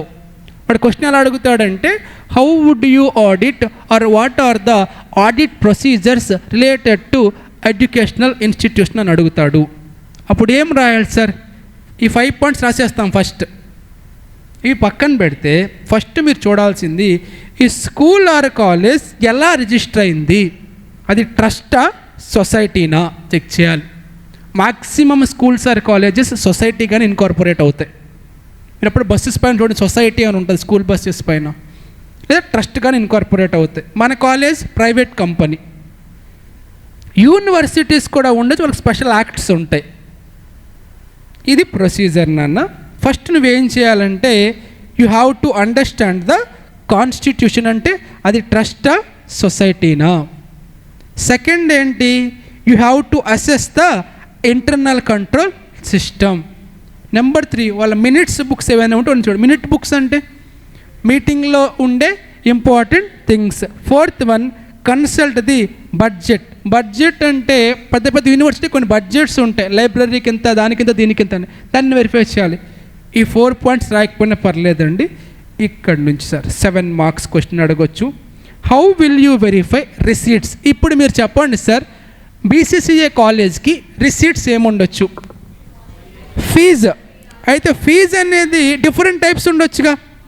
హాస్టల్ ఫీజు ఒకటి, కోచింగ్ ఫీజు ఒకటి, అడ్మిషన్ ఫీజు ఒకటి, ఇంకా యూనిఫామ్ ఫీజు ఒకటి, ఐడి కార్డు ఫీజు ఒకటి, ఇంకా బుక్స్, ఇంకా బస్ ట్రాన్స్పోర్టేషన్, అంతే కదా ఉండేది. సో ఫస్ట్ మీ కోచింగ్ ఫీజుని ఏమంటారు? ట్యూషన్. ట్యూషన్ అంటే కోచింగ్ అని అన్న. ట్యూషన్ అంటే ప్రైవేట్, ఈవినింగ్ ప్రైవేట్ కాదు, ట్యూషన్ అంటే కోచింగ్ అని. Tuition fee. అలానే admission fee, hostel fee, scholarship. కొన్ని గవర్నమెంట్ స్కాలర్షిప్లు వస్తాయిగా, మనకు రావాలి కానీ డిగ్రీ అయితే వస్తుంది కదా అన్న, స్కాలర్షిప్ రావచ్చు. అలానే ఫ్రీ స్టూడెంట్షిప్ అంటే మనం ఫ్రీగా వాడికి ఇవ్వచ్చు. డొనేషన్స్ రావచ్చు మనకి. గ్రాంట్స్ గుర్తొస్తుందా? Government grants. AS 12, Ind AS 20 government grants రావచ్చు మనకి. అలానే ఎండోమెంట్స్ అండ్ లెగసీస్. లెగసీస్ అంటే వారసత్వం రావచ్చు. ఎండోమెంట్స్ అంటే related to some temples or churches, వాటి నుంచి రావచ్చు. ఎనీ అదర్ ఫీజు అంటే మీరు ఇప్పుడు చెప్పారు కదండి, bus fee, uniform fee, ID cards and so on. ఇవన్నీ ఏమవుతాయన్న రిసీట్స్. ఇవి రాస్తే 7 మార్క్స్ వేసేస్తాడు. బట్ నువ్వు ఒక పాయింట్ రాయాలి. ఏమని రాయాలి? We have to verify tuition fee with pay slip or register. Admission ఫీజుకి ఒక స్లిప్ ఇస్తారు, అడ్మిషన్ స్లిప్ ఇస్తారు. అది ఎవరు సైన్ చేయాలంటే head of the department sign చేశాడా లేదా, 1 by 1 రాసుకుంటూ వెళ్తాం 7 మార్క్స్కి. ఇవన్నీ రిసీట్స్. పేమెంట్స్ ఏముంటాయి కాలేజీకి చెప్పు? పేమెంట్స్ ఏముంటాయి కాలేజ్కి? శాలరీస్ ఉంటుంది, వేజెస్, ఇంకా ఎలక్ట్రిసిటీ, రెంట్, టెలిఫోన్, ట్రావెలింగ్. ఇది కాకుండా అసెట్స్ కొనొచ్చు, బిల్డింగ్ కన్స్ట్రక్షన్ చేయొచ్చు. నెక్స్ట్ సిడి చెప్పా మొన్న. ఎక్కడ చెప్పాను సిడి? ఎలక్ట్రిసిటీ కంపెనీస్లో చెప్పా. కాస్ట్ అండ్ డిపాజిట్, అది రిఫండ్ ఉండొచ్చు. అలానే కొన్నిసార్లు మేము స్పెషల్ ఈవెంట్స్, ఫెస్ట్స్ కండక్ట్ చేస్తారు కదా, ఫెస్ట్ ఇలాంటి ఈవెంట్స్ కండక్ట్ చేసినప్పుడు వాటికి కొంత ఎక్స్పెండిచర్ అవ్వచ్చు. ఇవన్నీ కూడా ఏంటి? Payments. You can write in your own words, no problem. మీరు కొన్ని యాడ్ కూడా చేయొచ్చు, ప్రాబ్లం ఏమీ లేదు. ఇది కూడా 7 మార్క్స్కి అడగొచ్చు. ఇది కాకుండా verification of physical assets with fixed assets, investments with investments, ఇవన్నీ మనం మాట్లాడుకున్నవే. Stock with stock register. So question వస్తే ఎక్కడ నుంచి ఎలా రావచ్చు? ఎక్కడి నుంచి? ఆడిట్ ఆఫ్ ఇన్స్టిట్యూషన్స్ నుంచి ఎలా రావచ్చు అంటే, ఒకటి డైరెక్ట్లో ఓవరాల్గా క్వశ్చన్ అడిగేస్తాడు. అప్పుడు ఏం రాయాలి మీరు ఓవరాల్గా అడిగితే? ఈ 5 పాయింట్స్తో పాటు ఇవన్నీ కొన్ని ఒకటి రాసుకుంటూ వెళ్ళిపోతావు, ఒక 15 పాయింట్స్ వచ్చేలా. లేకపోతే స్పెసిఫిక్గా రిసీట్స్ గురించి అడుగుతాడు, అప్పుడు ఇవే రాయాలి. పేమెంట్స్ గురించి అడిగితే ఇవే రాయాలి. అర్థమవుతుందండి? రిసీట్స్ గురించి ఏం రాస్తావు? Tuition fee, admission fee, hostel fee, scholarship, donation, grants, other fee. Payments అంటే what are the payments we paid. So second concept వచ్చేసి audit of health care organizations, అంటే హాస్పిటల్కి సంబంధించి. ఓవరాల్గా అడిగితే ఏం రాయాలి? అక్కడ 5 పాయింట్స్ చెప్పాం, అవి రాసేస్తా. ఓవరాల్గా క్వశ్చన్ అడిగితే ఓవరాల్గా అంటే ప్రొసీజర్ చెప్పుడు అవి రాసేస్తాం, దాని తర్వాత కొన్ని సపరేట్ పాయింట్స్ రాస్తాం. అలా కాకుండా ఇండివిజువల్గా చూడండి, రిసీట్స్ అని అడగొచ్చు. అప్పుడు చూడండి, in case of hospital run by the state government or any local body which grants. మీ అందరికీ తెలుసు గాంధీ హాస్పిటల్ ఇన్ హైదరాబాద్. ఏంటి గాంధీ హాస్పిటల్? అది గవర్నమెంటా నాన్ గవర్నమెంటా? వాళ్ళకి డబ్బులు ఎక్కడి నుంచి వస్తాయి? గవర్నమెంట్ గ్రాంట్స్ ఇస్తుంది, వాటిని మనం వాచ్ చేయాలి. వాచ్ మీన్స్ వెరిఫై చేయాలి విత్ సపోర్టింగ్ డాక్యుమెంట్స్. అలానే మీ అందరికీ తెలుసు ఓపీస్ ఉంటాయి. ఓపీ అంటే ఓపీ తెలుసు కదా, హాస్పిటల్కి వెళ్ళినప్పుడు 1 టైం పేమెంట్ చేస్తారు కదా అన్న. ఏమంటారు ఓపీ అంటే? అవుట్ పేషెంటా కాదా? ఏంటి ఓపీని విన్నారా పోనీ? అట్లీస్ట్ ఓపీ పే చేయాలంటారు. ఏంటి ఓపీ అంటే? నాకు కూడా తెలీదు. Fine. So we have to watch collection from the patients admitted with admission లిస్ట్లో పేరు రాస్తారు కదంతా కంపేర్ చేయాలి కరెక్ట్గా జరిగిందా. I think out patient. Number 3 collections from various ఏంటి నేమ్ ఇది అంటే బ్లడ్ టెస్ట్ ఎక్స్రేస్ ఉంటాయి కింద వాటి నుంచి వెరిఫై చేయాలి. డొనేషన్స్ని వెరిఫై చేయాలి. కొన్నిసార్లు హాస్పిటల్స్లో గెస్ట్ హౌసెస్ ఉంటాయి పెద్ద పెద్ద లైక్ రమేష్ హాస్పిటల్లో వాటిని వెరిఫై చేయాలి. అలానే మనం ఇన్వెస్ట్మెంట్ చేసి ఉంటే డివిడెండ్ రావచ్చు, ఇంట్రెస్ట్ రావచ్చు, డొనేషన్స్ని వెరిఫై చేయాలి. ఇవన్నీ ఏంటి రిసీట్స్ ఇవి. నెక్స్ట్ పేమెంట్స్ ఏముంటాయి salaries, electricity, rent, fixed assets ఇవన్నీ మళ్ళీ సేమ్ రిపీట్ అవుతాయి. ఎక్స్రే మెషిన్స్, డాక్టర్స్ రెమ్యూనరేషను, ఇది మళ్ళీ మనం మాట్లాడుకుంది. How you verify assets and liabilities. Fixed assets verify చేయాలి రిజిస్టర్తో, ఇన్వెస్ట్మెంట్స్ రిజిస్టర్తో, స్టాక్ రిజిస్టర్తో. సేమ్ పాయింట్స్ రిపీట్ అవుతూ ఉంటాయి. నువ్వు ఈ నోట్స్ తీసుకుంటే సరిపోద్ది నీకు. Third one hospitality sector. Hospitality అంటే స్టూడెంట్ ఏమనుకుంటాడు హాస్పిటల్ అనుకుంటాడు. కాదమ్మా, హాస్పిటాలిటీ అంటే హాస్పిటల్ కాదు. ఏంటి హాస్పిటాలిటీ అంటే ఆ స్క్రీన్ పైన చూడు, రెస్టారెంట్ ఉంటుంది, తర్వాత బార్ ఏంటది travel and tourism, hotels nothing but lodging, cinema halls and parks, ఇవన్నింటిని ఏమంటాం మనం హాస్పిటాలిటీ అంటాం. ఒకవేళ క్వశ్చన్ కనుక ఫ్రమ్ హాస్పిటాలిటీ వస్తే I will be more happy. ఎందుకో తెలుసా, నేను 5 కామన్ పాయింట్స్ చెప్పా కదా. ఏంటో 5 కామన్ పాయింట్స్?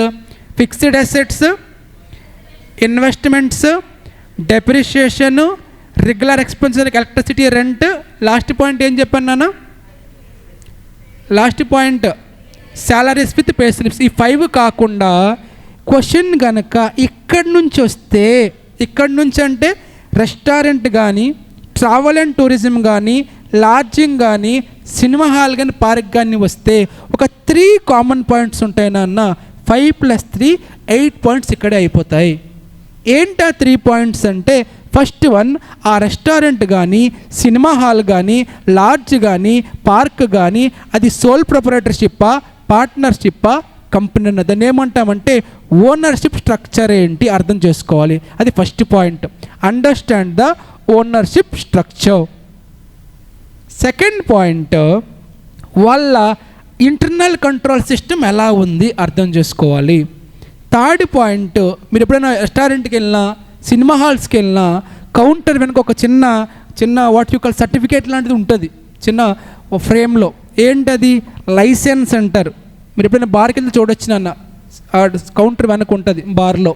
సో దాన్ని లైసెన్స్ అంటారు. సో ఆ లైసెన్స్ వ్యాలిడా కాదా చెక్ చేయాలి. అలానే ఫ్రమ్ అప్రోప్రియట్ అథారిటీ వచ్చిందా లేదా చెక్ చేయాలి. ఈ 3 పాయింట్స్ ఓన్లీ ఫర్ హాస్పిటాలిటీ. ఏంటా 3? Ownership structure, internal control system, valid license. 5 + 3 8 points ఇక్కడే అయిపోయాయి. ఇప్పుడు స్పెసిఫిక్గా క్వశ్చన్ ఇప్పుడు ఏం రాయాలో చెప్తా. ఫర్ ఎగ్జాంపుల్ క్వశ్చన్ నీకు ఏమొచ్చిందంటే how will you audit restaurant అని వస్తే ఏం రాయాలి ఫస్ట్ నువ్వు? ఈ 3 పాయింట్స్. ఏంటా 3 పాయింట్స్ నాన్న? We should understand the ownership structure. Second point ఏం రాయాలి? We should evaluate the internal control system. Third point ఏం రాస్తావు? We should check organisation has valid licence which is from appropriate authority or not. ఇవి కాకుండా అక్కడ 5 points. ఏంటో 5 points? Fixed assets, investments, regular expenses, salaries, depreciation. 8 points అయిపోయాయి. Question కనుక audit from restaurant అని వచ్చింది అనుకోండి, మీరు చెప్పండి sir, if you are auditor of some restaurant ఏం వెరిఫై చేస్తారు? Taste of food. What you will verify? ఏం వెరిఫై చేస్తుంది ఆడిటర్ అయితే? నువ్వు ఒక రెస్టారెంట్ ఆడిటర్గా వెళ్ళావురా, for example your auditor of some BBQ Nation, ఏం వెరిఫై చేస్తావు? సేల్స్ వెరిఫై చేస్తావు, ఇంకా స్టాక్ వెరిఫై చేస్తావు, ఇంకా నా రెస్టారెంట్లో వాళ్ళు ఉండే పాలసీ ఏంటంటే డైలీ రిపోర్ట్ రాసుకుంటారు. They will also prepare monthly report, దాంతో చెక్ చేయాలి సేల్స్ని. ఇంకా ఏంటి? Incomes, expenses. సప్లయర్ ఉంటారుగా మనకి, పేమెంట్స్ జరిగాయా లేదా, జరిగితే ప్రాపర్గా జరిగాయా లేదా, ఇంకా హైజీన్ మెయింటైన్ చేస్తున్నారా లేదా, ఇంకా టేస్ట్ బాగుందా లేదా, మొత్తం తినేసి చెప్తావా? కర్మరా మొత్తం తెచ్చుకొని అటువంటి తింటుందంట, తిని చెప్తుందంట ఓకే ఆర్ నాట్ అని. నన్ను auditor అనరమ్మా,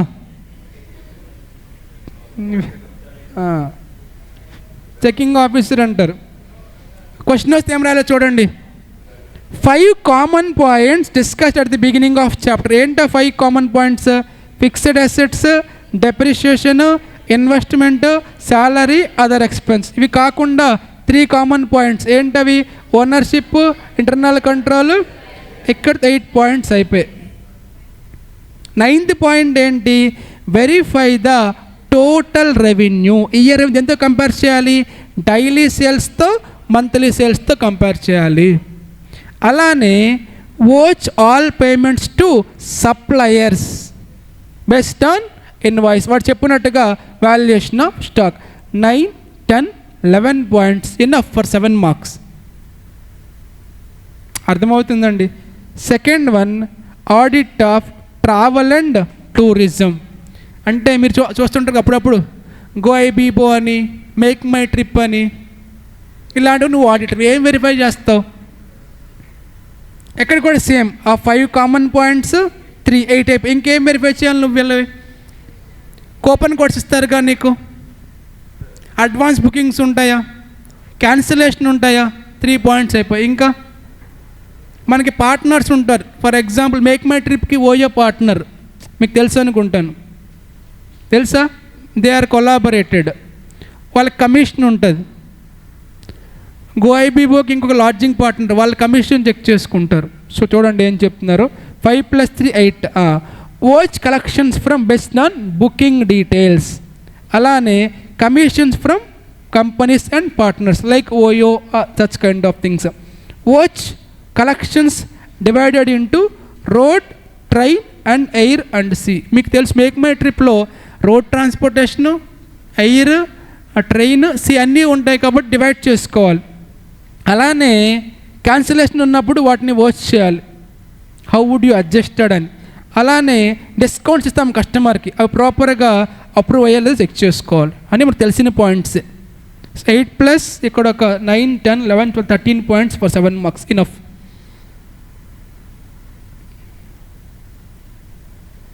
next one, hotels and guest rooms. ఇక్కడ కూడా same 5 common points, 3 common points, 8 points అయిపోయి. హోటల్ ఏం వెరిఫై చేస్తారో నువ్వు? రూమ్ ఆక్యుపెన్సీ రేట్ ఒకటి, చెక్ ఇన్, చెక్అవుట్ 2 పాయింట్స్. ఇంకా కలరా ఉండలా అమ్మా?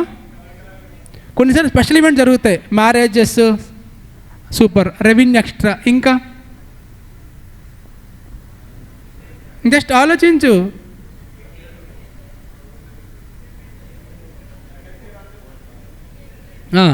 వాచ్ కలెక్షన్స్ ఫ్రమ్ బోర్డర్స్ అంటే customers based upon their check in and checkout time. అలానే verify room rent receipts based upon daily occupancy report. అలానే స్పెషల్ ఈవెంట్ జరిగిన such as weddings, conference, ఆ income. అలానే income from bar, casino, health care centre అలాంటివి ఉంటాయి కొందరికి, ఆ revenue. అలానే watch payment, foods and soft drinks.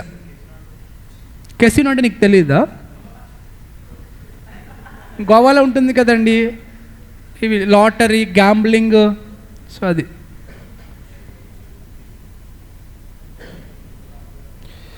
Next one, cover చేసేసాను కదా, అంతే అయిపోయింది. టైంలో ఖాళీగా ఉన్నప్పుడు ఏం చేయాలో తెలియక ఆడిట్ ఆఫ్ సినిమా ఎవడు లేడు చూడు. యాక్చువల్లీ ఉన్నారు అందరు ఇక్కడ, బాల్కనీలో బుక్ చేసుకున్నారు సార్. అది కూడా నేను. Okay,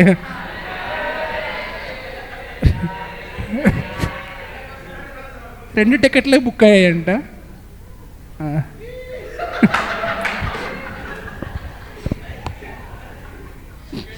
okay okay. Cinema halls నుంచి క్వశ్చన్ వచ్చింది అనుకోండి, 5 కామన్ పాయింట్స్, 3 కామన్ పాయింట్స్ నువ్వు చెప్పు కన్నా. సినిమా హాల్స్లో ఏ పాయింట్స్ రాస్తావు?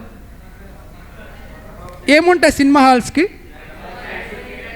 బుకింగ్స్ ఉంటాయి, అడ్వాన్స్ బుకింగ్స్ ఉంటాయి, క్యాన్సిలేషన్ ఉంటుంది, పాప్కార్న్ చెత్త, ఇంకా క్యాంటీన్, సమోసా, కమ్సెంటర్స్, పాప్కార్న్ అండ్ చెత్త అయిపోయి. Advertisement fantastic, mind blowing, seating capacity, ఇంకమ్మా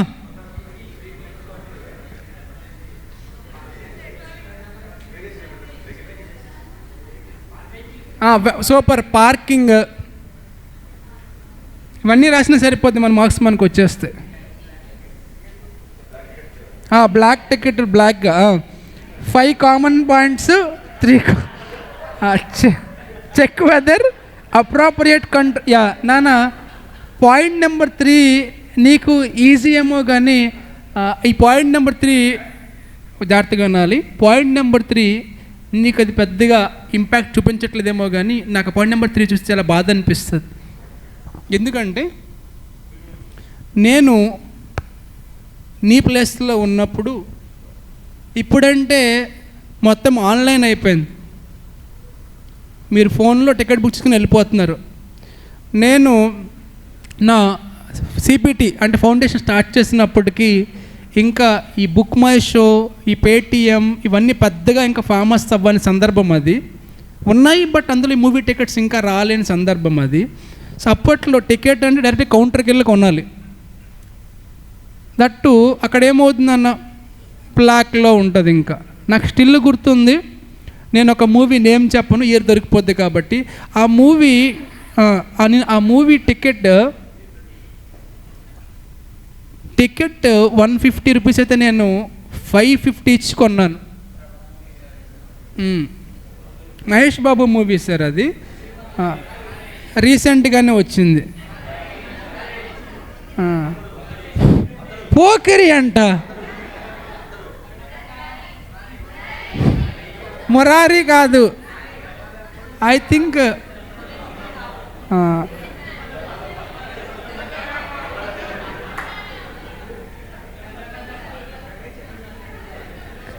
కాదండి, రీసెంట్గా వచ్చింది కదా, గుంటూరు కారం కనుక్కుంటాను. కరెక్టా? గుంటూరు కారం మూవీ కాదు, కాదు కాదు, సర్లేరు నీకెవరు, ఆ టైం, ఇది చిల్లు గుర్తుంది. ఆ మూవీకి. సో అందుకని సో మనం అందుకనే టికెట్ పైన ప్రాపర్ కంట్రోల్ ద్వారా చెక్ చేయాలి. మీకంటే ఇప్పుడు అదృష్టవంతులండి. అలానే డైలీ సేల్స్ రిపోర్ట్తో కంపేర్ చేయాలి. అలానే అడ్వాన్స్ బుకింగ్, దాని గురించి కంపేర్ చేస్తాం. మీకు నచ్చింది sale of drinks, refreshments, such kind of extra things. Next one tax from, మీ అందరికీ తెలిసిందన్న ట్యాక్స్ ఉంటుంది. ఏం ట్యాక్స్ అది? Entertainment tax. ప్రాపర్గా కలెక్ట్ చేసిన అమౌంట్ని ప్రాపర్గా పే చేశారా లేదా. అలానే కొన్నిసార్లు మనం హైర్ చేసుకుంటాం థియేటర్ని, అప్పుడు ఏంటి పరిస్థితి? అడ్వర్టైజ్మెంట్ వస్తాయిగా మధ్యలో, చూసారా?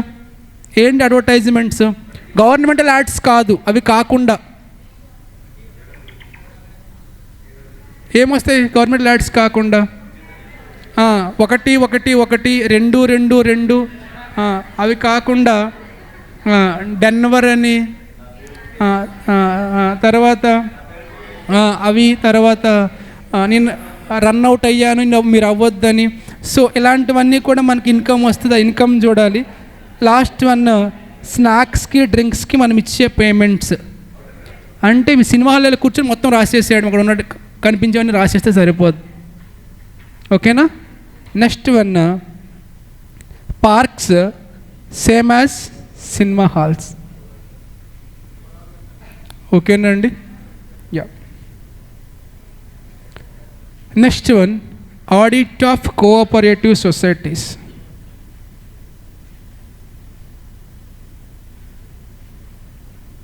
సో ఎంసీక్యూ వస్తుందండి మీకు, డిసెంబర్ జూన్ 2025 ఎగ్జామినేషన్లో రాసే వాళ్ళకి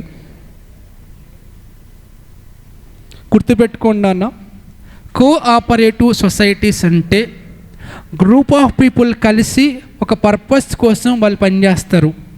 దాన్నే కోఆపరేటివ్ సొసైటీస్ అంటారు. నీకు గుర్తుంటే కాస్ట్ ఆడిట్లో బాస్ ఎవరని చెప్పాను? Central government. కోఆపరేటివ్ సొసైటీలో బాస్ రిజిస్ట్రార్. ఎవరినన్నా? రిజిస్ట్రార్. ఇక్కడ ఆర్ఓసి వేరు, వీడు వేరు.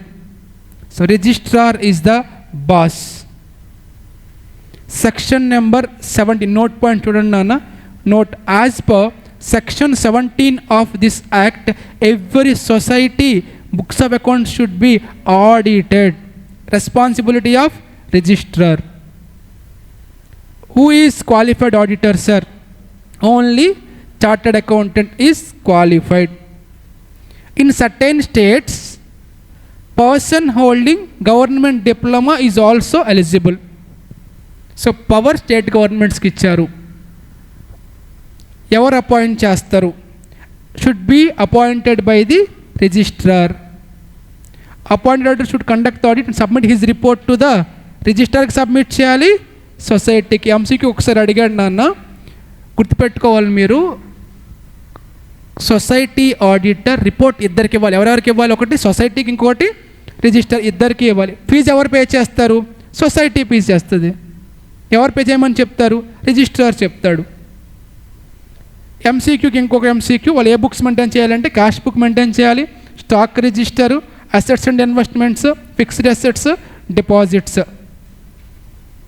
ఎంసీక్యూకి ఇంపార్టెంట్ అన్న. Every one is MCQ important సొసైటీలో. I'm expecting for your attempt also. MCQ number 2, chance ఉన్న ఏరియా, రిస్ట్రిక్షన్ ఆన్ హోల్డింగ్. సొసైటీలో ఏ మెంబర్కైనా మాక్సిమం ఎంత షేర్ ఉండాలి? 20% ఆర్ 1000 రూపీస్, అంతకు మించి ఉండకూడదు. లోన్ ఇంకొకరికి ఇవ్వకూడదు. మనం బారోయింగ్ చేయొచ్చు, నో ప్రాబ్లం. ఇన్వెస్ట్మెంట్ ఎక్కడ చేయొచ్చు అంటే ఈ 4 వేస్లోనే చేయొచ్చు, ఇంకెక్కడ చేయకూడదు. ఇంపార్టెంట్ నాన్న, సేమ్ యాజ్ బ్యాంకింగ్ని గుర్తుంటే 25% ఎక్కడికి పంపించాలి? రిజర్వ్ ఫండ్కి.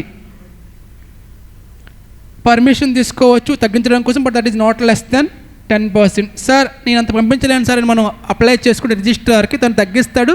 బట్ ఎంత తగ్గించి మాక్సిమం ఎంత తగ్గించవచ్చు? 10% వరకు, అంతకుమించి తగ్గించలేడు. చారిటీ ఇవ్వచ్చు నాన్న, బట్ చారిటీ అనేది 10%కి మించి ఉండకూడదు. డిసెంబర్ 24 మొన్న క్వశ్చన్ వచ్చిందన్న, ఇది మొన్న ఎగ్జామినేషన్లో. Steps to be taken by the auditor of society. ఏం చేయాలి? These are the his duties. ఒకసారి చూసుకోండి ఏం చేయాలి మనోడు.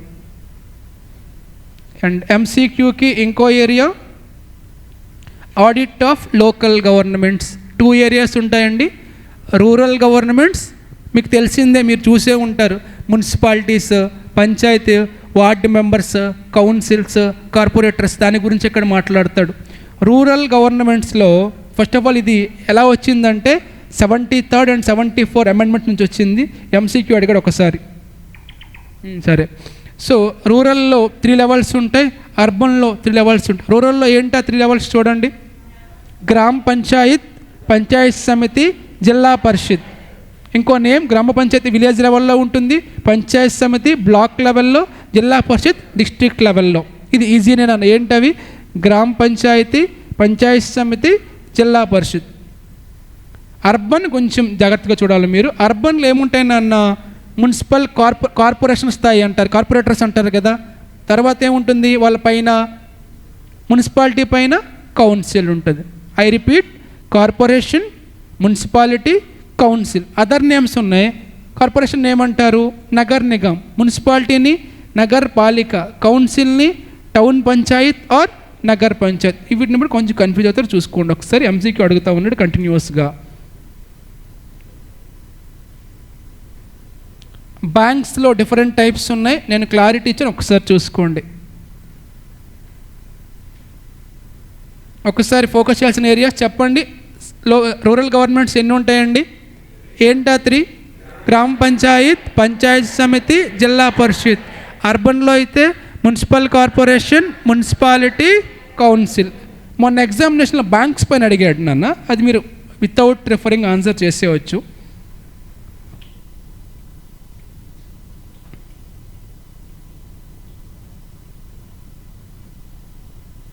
క్వశ్చన్ నెంబర్ 10 కాదు 12. In relation to advances made by the bank ఏం వెరిఫై చేయాలి? బ్యాంక్ అడ్వాన్స్ ఇచ్చింది, నువ్వు ఏం వెరిఫై చేయాలి ఆడిటర్గా అంటున్నాడు. సబ్సిడీ లెడ్జర్ వెరిఫై చేయాలి, మొత్తం అన్నీ వెరిఫై చేయాల్సిందే. చూస్తే అర్థమైపోద్ది ఆన్సర్ ఆల్ ఆఫ్ దీస్ అని. ఇది కాకుండా ఇంకే క్వశ్చన్ పడింది ఇక్కడ? సిఆర్ఏ అయిపోయింది, ఎస్క్యూసీ అయిపోయింది, అంటే ఇదే ఇచ్చాడు.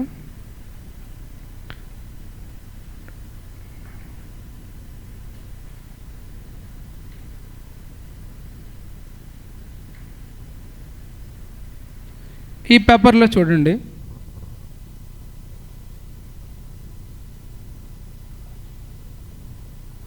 Question number L, rural government కానిది అది అంటున్నాడు. రూరల్ గవర్నమెంట్లు ఏముంటాయిరా? గ్రామ పంచాయత్, పంచాయత్ సమితి, గ్రామ పరిషత్ ఉంటుందా అండి? That is the answer. Question number N, ఇది కూడా చెప్పాను నేను, ఎంత సేమ్ యాజ్ బ్యాంకింగ్ అని చెప్పి ఎంత పంపించాలి? 25%. మీకు ఇంకా కావాలంటే ఇంకో పేపర్ కూడా చూద్దాం.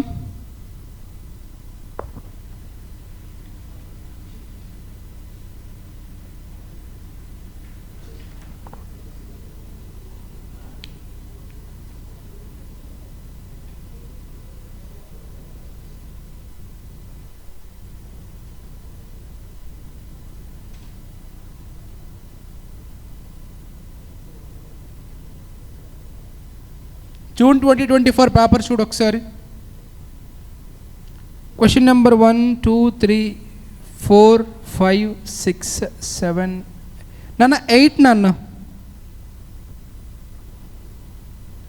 Which of the following is not a duty of auditor? గుర్తొస్తుందా?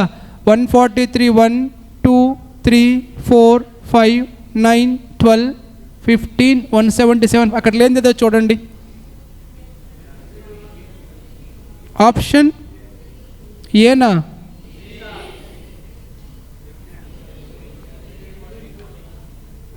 Option A ఉంది కదా నాన్న. సెక్షన్ నెంబర్ ఏంటి? 140 సబ్ సెక్షన్. ఆప్షన్ డి ఉంది కదా నాన్న, సబ్ సెక్షన్ 5. ఆప్షన్ సి ఉంది కదా నాన్న, సబ్ సెక్షన్ 4. సెకండ్ది లేదు. Option B, B for Bombay is correct answer.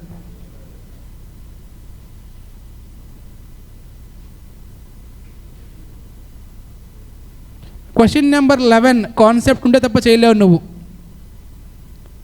Question number 11 concept ఉంటేనే చేయగలుగుతావు. When should we give disclaimer opinion అంట.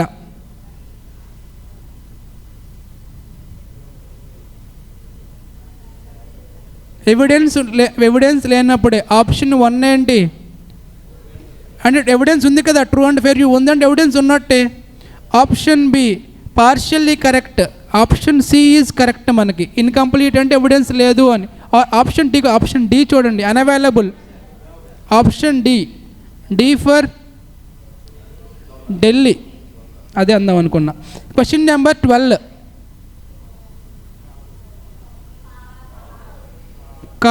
కాగే కదా అన్న. క్వశ్చన్ number 13 minimum majority should be independent. Question number 14 wow లైన్గా వచ్చేసాయి క్వశ్చన్స్ అన్ని. అర్బన్ కానిదేది? కార్పొరేషన్ ఉంది, మున్సిపాలిటీ ఉంది, మున్సిపల్ సొసైటీ ఉందా?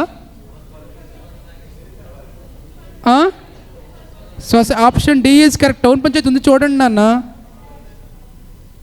ఎక్కడికి వెళ్ళిపోయావు నువ్వు? ఇదే లాస్ట్ అదే కదా టౌన్ పంచాయతీ, ఇంకో నేమ్ ఉంది కదా, సొసైటీ లేదు ఇక్కడ, కన్ఫ్యూజ్ అవ్వద్దు. నువ్వు ఎక్కడున్నావు? లాస్ట్ క్వశ్చన్ చెప్పా. బాస్ ఎవరు? రిజిస్ట్రార్. చూసావా క్వశ్చన్స్ అన్ని లైన్గా నువ్వు చేయగలుగుతా ఉన్నావు. క్వశ్చన్ నెంబర్ 169 ఎంత పంపించాలి? నామినల్ వాల్యూ ఎంత అవుతుంది? 10 lakhs. Option A. Question number 2, bonus issue sources కానిదేంటి? Revaluation reserve. Question number 3, schedule 3, discount received ఎక్కడ వస్తుంది? రెండు incomes, revenue from operations, discount received ఏమవుతుంది? అదర్ ఇన్కమ్లోకి వెళ్ళిపోతుంది. క్వశ్చన్ నెంబర్ 4,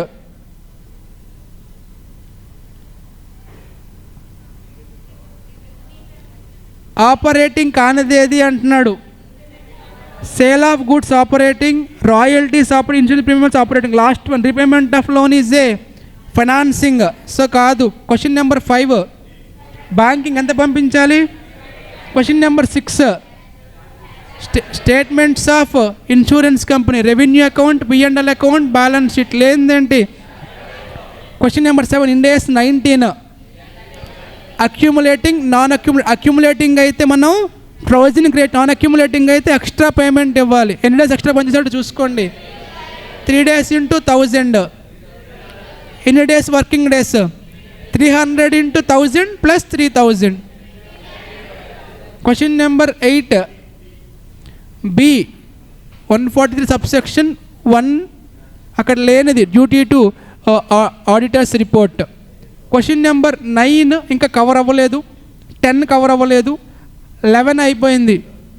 అవైలబుల్గా లేదు అంటే ఎవిడెన్స్ లేదు అని. Option D. Question number 12, company audit ఎవరు అపాయింట్ చేయాలి? 13 ఏంటది? Independent audit committee, section number 177. Question number 14 ఎక్కడి నుంచి వచ్చింది? ఇది 11th చాప్టర్లో లోకల్ సెల్ఫ్ గవర్నమెంట్స్ నుంచి వచ్చింది. క్వశ్చన్ నెంబర్ 15 అదే చాప్టర్లో కోఆపరేటివ్ సొసైటీస్ నుంచి వచ్చింది. అర్థమవుతుందండి? Let's solve one more paper, December 23. Question number 1 ఏంటిది? Section number 68. ఎన్ని 3 టెస్ట్స్ ఉంటాయి కదా మ్యాక్సిమం బైబ్యాక్. ఏంటి ఆ 3 tests? Outstanding test, resource test, debt equity. ఇక్కడ లేనిది ఏంటి నాన్న? క్వశ్చన్ నెంబర్ 2, బి, సప్లయర్స్కి పేమెంట్ ఏమవుతుంది? Operating. Question number C, receivable in cycle అంటే current asset. Question number 4, transfer insurance is called reinsurance. Question number 5, abnormal items are not form part of Ind AS 2. Question number F, documentation 230. Question number G ఇంకా అవ్వలేదు. Question number H,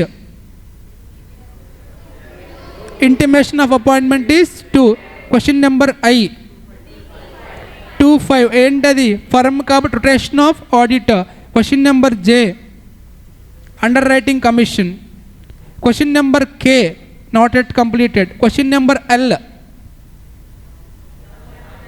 gram Parishad. Question number M, question number N, question number O, not yet completed. Recent paper, question number 1, statutory book కానిదేంటి? Register of officer. Question number 2 ఏంటది? Sources of buyback, all of these. Question number 3, current liability కానిదేది? Question number 4, ఇండెస్ 37. Question number 5, repeated question. Question number 6, 600 ఏంటి నాన్న? Question number 7, ఎక్స్క్యూసీ 1, ఎన్ని years maintain చేయాలి? Question number 8, documentation. Question number 9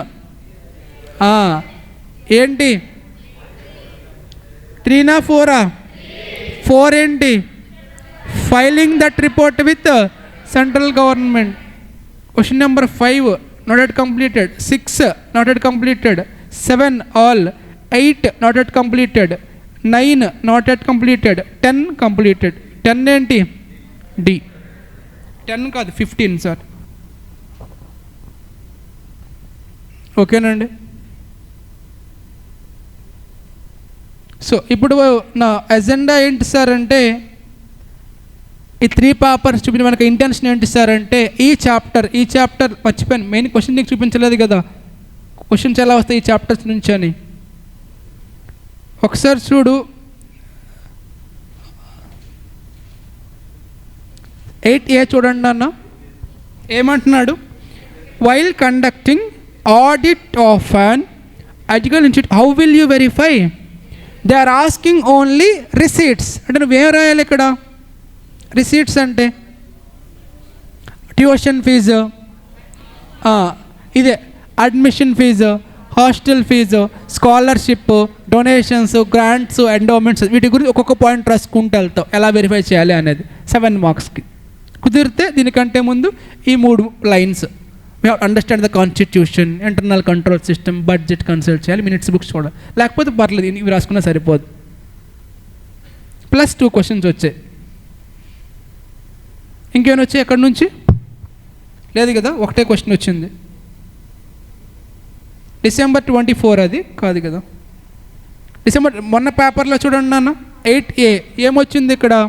steps to be taken by the cooperative society audit. ఇందాక నేను రాసి ఇచ్చాను కదండి, చూసుకోమని చెప్పాను లాస్ట్లో.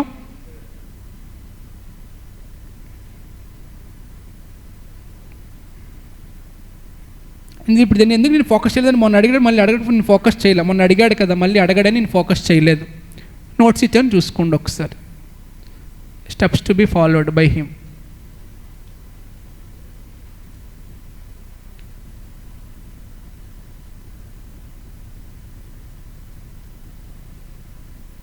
ఈ పేపర్లో చూడండి నన్ను, December 23లో ఏమడిగాడు క్వశ్చన్ చూడండి. Educational institution. June 24 చూడండి ఏమడిగాడు. చూడండి ఏమడిగాడు. ఆడిటర్ ఆఫ్ డీలక్స్ ఏం చేస్తావు అన్నాడు. ఇప్పుడు ఏం రాయాలి నేను? 5 + 3 8 పాయింట్స్ రాసేస్తా. 3 పాయింట్స్ అంటే ownership structure, internal control system, next 4th అక్కడ నుంచి 5 ఉన్నాయి కదా, fixed assets, investments, depreciation, salaries, other expense. 8 అయిపోయి. తర్వాత హోటల్ గురించి మీరు చెప్పారు. Check in, checkout, room occupancy rate, food material, bar, casino, special events like weddings, conventions. చాలు 13 పాయింట్స్. లైసెన్స్ రాసాం ఆల్రెడీ, చాలు. You can add some more points. 7 marks. Question number 8B చూడు. Pros and cons అంటే advantages, limitations. ఇందా మనం చూసాం కదా. Question number 6B చూడు. రోల్స్ అండ్ ఫంక్షన్ చదివాం కదండి, రాసేస్తా యాజ్ ఇట్ ఈజ్గా. 6C అవ్వలేదు ఇంకా. 7A not yet completed, 7B not yet completed. So ఇప్పుడు నువ్వు అబ్జర్వ్ చేస్తే నేను ఈ Day 4లో భాగంగా ఆడిట్లో నేను మెజారిటీ పోర్షన్ కంప్లీట్ చేసి నీకు అర్థం కావట్లే అంతే. ఏం కంప్లీట్ అయిందంటే,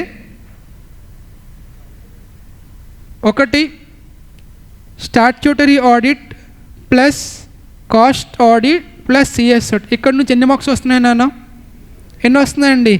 18 to 20. ఇది అయిపోయింది.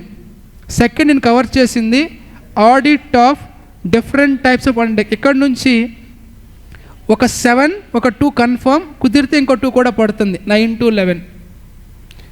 So I covered 27 to 31 marks out of only 2 chapters in my perspective. ఓకేనండి. So please give high importance to the chapters. చాలా ఎక్కువ ఇంపార్టెన్స్ ఇవ్వండి వీటికి. ఇంకా నెక్స్ట్ ఏముంది నాన్న? నెక్స్ట్ ప్రయారిటీలో ఆడిట్ రిపోర్ట్. ఓకేనా?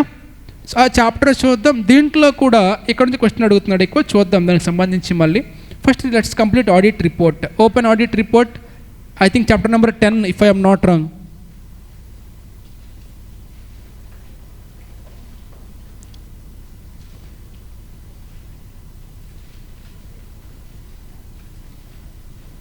Yes.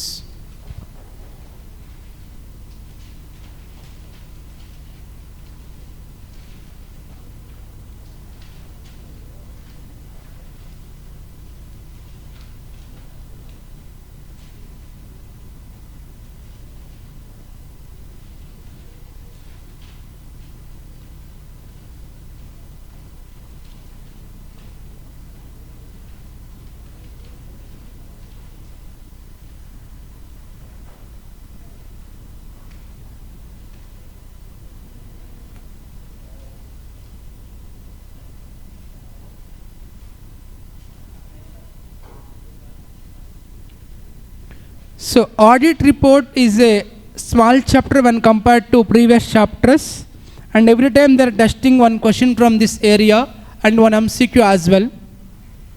జాగ్రత్తగా చూడు. Audit report very very easy chapter.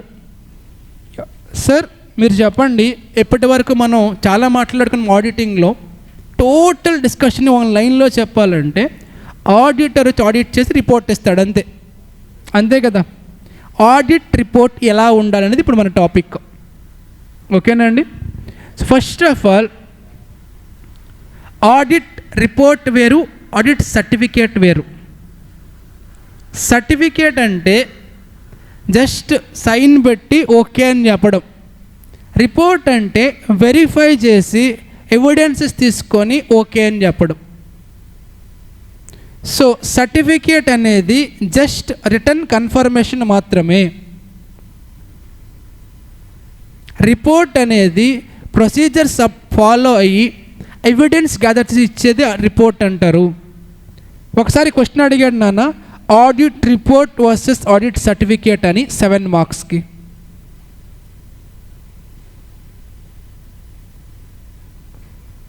Differences చెప్పమన్నాడు రిపోర్ట్కి సర్టిఫికేట్కి. Report is a document written in a standard format. Certificate is a confirmation only. సర్టిఫికేట్కి ఎగ్జాంపుల్ చెప్పండి సార్. ఫర్ ఎగ్జాంపుల్, మీరు ఎగ్జామ్కి అప్లై చేశారు కదండి, మీకు అడ్మిట్ కార్డ్స్ వస్తాయా? అడ్మిట్ కార్డ్స్లో కొన్నిసార్లు కొంతమంది ఫొటోస్ మిస్ అవుతాయి, రావు. అప్పుడు వాడు ఏమంటాడంటే అక్కడ క్లియర్గా రాస్తాడు, ఇక్కడ మీ ఫోటో మిస్ అయిందమ్మా, మీరు అక్కడ మీ ఫోటో మీరు అఫిక్స్ చేసుకొని దానిపైన సైన్ చేయించండి, సిఏది కానీ సిఎంఏది కానీ అంటాడు. అంటే ఏంటి, నేను ఇక్కడ కన్ఫర్మ్ చేస్తున్నా ఈ పర్సన్ జ్యోతికానే అని. అర్థమవుతుందా? సో దాన్ని సర్టిఫికేట్ అంటారు. రిపోర్ట్ అంటే ఏంటి, మొత్తం ఎగ్జామిన్ చేసి రిపోర్ట్, దాన్ని రిపోర్ట్ అంటారు. నేచర్ ఏంటి, we need to give expression of opinion అంటే అన్మాడిఫైడా, ఇక్కడ ఇది జస్ట్ కన్ఫర్మేషన్ మాత్రమే, కరెక్ట్నెస్సా లేదా అని. నెక్స్ట్ వన్, బేసిస్ ఏంటి, కొన్ని అజంప్షన్స్ ఫాలో అవుతాం, ఇక్కడ అజంప్షన్స్ ఏమి ఉండవు, యాక్చువల్ ఫిగర్స్ పైన డిపెండ్ అవుతుంది. స్కోప్ ఏంటి, ఆడిట్లో స్కోప్ అనేది వెరీ లార్జ్, ఇక్కడ స్కోప్ అనేది సర్టిఫికేట్లో లిమిటెడ్, నా జాబ్ వెరీ లిమిటెడ్ కాబట్టి. ఇక్కడ అడ్వైజ్ స్కోప్ ఉంది, ఇక్కడ అడ్వైజ్ ఏముండదు, జస్ట్ మనం కరెక్ట్గా కదా చెప్తామంతే. బేసిస్ అజంప్షన్స్, ఇక్కడ no such kind of actual figures. ఇక్కడ గ్యారంటీ ఇవ్వట్లేదు. నీకు గుర్తుందో చెప్పాను, నేను ఏం చెప్పాను నీకు గుర్తుందో లేదో, ఆడిటర్ అనే పర్సన్ గ్యారంటీ ఇవ్వడు. ఏమిస్తాడు, ఓన్లీ అష్యూరెన్స్. దట్ అష్యూరెన్స్ కూడా రీజనబుల్ అష్యూరెన్స్ ఇస్తాడు, ఇక్కడ గ్యారంటీ ఇస్తారు. టైం, ఇక్కడ టైం ఏమి ఉండదు. లైబిలిటీ ఉంటుంది, ఉండదు. ఫార్మేట్ చెప్తారు, చెప్పరు. 7 మార్క్స్. నెక్స్ట్ వన్, ఎసెన్షియల్ ఏంటది, తర్వాత ఉన్న వర్డ్ అంటే ఒక గుడ్ రిపోర్ట్ ఎలా ఉండాలని అడుగుతున్నాడు.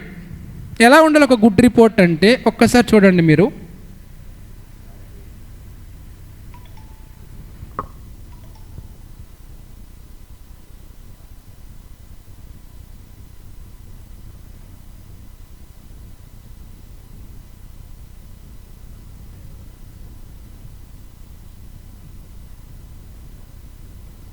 చూడండి sir, this is the audit report of Reliance company. Page number 61లో స్టార్ట్ అయింది, 63లో ఎండ్ అయిపోయింది. 3 పేజెస్లో రిపోర్ట్ కంప్లీటెడ్. ఎంత సింపుల్ ఉందో చూడండి. ఇలా సింపుల్గా ఉండాలి. రిపోర్ట్ చదివితే అర్థం అవ్వాలి ఎవరికైనా. సింపుల్ ఇంగ్లీష్ లాంగ్వేజ్ ఉండాలి. చూడండి ఏం చెప్తాడో వాడు. సింప్లిసిటీ మెయింటైన్ చేయాలి. And audit report should be simple and easily understandable అవ్వాలి. ఎవరికి, to the users. It should be written as simple language, should be self explanatory, అంటే చూస్తే అర్థమైపోవాలి. సెకండ్ వన్, క్లారిటీ మెయింటైన్ చేయాలి, అంబిగ్విటీ ఏమి ఉండకూడదు. అంబిగ్విటీ అంటే ఎస్ఆర్ నో అన్నట్టు ఉండకూడదు, ఫుల్ క్లారిటీ ఇచ్చేసేయాలి. బ్రెవిటీ మీన్స్ బ్రీఫ్ అండ్ స్పెసిఫిక్గా ఉండాలి. Firmness means report should be firmly state whether the opinion, అంటే క్లియర్గా ఒపీనియన్ చెప్పేసేయాలి, whether true and fair or not, that's it. Objectivity, always based upon some biases or prejudice to anything else. We should disclose properly all relevant matters and material items. Impartial ga undali, information, relevant information undali, time ki complete avvali. So this is called basic features of good audit report. ఇది important అండి ఎంసీక్యూకి. Audit రిపోర్ట్లో contents ఏముండాలి చూడండి. ఇక్కడ first ఏముందన్న heading, first heading ఉందిగా, heading ఏంటది, to the members of Reliance Industries Limited, దాన్ని హెడింగ్ అంటారు. తర్వాత ఏముంది, రిపోర్ట్ ఎవరికి ఇస్తున్నాం మనం, ఫస్ట్ హెడింగ్ ఏముందన్న, ఇండిపెండెంట్ ఆడిటర్స్ రిపోర్ట్, దాన్ని హెడింగ్ అంటాం. టైటిల్ ఏంటి, ఇండిపెండెంట్ ఆడిటర్స్. నెక్స్ట్ ఏముంది, అడ్రస్, ఎవరికి వేస్తున్నాం మనం ఇది, టు ద, దాన్ని అడ్రస్సీ అంటాం. థర్డ్ ఏముంది, ఒపీనియన్. ఫోర్త్ ఏముంటుంది చూడండి, బేసిస్ ఫర్ ఒపీనియన్. ఫిఫ్త్ ఏంటి, కీ ఆడిట్ మాటర్స్. అలానే ఇక్కడ కూడా సేమ్ థింగ్ ఉంటుంది చూడండి మీరు. కాన్సెప్ట్ నెంబర్ 6లో title, addressee, opinion, basis for opinion, key audit matter, responsibilities of the management, responsibility of the auditor and signature, place, date. Same as here also. మీరు ఇక్కడ కూడా చూడొచ్చు, లాస్ట్లో సిగ్నేచర్ ఉంది, డేట్ ఉంది, ప్లేస్. ఇక్కడ సిగ్నేచర్ ఎక్కడ ఉంది చెప్పు, సిగ్నేచర్ ఎక్కడ ఉంది చెప్పు, ఇదిగో ఇదే సిగ్నేచర్. యూడిన్ అని కనిపిస్తుందా, అదే సిగ్నేచర్, డిజిటల్ సిగ్నేచర్ అది. సో చెప్పు ఏమేమి ఉంటాయి కాంటెంట్స్. టైటిల్ అంటే ఇండిపెండెంట్ ఆడిటర్స్ రిపోర్ట్. నెక్స్ట్ ఏముంటుంది, అడ్రస్ ఎవరికి ఇస్తాం మనం, members or shareholders. Next ఏంటి, నా ఒపీనియన్ ఏంటి, పాజిటివా నెగిటివా. నెక్స్ట్ ఏంటి, బేసిస్ ఏంటి నాకు, స్టాండర్డ్స్ ఆన్. నెక్స్ట్ ఏంటి, కీ ఆడిట్ మ్యాటర్స్. నెక్స్ట్ ఏంటమ్మా, రెస్పాన్సిబిలిటీ ఫర్ ఫినాన్షియల్, ఎవరు ప్రిపేర్ చేయాలి ఫినాన్షియల్ స్టేట్మెంట్స్ని, మేనేజ్మెంట్. నెక్స్ట్ ఏంటి, what is my responsibility. Next ఏంటమ్మా, మై సిగ్నేచర్, ప్లేస్, డేట్. దీని నుంచి ఏమైనా క్వశ్చన్ వచ్చినట్టుంది. ఇక్కడ ఇందాక క్వశ్చన్ చూశాను నేను, యా ఇదిగోండి క్వశ్చన్ నెంబర్ కే. ఒపీనియన్ ఉందా మనకి, బేసిస్ ఉందా, కీ ఆడిట్ మ్యాటర్స్ ఉందా, అక్కడ లేనిది ఏదంటున్నాను, రిపోర్ట్స్ ఆన్ అక్రూయల్ అజంప్షన్, అది లేదు. ఓకేనండి. So that is answer C.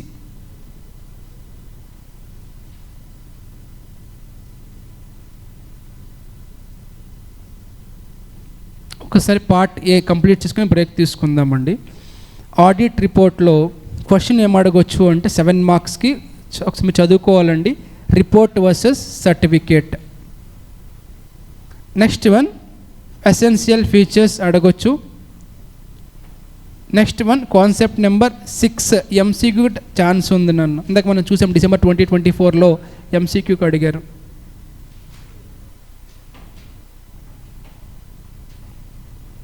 ఓకేనండి. సో ఆడిట్ రిపోర్ట్లో పార్ట్ ఏ కంప్లీట్ అయిపోయింది. టోటల్ ఆడిట్ రిపోర్ట్లో 4 పార్ట్స్గా డివైడ్ చేశాను. Part A is completed. Now come to part B. Part B is CARO 2020. CARO means Company Auditor Report Order. CARO 2020. Actually నేను చదువుకున్నప్పుడు CARO 2016 ఉండేది, రీసెంట్గా చేంజ్ అయింది CARO 2020గా. అంటే ఆల్రెడీ ఆడిటర్ రిపోర్ట్ ఇవ్వాలి కదా, రిపోర్ట్లో టైటిల్ ఉంటుంది, అడ్రస్సీ ఉంటుంది, ఒపీనియన్ ఉంటుంది, బేసిస్ ఫర్ ఇవన్నీ ఇది కాకుండా ఇది ఎక్స్ట్రా డ్యూటీ ఆడిటర్కి. Extra duty is CARO 2020. Actually డీటెయిల్డ్గా మనకు అవసరం లేదు నాన్న, ఇప్పటి వరకు టెస్ట్ చేయలేదు. దీంట్లో కొన్ని పాయింట్స్ ఉంటే ఆ పాయింట్స్ నేను టచ్ చేస్తాను అంతే. ఫస్ట్ ఆఫ్ ఆల్ ఇది ఎవరికి అప్లికబుల్ అవుతుంది, వీళ్ళకి మాత్రం అప్లికబుల్ అవుతుంది. CARO is applicable to these persons. CARO non current assets గురించి మాట్లాడుతుంది, అలానే ఇన్వెంటరీ గురించి మాట్లాడతారు, అలానే ఇన్వెస్ట్మెంట్స్ గ్యారంటీ సెక్యూరిటీస్ గురించి మాట్లాడతారు. నెంబర్ 4 అదర్ లోన్స్ గురించి, నెంబర్ 5 డిపాజిట్స్ గురించి, నెంబర్ 6 కాస్ట్ రికార్డ్స్. గుర్తొస్తుందా? కాస్ట్ రికార్డ్స్ అంటే section number 148 CRA1, CRA2, CRA3, CRA4. 1 దేని గురించి మాట్లాడుతుందండి? Maintenance of cost records. CRA2 is discussing about intimation of appointment with the central government. CRA3 is discussing about cost audit report. 4 is discussing about filing that report with the central government. Next one statutory audit dues గురించి మాట్లాడతారు, అలానే undisclosed income గురించి, loans గురించి, IPO FPO funds గురించి, fraud reporting, నిధి company, related party transactions. SA 550 internal audit system, non-cash transactions, NBFC compliance division. Schedule 3లో 3 divisions చెప్పానండి. Division 1, Division 2. Division 1 is for accounting standards, Division 2 is for, Division 3 is for NBFC. Cash loss, audit, resignation. 140 subsection. Resignation section ఎంతనన్నా? 140 subsection 2 నా 1 నా? 2 is resignation, 1 is removal. Financial assets and liabilities గురించి, CSR అంటే corporate social responsibility గురించి, qualifications and adverse remarks గురించి మాట్లాడతారు. ఇవన్నీ sub topics, details మనకు అవసరం లేదు. అంటే ఇప్పటి వరకు అడగలేదు, మీరు ఒకసారి చూసుకోండి కావాలి అంటే. మొన్న ఎగ్జామినేషన్లో వాడు ఏ క్వశ్చన్ ఎలా అడిగాడంటే వీటిపైన అడిగాడు. December 24లో ఒకసారి మీరు చూస్తే క్వశ్చన్ నెంబర్ 14లో which of the following is not a content of audit report as per CARO. ఆ హెడ్డింగ్స్ అనేది చూసి అందులో లేనిది మీరు రాయాలి. ఇన్వెంటరీ ఉంది, డిపాజిట్స్ ఉంది, లోన్ ఉంది, రిక్రూట్మెంట్ ఆఫ్ ఎంప్లాయీస్ లేదు. అదే ఆన్సర్. మీరు అట్లీస్ట్ ఈ సైడ్ హెడ్డింగ్స్ అయినా చూసుకోండి. మొత్తం క్యారో 2020 21 టాపిక్స్ గురించి మాట్లాడుతుంది. ఆ 21 అట్లీస్ట్ 1 or 2 టైమ్స్ చూసుకోండి, గుర్తుపెట్టుకోకపోయినా. ఆప్షన్ చూసినప్పుడు మీకు క్లారిటీ వస్తుంది ఎక్కడ చూసినట్టు ఉందా లేదా అని. స్పెసిఫిక్గా అడగట్లేదు, బట్ స్టిల్ నేనైతే చదవద్దని చెప్పను. Concept number 4 I covered. Unmodified, modified, qualified, adverse, disclaimer. Next part C. Sir చాలాసార్లు చెప్పానండి, మీ ప్రతి పేపర్లో వాడు ఒక క్వశ్చన్ కన్ఫామ్గా అడుగుతున్నాడు. ఏంటా క్వశ్చన్ అంటే NFRA part D, NFRA first part D చూడండి, ఇక్కడ నుంచి కానీ పార్ట్ సి రెండింటిలో ఒక క్వశ్చన్ అడుగుతున్నాడు అండి. మిస్ అయితే పార్ట్ ఏ నుంచి లేదంటే 2 అడుగుతున్నాడు. మొన్న పేపర్లో 2 ఉన్నాయి. పార్ట్ డి NFRA అంటే national financial reporting authority. NFRA is established by the central government. Date MCQ అడగొచ్చండి 1 October 2018. దీంట్లో ఒక చైర్పర్సన్ ఉంటాడు, అలానే 15 మెంబర్స్ ఉంటారండి. గుర్తుపెట్టుకోవాలి, చైర్పర్సన్ ప్లస్ 15 మెంబర్స్. చైర్పర్సన్ ఎవరంటే expert in accounting, auditing, finance, law. NFRA structure, దీంట్లో several committees ఉంటాయి, including accounting standards committee, auditing standards committee, enforcement committee. ఇది కూడా MCQ పడవచ్చు. Which of the following is not A committee of NFRA అని. ఏంటా committees? Accounting standards, auditing standards, enforcement committee. Concept 4 functions and duties of NFRA, repeatedly they are asking. Repeatedly. 5 also repeatedly. Role. Functions and roles they are asking repeatedly, sir. Even in recent paper also. NFRA functions, they will recommend accounting standards and auditing standards. Point number 2, monitor and enforce the compliance with these standards. For example, India 2 దేనికోసం ఉందండి, how to value inventory. అది చెయ్యాలి అని చెప్పింది ఎవరంటే NFRA చెప్పిన తర్వాత accounting ICMAI చేసింది. పాయింట్ నెంబర్ 2 ఏంటి, India 2 ఎలా అప్లై చేస్తున్నారు అని మానిటర్ చేస్తారు. Point number 3, overseeing the quality of services provided by the professionals. అంటే CSMS వీళ్ళు ప్రాపర్గా పనిచేస్తున్నారు వాటి క్వాలిటీని అసెస్ చేస్తారు. Number 4, undertaking other functions as necessary. అంటే first function recommending standards, second point monitoring, third point quality, fourth point others. అంతే, 4.7 marks. ఇంకేముండదు answer, అంతే ఉంటుంది. ఇది ఎక్కువ సార్లు అడుగుతున్నాడు ఫంక్షన్ కంటే, దీనికంటే ఇది ఎక్కువ సార్లు వస్తుంది రోల్. వాళ్ళ రోల్ చాలా ఈజీ అండి. Recommending, auditing standards, monitoring, power. అవే పాయింట్స్ రిపీట్, ఒకసారి జాగ్రత్తగా చూసుకోండి. చాలాసార్లు అడుగుతున్నాడు ఈ 2 క్వశ్చన్స్. ప్రతి పేపర్లో ఉంటుంది ఈ క్వశ్చన్. ఇది మిస్ అయింది అంటే పార్ట్ సి ఏంటి సార్ అంటే internal financial control over financial reporting అంటే అకౌంటింగేనన్నా. దాని కంట్రోల్స్ ఏంటి అనేది ఇంటర్నల్ ఫినాన్షియల్ కంట్రోల్. ఎన్కంపస్ అంటే కవర్స్ అని. It covers policies ensuring efficient business conduct. Adherence means complying. Policies safeguarding of assets and detecting fraud. ఇది అడగట్లేదులా కానీ ఇదిగోండి సార్ కాన్సెప్ట్ నెంబర్ 3. ఇది ఒక్కటే 7 మార్క్స్ అడుగుతాడండి, డైరెక్ట్గా రాసేసేయడమే. Reporting on internal financial control అని క్వశ్చన్ వస్తే you have to write legal requirement ఏంటి, ఆడిటర్ ఆబ్జెక్టివ్ ఏంటి, how to detect it, what is the audit process and applicability. For 7 marks they are asking repeatedly. So audit report అనే చాప్టర్లో 4 parts ఉంటాయండి. Part A important, part B క్యారోలో only side headings, part C and D చాలా important. ఇది ఏంటి part D అంటే NFRA, part C internal financial control over FR. ఒక question damn షూర్గా పడుతుంది ప్రతి అటెంప్ట్లో. December 2024 రీసెంట్గా మీరు రాసినటువంటివి మేము సీనియర్స్ అనే ఎగ్జామినేషన్లో చూడండి. క్వశ్చన్ ఏం అడిగాడు, 7B రోల్ ఆఫ్ NFRA 7 మార్క్స్కి. December 23 పేపర్లో 8B role of NFRA same 7 మార్క్స్కి.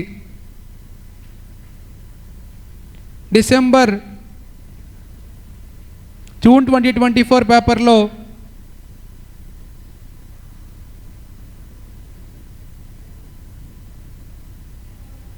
7B చూడండి, responsibility over internal financial control over FR.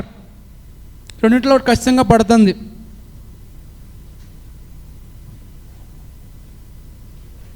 ఒకసారి చూసుకోవాలి మీరు. ఒకసారి మీరు చూస్తే 6B ఎక్కడి నుంచి వస్తుంది నాన్న, కంపెనీ ఆడిట్. 7A కాదు, 7B audit report. 8A different types, 8B company audit. ఇది చాప్టర్ నేమ్స్ ఫిక్స్ ఉంటుందన్న, మారిపోతూ ఉంటాయి. అలా మీరు అందుకే ఎప్పుడు నేను చెప్పను, మీరు అబ్జర్వ్ చేస్తే నేను ఎప్పుడు కూడా 2A 2B అని చెప్పను. ఎప్పుడు ఏం చెప్తాను, వెయిటేజ్ తప్ప. ఎందుకు అంటే ఎగ్జామినర్కి ఆ రూల్స్ ఏమి ఉండవు. He can pick 2A from another chapter, there is no objection. Weightage చూసుకుంటాడు అంతే, ఎన్ని మార్క్స్ ఇవ్వాలి ఏంటి అనేది అంతే. మీరు 2A అని ఇలా బ్లైండ్గా వెళ్ళారని కూడా అక్కడ మారితే ఎమోషనల్లీ డ్యామేజ్ అవ్వాల్సి వస్తుంది. మీరు మెంటల్లీ యూ విల్ బికమ్ లో కాన్ఫిడెంట్. అదే నాకు ఎక్స్పెక్టేషన్ మీట్ అవ్వలేదు ఏంటి అని. సో ఎక్స్పెక్ట్ చేయొద్దు 2A ఇదే వస్తుంది అని, వెయిటేజ్ చూసుకోండి అంతే. So audit risk is highly important sir. Audit report, So till now we covered A category chapters, statutory audit as well as cost audit, comes under 18 marks. Different types of undertaking 11, 29, report 9 plus. So almost we covered 36 to 38 out of 50. Tomorrow I am going to cover B category and C category as well.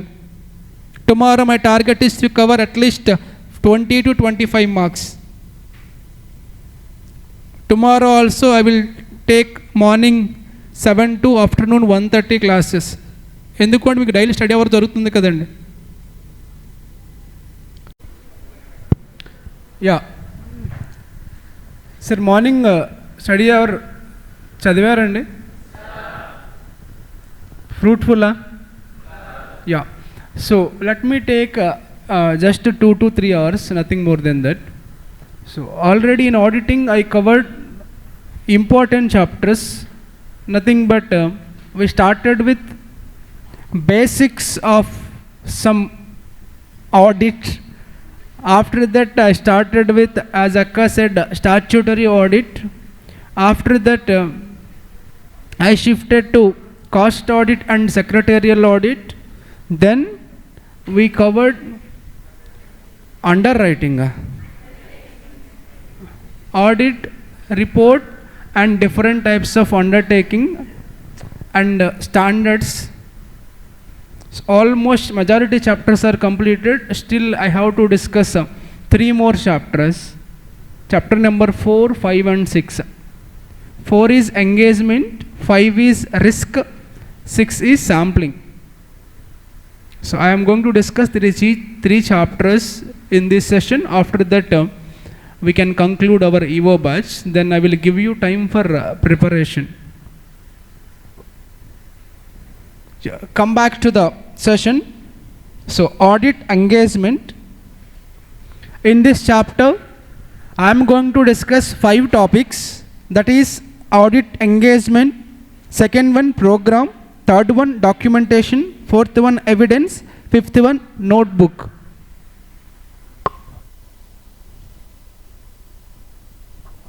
So these 5 topics I am going to cover, and each and every examination they are asking question from chapter number 4 and 5 and 6. From these 3 chapters they are asking 2 sevens.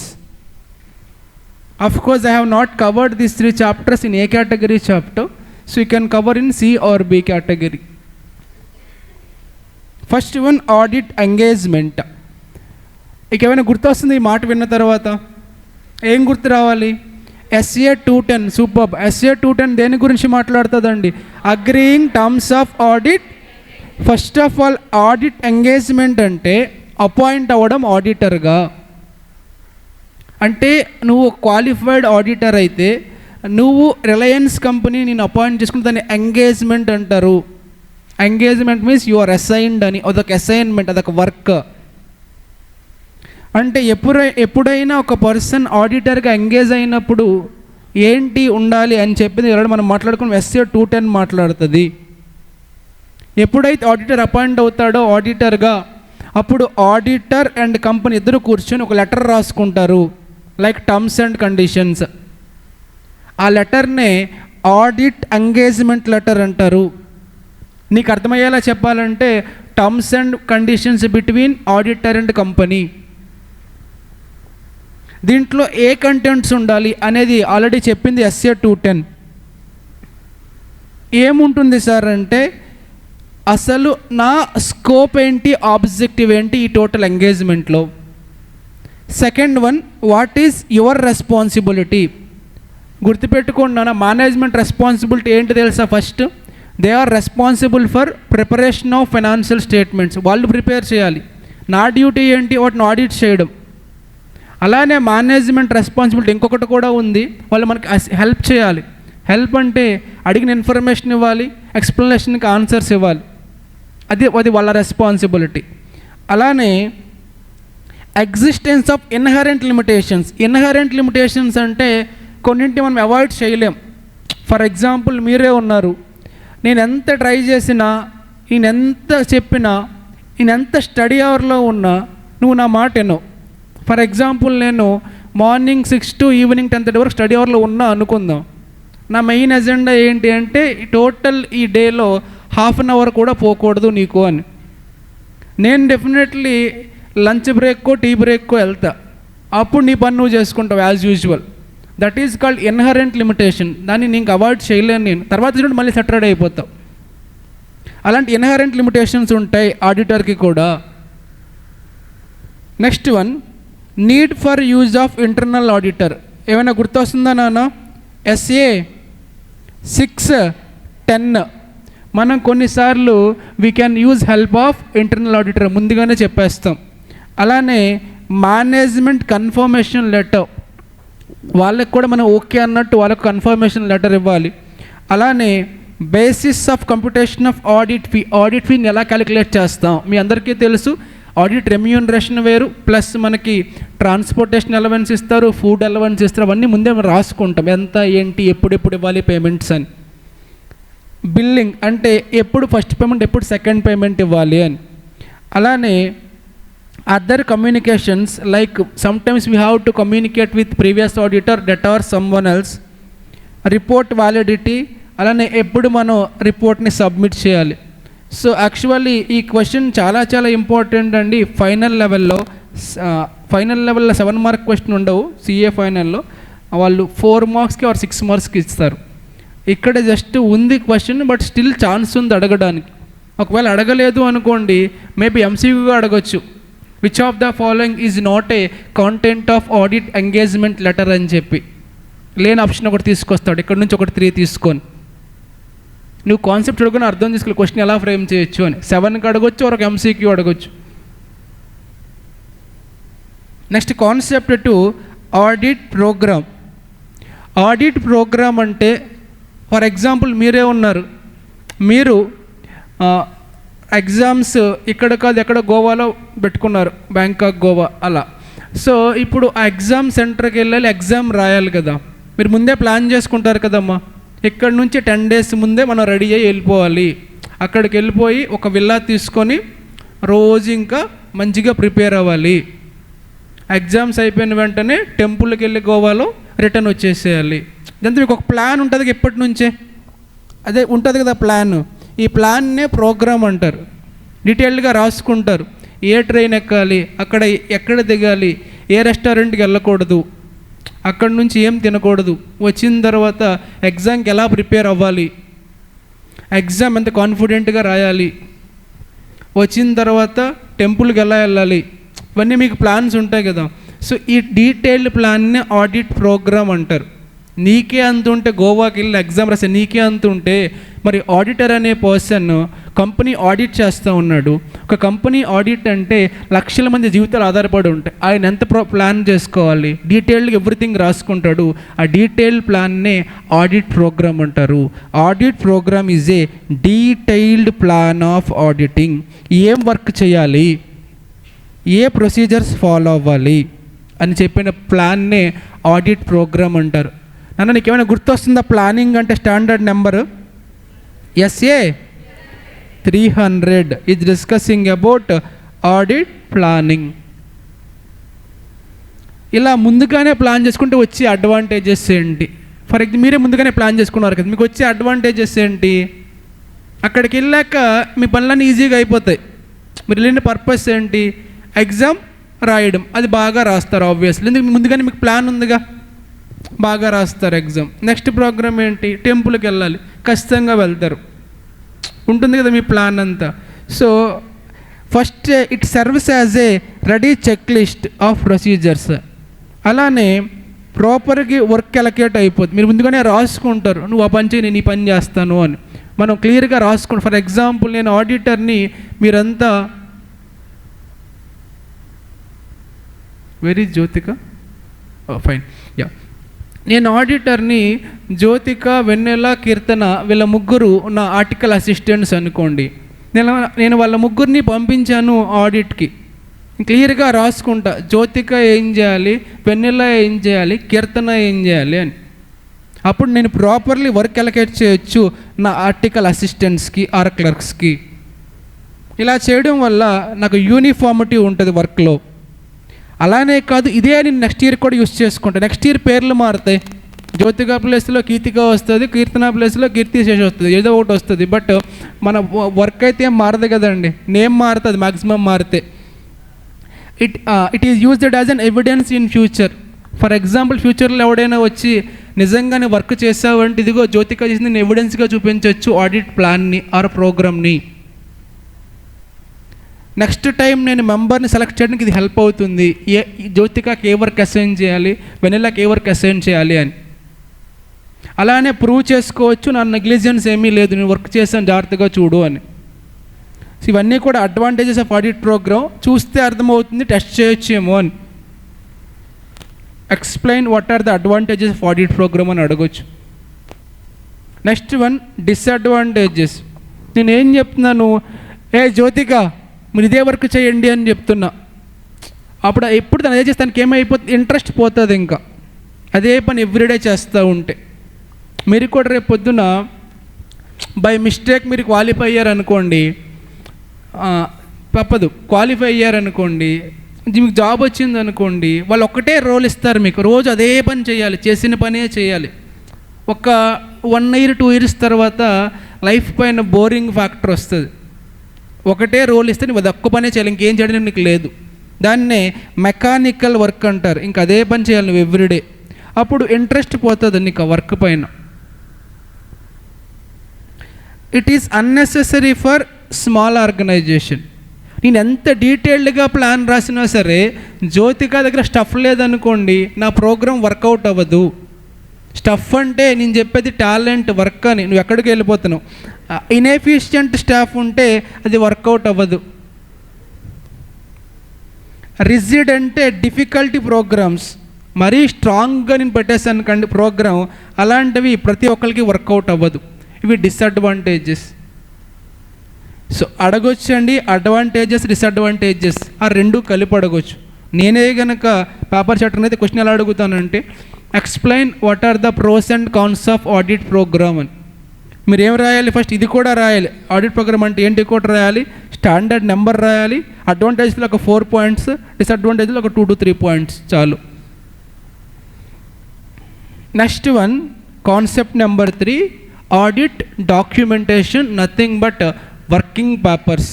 Already చెప్పాను నేను నీకు, as per SQC1 every auditor should maintain working papers of at least 8 years. 7 years. She is ready to scold. Yeah, standard number గుర్తుందా documentation? SA 330 ఏంటి, sampling 330 responses to the identified risk 430 లేదు, 530 630 లేదు, 730 లేదు. Audit documentation అంటే simple sir. అమ్మా మీరు ఏం చేసినా ఒక రికార్డులో మెయింటైన్ చేయండి, రాసుకోండి, ఫైల్ చేసుకోండి. మీరు ఏం చేస్తారు మహా చేస్తే, ప్రాక్టీస్ చేస్తారు కదా, అదొక బుక్లో రాయండి. నీకు ఒక ఆన్సర్ వస్తుందిగా, అది కూడా ఒక బుక్లో రాయండి. పాస్ అవుతావుగా, అది కూడా ఒక బుక్లో రాయి. నీ ప్రొసీజర్స్ పర్ఫామ్ అయినది, ఎవిడెన్స్ వచ్చింది, ఇవన్నీ ఒక బుక్లో ఫైల్ చేయడాన్ని ఆడిట్ డాక్యుమెంటేషన్ అంటారు. Audit documentation is a record of procedures performed, evidence obtained and conclusions reached. Practical లైఫ్లో ఈ రోజుల్లో ఇవి ఎలక్ట్రానిక్ ఫామ్ పీడిఎఫ్లోకి వచ్చేసాయి. ఆడిట్ డాక్యుమెంటేషన్ అంటే ఫిజికల్ ఫామ్ అయినా అవ్వచ్చు, ఎలక్ట్రానిక్ ఫామ్ అయినా అవ్వచ్చు సార్. వీటి పర్పస్ ఏంటి, మళ్ళీ సేమ్ అదే మాట్లాడతాను నేను.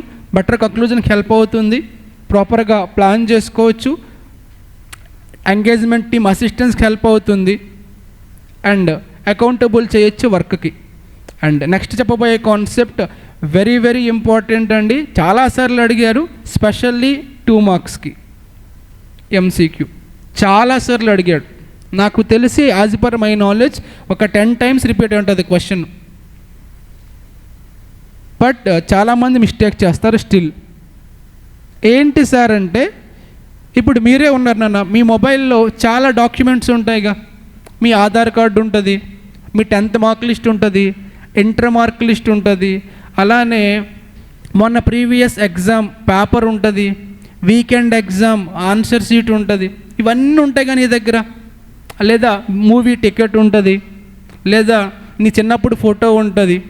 వీటన్నింటిల్లో డివైడ్ ఇంటూ 2 కేటగిరీస్. ఇంపార్టెంట్ కొన్ని ఉంటాయిగా. ఏంటి ఇంపార్టెంట్వి?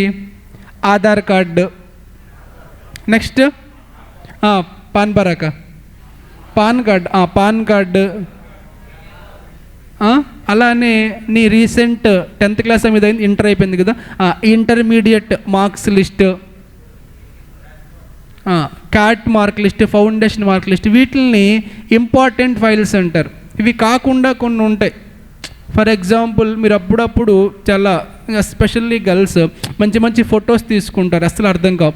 సో అలాంటివి, లేదా ఏదో ఇక్కడ వీకెండ్ ఎగ్జామ్ క్వశ్చన్ పేపరు, ఇవన్నీ కూడా పెద్ద ఇంపార్టెంట్ కాదు నీ లైఫ్లో.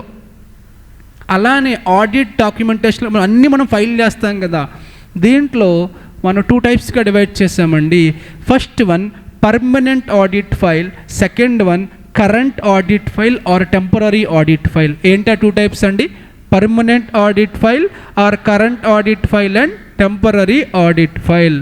పర్మనెంట్ ఆడిట్ ఫైల్లో ఏముంటాయి, కరెంట్, ఇవన్నీ నువ్వు గుర్తుపెట్టుకోవాలి.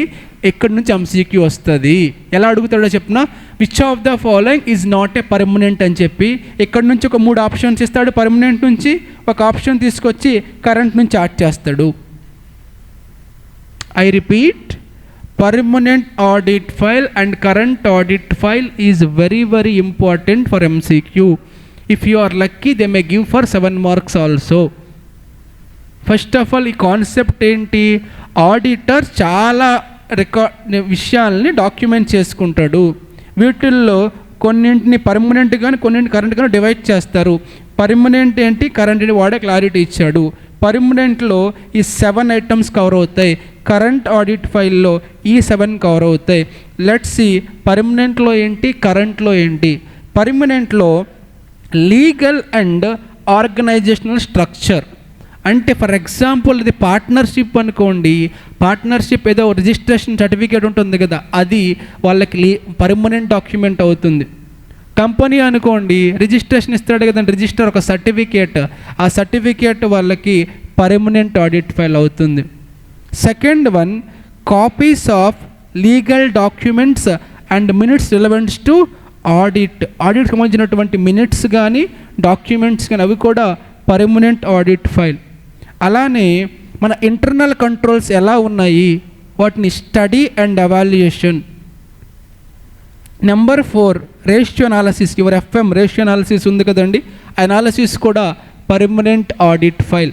Next one copies of previous year financial statements, last year వీళ్ళ ఆడిట్ స్టేట్మెంట్స్, అది కూడా పర్మనెంట్ ఆడిట్ ఫైల్.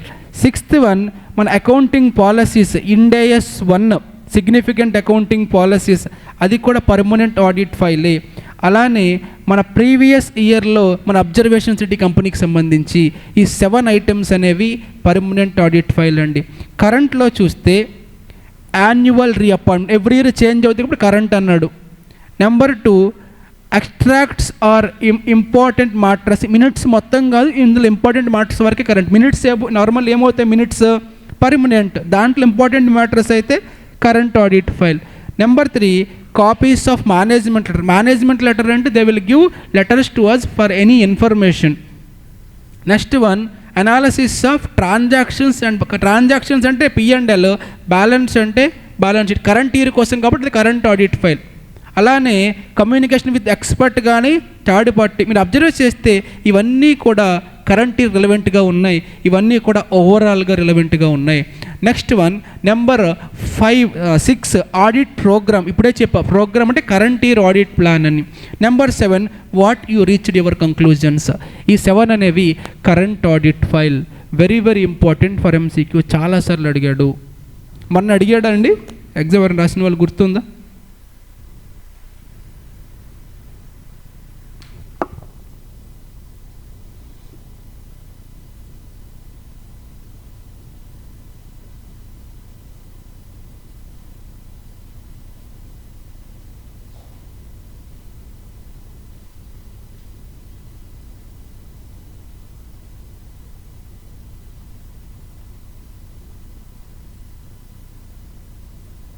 మొన్న అడిగాడు, నాకు గుర్తుంది, బట్ ఒకసారి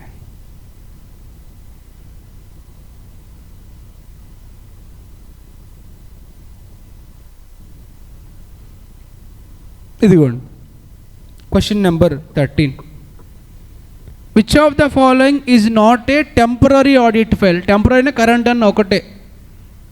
కరెంట్ ఇయర్ది కాంచేదో చూడండి. యాన్యువల్ రీఅపాయింట్మెంట్ అంటే కరెంట్ ఎవ్రీ ఇయర్ జరిగేది. సెకండ్ వన్ ఆడిట్ ప్రోగ్రామ్ అంటే ఎవ్రీ ఇయర్స్ కొత్త ప్రోగ్రామ్ కాబట్టి అది కూడా కరెంట్ ఆడిట్ ఫైలే. Number 3 extracts of minutes. Extracts అంటే ఇంపార్టెంట్ థింగ్స్ అని, or we are taking some points అని ఇప్పుడే చెప్పాం. మినిట్స్ అయితే పర్మనెంట్, దాంట్లో మనం ఎక్స్ట్రాక్ట్ చేస్తే కరెంట్. లాస్ట్ది ఏమంటున్నాడు నాన్న? Legal structure. నేను ఫస్ట్లో ఆ పాయింట్ చెప్పాను. లీగల్ స్ట్రక్చర్ అంటే రిజిస్ట్రేషన్ సర్టిఫికేట్ ఏమవుతుంది? Permanent. So option D is correct answer.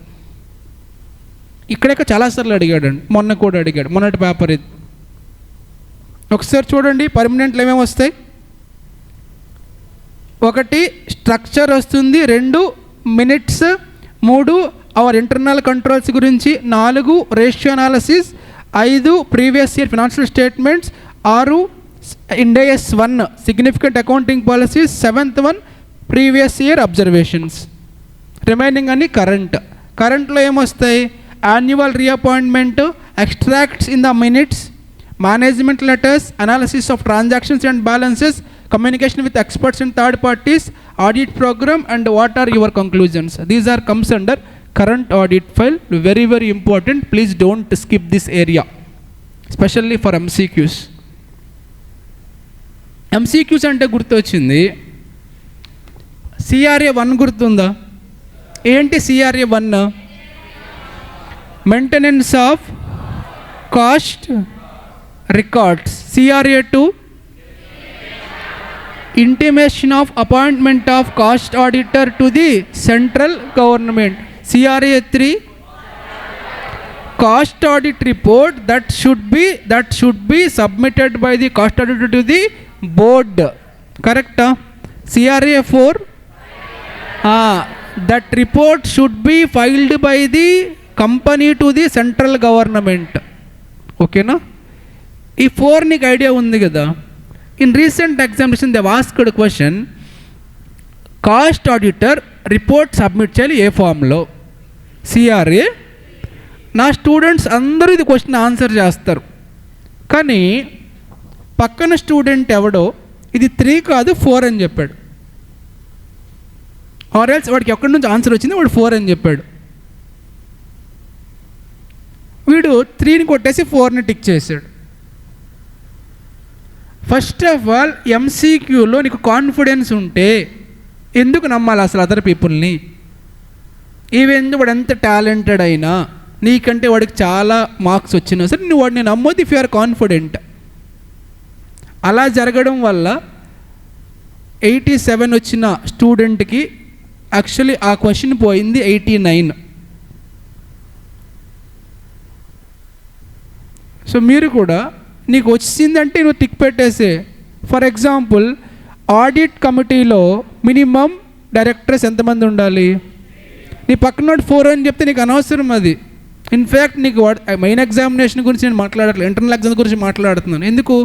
నీ మెయిన్ ఎగ్జామ్ ఎలాగో బాగా రాస్తావు కాబట్టి. అర్థమవుతుందిగా? That is the reason. So minimum 3 directors ఉంటే 3నే, దట్ ఈజ్ కరెక్ట్.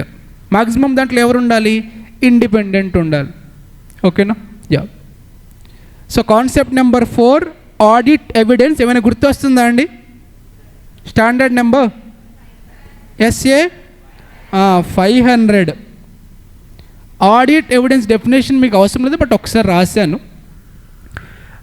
మీకు ఆల్రెడీ చెప్పా. ఏం చెప్పానంటే ఆడిటర్ డ్యూటీ ఒపీనియన్ చెప్పడం మాత్రమే. ఒపీనియన్ చెప్పాలి అంటే జస్ట్ లైక్ దట్ చెప్పేసి వెళ్ళిపోతే కుదరదు.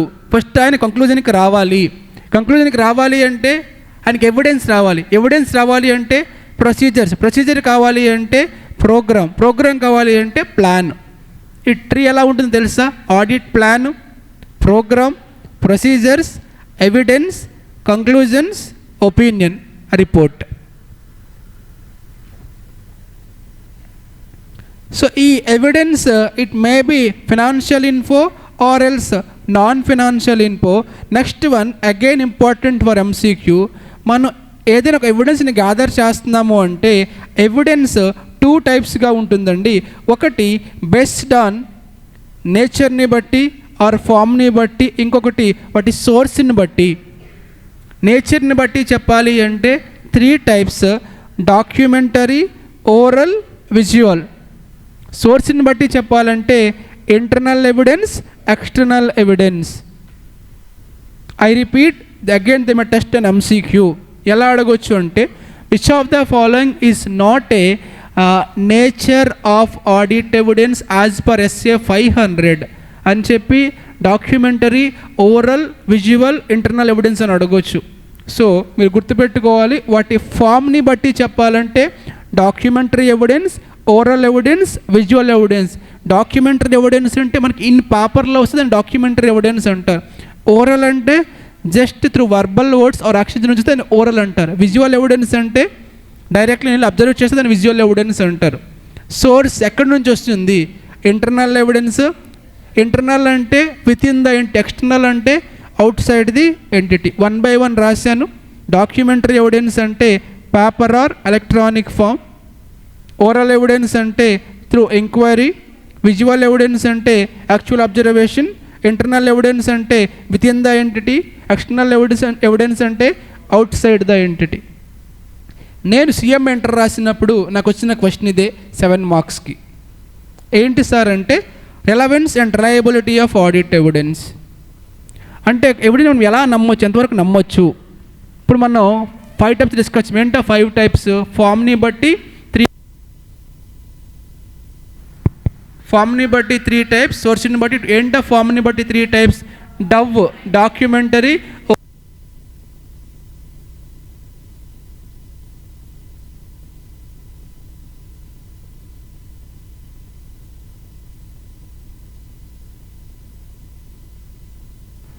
Documentary, oral, visual, internal, external. వీటన్నింటిలో దేన్ని ఎక్కువ నమ్మొచ్చు అంటున్నాడు. చూడండి, external evidence reliable, internal evidence రిలయబుల్లా? ఫర్ ఎగ్జాంపుల్ నేను మీ క్లాస్కి వచ్చి బిర్లా బ్యాచ్ స్టూడెంట్స్ చాలా మంచోళ్ళు అంటే నిజమేనని అడిగాను అనుకోండి, unanimously I will get answer yes only. నేను ఎవరిని అడగాలి ఈ క్వశ్చన్కి ఆన్సర్? ఈ ఆన్సర్ క్వశ్చన్ ఎవరిని అడగాలి? ఇన్ఛార్జ్ని అడగాలి. కరెక్టా?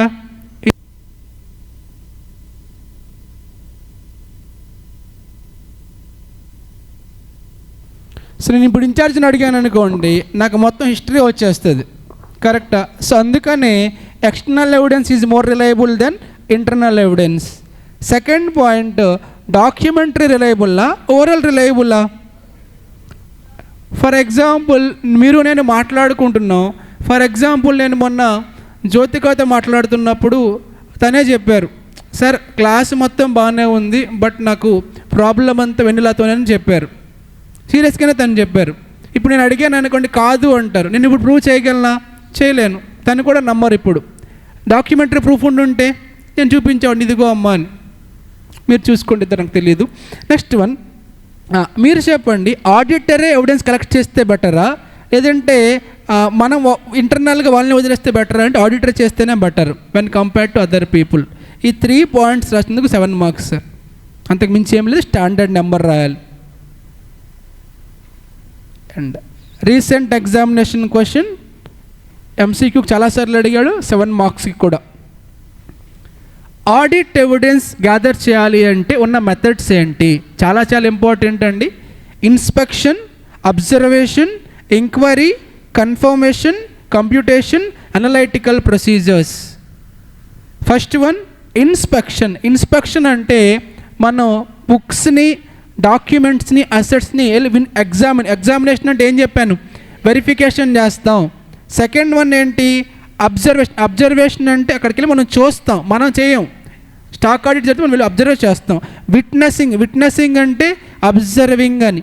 Witnessing A process or procedure performed by the others. Third one, inquiry means we will ask information from appropriate knowledgeable persons. Next one confirmation. ఏమైనా గుర్తొస్తుందండి? SA 505 external confirmation. Computation means మనం కూర్చొని మొత్తం రీకాల్కులేట్ చేస్తాం. Last one AP analytical procedure. ఏమైనా గుర్తొస్తుందా? SA అంటే we have to studying ratios and trends. Important for 7 marks, same 2 marks MCQ. ఏంటవి? Inspection, observation, enquiry, confirmation, computation, analytical procedure. I repeat, inspection, enquiry, observation, confirmation, computation, analytical procedures.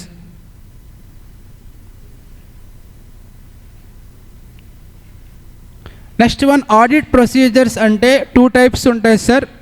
Risk assessment procedures, further audit procedures. Again further audit ప్రొసీజర్స్లో test of controls, substantive procedure. Test of controls also called as compliance procedure. Again substantive ప్రొసీజర్స్లో test of details, analytical procedure. Just clarity కోసం రాశాను. ప్రొసీజర్స్లో 2 types, risk assessment procedures, FAP. RAP means risk, FAP means further audit procedures. దీంట్లో మళ్ళీ test of controls, substantive procedures. దీంట్లో test of details, analytical procedures. 1 by 1 clarity ఇచ్చాను, ఒకసారి చూసుకోండి. Last concept audit notebook. Documentation అంటే ఏం చెప్పాను నేను నీకు? డాక్యుమెంటేషన్ అంటే ఎవరు మెయింటైన్ చేయాలి audit డాక్యుమెంటేషన్ని? Auditor.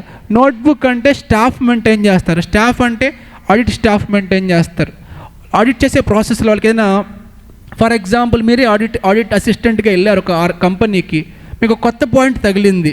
You feel that some scam is there, or you feel that ఇది నేను క్వశ్చన్ చేయాలి మేనేజ్మెంట్కి. ఇలాంటివి ఏమైనా ఉంటే మీరు దాన్ని అపరేట్ బుక్లో రాసుకోవాలి. ఆ బుక్ని ఆడిట్ నోట్బుక్ అంటారు. In the course of audit of an organisation, audit staff అంటే article assistants may come across various misstatements, frauds or any other issues which needs further clarification. The staff maintains a separate book.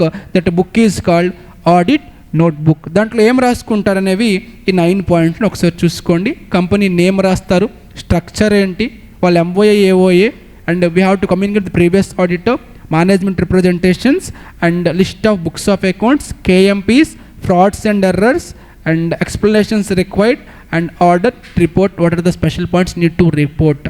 So this is all about audit engagement. In this chapter, the important areas are, if you ask me, from an examination perspective,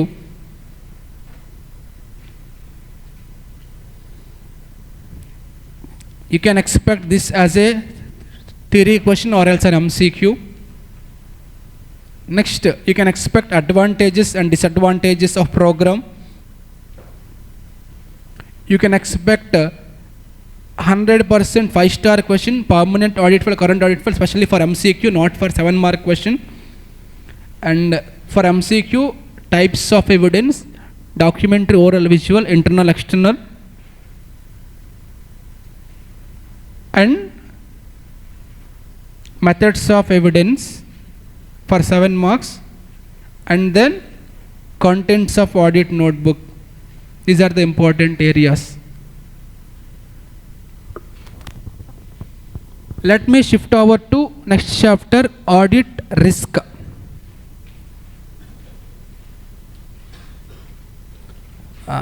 sir ఫస్ట్లో బేసిక్స్లో చెప్పాను. ఏం చెప్పాను sir? Opinions are 2 types. ఏంటా 2 types? Positive, negative. Positive నేమని చెప్పాను, unmodified, modified. నాన్న చెప్పండి, when to give unmodified opinion అండి? When financial statements are not materially, అంటే మిస్టేక్స్ లేవు, or you can say free from MMS. Free from MMS అంటే no అప్పుడు ఏ ఒపీనియన్ ఇస్తాం మనం? అన్మాడిఫైడ్. మిస్టేట్మెంట్స్ ఉంటే సూపర్. జాగ్రత్తగా చూడు స్క్రీన్ పైన సెకండ్ కనిపించే first chart table. Financial statements are not materially misstated అంటే ఏంటి? మిస్టేక్స్ ఉన్నాయా లేవనా? మిస్టేక్స్ లేవు. నేను ఏ ఒపీనియన్ ఇచ్చాను? కరెక్టా ఇది ఇలా ఇవ్వడం? రాంగ్, తప్పది. సెకండ్ పాయింట్, మిస్టేట్మెంట్స్ ఉన్నాయి, నేను ఏ ఒపీనియన్ ఇచ్చాను? కరెక్టా ఇది? ఈ రెండు కూడా తప్పులే. అర్థమవుతుందండి? ఫస్ట్ కేటగిరీలో వాడు నిజంగా మంచోడు నాలా, కానీ మీరు నన్ను బ్లేమ్ చేస్తున్నారు, అది తప్పు. సెకండ్, వాడు మంచోడు కాదు నీలా, కానీ నువ్వు కవర్ చేస్తున్నావు వాడు మంచోడని, అది కూడా తప్పే. అర్థమవుతుందా? ఆల్రెడీ నేను చెప్పాను రెగ్యులర్ క్లాస్లో, ఇది మళ్ళీ రిపీట్ చేస్తాను. ఫర్ ఎగ్జాంపుల్, మీ అందరికీ తెలుసు నేను చాలా మంచోడిని, నిజమే కదా? యా. సో ఇప్పుడు నాలాంటి మంచోడి పైన కొంతమంది నిందలేస్తారు, ఆర్ఎల్స్ నా పైన అలిగేషన్ చేస్తారు, లేదంటే నన్ను బ్యాడ్గా ప్రోపగండా చేస్తారు అనుకోండి. అలా చేయడం వల్ల నాకు డ్యామేజ్ పెద్దగా ఏం జరగదు. మ్యాక్సిమం ఏం జరగవచ్చు, నాతో కొత్త పర్సన్స్ ఇంటరాక్ట్ అవ్వడం మానేస్తారు మ్యాక్సిమం అయితే. దానివల్ల ఆ పర్సన్కి లాస్ లేదు, నాకు లాస్ లేదు. కానీ ఒక బ్యాడ్ పర్సన్ నువ్వు గుడ్గా నువ్వు ఎంకరేజ్ చేసి ప్రమోట్ చేసావు అనుకోండి, ఇఫ్ ఎనీ పర్సన్ తనతో టచ్లోకి వెళ్తే ఆ పర్సన్ ఫ్యూచర్లో ఫేస్ చేయాల్సి వస్తుంది కాన్సిక్వెన్సెస్. అంటే ఒక గుడ్ని బ్యాడ్గా ప్రమోట్ చేయడం పర్లేదులే, కానీ ఒక బ్యాడ్ని నువ్వు గుడ్గా ప్రమోట్ చేస్తే మాత్రం హ్యూజ్ ఇంపాక్ట్ ఉంటుంది సొసైటీ పైన. ఇక్కడ కూడా అంతే. ఇక్కడ నువ్వు కరెక్ట్ని రాంగ్ అని చెప్పినా పర్లేదులే, కానీ రాంగ్ని కరెక్ట్ అని చెప్తే మాత్రం పబ్లిక్ సఫర్ అవుతారు. సఫర్ అవ్వడం అంటే ఎలా? నమ్మి ఇన్వెస్ట్ చేస్తారు. అర్థమవుతుందండి? ఇక్కడ రెండు తప్పులైనప్పటికీ రిస్క్ అంటే ఓన్లీ సెకండ్ వన్ మాత్రమే. ఫైనాన్షియల్ స్టేట్మెంట్స్ మిస్స్టేట్మెంట్స్ ఉన్నాయి. నీ ఒపీనియన్ ఇవ్వాలి, కానీ ఏ ఒపీనియన్ ఇచ్చాను? అది రిస్క్. మిస్స్టేట్మెంట్స్ లేవు అంటే వాడు కరెక్టే, నీ ఒపీనియన్ ఇవ్వాలి, నేను ఒపీనియన్ ఇచ్చాను, అది రిస్క్ కాదు. అర్థమవుతుందని సింపుల్గా చెప్పాలంటే, మాడిఫైడ్ ప్లేస్లో అన్మాడిఫైడ్ ఇస్తే రిస్క్, వైస్ వర్సా అన్మాడిఫైడ్లో మాడిఫైడ్ ఇస్తే నో రిస్క్. అర్థమవుతుందండి?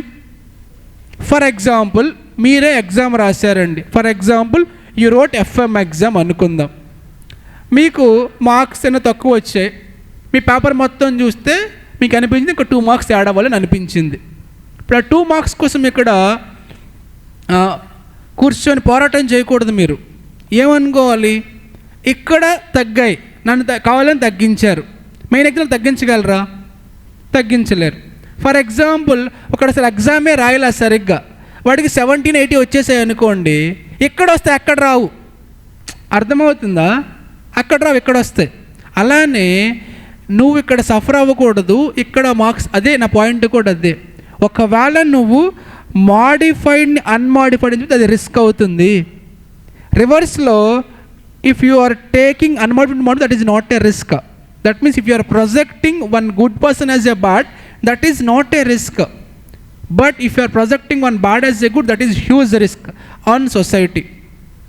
అసలు ఎందుకు ఈ రిస్క్ వస్తుంది? ఎందుకు risk? Why is the risk? అసలు రిస్క్ ఎందుకు వస్తుంది? అసలు రిస్క్ అంటే ఏం చెప్పాను నేను?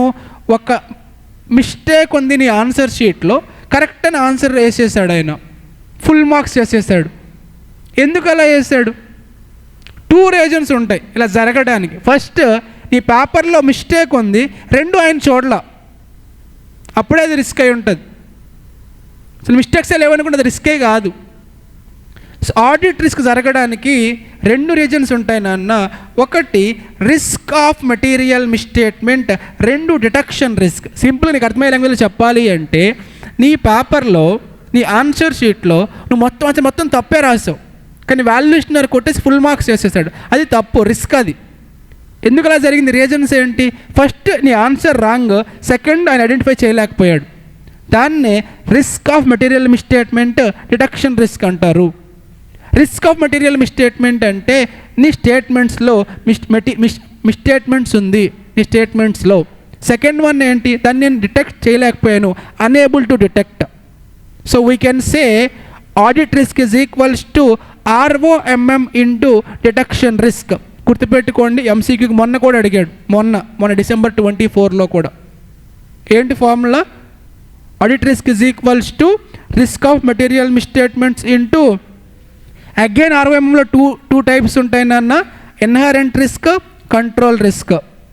So we can say again inherent risk into control risk is equals to RO last formula ఇది నాన్న దీనిపైన క్వశ్చన్స్ వస్తాయి. ఏంటి సార్ ఆ క్వశ్చన్స్ అంటే audit risk is equals to inherent risk into control risk into detection risk. ఈ 3 formulas ఎక్కడైనా రాసి పెట్టుకో. First formula audit risk is equals to ROMM into detection risk. ROMM is equals to inherent into control risk. Last one మేము substitute చేస్తే వచ్చేది inherent risk into control risk into detection risk. మొన్న కూడా ఎగ్జామ్లో అడిగాడు December 24 కూడా. Again you can expect. ఆడిట్లో only three types of risk ఉంటాయి. అంటే 3 types: inherent, control, detection. Financial risks అవేమి ఉండవు ఇక్కడ.